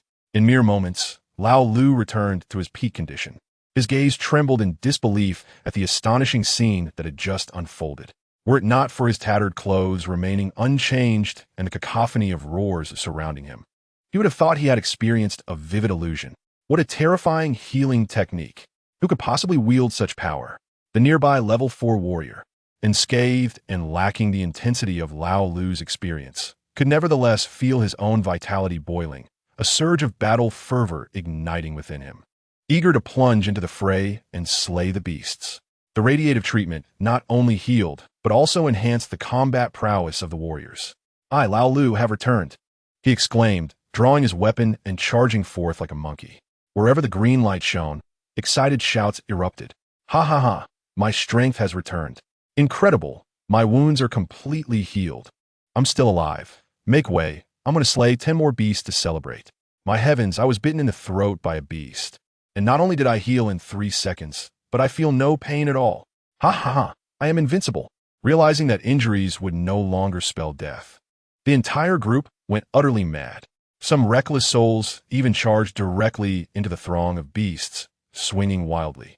Alas, those brave warriors who rushed and were nearly instantaneously torn apart by the creatures. Radiative treatment was not invincible. Once caught in a decisive moment, even the strongest healing spells were powerless. Yet, the morale of the crowd remained unshaken, and under a relentless assault, they pushed the beast tide into retreat. It was not until they ventured beyond the bounds of the green light that the invincible buff dissipated in an instant. "Quick, fall back. We must stay within the green glow to retain our strength. I love green. I'm Lao Lu." Qin Tian stared blankly at the man in the clown mask, filled with astonishment. This individual had single-handedly turned the tide of battle. Helicopters returned, with the remaining 2 level 4 warriors surveying the battlefield from above. Hearing the pilot's report, they understood the situation was dire, teetering on the brink of annihilation. Thus, they prepared for the worst. But upon witnessing the scene below, the 2 level 4 warriors were left dumbfounded. Is this chaos truly perilous? The beasts are the ones in peril. These warriors are ruthlessly ferocious. Do they not value their vitality? The demise of these creatures is nothing short of horrific. My heavens, that person is even pursuing a beast while dragging half of his intestines. Madness, utter madness. The 2 level 4 warriors felt their worldview shatter. If everyone in the world were this formidable, the beast would have been eradicated long ago. Look, isn't that Lao Lu? It is indeed him. I can't believe this guy is now chasing down 2 level 4 beasts. When did he become so powerful? On the hill, the figure of the old man in black suddenly rose. What is happening? Why are my beasts retreating? He had even dispatched level 5 beasts. Yet the war was not unfolding as he had envisioned. The old man in black closed his eyes, establishing a connection with one of the beasts. Through the perspective of that creature, he quickly discerned the source of the shifting battle. Is it that healing warrior? The old man muttered coldly. Such extensive healing. I wonder how long your vitality can sustain this. The old man had no intention of intervening personally. The reason the Beastheart sect had survived thus far was due to each member operating from the shadows, never taking action unless absolutely necessary. The consumption of Qin Yu's vitality was staggering, yet his divine breathing technique restored it at an even swifter pace. Life begetting life, endlessly flowing. Even to sustain himself for a day would pose no challenge. 5 minutes later, the old man in black could no longer remain still. The flying beast could not hold Zhang Tianjian for long, and as long as the healing continued below, the enemy would remain undefeated. If this continued, his beast would be annihilated. Since you seek death, I shall grant it. A healing warrior, once within my grasp, is doomed. The old man in black vanished from the hilltop, leaving behind a wisp of black smoke. Chapter 62. Sacred Royal Art. The old man in black transformed into a wisp of shadow, swiftly weaving through the throng of beasts.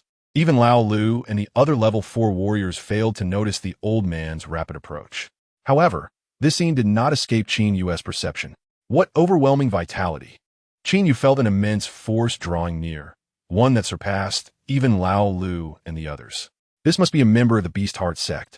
Finally, unable to sit idly by, taking a deep breath, Qin Yu remained as still as a statue, like a monk in meditation. He could not allow his adversary to sense that he had discovered anything. The disparity in strength was too great, and only by catching him off guard could he hope for a sliver of victory. With a slight loosening of his sleeve, the vial containing the powder of lethal toxic essence slipped into his hand. A bead of cold sweat trickled down Qin Yu's forehead. Whether he lived or died rested entirely upon this. Qin Yu thought to himself, feeling unprecedented pressure in the face of such a formidable opponent. The old man in black swiftly traversed the beast tide, drawing closer to Qin Yu.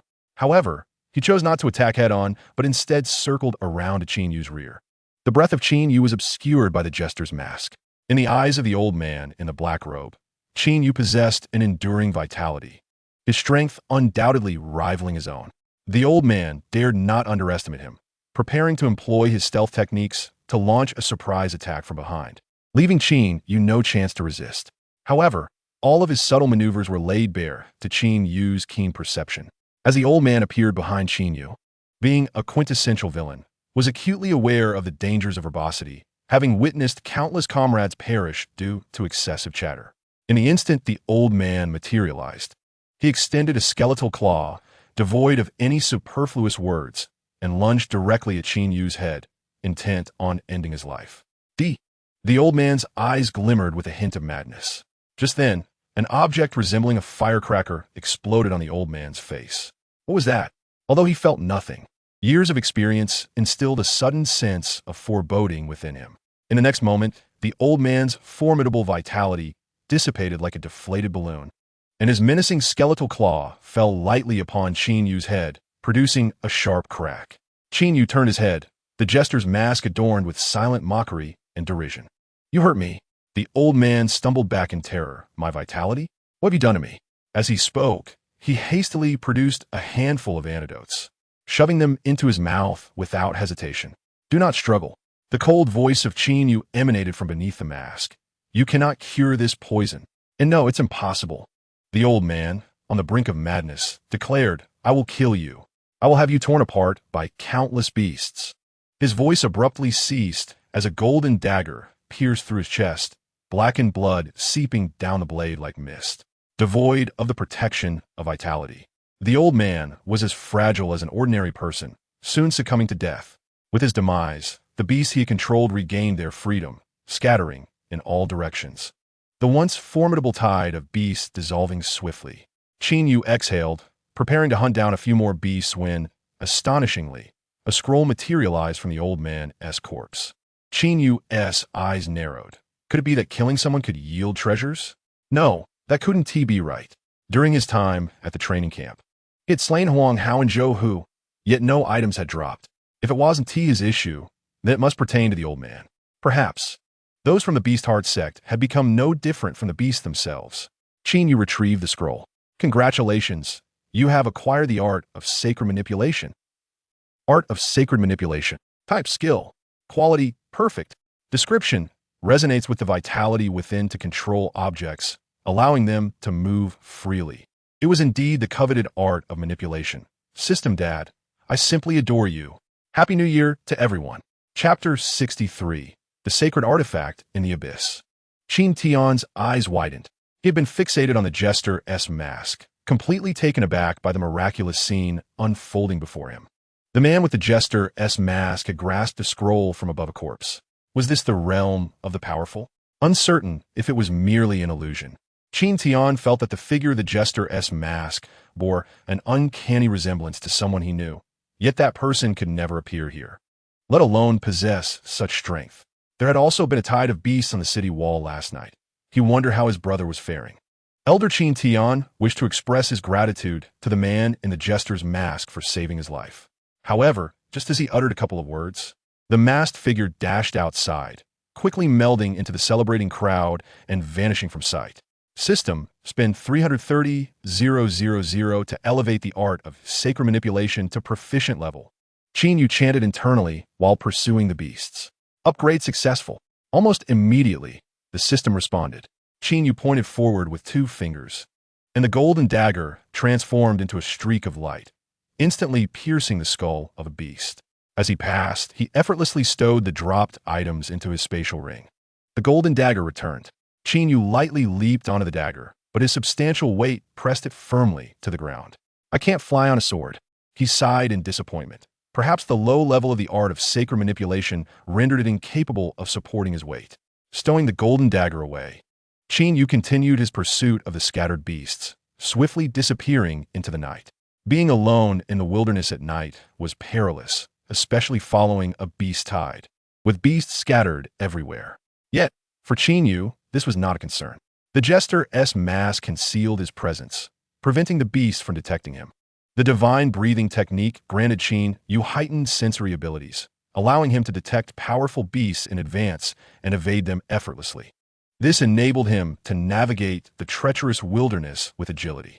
With the art of sacred manipulation now at a proficient level, Qin Yu could control 5 objects simultaneously within a radius of 50 meters, significantly enhancing his efficiency in slaying beasts. Although he lacked specialized conical weapons, he possessed an abundance of spiritual stones. These stones, dense and hard with sharp edges, became formidable projectiles when accelerated, far more effective than bricks.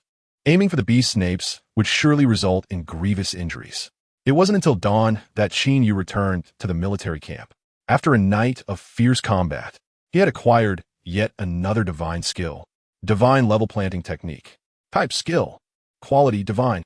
Description contains methods and experiences for cultivating 888 types of rare earth treasures, with a certain probability of producing extremely rare natural treasures. This divine skill, compared to his previous ones, held significantly less utility for Qin Yu. Without seeds or land, mere expertise in planting was of little use. He set the divine level planting technique aside, intending to study it thoroughly when time permitted. After a visit to Rushuang and confirming his candidacy, Qin Yu began preparing for the upcoming college entrance examination, set for more than a month later.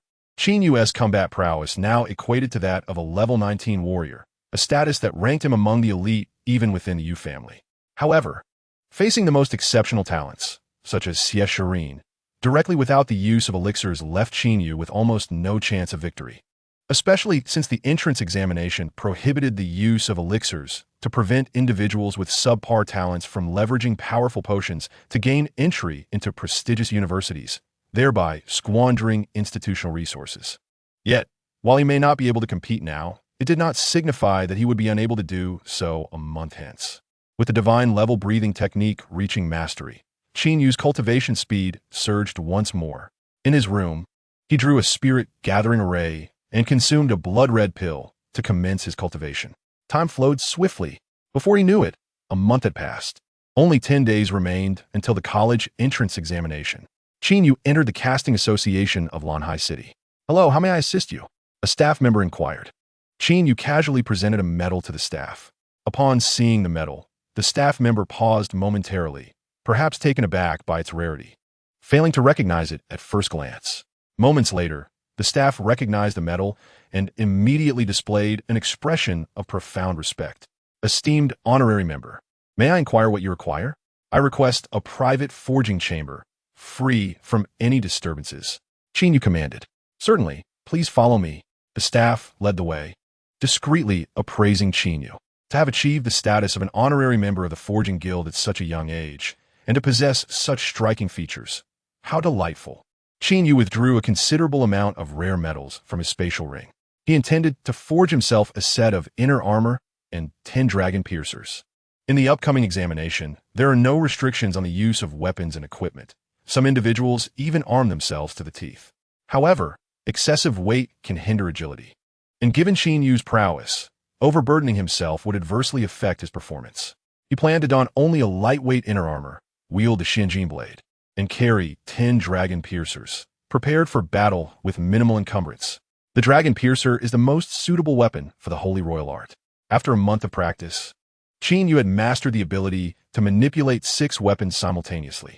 Having completed these preparations, Qin Yu proceeded to assess his strength. Level 231. This should suffice. With 10 days remaining, I shall strive to reach level 240. The Sky Rift, a place shrouded in darkness, thick with ominous clouds, where endless formations emitted a faint glow. Safeguarding this realm, some say it connects to the abyss, while others assert it is the origin of monstrous beasts. Opinions vary, yet all agree that the other side of the rift harbors infinite demons and calamities. At this moment, a throng of individuals with varying hair colors, yet possessing an aura of formidable strength, gazed intently into the abyss below. Whoosh! A sound of piercing air heralded the emergence of the Daxiao war god, clad in black armor from the Sky Rift. Upon his arrival, the other powerful figures from various nations felt their energies surge, swiftly restoring the intricate formations. "How goes it, Samida?" inquired a fair-skinned gentleman. The others gathered around the Daxiao war god. "I have not failed in my mission. It was a success." The Daxiao war god flipped his hands and produced an egg radiating a spectrum of colors, adorned with intricate patterns, emanating a gentle power that dispelled the pervasive darkness. Everyone's eyes sparkled with wonder. "This is the legendary artifact capable of saving the world. It is truly perfect," they exclaimed in fluent Daxia. The Daxia war god carefully stowed the egg. "I shall take it back to Daxia for incubation." Upon hearing this, immediate dissent arose among the others. "No, no, no. Your Daxia is utterly incapable of providing a secure environment for the artifact's incubation. It rightfully belongs to the Great Eagle Sauce. Only our Sakura nation can ensure the artifact's safety." Hissing, "Only the pure waters of the Ganges are a suitable cradle for its incubation. Aishia, the artifact belongs to us." Silence. The Daxiao war god erupted with formidable power. "The artifact is mine to bring. It rightfully belongs to me. No, without our collective assistance, you would never have emerged from the Sky Rift. Then let us decide the artifact's fate through strength." The Daxiao war god declared with commanding presence. "Our might is overwhelming. The destructive force is too great. This contest should be left to the younger generation," suggested someone. "Agreed." The Daxiao war god acquiesced. "Coincidentally, our annual examination is about to commence. You may send your juniors to participate. Whoever stands victorious shall claim the sacred egg." "Agreed." "Okay." The assembly accepted with enthusiasm. Although the examination is Daxia's home ground, the true determinant of victory lies not in numbers, but in quality. Each faction held unwavering confidence in their young prodigies. Chapter 64. Strength Assessment. "Shireen, I have summoned you here to convey an important message." A robust elder with white brows and beard spoke slowly. "Master, please proceed." Xie Shireen replied with a respectful gesture, eager to listen. "You must prepare thoroughly for the upcoming examination. It is imperative that you give it your all." Xie Shireen lifted her head, puzzled by the elder's words. "Master, have you lost your mind? I have already been granted direct admission and need not participate in the examination." The elder sipped his tea and patiently explained. "Yesterday, nations united to acquire a treasure, and every country desires to claim it for themselves." Upon hearing this, Xie Shireen understood. "So, foreign prodigies will participate in this examination?" The elder nodded. "Indeed, whichever nation's candidate emerges as the top scorer will secure that treasure. All our elite prodigies will flock to the battlefield of the examination." "I comprehend, Master. Do you have any further instructions?" Xie Shireen inquired. Do not rush. My dear girl." The elder leisurely sipped his tea. "Allow me to elucidate some important points regarding the examination. The examination comprises 2 phases. The first phase assesses the candidate's true combat strength. The ranking from this phase will constitute 30 of the final score. The top 500 on this list will receive full marks, so you must conceal your true abilities. Merely entering the top 500 will suffice." Xie Shireen asked, "Master, how much strength should I display?" Last year's 500th place was level 184. Given the influx of foreign prodigies and your direct admission peers, this level will undoubtedly rise significantly. I predict it may reach around level 210. To be safe, you should exhibit strength at level 210. "Understood, Master." The second phase is of utmost importance. Candidates will traverse the space-time gate and enter a mysterious realm known as the Second World. By slaying the beast within, they can earn points. Defeating other candidates allows one to claim half of their total points, while the defeated are eliminated. For instance, if candidate A earns 100 points and is slain by candidate B, then B directly acquires 50 points, while A's score remains 100. Shireen nodded. Master, what should I be cautious of? When encountering foreign prodigies, pursue them with all your might. When encountering our own prodigies, cooperate and avoid internal strife with ordinary candidates. You may slay them for points. Understood. The families of the Zhuge clan, the Imperial Yu clan, the Zhang and Long clan, and countless ancient lineages summoned their youngest heirs simultaneously. This examination is crucial. The first phase requires concealing strength, while the second phase demands all-out effort. Our daxia must emerge victorious. Is that clear? Clear. A similar scene unfolded across daxia, as hundreds of initially exempted prodigies rejoined the fray of the examination. This year's examination is undoubtedly destined to be the most challenging in history. 10 days swiftly passed. The annual examination of daxia commenced this morning at 8 o'clock. The candidates represent the hope for daxia and the entire human race. Hence, every year's examination garners immense attention. From first graders to fourth-year students, all must watch the live broadcast of the examination. The military elite and numerous foreign factions are keenly observing the situation of daxia's examination. The viewership of the live broadcast quickly surpassed 400 million, surpassing even the Spring Festival Gala in popularity. Every year, this day is the most anticipated, wondering which prodigies daxia will unveil this year. Baka, your prodigies are not even worthy of carrying our shoes. If our prodigies were to engage in battle, it is likely that the top 10 in the nation would be filled with scholars from our esteemed Sakura Nation. What foolishness is this? Your Sakura Nation is on the verge of being overrun by monstrous beasts, yet you still find time to chatter. If your geniuses dare to show up, they will be left searching for their teeth in no time. Indeed, while our Sakura Nation may not match a Granxia in combat prowess, our esteemed nation will undoubtedly prevail against you. Moreover, your revered battle god from the Granxia is, in truth, one of our own. We are merely awaiting the moment to claim him as our own heritage. As for such individuals, the netizens of Granxia can hardly be bothered to engage. After all, those devoid of shame are truly invincible. We cannot realistically leap through the internet to confront them, unless, of course, their geniuses truly appear in the examination hall. Only then can we deliver a resounding slap to their faces. At 8 in the morning, in over 1,000 cities across Granxia, the strength assessment commenced simultaneously. Qin Yu stood in the familiar examination room, having secured his place at the end of the line due to his advantageous connections. However, he remained unperturbed, calmly seated while those around him trembled with anxiety. Youth indeed. Casting a glance at a nearby boy who was quaking with nerves, Qin Yu clicked his tongue in mild amusement. Candidate number 1, Lin Xiao, please enter the examination room. The first student stepped in, and the testing officially commenced. Concurrently, the overall strength leaderboard began to populate with candidates' information and results. First place, Imperial Capital, Wang Ergu, level 97. Wang Ergu held the top position for scarcely a second before being ousted. First place, Jiangnan, Songsan, level 113.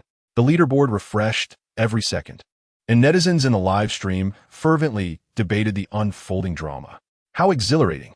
This segment brings the utmost delight each year, witnessing the escalating levels, akin to breaking records. Baka, Ganjin Pianzo, you go take the test and announce to all of Granxia that our Sakura Nation has arrived. Suga, as you command, Commander. Shortly thereafter, Ganjin Pianzuo emerged from the testing room. The leaderboard was promptly updated. First place, Sakura Nation, Ganjin Pianzuo, level 187. When this name appeared before the crowd, disbelief swept through the audience. What is this? How does a candidate from Sakura Nation appear? Level 187. Last year, it would have secured a position within the top 500. Is this merely a disruption? Where's the pride of Granxia? I am Li Yidan, requesting to engage in battle. Yoshi, haha. I told you. Any random individual from our Grand Sakura Empire could easily trample over your Granxia. The leaderboard refreshed once more. First place, Korea, Jean Duoen, level 191. Haha. Our Korea also boast prodigies participating in the examination. How capable is Grand Xia? I wonder. In the live stream, netizens from Sakura Nation and Korea became increasingly boisterous. A gentle reminder, gifting in the chat does not cost money. One merely needs to watch a 20-second advertisement, and one can send gifts thrice a day, a blatant hint. Chapter 65. Level 24 dominates the scene. What arrogance! Our Grand Xiao's prodigies have yet to make their entrance. A high level does not necessarily equate to true strength. Grand Xia has already conquered the most basic formations, and in terms of weaponry and equipment, we have you outclassed by miles. Such a diminutive nation dares to act so brazenly. The netizens from Grand Xia engaged in fierce debate. Meanwhile, the netizens from Korea and Sakura Nation exhibited extreme arrogance. Regardless of your arguments, first place belongs to our Korea. We from Sakura Nation dispatched just one individual and crushed your countless scholars. Do you truly have any capable fighters? How competent is Grand Xia, after all? The netizens from Grand Xia flushed with embarrassment. No matter how fervently they argued, the reality of foreign dominance in the top spots remained unchanged. Though they shouted vigorously, their confidence waned. They could only fixate on the leaderboard, hoping that our Grand Xiao's prodigies would reclaim the top position. The leaderboard refreshed. The top position changed. Everyone eagerly looked, only to be met with disappointment upon seeing the nation affiliation. First place, Eagle Nation, Tom Harry, level 193. The leaderboard rapidly transformed. With the top position continuously shifting, more and more foreign candidates appeared in the rankings, soon dominating the top 10. The live stream chat erupted in chaos. Foreign netizens were increasingly aggressive in number, while the netizens from Grand Xia struggled to maintain their footing, relying solely on their numbers to hold their ground. Yujia. These individuals are truly impatient. Do they believe Grand Xia has no one? The speaker, UMO, is the current head of the Yu family, possessing formidable strength. Head, permit me to engage in battle and quell the arrogance of these barbarians. A striking youth stepped forward. This individual, named Yu Kaifeng, is one of the 3 prodigies of the Yu family. During Yu and others' training camp, Yu Kaifeng received personal instruction from the family patriarch and the grand elder, resulting in substantial progress in strength. UMO nodded. Go ahead. Simply aim for first place. No need to exert your full strength. Your goal is not merely the top of this leaderboard, but to become the champion of the examination. Revealing your true capabilities too early may invite scrutiny from others. Kaifeng comprehended. The leaderboard refreshed. First place, Imperial Capital, Ouyang Yuran, level 205. Second place, Jiangnan, Long Mo, level 205. Third place, Imperial Capital, Yu Kaifeng, level 204. In an instant, the top 3 spots were reclaimed by Grand Xia. Numerous families commenced their counterattacks simultaneously. The netizens from Grand Xia rejoiced. Wonderful! Our Grand Xiao's prodigies have finally unleashed their potential. We from Grand Xia merely chose to hold back. Once we strike, none of you can contend with us. How dare you act so brazenly on our territory? We shall teach you a lesson in no time. These levels are exceedingly outrageous. Last year, anyone above level 19 was automatically granted admission, right? This year's examination is the most challenging in history. Tragic. Where are the individuals from Sakura Nation and Korea? Why are they silent? Come forth and engage in discourse. The leaderboard continued to shift, with nations consistently claiming the top positions. The fervor surrounding this examination in Grand Xia soared, with a massive influx of foreign viewers flooding the live stream, pushing the numbers to a staggering 1 billion. During this time, Xie Shirin also completed her assessment. However, her ranking was not exceptional, falling between the 100th and 200 positions. The rankings of the most elite prodigies from Sakura Nation, Korea, Eagle Nation, and Grand Xiao's prominent families, such as the Shangwan, Ouyang, and Zhuge families, were not particularly high. The top 500 all achieved perfect scores, with those genuinely aiming for the champion title striving to minimize their visibility, seeking to play the role of the underdog until the crucial moment. Simultaneously, intelligence personnel from various nations were diligently gathering information. Given the time constraints, we could only amass rough information on the top 100 candidates. The intelligence gathered was passed on to each prodigy. Knowing oneself and one's adversary leads to certain victory. Each prodigy possesses unique combat characteristics. For instance, Xie Shirin's manipulation technique, if unknown to her opponents in advance, could catch them completely off guard. However, if this intelligence is obtained ahead of time, it enables preemptive measures and strategies to counteract. As evening approached, testing had concluded in many locations. The leaderboard had mostly stabilized, with the top 500 rankings no longer subject to change. At this moment, the netizens from Sakura Nation were exceedingly boastful. Haha, the current first place still belongs to our Sakura Nation. Truly, we Sakura Nation reign supreme in the world. The Great Xia is utterly embarrassing. ISNT it? With so many participants, not a single one seems capable. To seize the top position on Great Xia's own turf is exhilarating. Great Xia, henceforth, refrain from proclaiming yourselves a nation of exceptional prowess. Before our Cherry Blossom Empire, you are but a feeble entity. Meanwhile, netizens from other nations rally in support of Cherry Blossom, vehemently criticizing Great Xia. The sheer number of individuals from Great Xia, previously subjected to scorn, now find an opportunity to retaliate. How audacious! Our second place is merely a notch below the first, a difference of just 0.01 levels. In a true contest, the outcome remains uncertain. Yet the first place rightfully belongs to our Cherry Blossom Nation. Ha ha ha! The martial artist techniques, skills, and equipment significantly influence their strength among these, which in your Cherry Blossom Nation boast. Nevertheless, the first position is ours. Ha ha ha! Your Cherry Blossom Nation is on the verge of being overrun by alien beasts. What audacity is this? Yet still, the first place belongs to our Cherry Blossom Nation. Ha ha ha! Regardless of how the Great Xia netizens react, Cherry Blossom Nation will eternally assert this claim. This proclamation has undoubtedly infuriated numerous netizens from Great Xia. Must our grand nation truly be overshadowed by that insignificant territory? Is there no contender who can rise to the occasion? The vast majority of candidates have completed their assessments. Major cities like the imperial capital, Magic City, and Jiangnan have finished testing, and the likelihood of exceptional talent emerging from smaller locales is nearly non-existent, let alone surpassing the top score of 228 levels. While some articulate the reality, it undoubtedly douses the spirits of many. Are we to allow Cherry Blossom Nation such unrestrained arrogance? Just as disappointment settled in, the leaderboard underwent another shift. First place, Linhai City, Qin Yu, level 241. With a swift motion, upon seeing this news, everyone resumed typing furiously, celebrating with exuberance. Oh ho ho! Our Great Xia is rising anew. I told you, on our Great Xia's territory. How could we allow mere strays to act with such hubris? Indeed, true experts always emerge in the end to claim the stage. Level 241. How terrifying this is, directly overshadowing the second place by 0.13 levels. Who exactly is this Qin Yu? There are no prominent families with the surname Qin. Could he be the nation's secret weapon?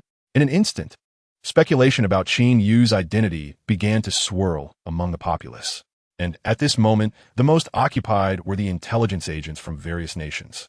Even if the finest talents from other nations did not conceal their prowess, they would only range between levels 24 and 25. Qin Yu poses a direct threat to them. The Yu family. That name, Qin Yu, seems oddly familiar, UMO pondered. Patriarch, we know this Qin Yu. Yu Xiangming exclaimed, his eyes gleaming with excitement. Although he was already aware of Qin Yu's strength, he had not anticipated it to be this formidable. Level 241, what does that imply? It is likely that even the three top talents of the Yu family would not stand a chance against Qin Yu. At this moment, a singular phrase surfaced in the minds of Yu Xiangming, Yu Yu, and Yu Ruyue. The true master is among us. Do you know him? UMO inquired curiously. What is Qin Yu's identity? He is our family's protector.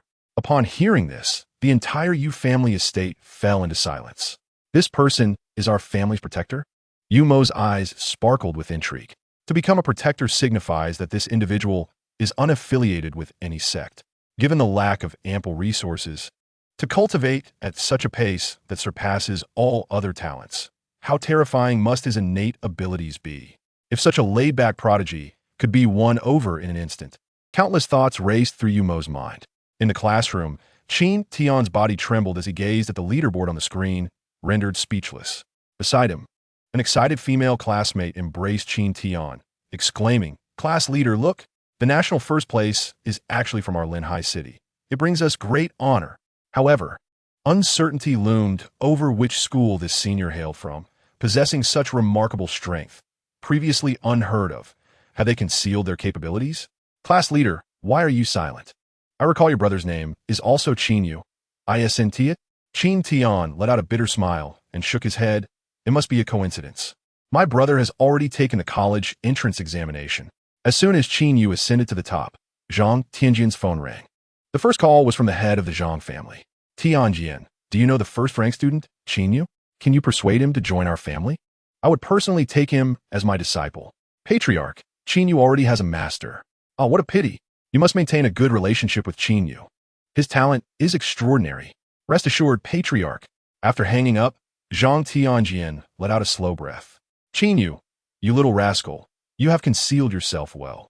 The thought of the unfathomable master behind Qin Yu made Zhang Tianjian involuntarily gasp.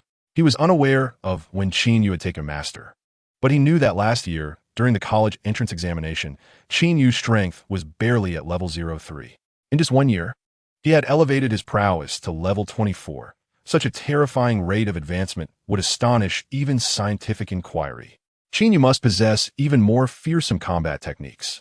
With this in mind, Zhang Tianjian swiftly pulled out his phone and placed a bet of 1 million on Qin Yu at a wagering platform. Chapter 66. The college entrance examination commences.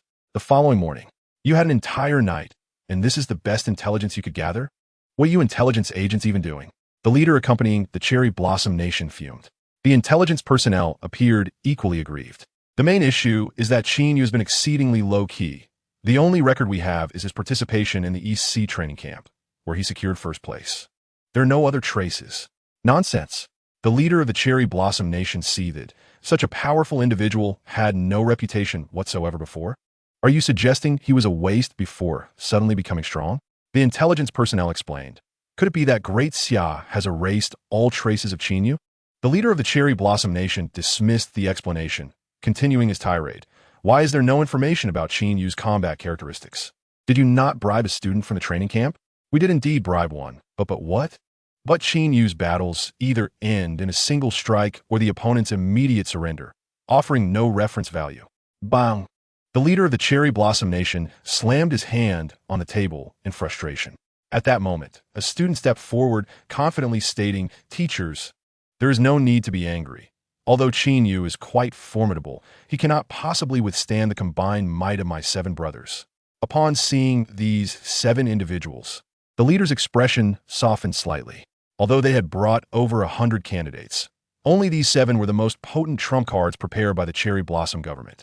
Among them, the strongest was merely at level 22, while the weakest was only at level 2, rendering them unremarkable among the elite. Yet, these 7 could execute a combination technique. Once united, even a level 26 martial artist would not stand a chance against them. No one would suspect that these seemingly ordinary 7 were the Cherry Blossom Nation's most powerful secret weapon. You 7 must also exercise caution. The college entrance examination's teleportation is random, and do not allow yourselves to be eliminated before regrouping. Rest assured, although our combat capabilities are lacking, our skills in retreat are second to none. We assure you that among these millions of candidates, no one will be able to detain my 7 brothers. Good. The leader of the Cherry Blossom Nation nodded in satisfaction, instructing, once you all enter the secondary world dungeon, immediately don your masks. These masks will conceal your auras and allow for mutual sensing, facilitating your regrouping. Understood. As Qin Yu stepped into the spatial array, a fleeting disorientation enveloped him, and he found himself amidst a lush, dense forest. This was the examination venue for the college entrance examination, the Second World Secret Realm. Previously, Qin Yu had been transported to the arid desert region of the Second World, where he barely survived half a day before being eliminated by other candidates. Fortunately, the number of exotic beasts in the forest surpassed that of the desert. Luck was on his side. With a sigh of relief, Qin Yu retrieved a clown mask from his spatial ring and donned it. At that moment, a small drone hovered above him.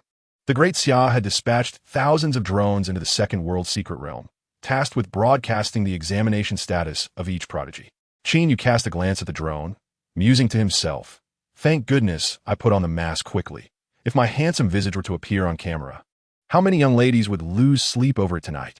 Meanwhile, Qin Tian recognized the familiar clown mask and noticed the name Qin Yu displayed in the upper right corner of the screen. Could it be that this individual was indeed Qin Yu, and that familiar silhouette? Such coincidences often hint at reality. However, it seemed utterly impossible. Leaving aside the fact that his brother had already taken the college entrance examination, it was inconceivable that he possessed such formidable strength. Lost in thought, Qin Tian pondered the implications. Would the exotic beasts here yield treasures upon defeat? Qin Yu mused as he captured an exotic beast and plunged his blade into it. The beast vanished as if erased from existence, and Qin Yu's score increased by 10 points. Regrettably, no loot dropped. What a pity, he sighed. Yet he sensed an abundance of spiritual energy surrounding him. The richness of this aura was too precious to waste on anything other than cultivation. With that thought in mind, he began inscribing a spirit-gathering array. In front of the screen, at least half of the viewers were fixated on Qin Yu, the leading contender on the leaderboard. The 4 to 500 million spectators watched in disbelief as he calmly settled into the spirit-gathering array, eyes closed in meditation. What on earth is Qin Yu doing? Is he truly meditating at a time like this? Has he lost his mind? While others are fiercely battling the beasts, he is leisurely cultivating. At this moment, one might question the efficacy of last-minute efforts in such a high-stakes environment. For others, cultivating at this juncture may yield little benefit, but for Qin Yu, it was indeed advantageous. The examination typically spanned 7 days. Expending effort to slay beasts today might yield less than the points gained on the final day by eliminating a single contender. Moreover, the top 100 on the leaderboard had their positions marked on the map.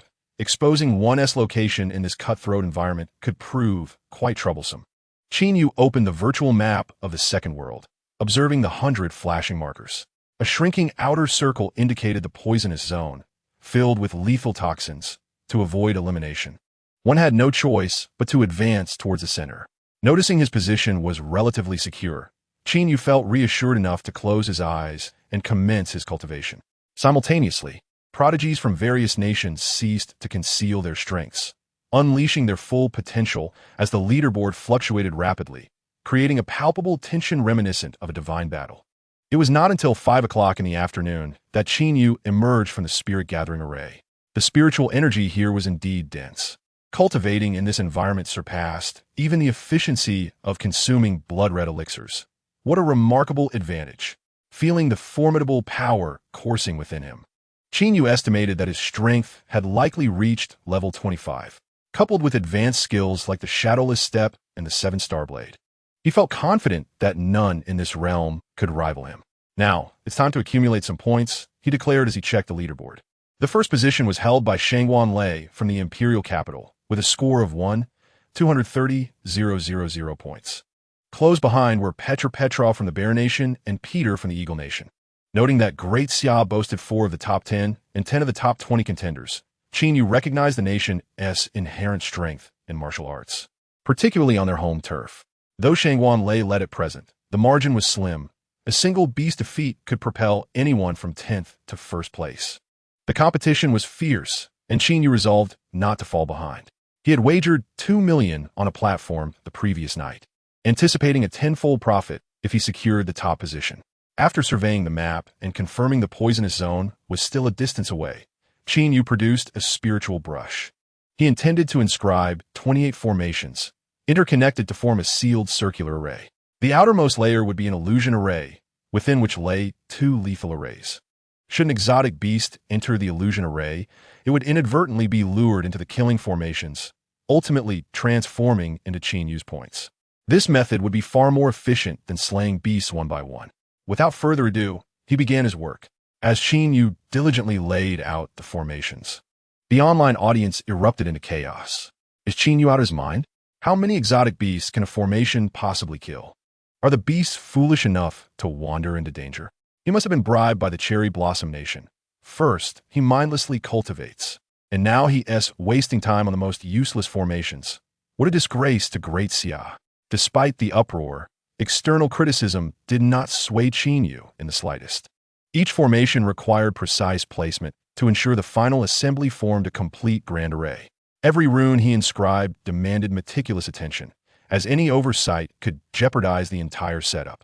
Qin Yu worked with utmost diligence, and by 8 o'clock in the evening, he completed the final formation. Infusing it with his vital energy, the 28 formations activated simultaneously, their power resonating with an earth-shattering force. He retrieved 3 ordinary spiritual stones to serve as the array's power source. Now, only the final step remained, awaiting the exotic beasts to enter. Yet, beasts, possessing a modicum of intelligence, would not willingly venture into perilous territories unless lured by an irresistible temptation. In Qin Yu's hands, there lay a most tantalizing temptation. With a swift motion, a crystalline fruit materialized within his grasp. Instantly, a potent fragrance permeated the entire array, rapidly wafting outward. This fruit, known as the beast tide fruit, is aptly named, for its mere presence can incite a veritable beast tide. Its aroma is irresistible to the otherworldly beasts. All who catch a whiff are compelled to rush frantically toward the source of the scent. Qin Yu surmised that such a fruit might be exceedingly rare, yet he remained unconcerned, for he possessed over 10 of them, an abundance indeed. Casually tossing the fruit to the ground, he weaved through the trees, distancing himself from the area within mere minutes. Soon, the air was filled with the echoes of beastly roars from within a 100-mile radius. Meanwhile, discussions erupted in the live broadcast regarding the array's efficacy against the beasts. Suddenly, a viewer sent a message. "Look, Qin Yu's points have changed."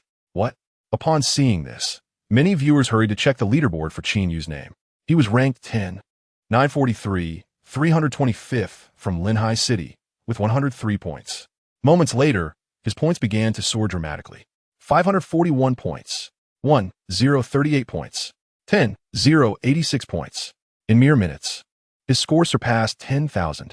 Moreover, the speed of his point accumulation was accelerating.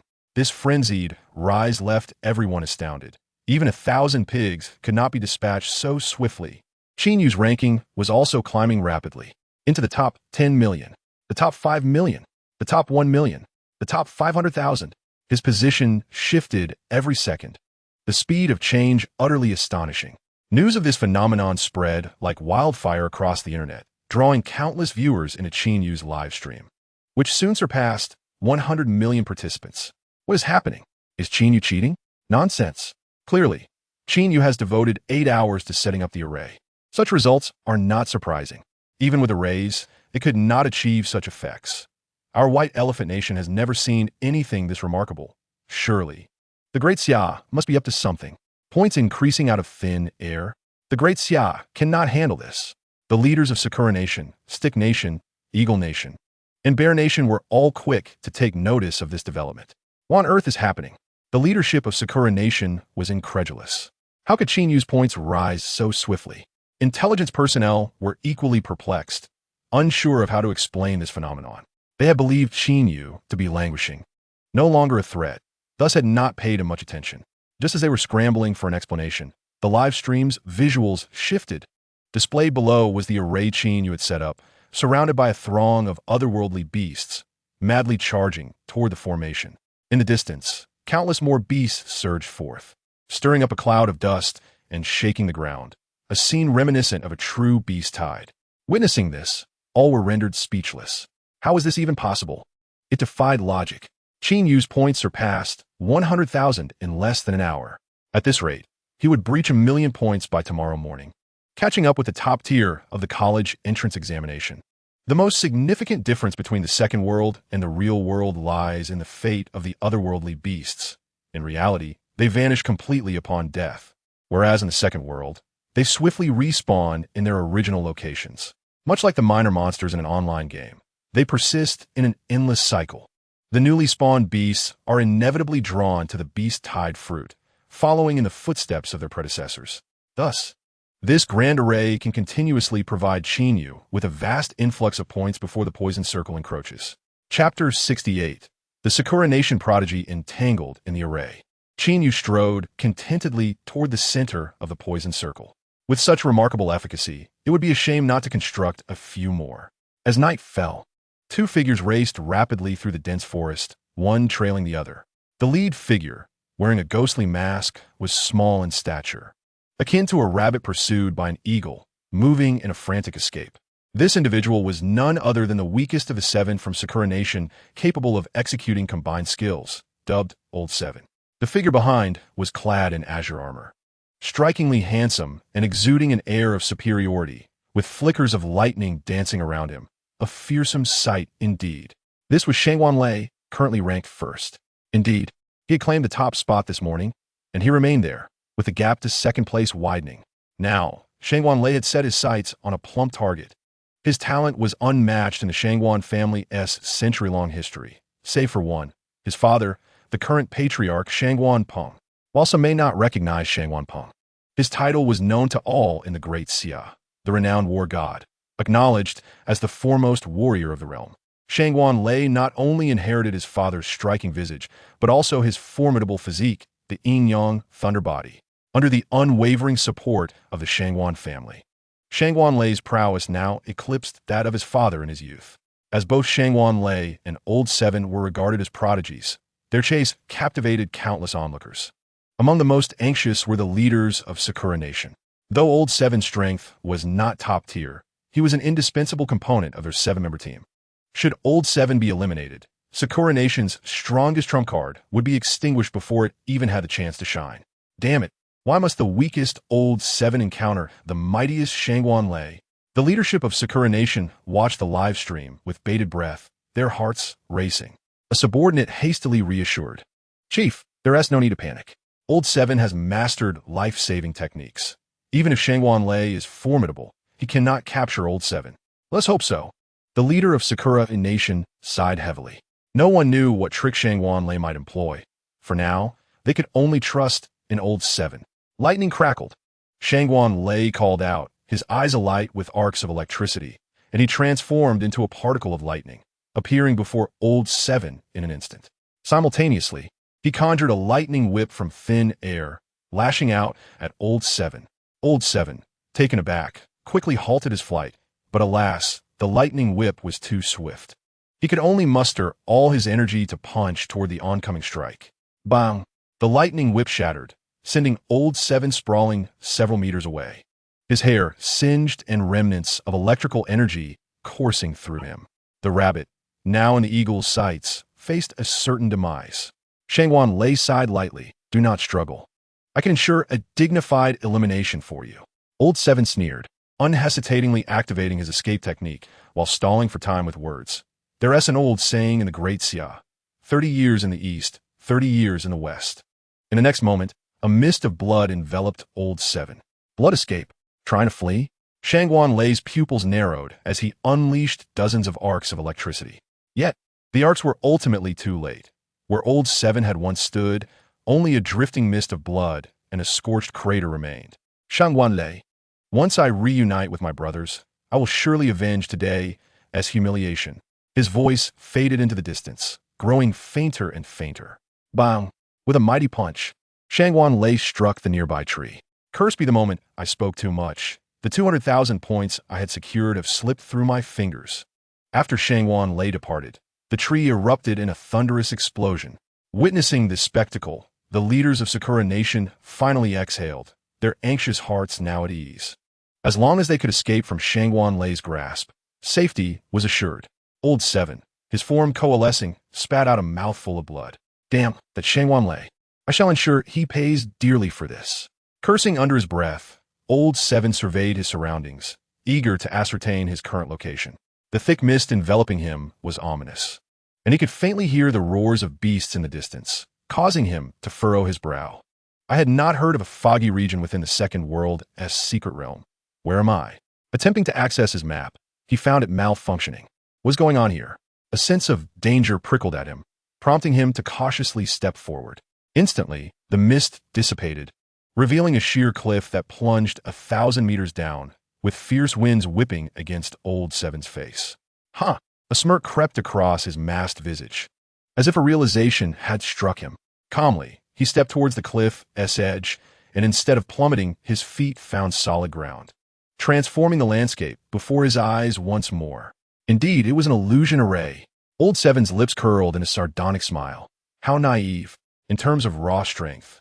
He would hardly rank among the prodigies of Sakura Nation. Yet, when it comes to array formations, he could confidently assert that if he claimed second place, no one would dare to contest the first. Watch me dismantle this formation in mere moments. Old Seven produced a spirit pen, inscribing intricate array symbols. The viewers of his livestream, however, could not perceive the effects of the illusion array. They only knew that Old Seven had inadvertently entered it, and what he encountered within remained a mystery to them.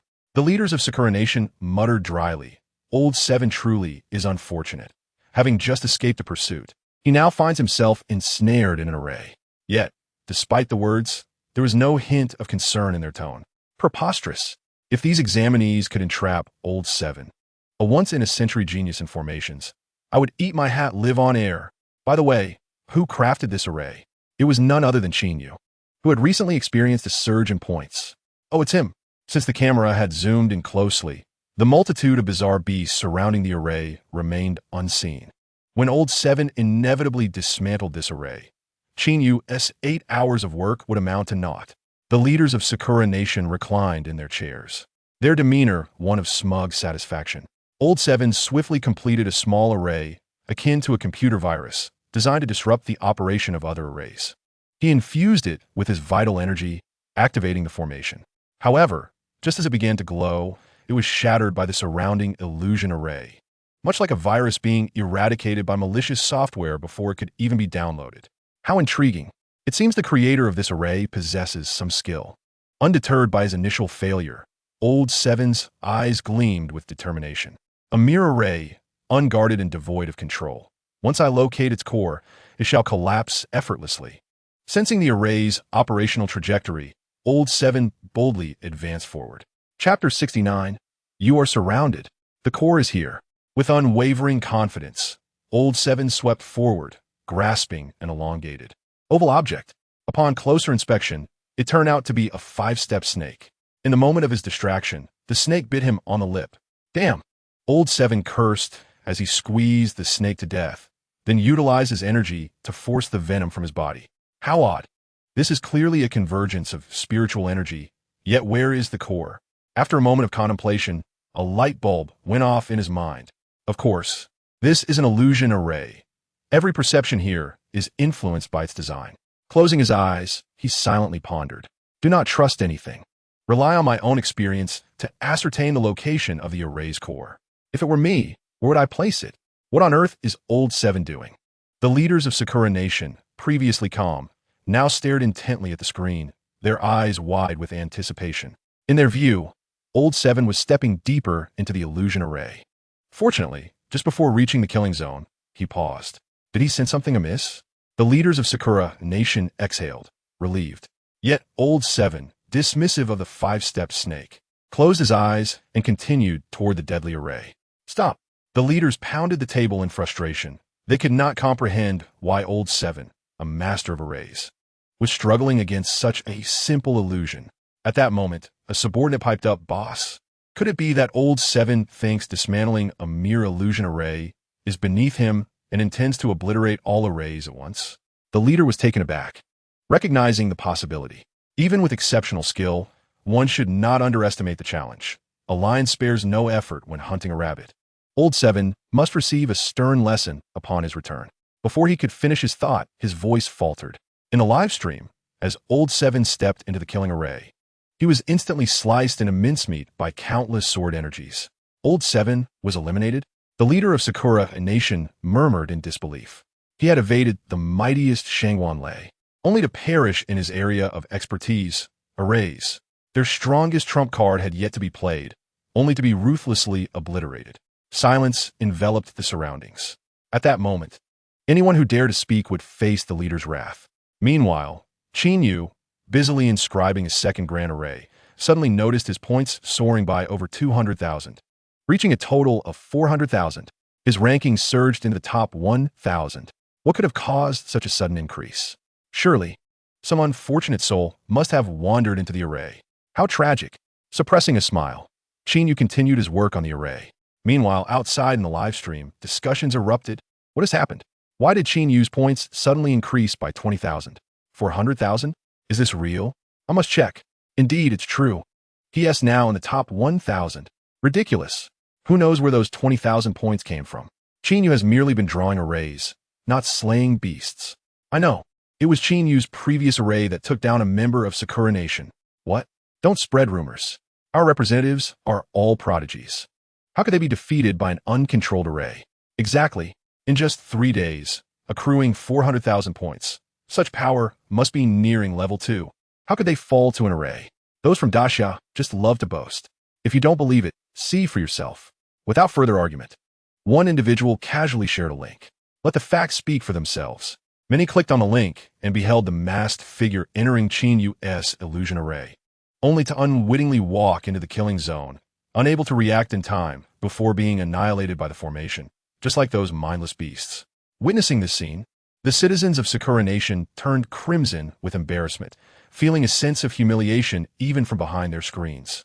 Those qualified to compete were carefully selected, representing the nation's strongest youthful prowess. Even the weakest among them boasted levels above 19, a standard that would have guaranteed admission in previous years. Yet this paragon, a rare gem of Sakura Nation, was inexplicably vanquished by a mere formation, which operated autonomously without any manipulation. In the face of the great Xia's prodigy, their own champion proved to be utterly feeble. This was nothing short of a disgrace for Sakura Nation. Qin Yu spent an entire day sketching 2 formations. With 3 formations operating simultaneously, he was able to accumulate vast amounts of points every minute. His current score had reached 3 million, securing him a place within the top 100, with his coordinates displayed on the map. However, no one had yet come to challenge him. The deterrent of level 24 was still quite formidable. For days had passed, and as the number of eliminated participants continued to rise, points rapidly accumulated among the strong. By the morning of the 3rd day, Shangwanlei's points stood at just over 1 million, but in merely a day and a half, they had surged to 6 million. Nowadays, each defeat of a prodigy would yield well over 1 million points. Qin Yu opened the leaderboard. First, Shangwanlei, Imperial Capital, 11 million points. Second, Peter, Eagle Nation, 41 million points. Third, Xieshirin, Imperial Capital, 34 million points. Fourth, Petrov, Bear Nation, 5 million points. Fifth, Gomen Jingzhong, Sakura Nation, 8 million points. Sixth, Qin Yu, with 3 million points, ranked 47th. They were all prime targets. Slaying any of them would yield over 1 million points. Qin Yu licked his lips. Opening the electronic map, he noticed the toxic zone was nearing the position of his first formation. The time was ripe. Qin Yu drew forth his Xianjin blade, a glint of murderous intent flashing in his eyes. As the safe zone continued to shrink, locating other candidates became increasingly straightforward. At this stage, killing was the most effective means to acquire points. As Qin Yu sought a target among the top 100, he suddenly noticed 3 individuals swiftly approaching his direction. All 3 were members of the White Elephant Nation, ranked 60, 85, and 93. As for whether there were others nearby, he was uncertain. The map only displayed the top 100 candidates. Nevertheless, Qin Yu was unconcerned. Whether it was 3 or 10, he would gladly take them down. The more heads he claimed, the better. Upon nearing Qin Yu, the 3 split up, advancing from 3 different directions. It seemed they were indeed coming for him. With a cold smirk, Qin Yu charged toward the strongest among them. Having detected their approach, he would not grant them the chance to encircle him. As he sprinted toward the man, the latter shouted, "Quick, regroup. The prey has sensed us. Swiftly consolidate our formation." The others hurried over. But Qin Yu's speed appeared even greater. "You have been surrounded," Qin Yu coldly declared to the man from the White Elephant Nation. A golden radiance erupted instantaneously, expanding rapidly in the man's pupils. Chapter 70, ranked 3rd, staring at the blade's aura, which severed countless trees as it rushed toward him. The White Elephant Nation man was left dumbfounded. He had assumed that with 3 top 100 experts ganging up on Qin Yu, there would be little issue. However, he could never have anticipated that Qin Yu's strength far exceeded his expectations. The crimson gold blade's aura, even before it reached him, sent a stinging sensation through his skin, compelling his body to instinctively retreat. Yet his extensive combat experience warned him that retreating now would mean certain death. Taking a deep breath, the man summoned a shimmering aura of 7 colors around him. "Ganji's protection," he bellowed, activating his strongest defensive skill. By chanting the waters of the Ganges and utilizing a special technique, he integrated the elemental properties of the Ganges water into his body, crafting a form impervious to all poisons and weapons. However, even this Ganges protection seemed inadequate to withstand the blow Qin Yu delivered with casual ease. The moment the golden aura struck him, The white Elephant Nation man felt as though his bones would be cleaved in two. With a thud, he was sent hurtling backward by the residual force of the blade, crashing heavily into a massive tree, leaving an indent shaped like a person in the trunk. Gasping for breath, his organs displaced, a deep gash extending from his chest to his thigh marred his body. He survived only due to the attribute-enhanced armor provided by his nation, which absorbed most of the damage. Otherwise, he would have already been teleported out. His remaining companions rushed over, but upon seeing their leader embedded in the tree, they turned and fled, with their captain dispatched in a single strike. They had no intention of staying behind to be served as fodder. "I told you, you have been surrounded." Qin Yu executed the shadowless step, vanishing from his position in an instant. Moments later, his points surged by over 300,000. He leaped to third place on the leaderboard.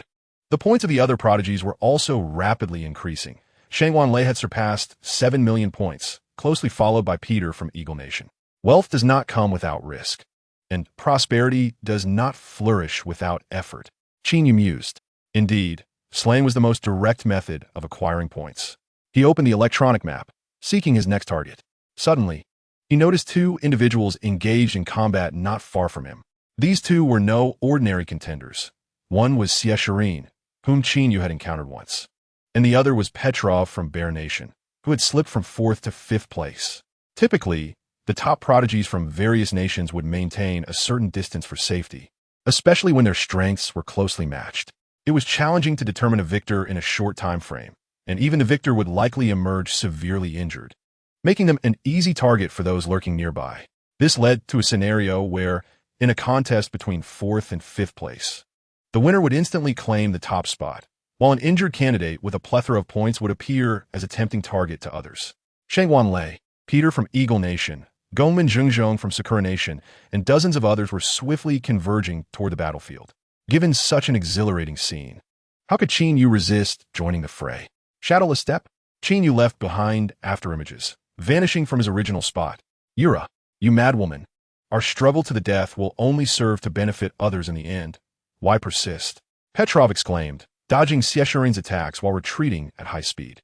Behind him, Siesharine relentlessly pursued, encircled by 4 spear-like weapons, each radiating a chilling gleam.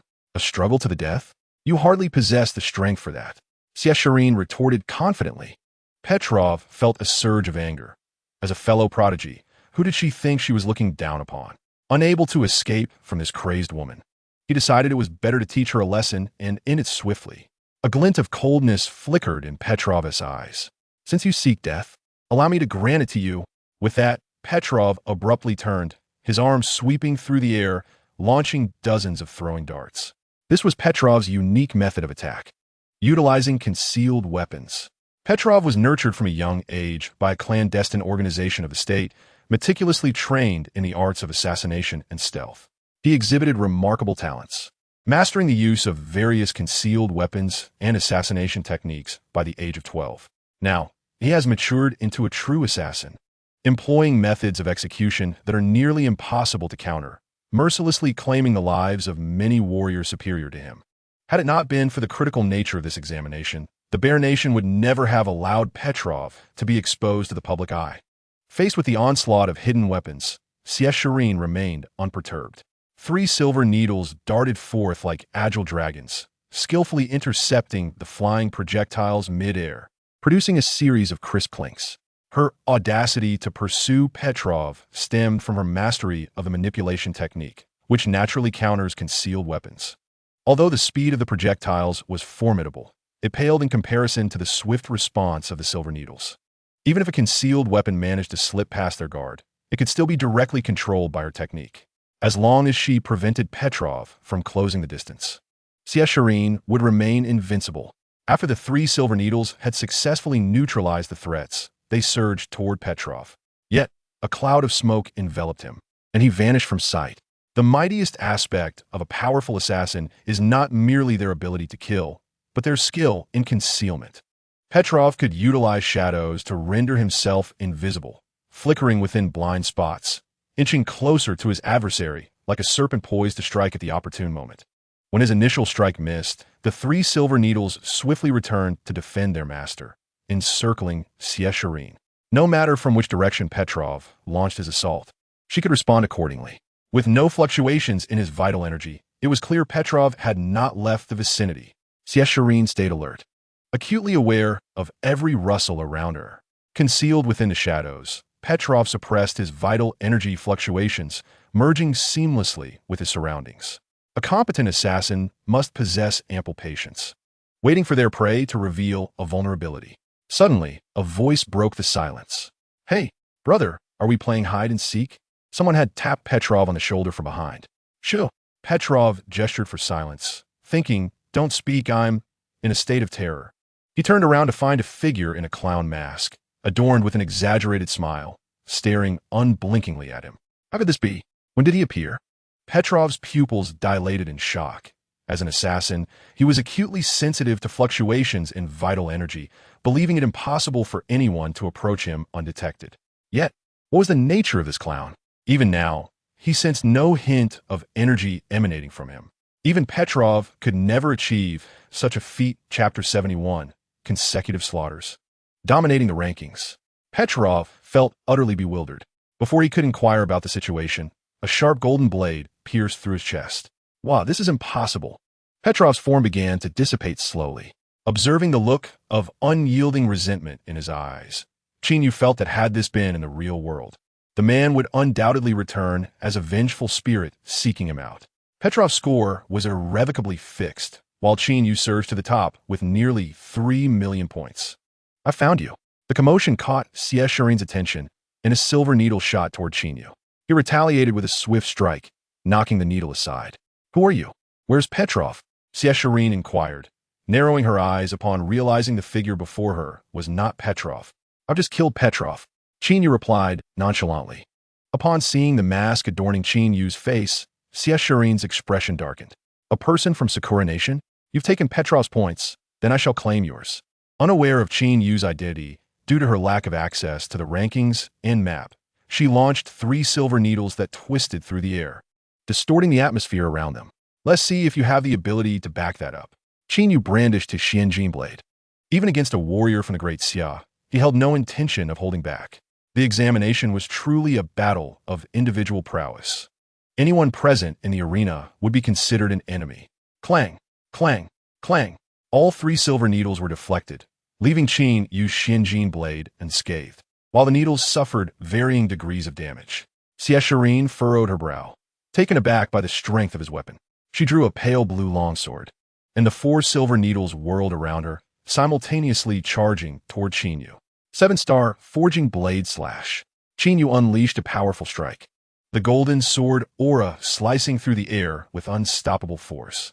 Shireen sensed the ferocity of the attack and executed a roll, narrowly evading the blow. However, she did not anticipate that Qin Yu had already deduced her trajectory. Before she could regain her footing, the Xianjin blade came crashing down.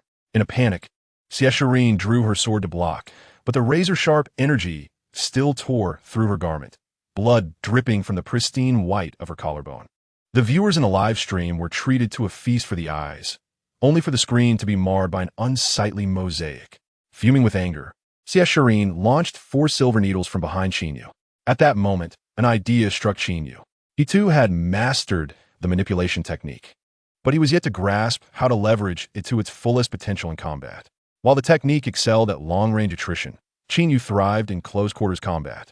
The challenge lay in maximizing the effectiveness of the manipulation technique in melee, and who better to learn from than Shireen herself. Seizing the opportunity, Qin Yu nonchalantly deflected the 4 silver needles, intentionally exposing a flaw to provide Shireen with space to attack. With a brief respite, she opted to retreat swiftly, creating distance between herself and Qin Yu.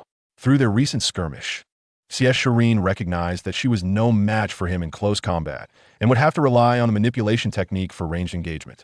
However, Qin Yu was not Petrov. Utilizing the shadowless step and the clown mask's ability to conceal his aura, he found it effortless to approach. The 4 silver needles surrounded Qin Yu completely. Strangulation. Shireen's fingers converged, launching the 4 silver needles from all directions toward Qin Yu. No matter how skilled your swordplay, you cannot withstand the strike. Qin Yu stood motionless, and the 4 silver needles pierced through him without resistance. Yet, the anticipated scene did not unfold. His figure gradually evaporated, Cursed. It's an illusion. Shireen's pupils contracted as she swiftly drew back, extracting her longsword. Can you escape? Qin Yu's form materialized before her, his blade swinging down. A sly smile crept across Shireen's face. You've fallen for it. A shimmering golden rope appeared in her grasp. Binding rope. The rope sprang to life, swiftly ensnaring Qin Yu. Unbeknownst to him, this application of the manipulation technique was unexpected, and he learned something new. Though firmly bound, Qin Yu felt a flicker of delight within. He had previously sought to use the manipulation technique for offense, only to discover its potential when paired with rope. Shireen's hair cascaded down. A jade hairpin propelled forth under the manipulation of her telekinesis, aimed directly at Qin Yu's forehead. You have been eliminated, Shireen proclaimed with unwavering confidence. This individual indeed possessed formidable prowess. In terms of direct combat abilities, only Shangwan Lei could rival her. However, just as Shireen was contemplating this, she suddenly sensed an overwhelming resistance against the jade pin. Freeze! Qin Yu uttered slowly. The hairpin halted abruptly, merely a centimeter from Qin Yu's brow. What is happening? Shireen exerted all her strength to command the hairpin forward. But despair washed over her as she realized that no matter how hard she tried, the hairpin remained steadfastly in place, as if it were a mountain of immeasurable weight. Release! Qin Yu pronounced again. The ropes binding him gradually loosened, coiling into a circle that fell into his palm. This celestial binding rope did not attack autonomously. It relied solely on Shireen's telekinesis for movement. In contrast, Qin Yu employed a more advanced form of telekinesis, directly stripping Shireen of her control. Shireen took a small step back, a glimmer of fear in her eyes. With just 2 words, he had completely turned the dire situation around, provoking within her a sense of dread towards the unknown. She could not fathom the depths of the man before her, nor could she gauge his true capabilities. Qin Yu tugged at the rope in his hands, marveling at its remarkable resilience, wondering about the materials from which it was crafted. This treasure of yours is quite impressive. It now belongs to me, he declared, flipping his hand to store the celestial rope within his spatial ring. He bore no fear of antagonizing Shireen's backers, for after this examination, the great Xia officials would undoubtedly provide him protection. What exactly did you do? Why is my celestial binding rope beyond my control? Shireen demanded, her voice laced with unwillingness. Inquire with Sun Yoshin. The answers you seek lie with him. Even at the last moment, Qin Yu did not forget about his invaluable ally. Sun Yoshin, I have already afforded you an opportunity. Whether you seize, it is entirely up to you. Qin Yu's points surged by another 3 million, reaching a total of 12 million, solidifying his position at the top of the leaderboard. At that moment, both within and outside the second realm, the reactions were explosive. Chapter 72. The Shock of the Great Xia Tycoons. Moments earlier, the pursuit between Shireen and Pedorov captivated countless spectators.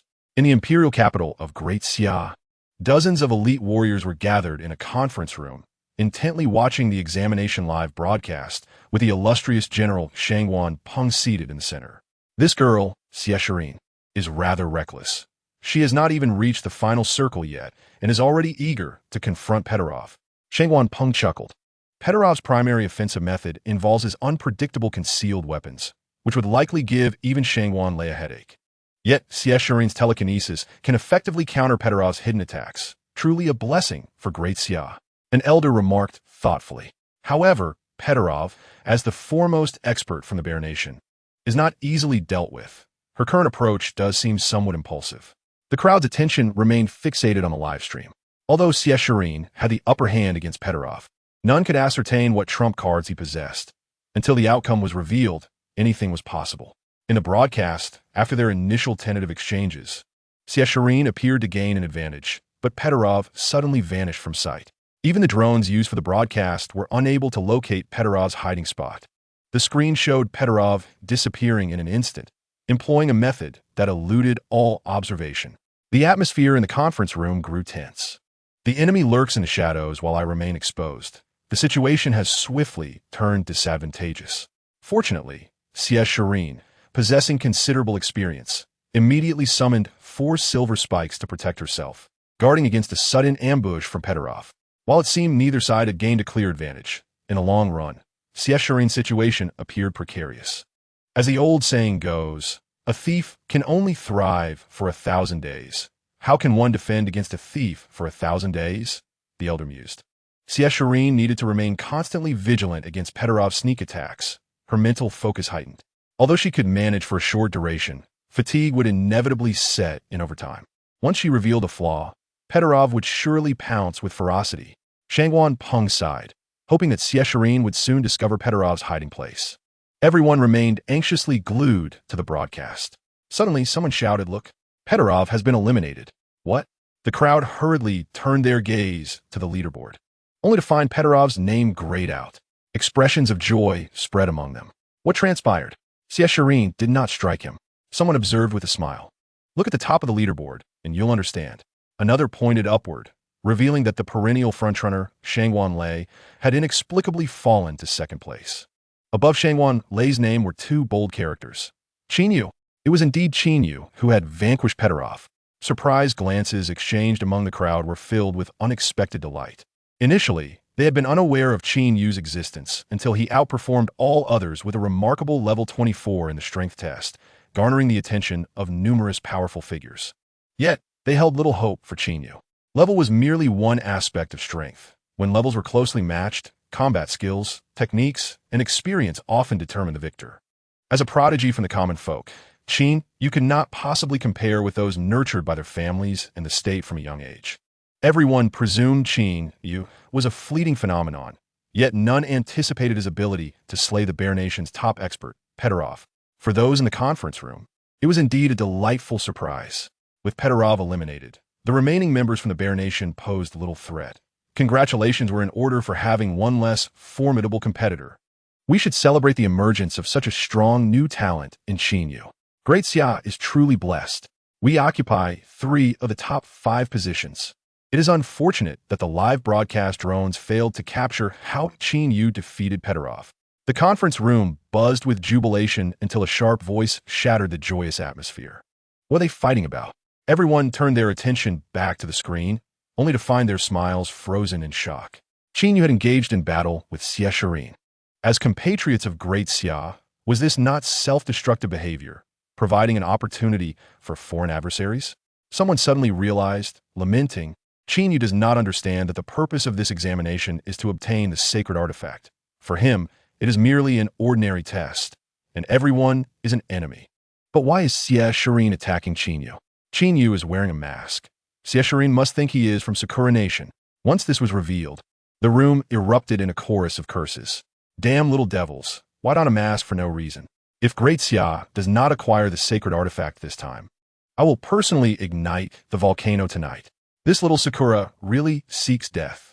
As the audience watched the live stream, they were suddenly astonished to discover that Qin Yu's strength exceeded their expectations. Shireen had been on the defensive from start, steadily being pushed back. Upon witnessing Qin Yu's execution of the shadowless smoke step and the 7-star forging blade slash, Shangwan Peng remarked, "This Qin Yu is quite extraordinary. However, he bears numerous flaws in battle and fails to seize opportunities. Otherwise, Shireen would not have endured to this moment." The scene continued to unfold, revealing Shireen suddenly ensnaring Qin Yu with a binding immortal rope. At this juncture, Shangwan Peng realized that the battle was nearing its conclusion. Nevertheless, a tinge of disappointment lingered within him. Qin Yu's overall prowess surpassed that of Shireen, while her manipulation techniques were agile and versatile. It was evident that the foreign prodigies had undoubtedly conducted thorough studies on such skills. Conversely, Qin Yu, who had emerged unexpectedly, had caught even the people of Great Xia off guard, let alone the foreigners. From the perspective of Great Xia, Qin Yu's significance far outweighed that of Shireen. Yet, Shangwan Peng found himself powerless to influence the outcome. With Qin Yu bound by the binding immortal rope, his elimination was merely a matter of time. As he observed the live broadcast, a flicker of joy sparkled in Shangwan Peng's eyes. The jade hairpin halted before Qin Yu's forehead. Could it be that Shireen had realized he was one of their own? Subsequently, the binding immortal rope fell away, seemingly corroborating Shangwan Peng's conjecture. In the conference room, some individuals had already raised their teacups, ready to celebrate, until a flash of golden light abruptly ended the live stream. Shangwan Peng. The others. The staff hurriedly switched to Qin Yu's live channel, but only Qin Yu remained visible on the screen. Xie Shireen had vanished entirely. The conference room fell into a profound silence, with no one daring to speak. Chapter 73. A Sudden Arrival of Yu Xiaoming. The moment countless admirers of Xie Shireen witnessed her elimination, their hearts shattered into fragments. Despairing wails echoed through the halls of Imperial Capital University. Heavens! My sister Shireen has been eliminated. How can I go on living? Damn you, Qin Yu. You possess no understanding of cherishing beauty. Old thief Qin Yu. We shall not share the same sky. Is there anyone willing to form a team to seek vengeance for the goddess Shireen in Linhai City?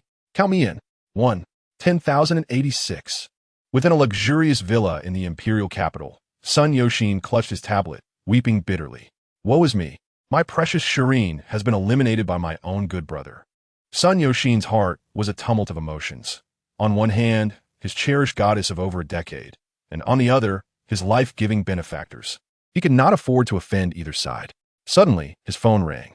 Glancing at the screen, Sun Yoxin's eyes widened in disbelief. Oh my heavens! I never anticipated receiving a call from this number in my lifetime. He slapped himself in disbelief. Goodness, that hurts. I'm not dreaming. This is truly happening. After Xie Shireen's elimination, she instantly called him. Could it be that Sun Yoxin's face lit up with excitement? A woman only seeks comfort from her dearest in times of distress. So Shireen truly cares for me. Trembling with anticipation, Sun Yoxin answered the call before he could even utter his prepared words of consolation. Sun Yoxin. Was the answer I seek? Breathless with excitement, Sun Yoxin's face flushed crimson. My goddess Shireen has spoken so many words to me at once. Ha ha ha. Hello, Sun Yoxin. Are you there? I am here, I am here. Shireen, what was your question? Sun Yoxin hurriedly replied. I asked you, what is the answer I desire? Confusion washed over Sun Yoxin. What answer? The clown-masked man said that the answer I seek lies with you. Never mind. It's hard to explain over the phone. Are you free now? I'll be waiting for you at Wanxing Restaurant. I'm free, I'm free, I'm free. Sun Yoxin's excitement nearly caused him to bleed from his nose. Such an unexpected invitation filled him with joy. Though he couldn't comprehend the situation, he surmised that Xie Shireen's newfound warmth towards him was somehow related to Qin Yu. Could it be that Qin Yu eliminated Xie Shireen to create an opportunity for me? Sun Yoxin was on the verge of tears, overwhelmed with gratitude. This guy is truly dependable. When it matters, he steps up. If he possessed any power, Sun Yoxin would gladly give half, if not the entirety, of a Xin medicine shop to Qin Yu as a token of gratitude for his life-saving grace. Upon witnessing Xie Shireen engage in battle with Petarov, Shangwan Lei hastened towards her direction. However, midway, he abruptly halted. The electronic map indicated that Qin Yu had already arrived at their battleground. Level 24 combat power. I wonder how reliable that is, Shangwan Lei muttered. Suddenly, the marker representing Petarov vanished from the map. Has Petarov fallen so swiftly? Shangwan Lei swiftly checked the leaderboard and discovered he had risen to second place, with Qin Yu's name above him. Ah, it appears he has claimed Xie Shireen's kill. In Shangwan Lei's perspective, it seemed Qin Yu had arrived just in time to slay Petarov, likely because the latter was already gravely injured. With this realization, Shangwan Lei promptly closed the electronic map. Since Petarov had been eliminated, there was little purpose in his pursuit. He set off towards the center of the map, feeling an unsettling notion that the people from the Eagle Nation were conspiring something significant. Although the Eagle Nation had dispatched 100 prodigies, aside from Petarov in the leaderboard's top 10, the rest seemed to have vanished without a trace. Shangwan Lei felt an ominous sense that the Eagle Nation was plotting a grand scheme. Qin Yu sheathed the Xianjin blade and surveyed his surroundings. The recent skirmish among the three had drawn numerous opportunists hoping to scoop up easy points. These individuals, believing themselves concealed in the shadows, failed to evade Qin Yu's acute senses. While not among the top contenders, they would still yield a considerable amount of points, merely a dessert following a hearty meal. Qin Yu stepped forward, vanishing from sight. In the next instant, anguished screams erupted from the surrounding foliage. With an additional 2 million points accrued, Qin Yu's total score soared to 14 million, a figure twice that of the second-place contender. Holding such an impressive tally, it was inevitable that some presumptuous individuals would come forth to offer themselves as easy targets. Thus, Qin Yu drew a spirit-gathering array upon the ground, preparing to cultivate while awaiting the arrival of those eager to gift him their points. On the 6th day of the college entrance examination, at 3 in the afternoon, Having effortlessly dispatched a team of 10, Qin Yu was about to sit down to resume his cultivation when he suddenly heard faint cries for help from the distance. Boss! Help! Qin Yu listened intently, recognizing the voice as somewhat familiar. Suddenly, Yu Xiangming plummeted from the sky, landing with a thud before him. Staring at the unexpected arrival, Qin Yu was momentarily taken aback, his first instinct being, this fellow hasn't been eliminated yet? Seeing Qin Yu, Yu Xiangming breathed a sigh of relief, hurriedly exclaiming, Boss, save me. There are little devils chasing me. Qin Yu glanced into the woods, spotting a dozen or so masked figures from the Sakura Nation darting through the trees, rapidly fleeing the scene. They sure run fast. Qin Yu sighed, initially hoping for a substantial increase in points, only to realize the people from the Sakura Nation were surprisingly cowardly. I am not the Grand Boss. Why would you flee upon seeing me? I am quite approachable. Yu Xiangming. Qin Yu turned to Yu Xiangming and inquired, Who brought you here? Where are the others? Facing Qin Yu's unwavering gaze, Yu Xiangming retorted defiantly, How can you be so certain that there are others? Could it not be that I came here on my own? Huh. Qin Yu scoffed with a look of disdain. With your trifling skills, how could you possibly escape from so many little devils? Yu Xiangming. Qin Yu continued, Do you think those little devils would even spare a glance at your meager points? Yu Xiangming. Qin Yu pressed on, Do you really believe everyone is as idle as you? They're all here on missions and would not squander their time on you. Yu Xiangming. Qin Yu concluded, Do you even deserve to be considered? Yu Xiangming. Woo. Please, I beg you, stop talking. Chapter 74. The Crouching Dragon and the Phoenix Chick. Haha, Brother Qin. You truly possess foresight. A figure with long black hair, wielding a black and white feather fan and exuding an air of scholarly elegance, approached slowly. Were it not for his disheveled attire, which seemed to suggest he had endured days of torment, Qin Yu might have mistaken him for a sage. Are you Zhuge Xinswan? Qin Yu was the first to speak. Oh, Brother Qin, do you perhaps recognize me? I did not expect my reputation to precede me. Qin Yu, do not misunderstand. I do not know you. It's merely indicated on the electronic map. Zhuge Xinswan. Yu Xiangming hastily interrupted the awkwardness, introducing. This is none other than the strongest prodigy of the Zhuge family, Zhuge Xinswan. He possesses profound skills in divination and has accurately foretold my fate. I merely possess a superficial understanding. Zhuge Xinswan humbly replied. Noticing Qin Yu's puzzled expression, Yu Xiangming boldly suggested, Zhuge, why not perform a divination right here for my boss to witness?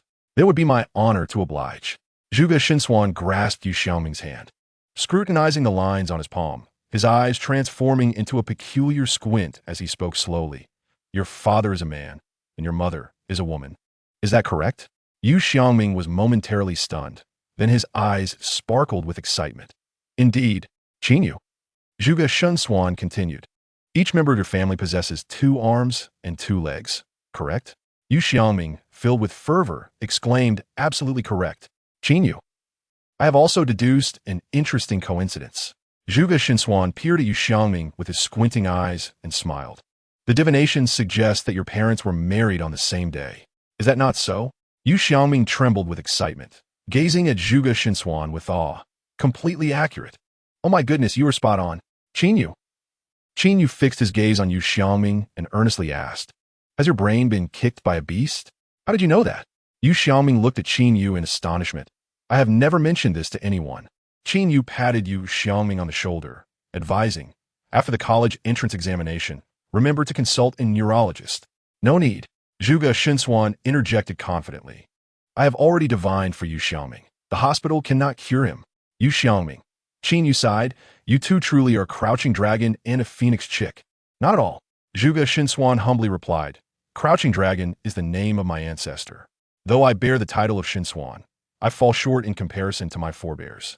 If Brother Qin insists on a title, then call me Little Crouching Dragon. Qin Yu felt utterly disheveled. I often find myself at odds with you due to my excessive normality. Yu Xiangming explained, Zhuge Xinswan and I were transported to the desert region of the Second World. Upon witnessing our boss seize the top spot, we hurried to ally with him, only to encounter a siege by the little devils on our way. Upon seeing Yu Xiangming, Qin Yu suddenly recalled that he also held the identity of a protector of the Yu family. Qin Yu patted Yu Xiangming's shoulder and smiled. The boss will lead you to victory. Zhuge Xinswan urged, we should leave quickly. In half an hour, the poison circle will advance. Is that so? Qin Yu quickly opened the electronic map and confirmed that the toxic zone was indeed drawing near. Apart from Qin Yu and Zhuge Shinsuan, the remaining top contenders had already gathered in the final circle. The final day of the college entrance examination was upon them. The decisive battle was about to commence. At this moment, those who had not been eliminated were primarily prodigies sent from various nations, and they had mostly assembled, making it easy to foresee that each ensuing battle would be a team conflict. Let's also join the fray in the final circle. Qin Yu led the two towards the decisive circle. Shangguan Lei, we haven't even sent anyone to lure you, yet you have delivered yourself to us. Peter from the Eagle Nation chuckled, flanked by over 20 prodigies from his country. Looks like my guess was correct. Your people from the Eagle Nation are indeed here. Unfazed by the overwhelming numbers, Shangguan Lei remained undaunted, brimming with battle spirit. Ha! Shangguan Lei, it seems you truly do not comprehend the gravity of the situation. Peter laughed. For your sake, our nation's finest formation masters have deliberated for 10 days and nights. Shangguan Lei's gaze sharpened, and he transformed into a bolt of lightning, swiftly retreating. Thinking of escaping now? It's too late. Peter shouted, "Initiate the formation." The earth trembled as a massive formation rose, its complexity indicating it could not have been completed in a short time. Suddenly, a pale yellow mist surged around Shangguan Lei, and upon mere contact, the corrosive sound of his specialized outer armor filled the air. Shangguan Lei halted, scanning his surroundings. The yellow mist formed a complete encirclement, and he knew he could not escape. Without hesitation, Shangguan Lei transformed into a streak of lightning, charging towards the prodigies of the Eagle Nation. If I cannot flee the formation, then I shall perish alongside you. Facing the ferocious onslaught of Shangguan Lei, the Eagle Nation's crowd maintained their smiles, their eyes gleaming with amusement. It was as if they were observing a fierce tiger trapped in a cage. Thunderclap fist, Shangguan Lei ulia shida punch, crackling with lightning and exuding tremendous force. The punch passed straight through Peter's body, encountering no resistance and producing no sound. The figures of the Eagle Nation's prodigies slowly dissipated, only to coalesce again not far away. Illusion formation. Shangguan Lei furrowed his brows. Though his combat prowess was formidable, he was utterly ignorant of formations. Shangguan Lei reigned in his aura, declaring with overwhelming confidence, "I stand here. Let us see who dares to mount a sneak attack." Laughter echoed from all directions. "My dear friend, have you not yet realized that you are already poisoned?" "What?" Shangguan Lei suddenly felt his vitality waning, his legs growing weak, and his body losing strength, beads of sweat forming on his forehead. Suddenly, Shangguan Lei collapsed to the ground, unable to support his own armor. "Shangguan Lei, though your combat strength is formidable, you are far from proficient in the art of poison." The prodigies of the Eagle Nation approached Shangguan Lei. Suddenly, Shangguan Lei erupted, his body enveloped in lightning, dispelling any signs of weakness from before. His muscles bulged as he delivered a punch to Peter's face. "What?" Shangguan Lei stared in disbelief, his punch once again hitting nothing. "Ha ha ha!" The laughter from all around grew even louder. "Shangguan Lei, your performance is utterly lacking. Perhaps you should consider studying drama in your next life." As the world before Shangguan Lei began to blur, the exhaustion from his recent exertion drained the last vestiges of his energy. He withdrew a long blade and plunged it into the ground, leaning against it for support. "Peter of the Eagle Nation, I shall not spare you once I escape." Shangguan Lei gritted his teeth and declared. Peter appeared behind him, a sardonic smile gracing his lips as he inquired, "Do you truly believe you have the chance to escape?" Chapter 75. The Conspiracy of the Eagle Nation. With a swift kick, Peter sent Shangguan Lei sprawling to the ground. "Let the games begin. We must act swiftly, for we have but 1 day." 5 hours is more than sufficient," replied the 5 individuals encircling Shangguan Lei as they commenced the formation of a complex array. "What are you planning?" Shangguan Lei sensed an ominous shift. If their intent was merely to eliminate him, they could simply deliver a fatal blow. Why go to such lengths? Peter, seemingly at leisure, seated himself beside Shangguan Lei and chuckled. "Do you think our mission is to achieve first place and seize the sacred artifact? Is it not?" Shangguan Lei replied weakly. "Certainly not," Peter retorted. "To be frank, nations such as Sakura, the bamboos, and the white elephant are all under our influence. Whichever of them acquires the sacred artifact will willingly surrender it to us. A flicker of disbelief crossed Shangwan Lei's eyes. Our true objective, Peter continued, is to eliminate you, to prevent the emergence of another war god from the Great Xia. Shangwan Lei let out a cold laugh. That is impossible. No matter how grievous the injury sustained in the Second World, one is always transmitted out unscathed. Indeed, you are correct. Peter's eyes glinted with a chilling light. But what if we were to keep you eternally confined within this world? What? A shiver ran down Shangwan Lei's spine, an indescribable dread surging within him. Cackling filled the air. What is happening? My right eyelid has been twitching all day, Shangwan Peng remarked with a grave expression. Left eye signifies fortune. Right eye signifies disaster. This is an ominous sign. The elder beside him chuckled. The esteemed war god of Great Xia believes in such superstitions? Shangwan Peng chuckled lightly before instructing the staff. Switch the live feed to Shangwan Lei. Why has that brat score remained unchanged? The live feed shifted, revealing Shangwan Lei and Peter along with their entourage of prodigies. It appears our young master has caught himself a big fish. If he can vanquish this horde of Eagle Nation elites, he shall reclaim the top spot. The elder jested.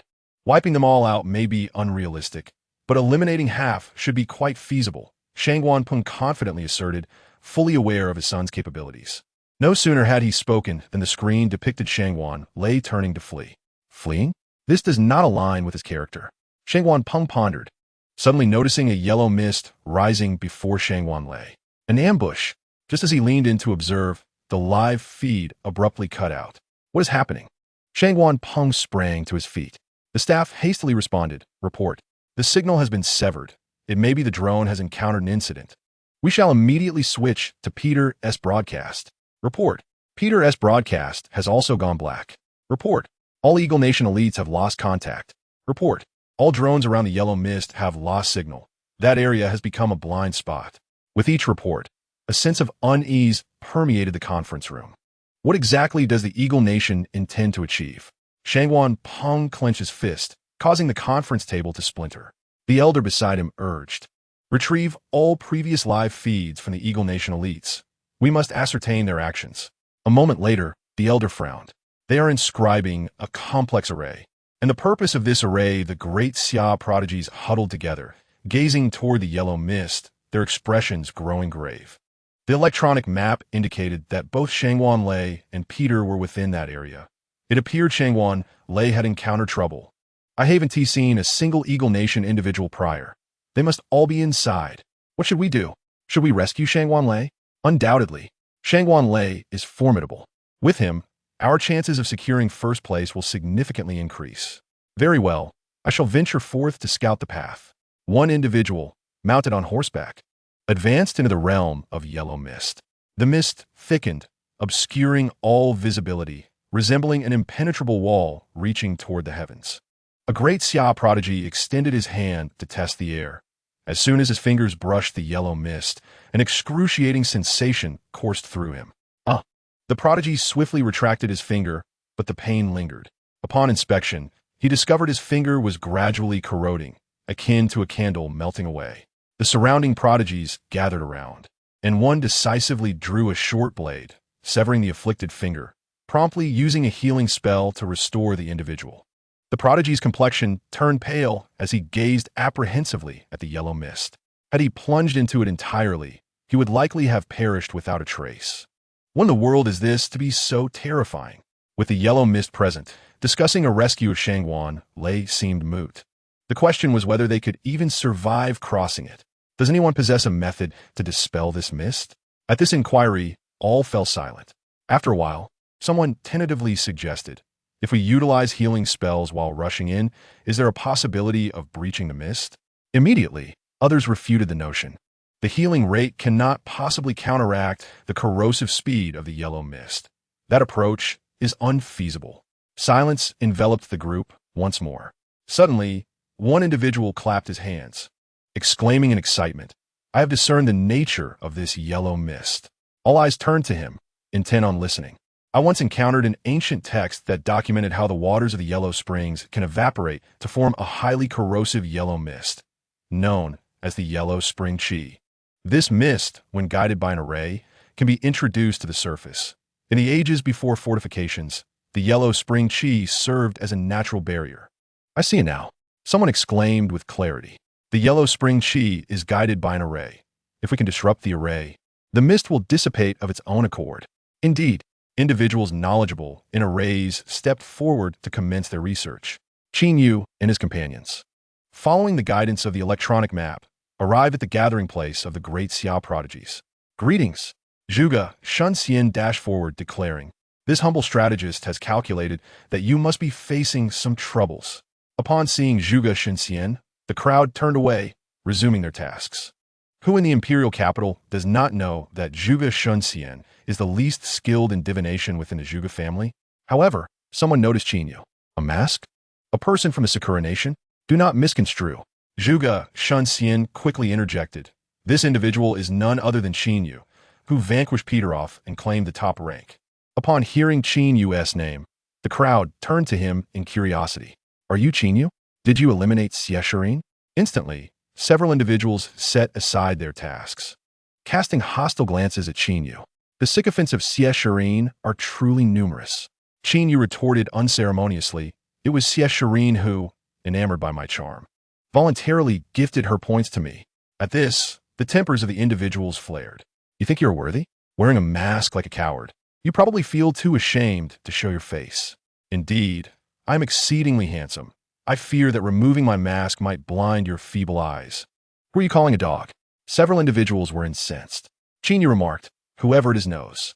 With the finals approaching, we are all compatriots of the great Xia. Let us not allow trivial matters to disrupt our harmony. Instantly, someone stepped in to mediate. Trivial? One person strode directly to Qin Yu, pointing an accusatory finger as he berated, as a fellow citizen of great Xia, why was he permitted to eliminate Shirin without offering me an explanation? Anyone can break this formation if they wish. Calm down. We must first devise a plan to rescue Shangwanlei, and we can discuss the rest later. Just as others were about to intervene, Qin Yu unsheathed his Xianjin blade, swiftly severing the man's throat. You. The individual stared at Qin Yu in disbelief, utterly shocked that Qin Yu would dare to strike him directly. As he gradually dissipated, Qin Yu accrued a generous amount of points. Have you lost your mind? Why would you attack your own? The remaining onlookers returned to their senses, glaring at Qin Yu with indignation. First, Qin Yu said coldly, do not point your fingers at me. Second, it was Xie Shirin who attacked me first. I was merely acting in self-defense. Third, I am here to participate in the college entrance examination. Everyone is my adversary. A glint of murderous intent flickered in Qin Yu's eyes. If you are unconvinced, feel free to come and try. Everyone instinctively retreated a half step. But that man was the most adept at formations among us. With him gone, who can dismantle this array?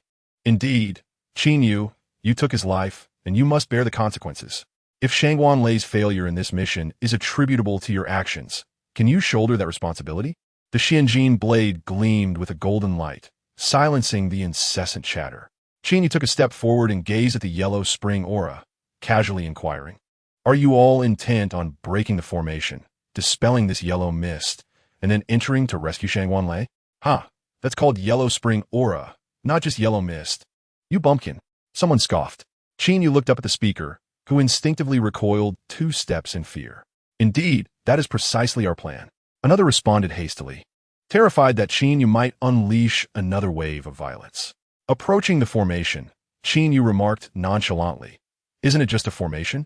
It can be broken. Everyone scoffed, dismissing his bravado. Who couldn't he boast? Yet, only Yu Xiaoming believed in Qin Yu. He clearly recalled how Qin Yu had casually created a spirit-gathering array that nearly obliterated the training camp. Qin Yu, if you can dismantle this formation, we shall overlook your previous actions. If not, you must provide an explanation. No problem. Qin Yu did not focus on the formation, but reached toward the yellow spring aura. Some wanted to caution him, but seeing his arrogance, they swallowed their words. Let this fellow suffer a bit to temper his arrogance. As Qin Yu's hand plunged into the yellow spring aura, a sharp pain surged through him, but the divine healing technique activated automatically, isolating him from the yellow spring aura. All eyes were fixed on Qin Yu, yet the anticipated cries of agony never came. He merely furrowed his brow, but otherwise exhibited no reaction.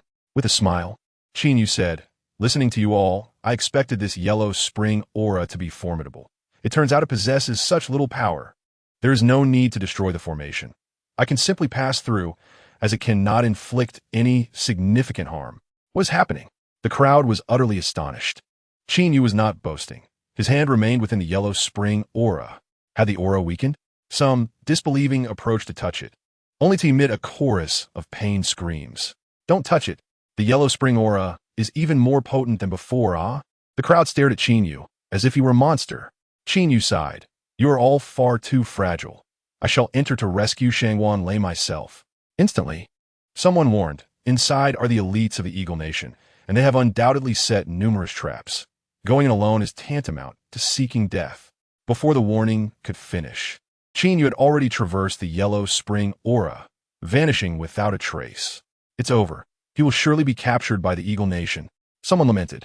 With the top two on the leaderboard captured, the strongest remaining was. The crowd collectively turned to Zhuge Shunshi, but after exchanging glances of skepticism, they swiftly averted their eyes. Let's focus on dismantling this formation. Yes, it is far more prudent to break this formation. The crowd busied themselves once more. Shangwan Lei's eyes widened in terror. As the formation around him completed, he could distinctly feel himself merging with this world. More accurately, this world was slowly consuming him. Should he be completely devoured, he feared he would never escape this realm.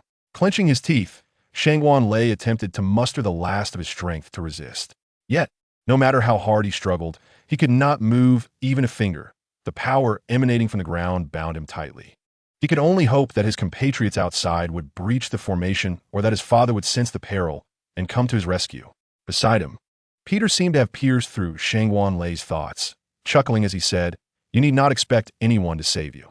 Setting aside the yellow spring aura outside, the killing and illusion formations of this grand array are impenetrable. As for your father, he is even less likely to rescue you. We have stationed dozens of experts to block the entrance to the second world. Even if the entire imperial capital were leveled, he would never gain entry. You are doomed. Peter did not share these words without reason. The weaker Shangwan Lei's will to resist, the faster he would merge. Indeed, after Peter's words, the light faded from Shangwan Lei's eyes, and the fusion accelerated. Just as Peter's victorious smile emerged, he suddenly heard footsteps approaching from not far away, accompanied by a disdainful voice. This garbage illusion formation is riddled with flaws. You think it can confine me? Peter looked over in disbelief, and there, a figure slowly emerged. Who are you? He, the one here to take your life. Chapter 77. The elimination of all elites from the Eagle Nation. In the conference room, what a malicious formation. An elderly man said gravely, I have deduced that, if my assumptions are correct, this formation can merge a person with the secrets of the second world. What does that mean? It means that it traps individuals in the second world, preventing them from ever returning to the real world. For us, it equates to death. With a whoosh, Shangwan Peng abruptly stood and smashed a large hole in the wall, shooting forth like a streak of light. Cursed Eagle Nation, if anything happens to my son, I will ensure that you all pay dearly. We must hurry and follow. With a flurry of movement, more holes appeared in the wall. Shangwan Peng moved with astounding speed, almost instantaneously reaching the entrance to the second world secret realm. There, dozens had already been waiting. Oh, isn't this the war god of Great Xia, Shangwan Peng? What brings you to this place? The leader remarked with a mocking tone upon seeing Shangwan Peng. Get out of my way. Shangwan Peng bellowed, his aura surging as he charged forward with a powerful strike. The individuals ahead had long been prepared, and they unleashed their own formidable power to absorb Shangwan Peng's attack entirely. Dear Shangwan Peng, what is your intention? Why do you unjustly attack us, the emissaries? Is this the manner of hospitality that your great Xia extends? The adversary, a nefarious individual, had the audacity to raise a complaint first. Shangwan Peng's forehead throbbed with visible veins, his aura intensifying to a terrifying degree, embodying the formidable presence of the great Xia's war god. I shall grant you 3 seconds to ponder.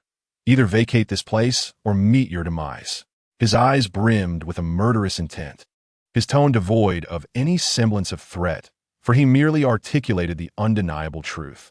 In the face of Shangwan Peng's overwhelming pressure, the countenance of everyone present turned pale. Yet none retreated. They had come prepared to fight to the death. even if it meant sacrificing their lives. They could not allow Shangguan Peng to set foot into the second world. The emergence of one war god from the Great Xia had already caused considerable distress for their Eagle Nation. The advent of second would render them utterly subjugated. Such a scenario was intolerable for the Eagle Nation, which aspired to remain the unequivocal foremost power, undeterred even if humanity were to be engulfed by the otherworldly beasts. A dozen individuals simultaneously summoned their vital energy to withstand Shangguan Peng's onslaught. Shangguan Peng, this examination concerns the fates of dozens of nations. It must be conducted with fairness and justice. We shall not permit you to undermine its integrity, declared one with righteous fervor. Then you shall perish, Shangguan Peng retorted, poised to unleash a massacre when the remaining individuals in the conference room hastily intervened. Cease at once, Shangguan Peng. You must remain calm. This course of action resolves nothing, an elderly man urged, grasping Shangguan Peng's hand in a bid to counsel him.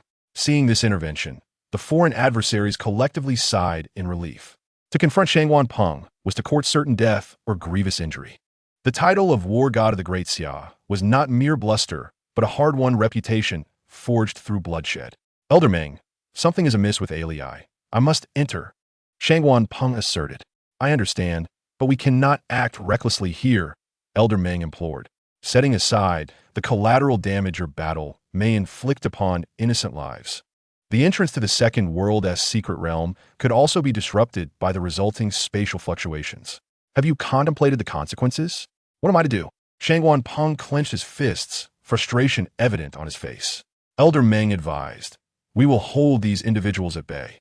You must immediately make your way to the nearest city to enter through their access point. The second world's secret realm has multiple entrances. Each city possesses a modified one created by spatial formations. Although this will delay us, it is the only viable option. Just as Shangguan Peng turned to depart, he was suddenly called back. Wait, there has been a development. Quick, check the leaderboard. Peter from Eagle Nation has been eliminated. The remaining prodigies from Eagle Nation had also been ousted. Upon hearing this, Shangguan Peng's body trembled as he quickly opened the leaderboard, confirming that Peter's name had turned black.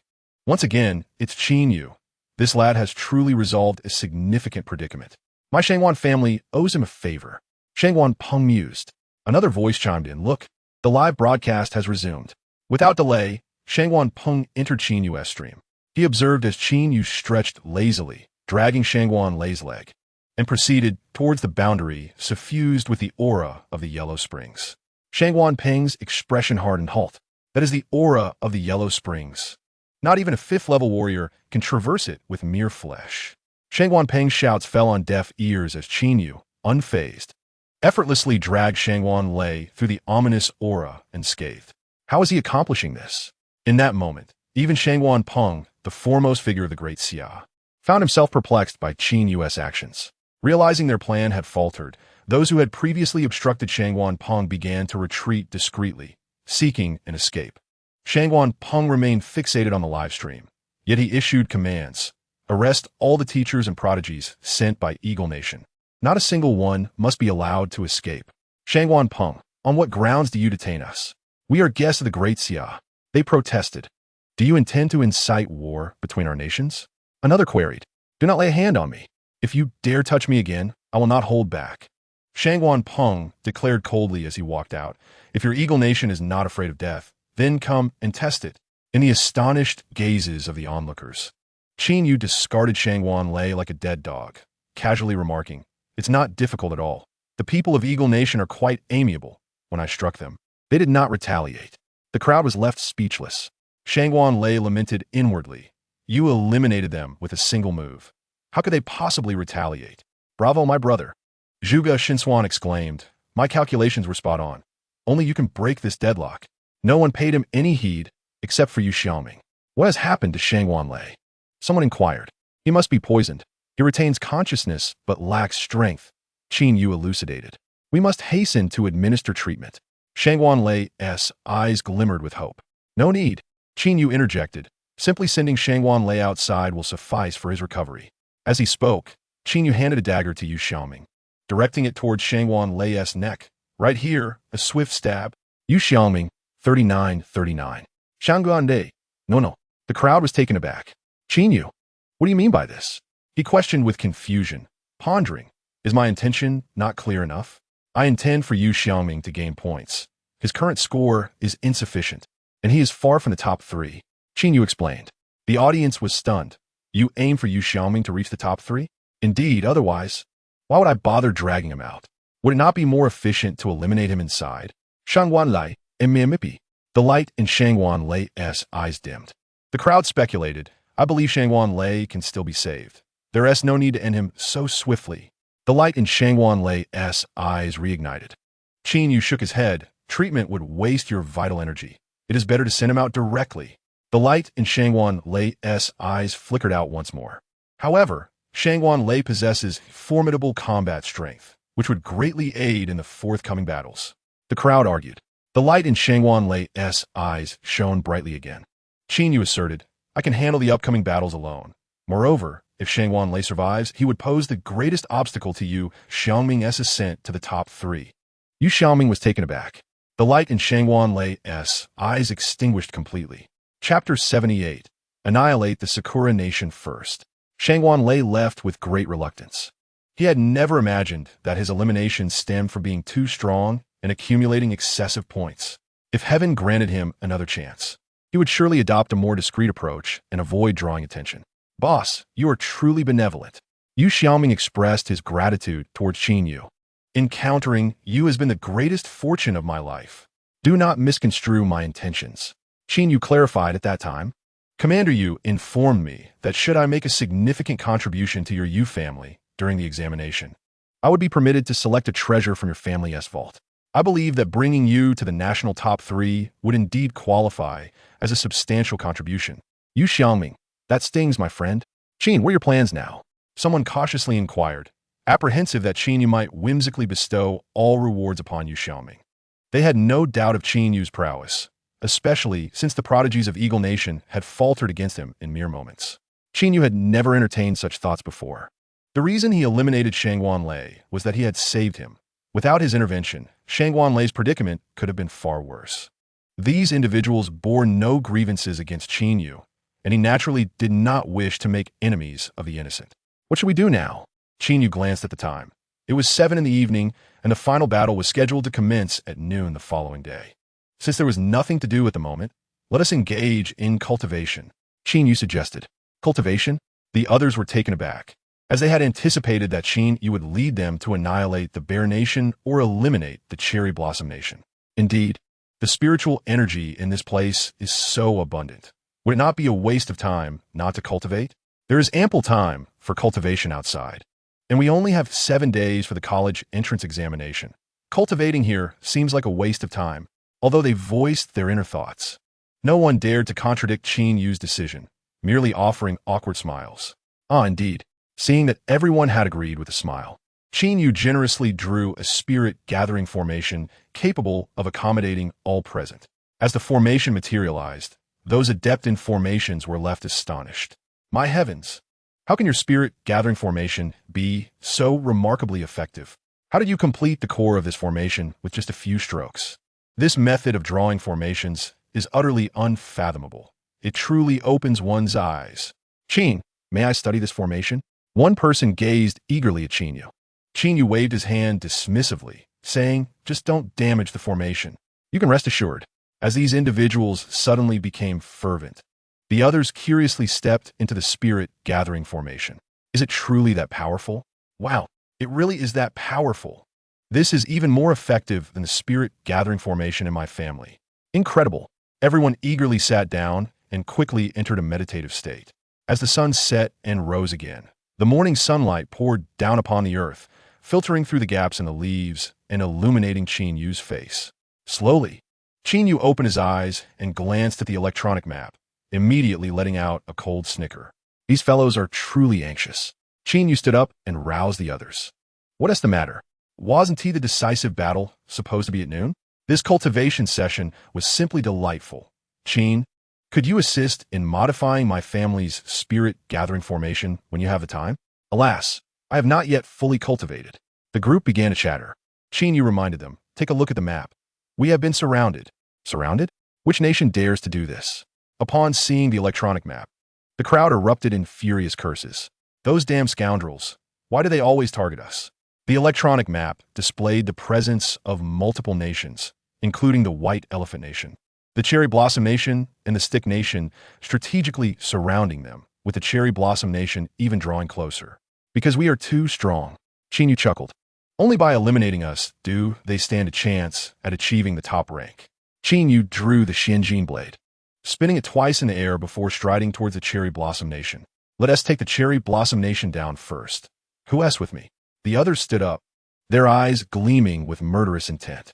We cannot be absent when it comes to dealing with those little devils. My blade has been itching for action. Not a single one shall escape. In a live broadcast room, nearly 2 billion viewers from around the world were tuned in to this epic team battle. This marked the first battle between nations in the history of the Great Xia's college entrance examination. The live chat was ablaze with comments. Even before the two nations' competitors had clashed, netizens had already begun their verbal skirmishes. Go Great Xia! Go Qin Yu! Haha! The first to fall will be the Cherry Blossom Nation. Let us see if their netizens will still be so arrogant. Baka, it is we, the Cherry Blossom Nation, who will annihilate you, Great Xia. Our Gongmen Jingzhong is currently ranked second on the leaderboard. How dare you, Great Xia, act so arrogantly? Haha, that is hilarious. You are only ranked second because Shangwan Lei, Peter, and Xie Shirin have all been eliminated. Otherwise, with Gongmen Jingzhong's meager strength, do you truly think he deserves second place? Surprise! It suddenly dawned on them that Shangwan Lei, Peter, and Xie Shirin had all been eliminated due to Qin Yu's actions. Be confident. Remove the seams. If Qin Yu were to eliminate Gongmen Jingzhong, then all of the original top 5 would have fallen at his hands. He is undoubtedly the ultimate terminator of the leaderboard. The battle between Great Xia and the Cherry Blossom Nation was on the verge of erupting. The moment the battle commenced, Qin Yu swiftly locked onto the strongest member of the opposing team, initiating with a smoke and shadow step. He then employed object manipulation in conjunction with a binding immortal rope for control, and finally executed the 7 stars forging blade for the finishing blow. A seamless combination of moves effortlessly completed the decapitation. In Sun Yoshin's secret hideout, Xie Shirin stared at the television with wide eyes, breathing heavily. That damn fraud. That was not any sort of spontaneous technique. It was object manipulation. Why can he also use object manipulation? This is clearly a forbidden secret technique of our sect. Beside her, Sun Yoshin was tightly bound by a rope, his face swollen from slaps, with a stinky sock stuffed in his mouth. Upon hearing Xie Shirin's furious outburst, Sun Yoshin mumbled through the sock, I truly don't know the answer to your question. Can you please let me go? Xie Shirin casually picked up a whip and struck. Crack! You vile wretch, you thought to entice me into committing evil deeds. Do you think I'm that easy to deceive? You claim to enjoy binding. Are you not having fun now? Sun Yoshin, whoa, I enjoy binding. But not this kind of binding. Silence. Xie Shirin glared at Sun Yoshin, her cheeks puffed with anger. After the college entrance examination ends, I will swap you for the binding immortal rope with Qin Yu. If he refuses, I shall tear up the deal. Sun Yoshin, whoa, I was too careless. Chapter 79. The college entrance examination concludes. As the skirmish between Great Xia and the Cherry Blossom Nation commenced, the prodigies from other nations swiftly arrived to join the fray. The scene descended into chaos, spells flying through the air, and anguished cries echoing continuously. What was supposed to be the final showdown was forced to unfold prematurely. Let us first besiege Great Xia. We're all in this together. Yoshi. Okay. A bunch of rodents truly believe that they can defeat a cat by banding together? Brothers of Great Xia, let us go for it. I have calculated, and your fate is dark. There shall be bloodshed tonight. Yu Xiaoming trembled in a corner, hidden from the battlefield. Damn, not a single one of these perverts is below level 2. I, a mere level 15 weakling. What right do I have to stand among them? Boom, bang. This battle raged for a full hour, transforming the trees within 100 miles into mere rubble.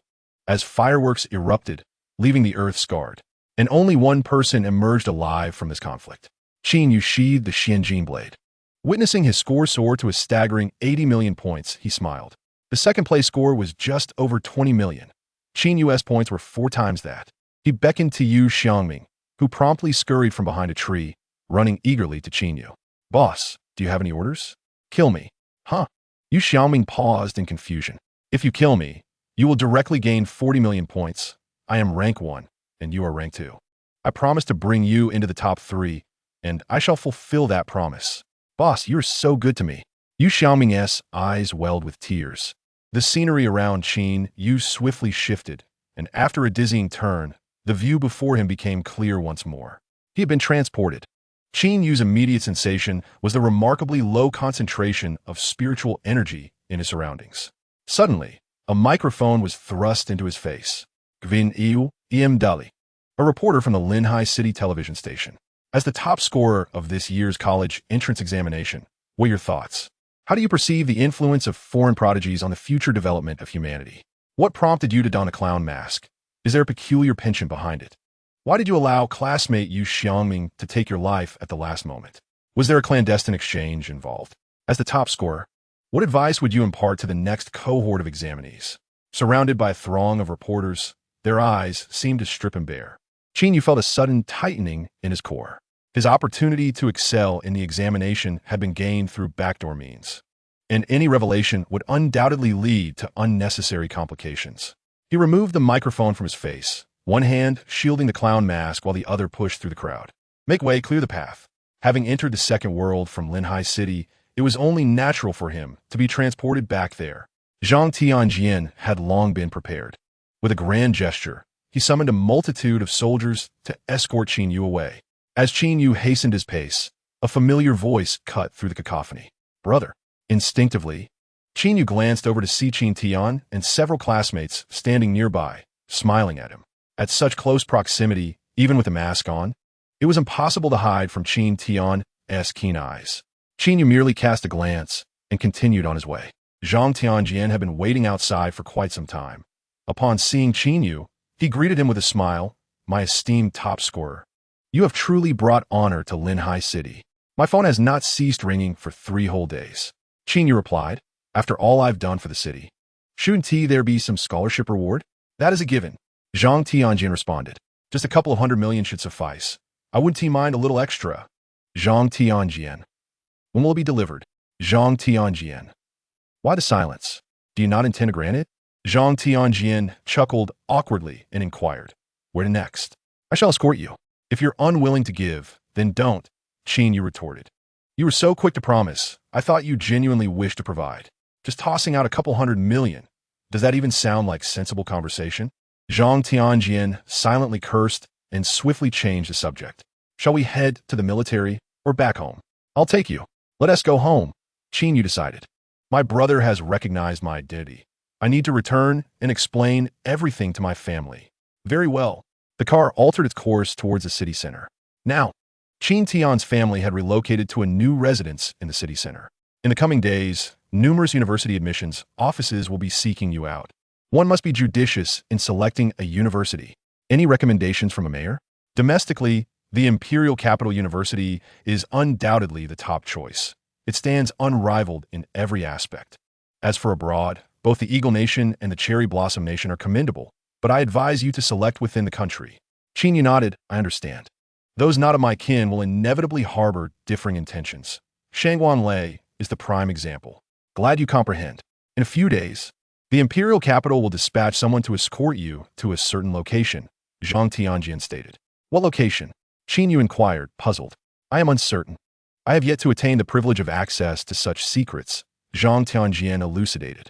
In previous years, only the top 100 from the college entrance examination and martial artists above level 8 have been privy to that secret.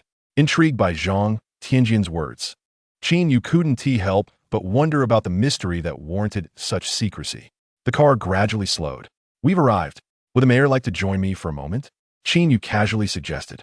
Certainly. Since you have matters to attend to, I shan't keep you. Visit again when you have the time. Zhang Tianjian. I simply said I could join you. With a decisive slam, Qin Yu shut the car door. Mayor Zhang, drive safely. Farewell. Zhang Tianjian. If you didn't wish to extend an invitation, you needn't have made it sound so appealing. I genuinely thought you wanted me to join. As the vehicle started and vanished into the dense night, Qin Yu gazed at the opulent buildings of the city center, a bitter smile gracing his lips. How was he to explain everything to his parents now?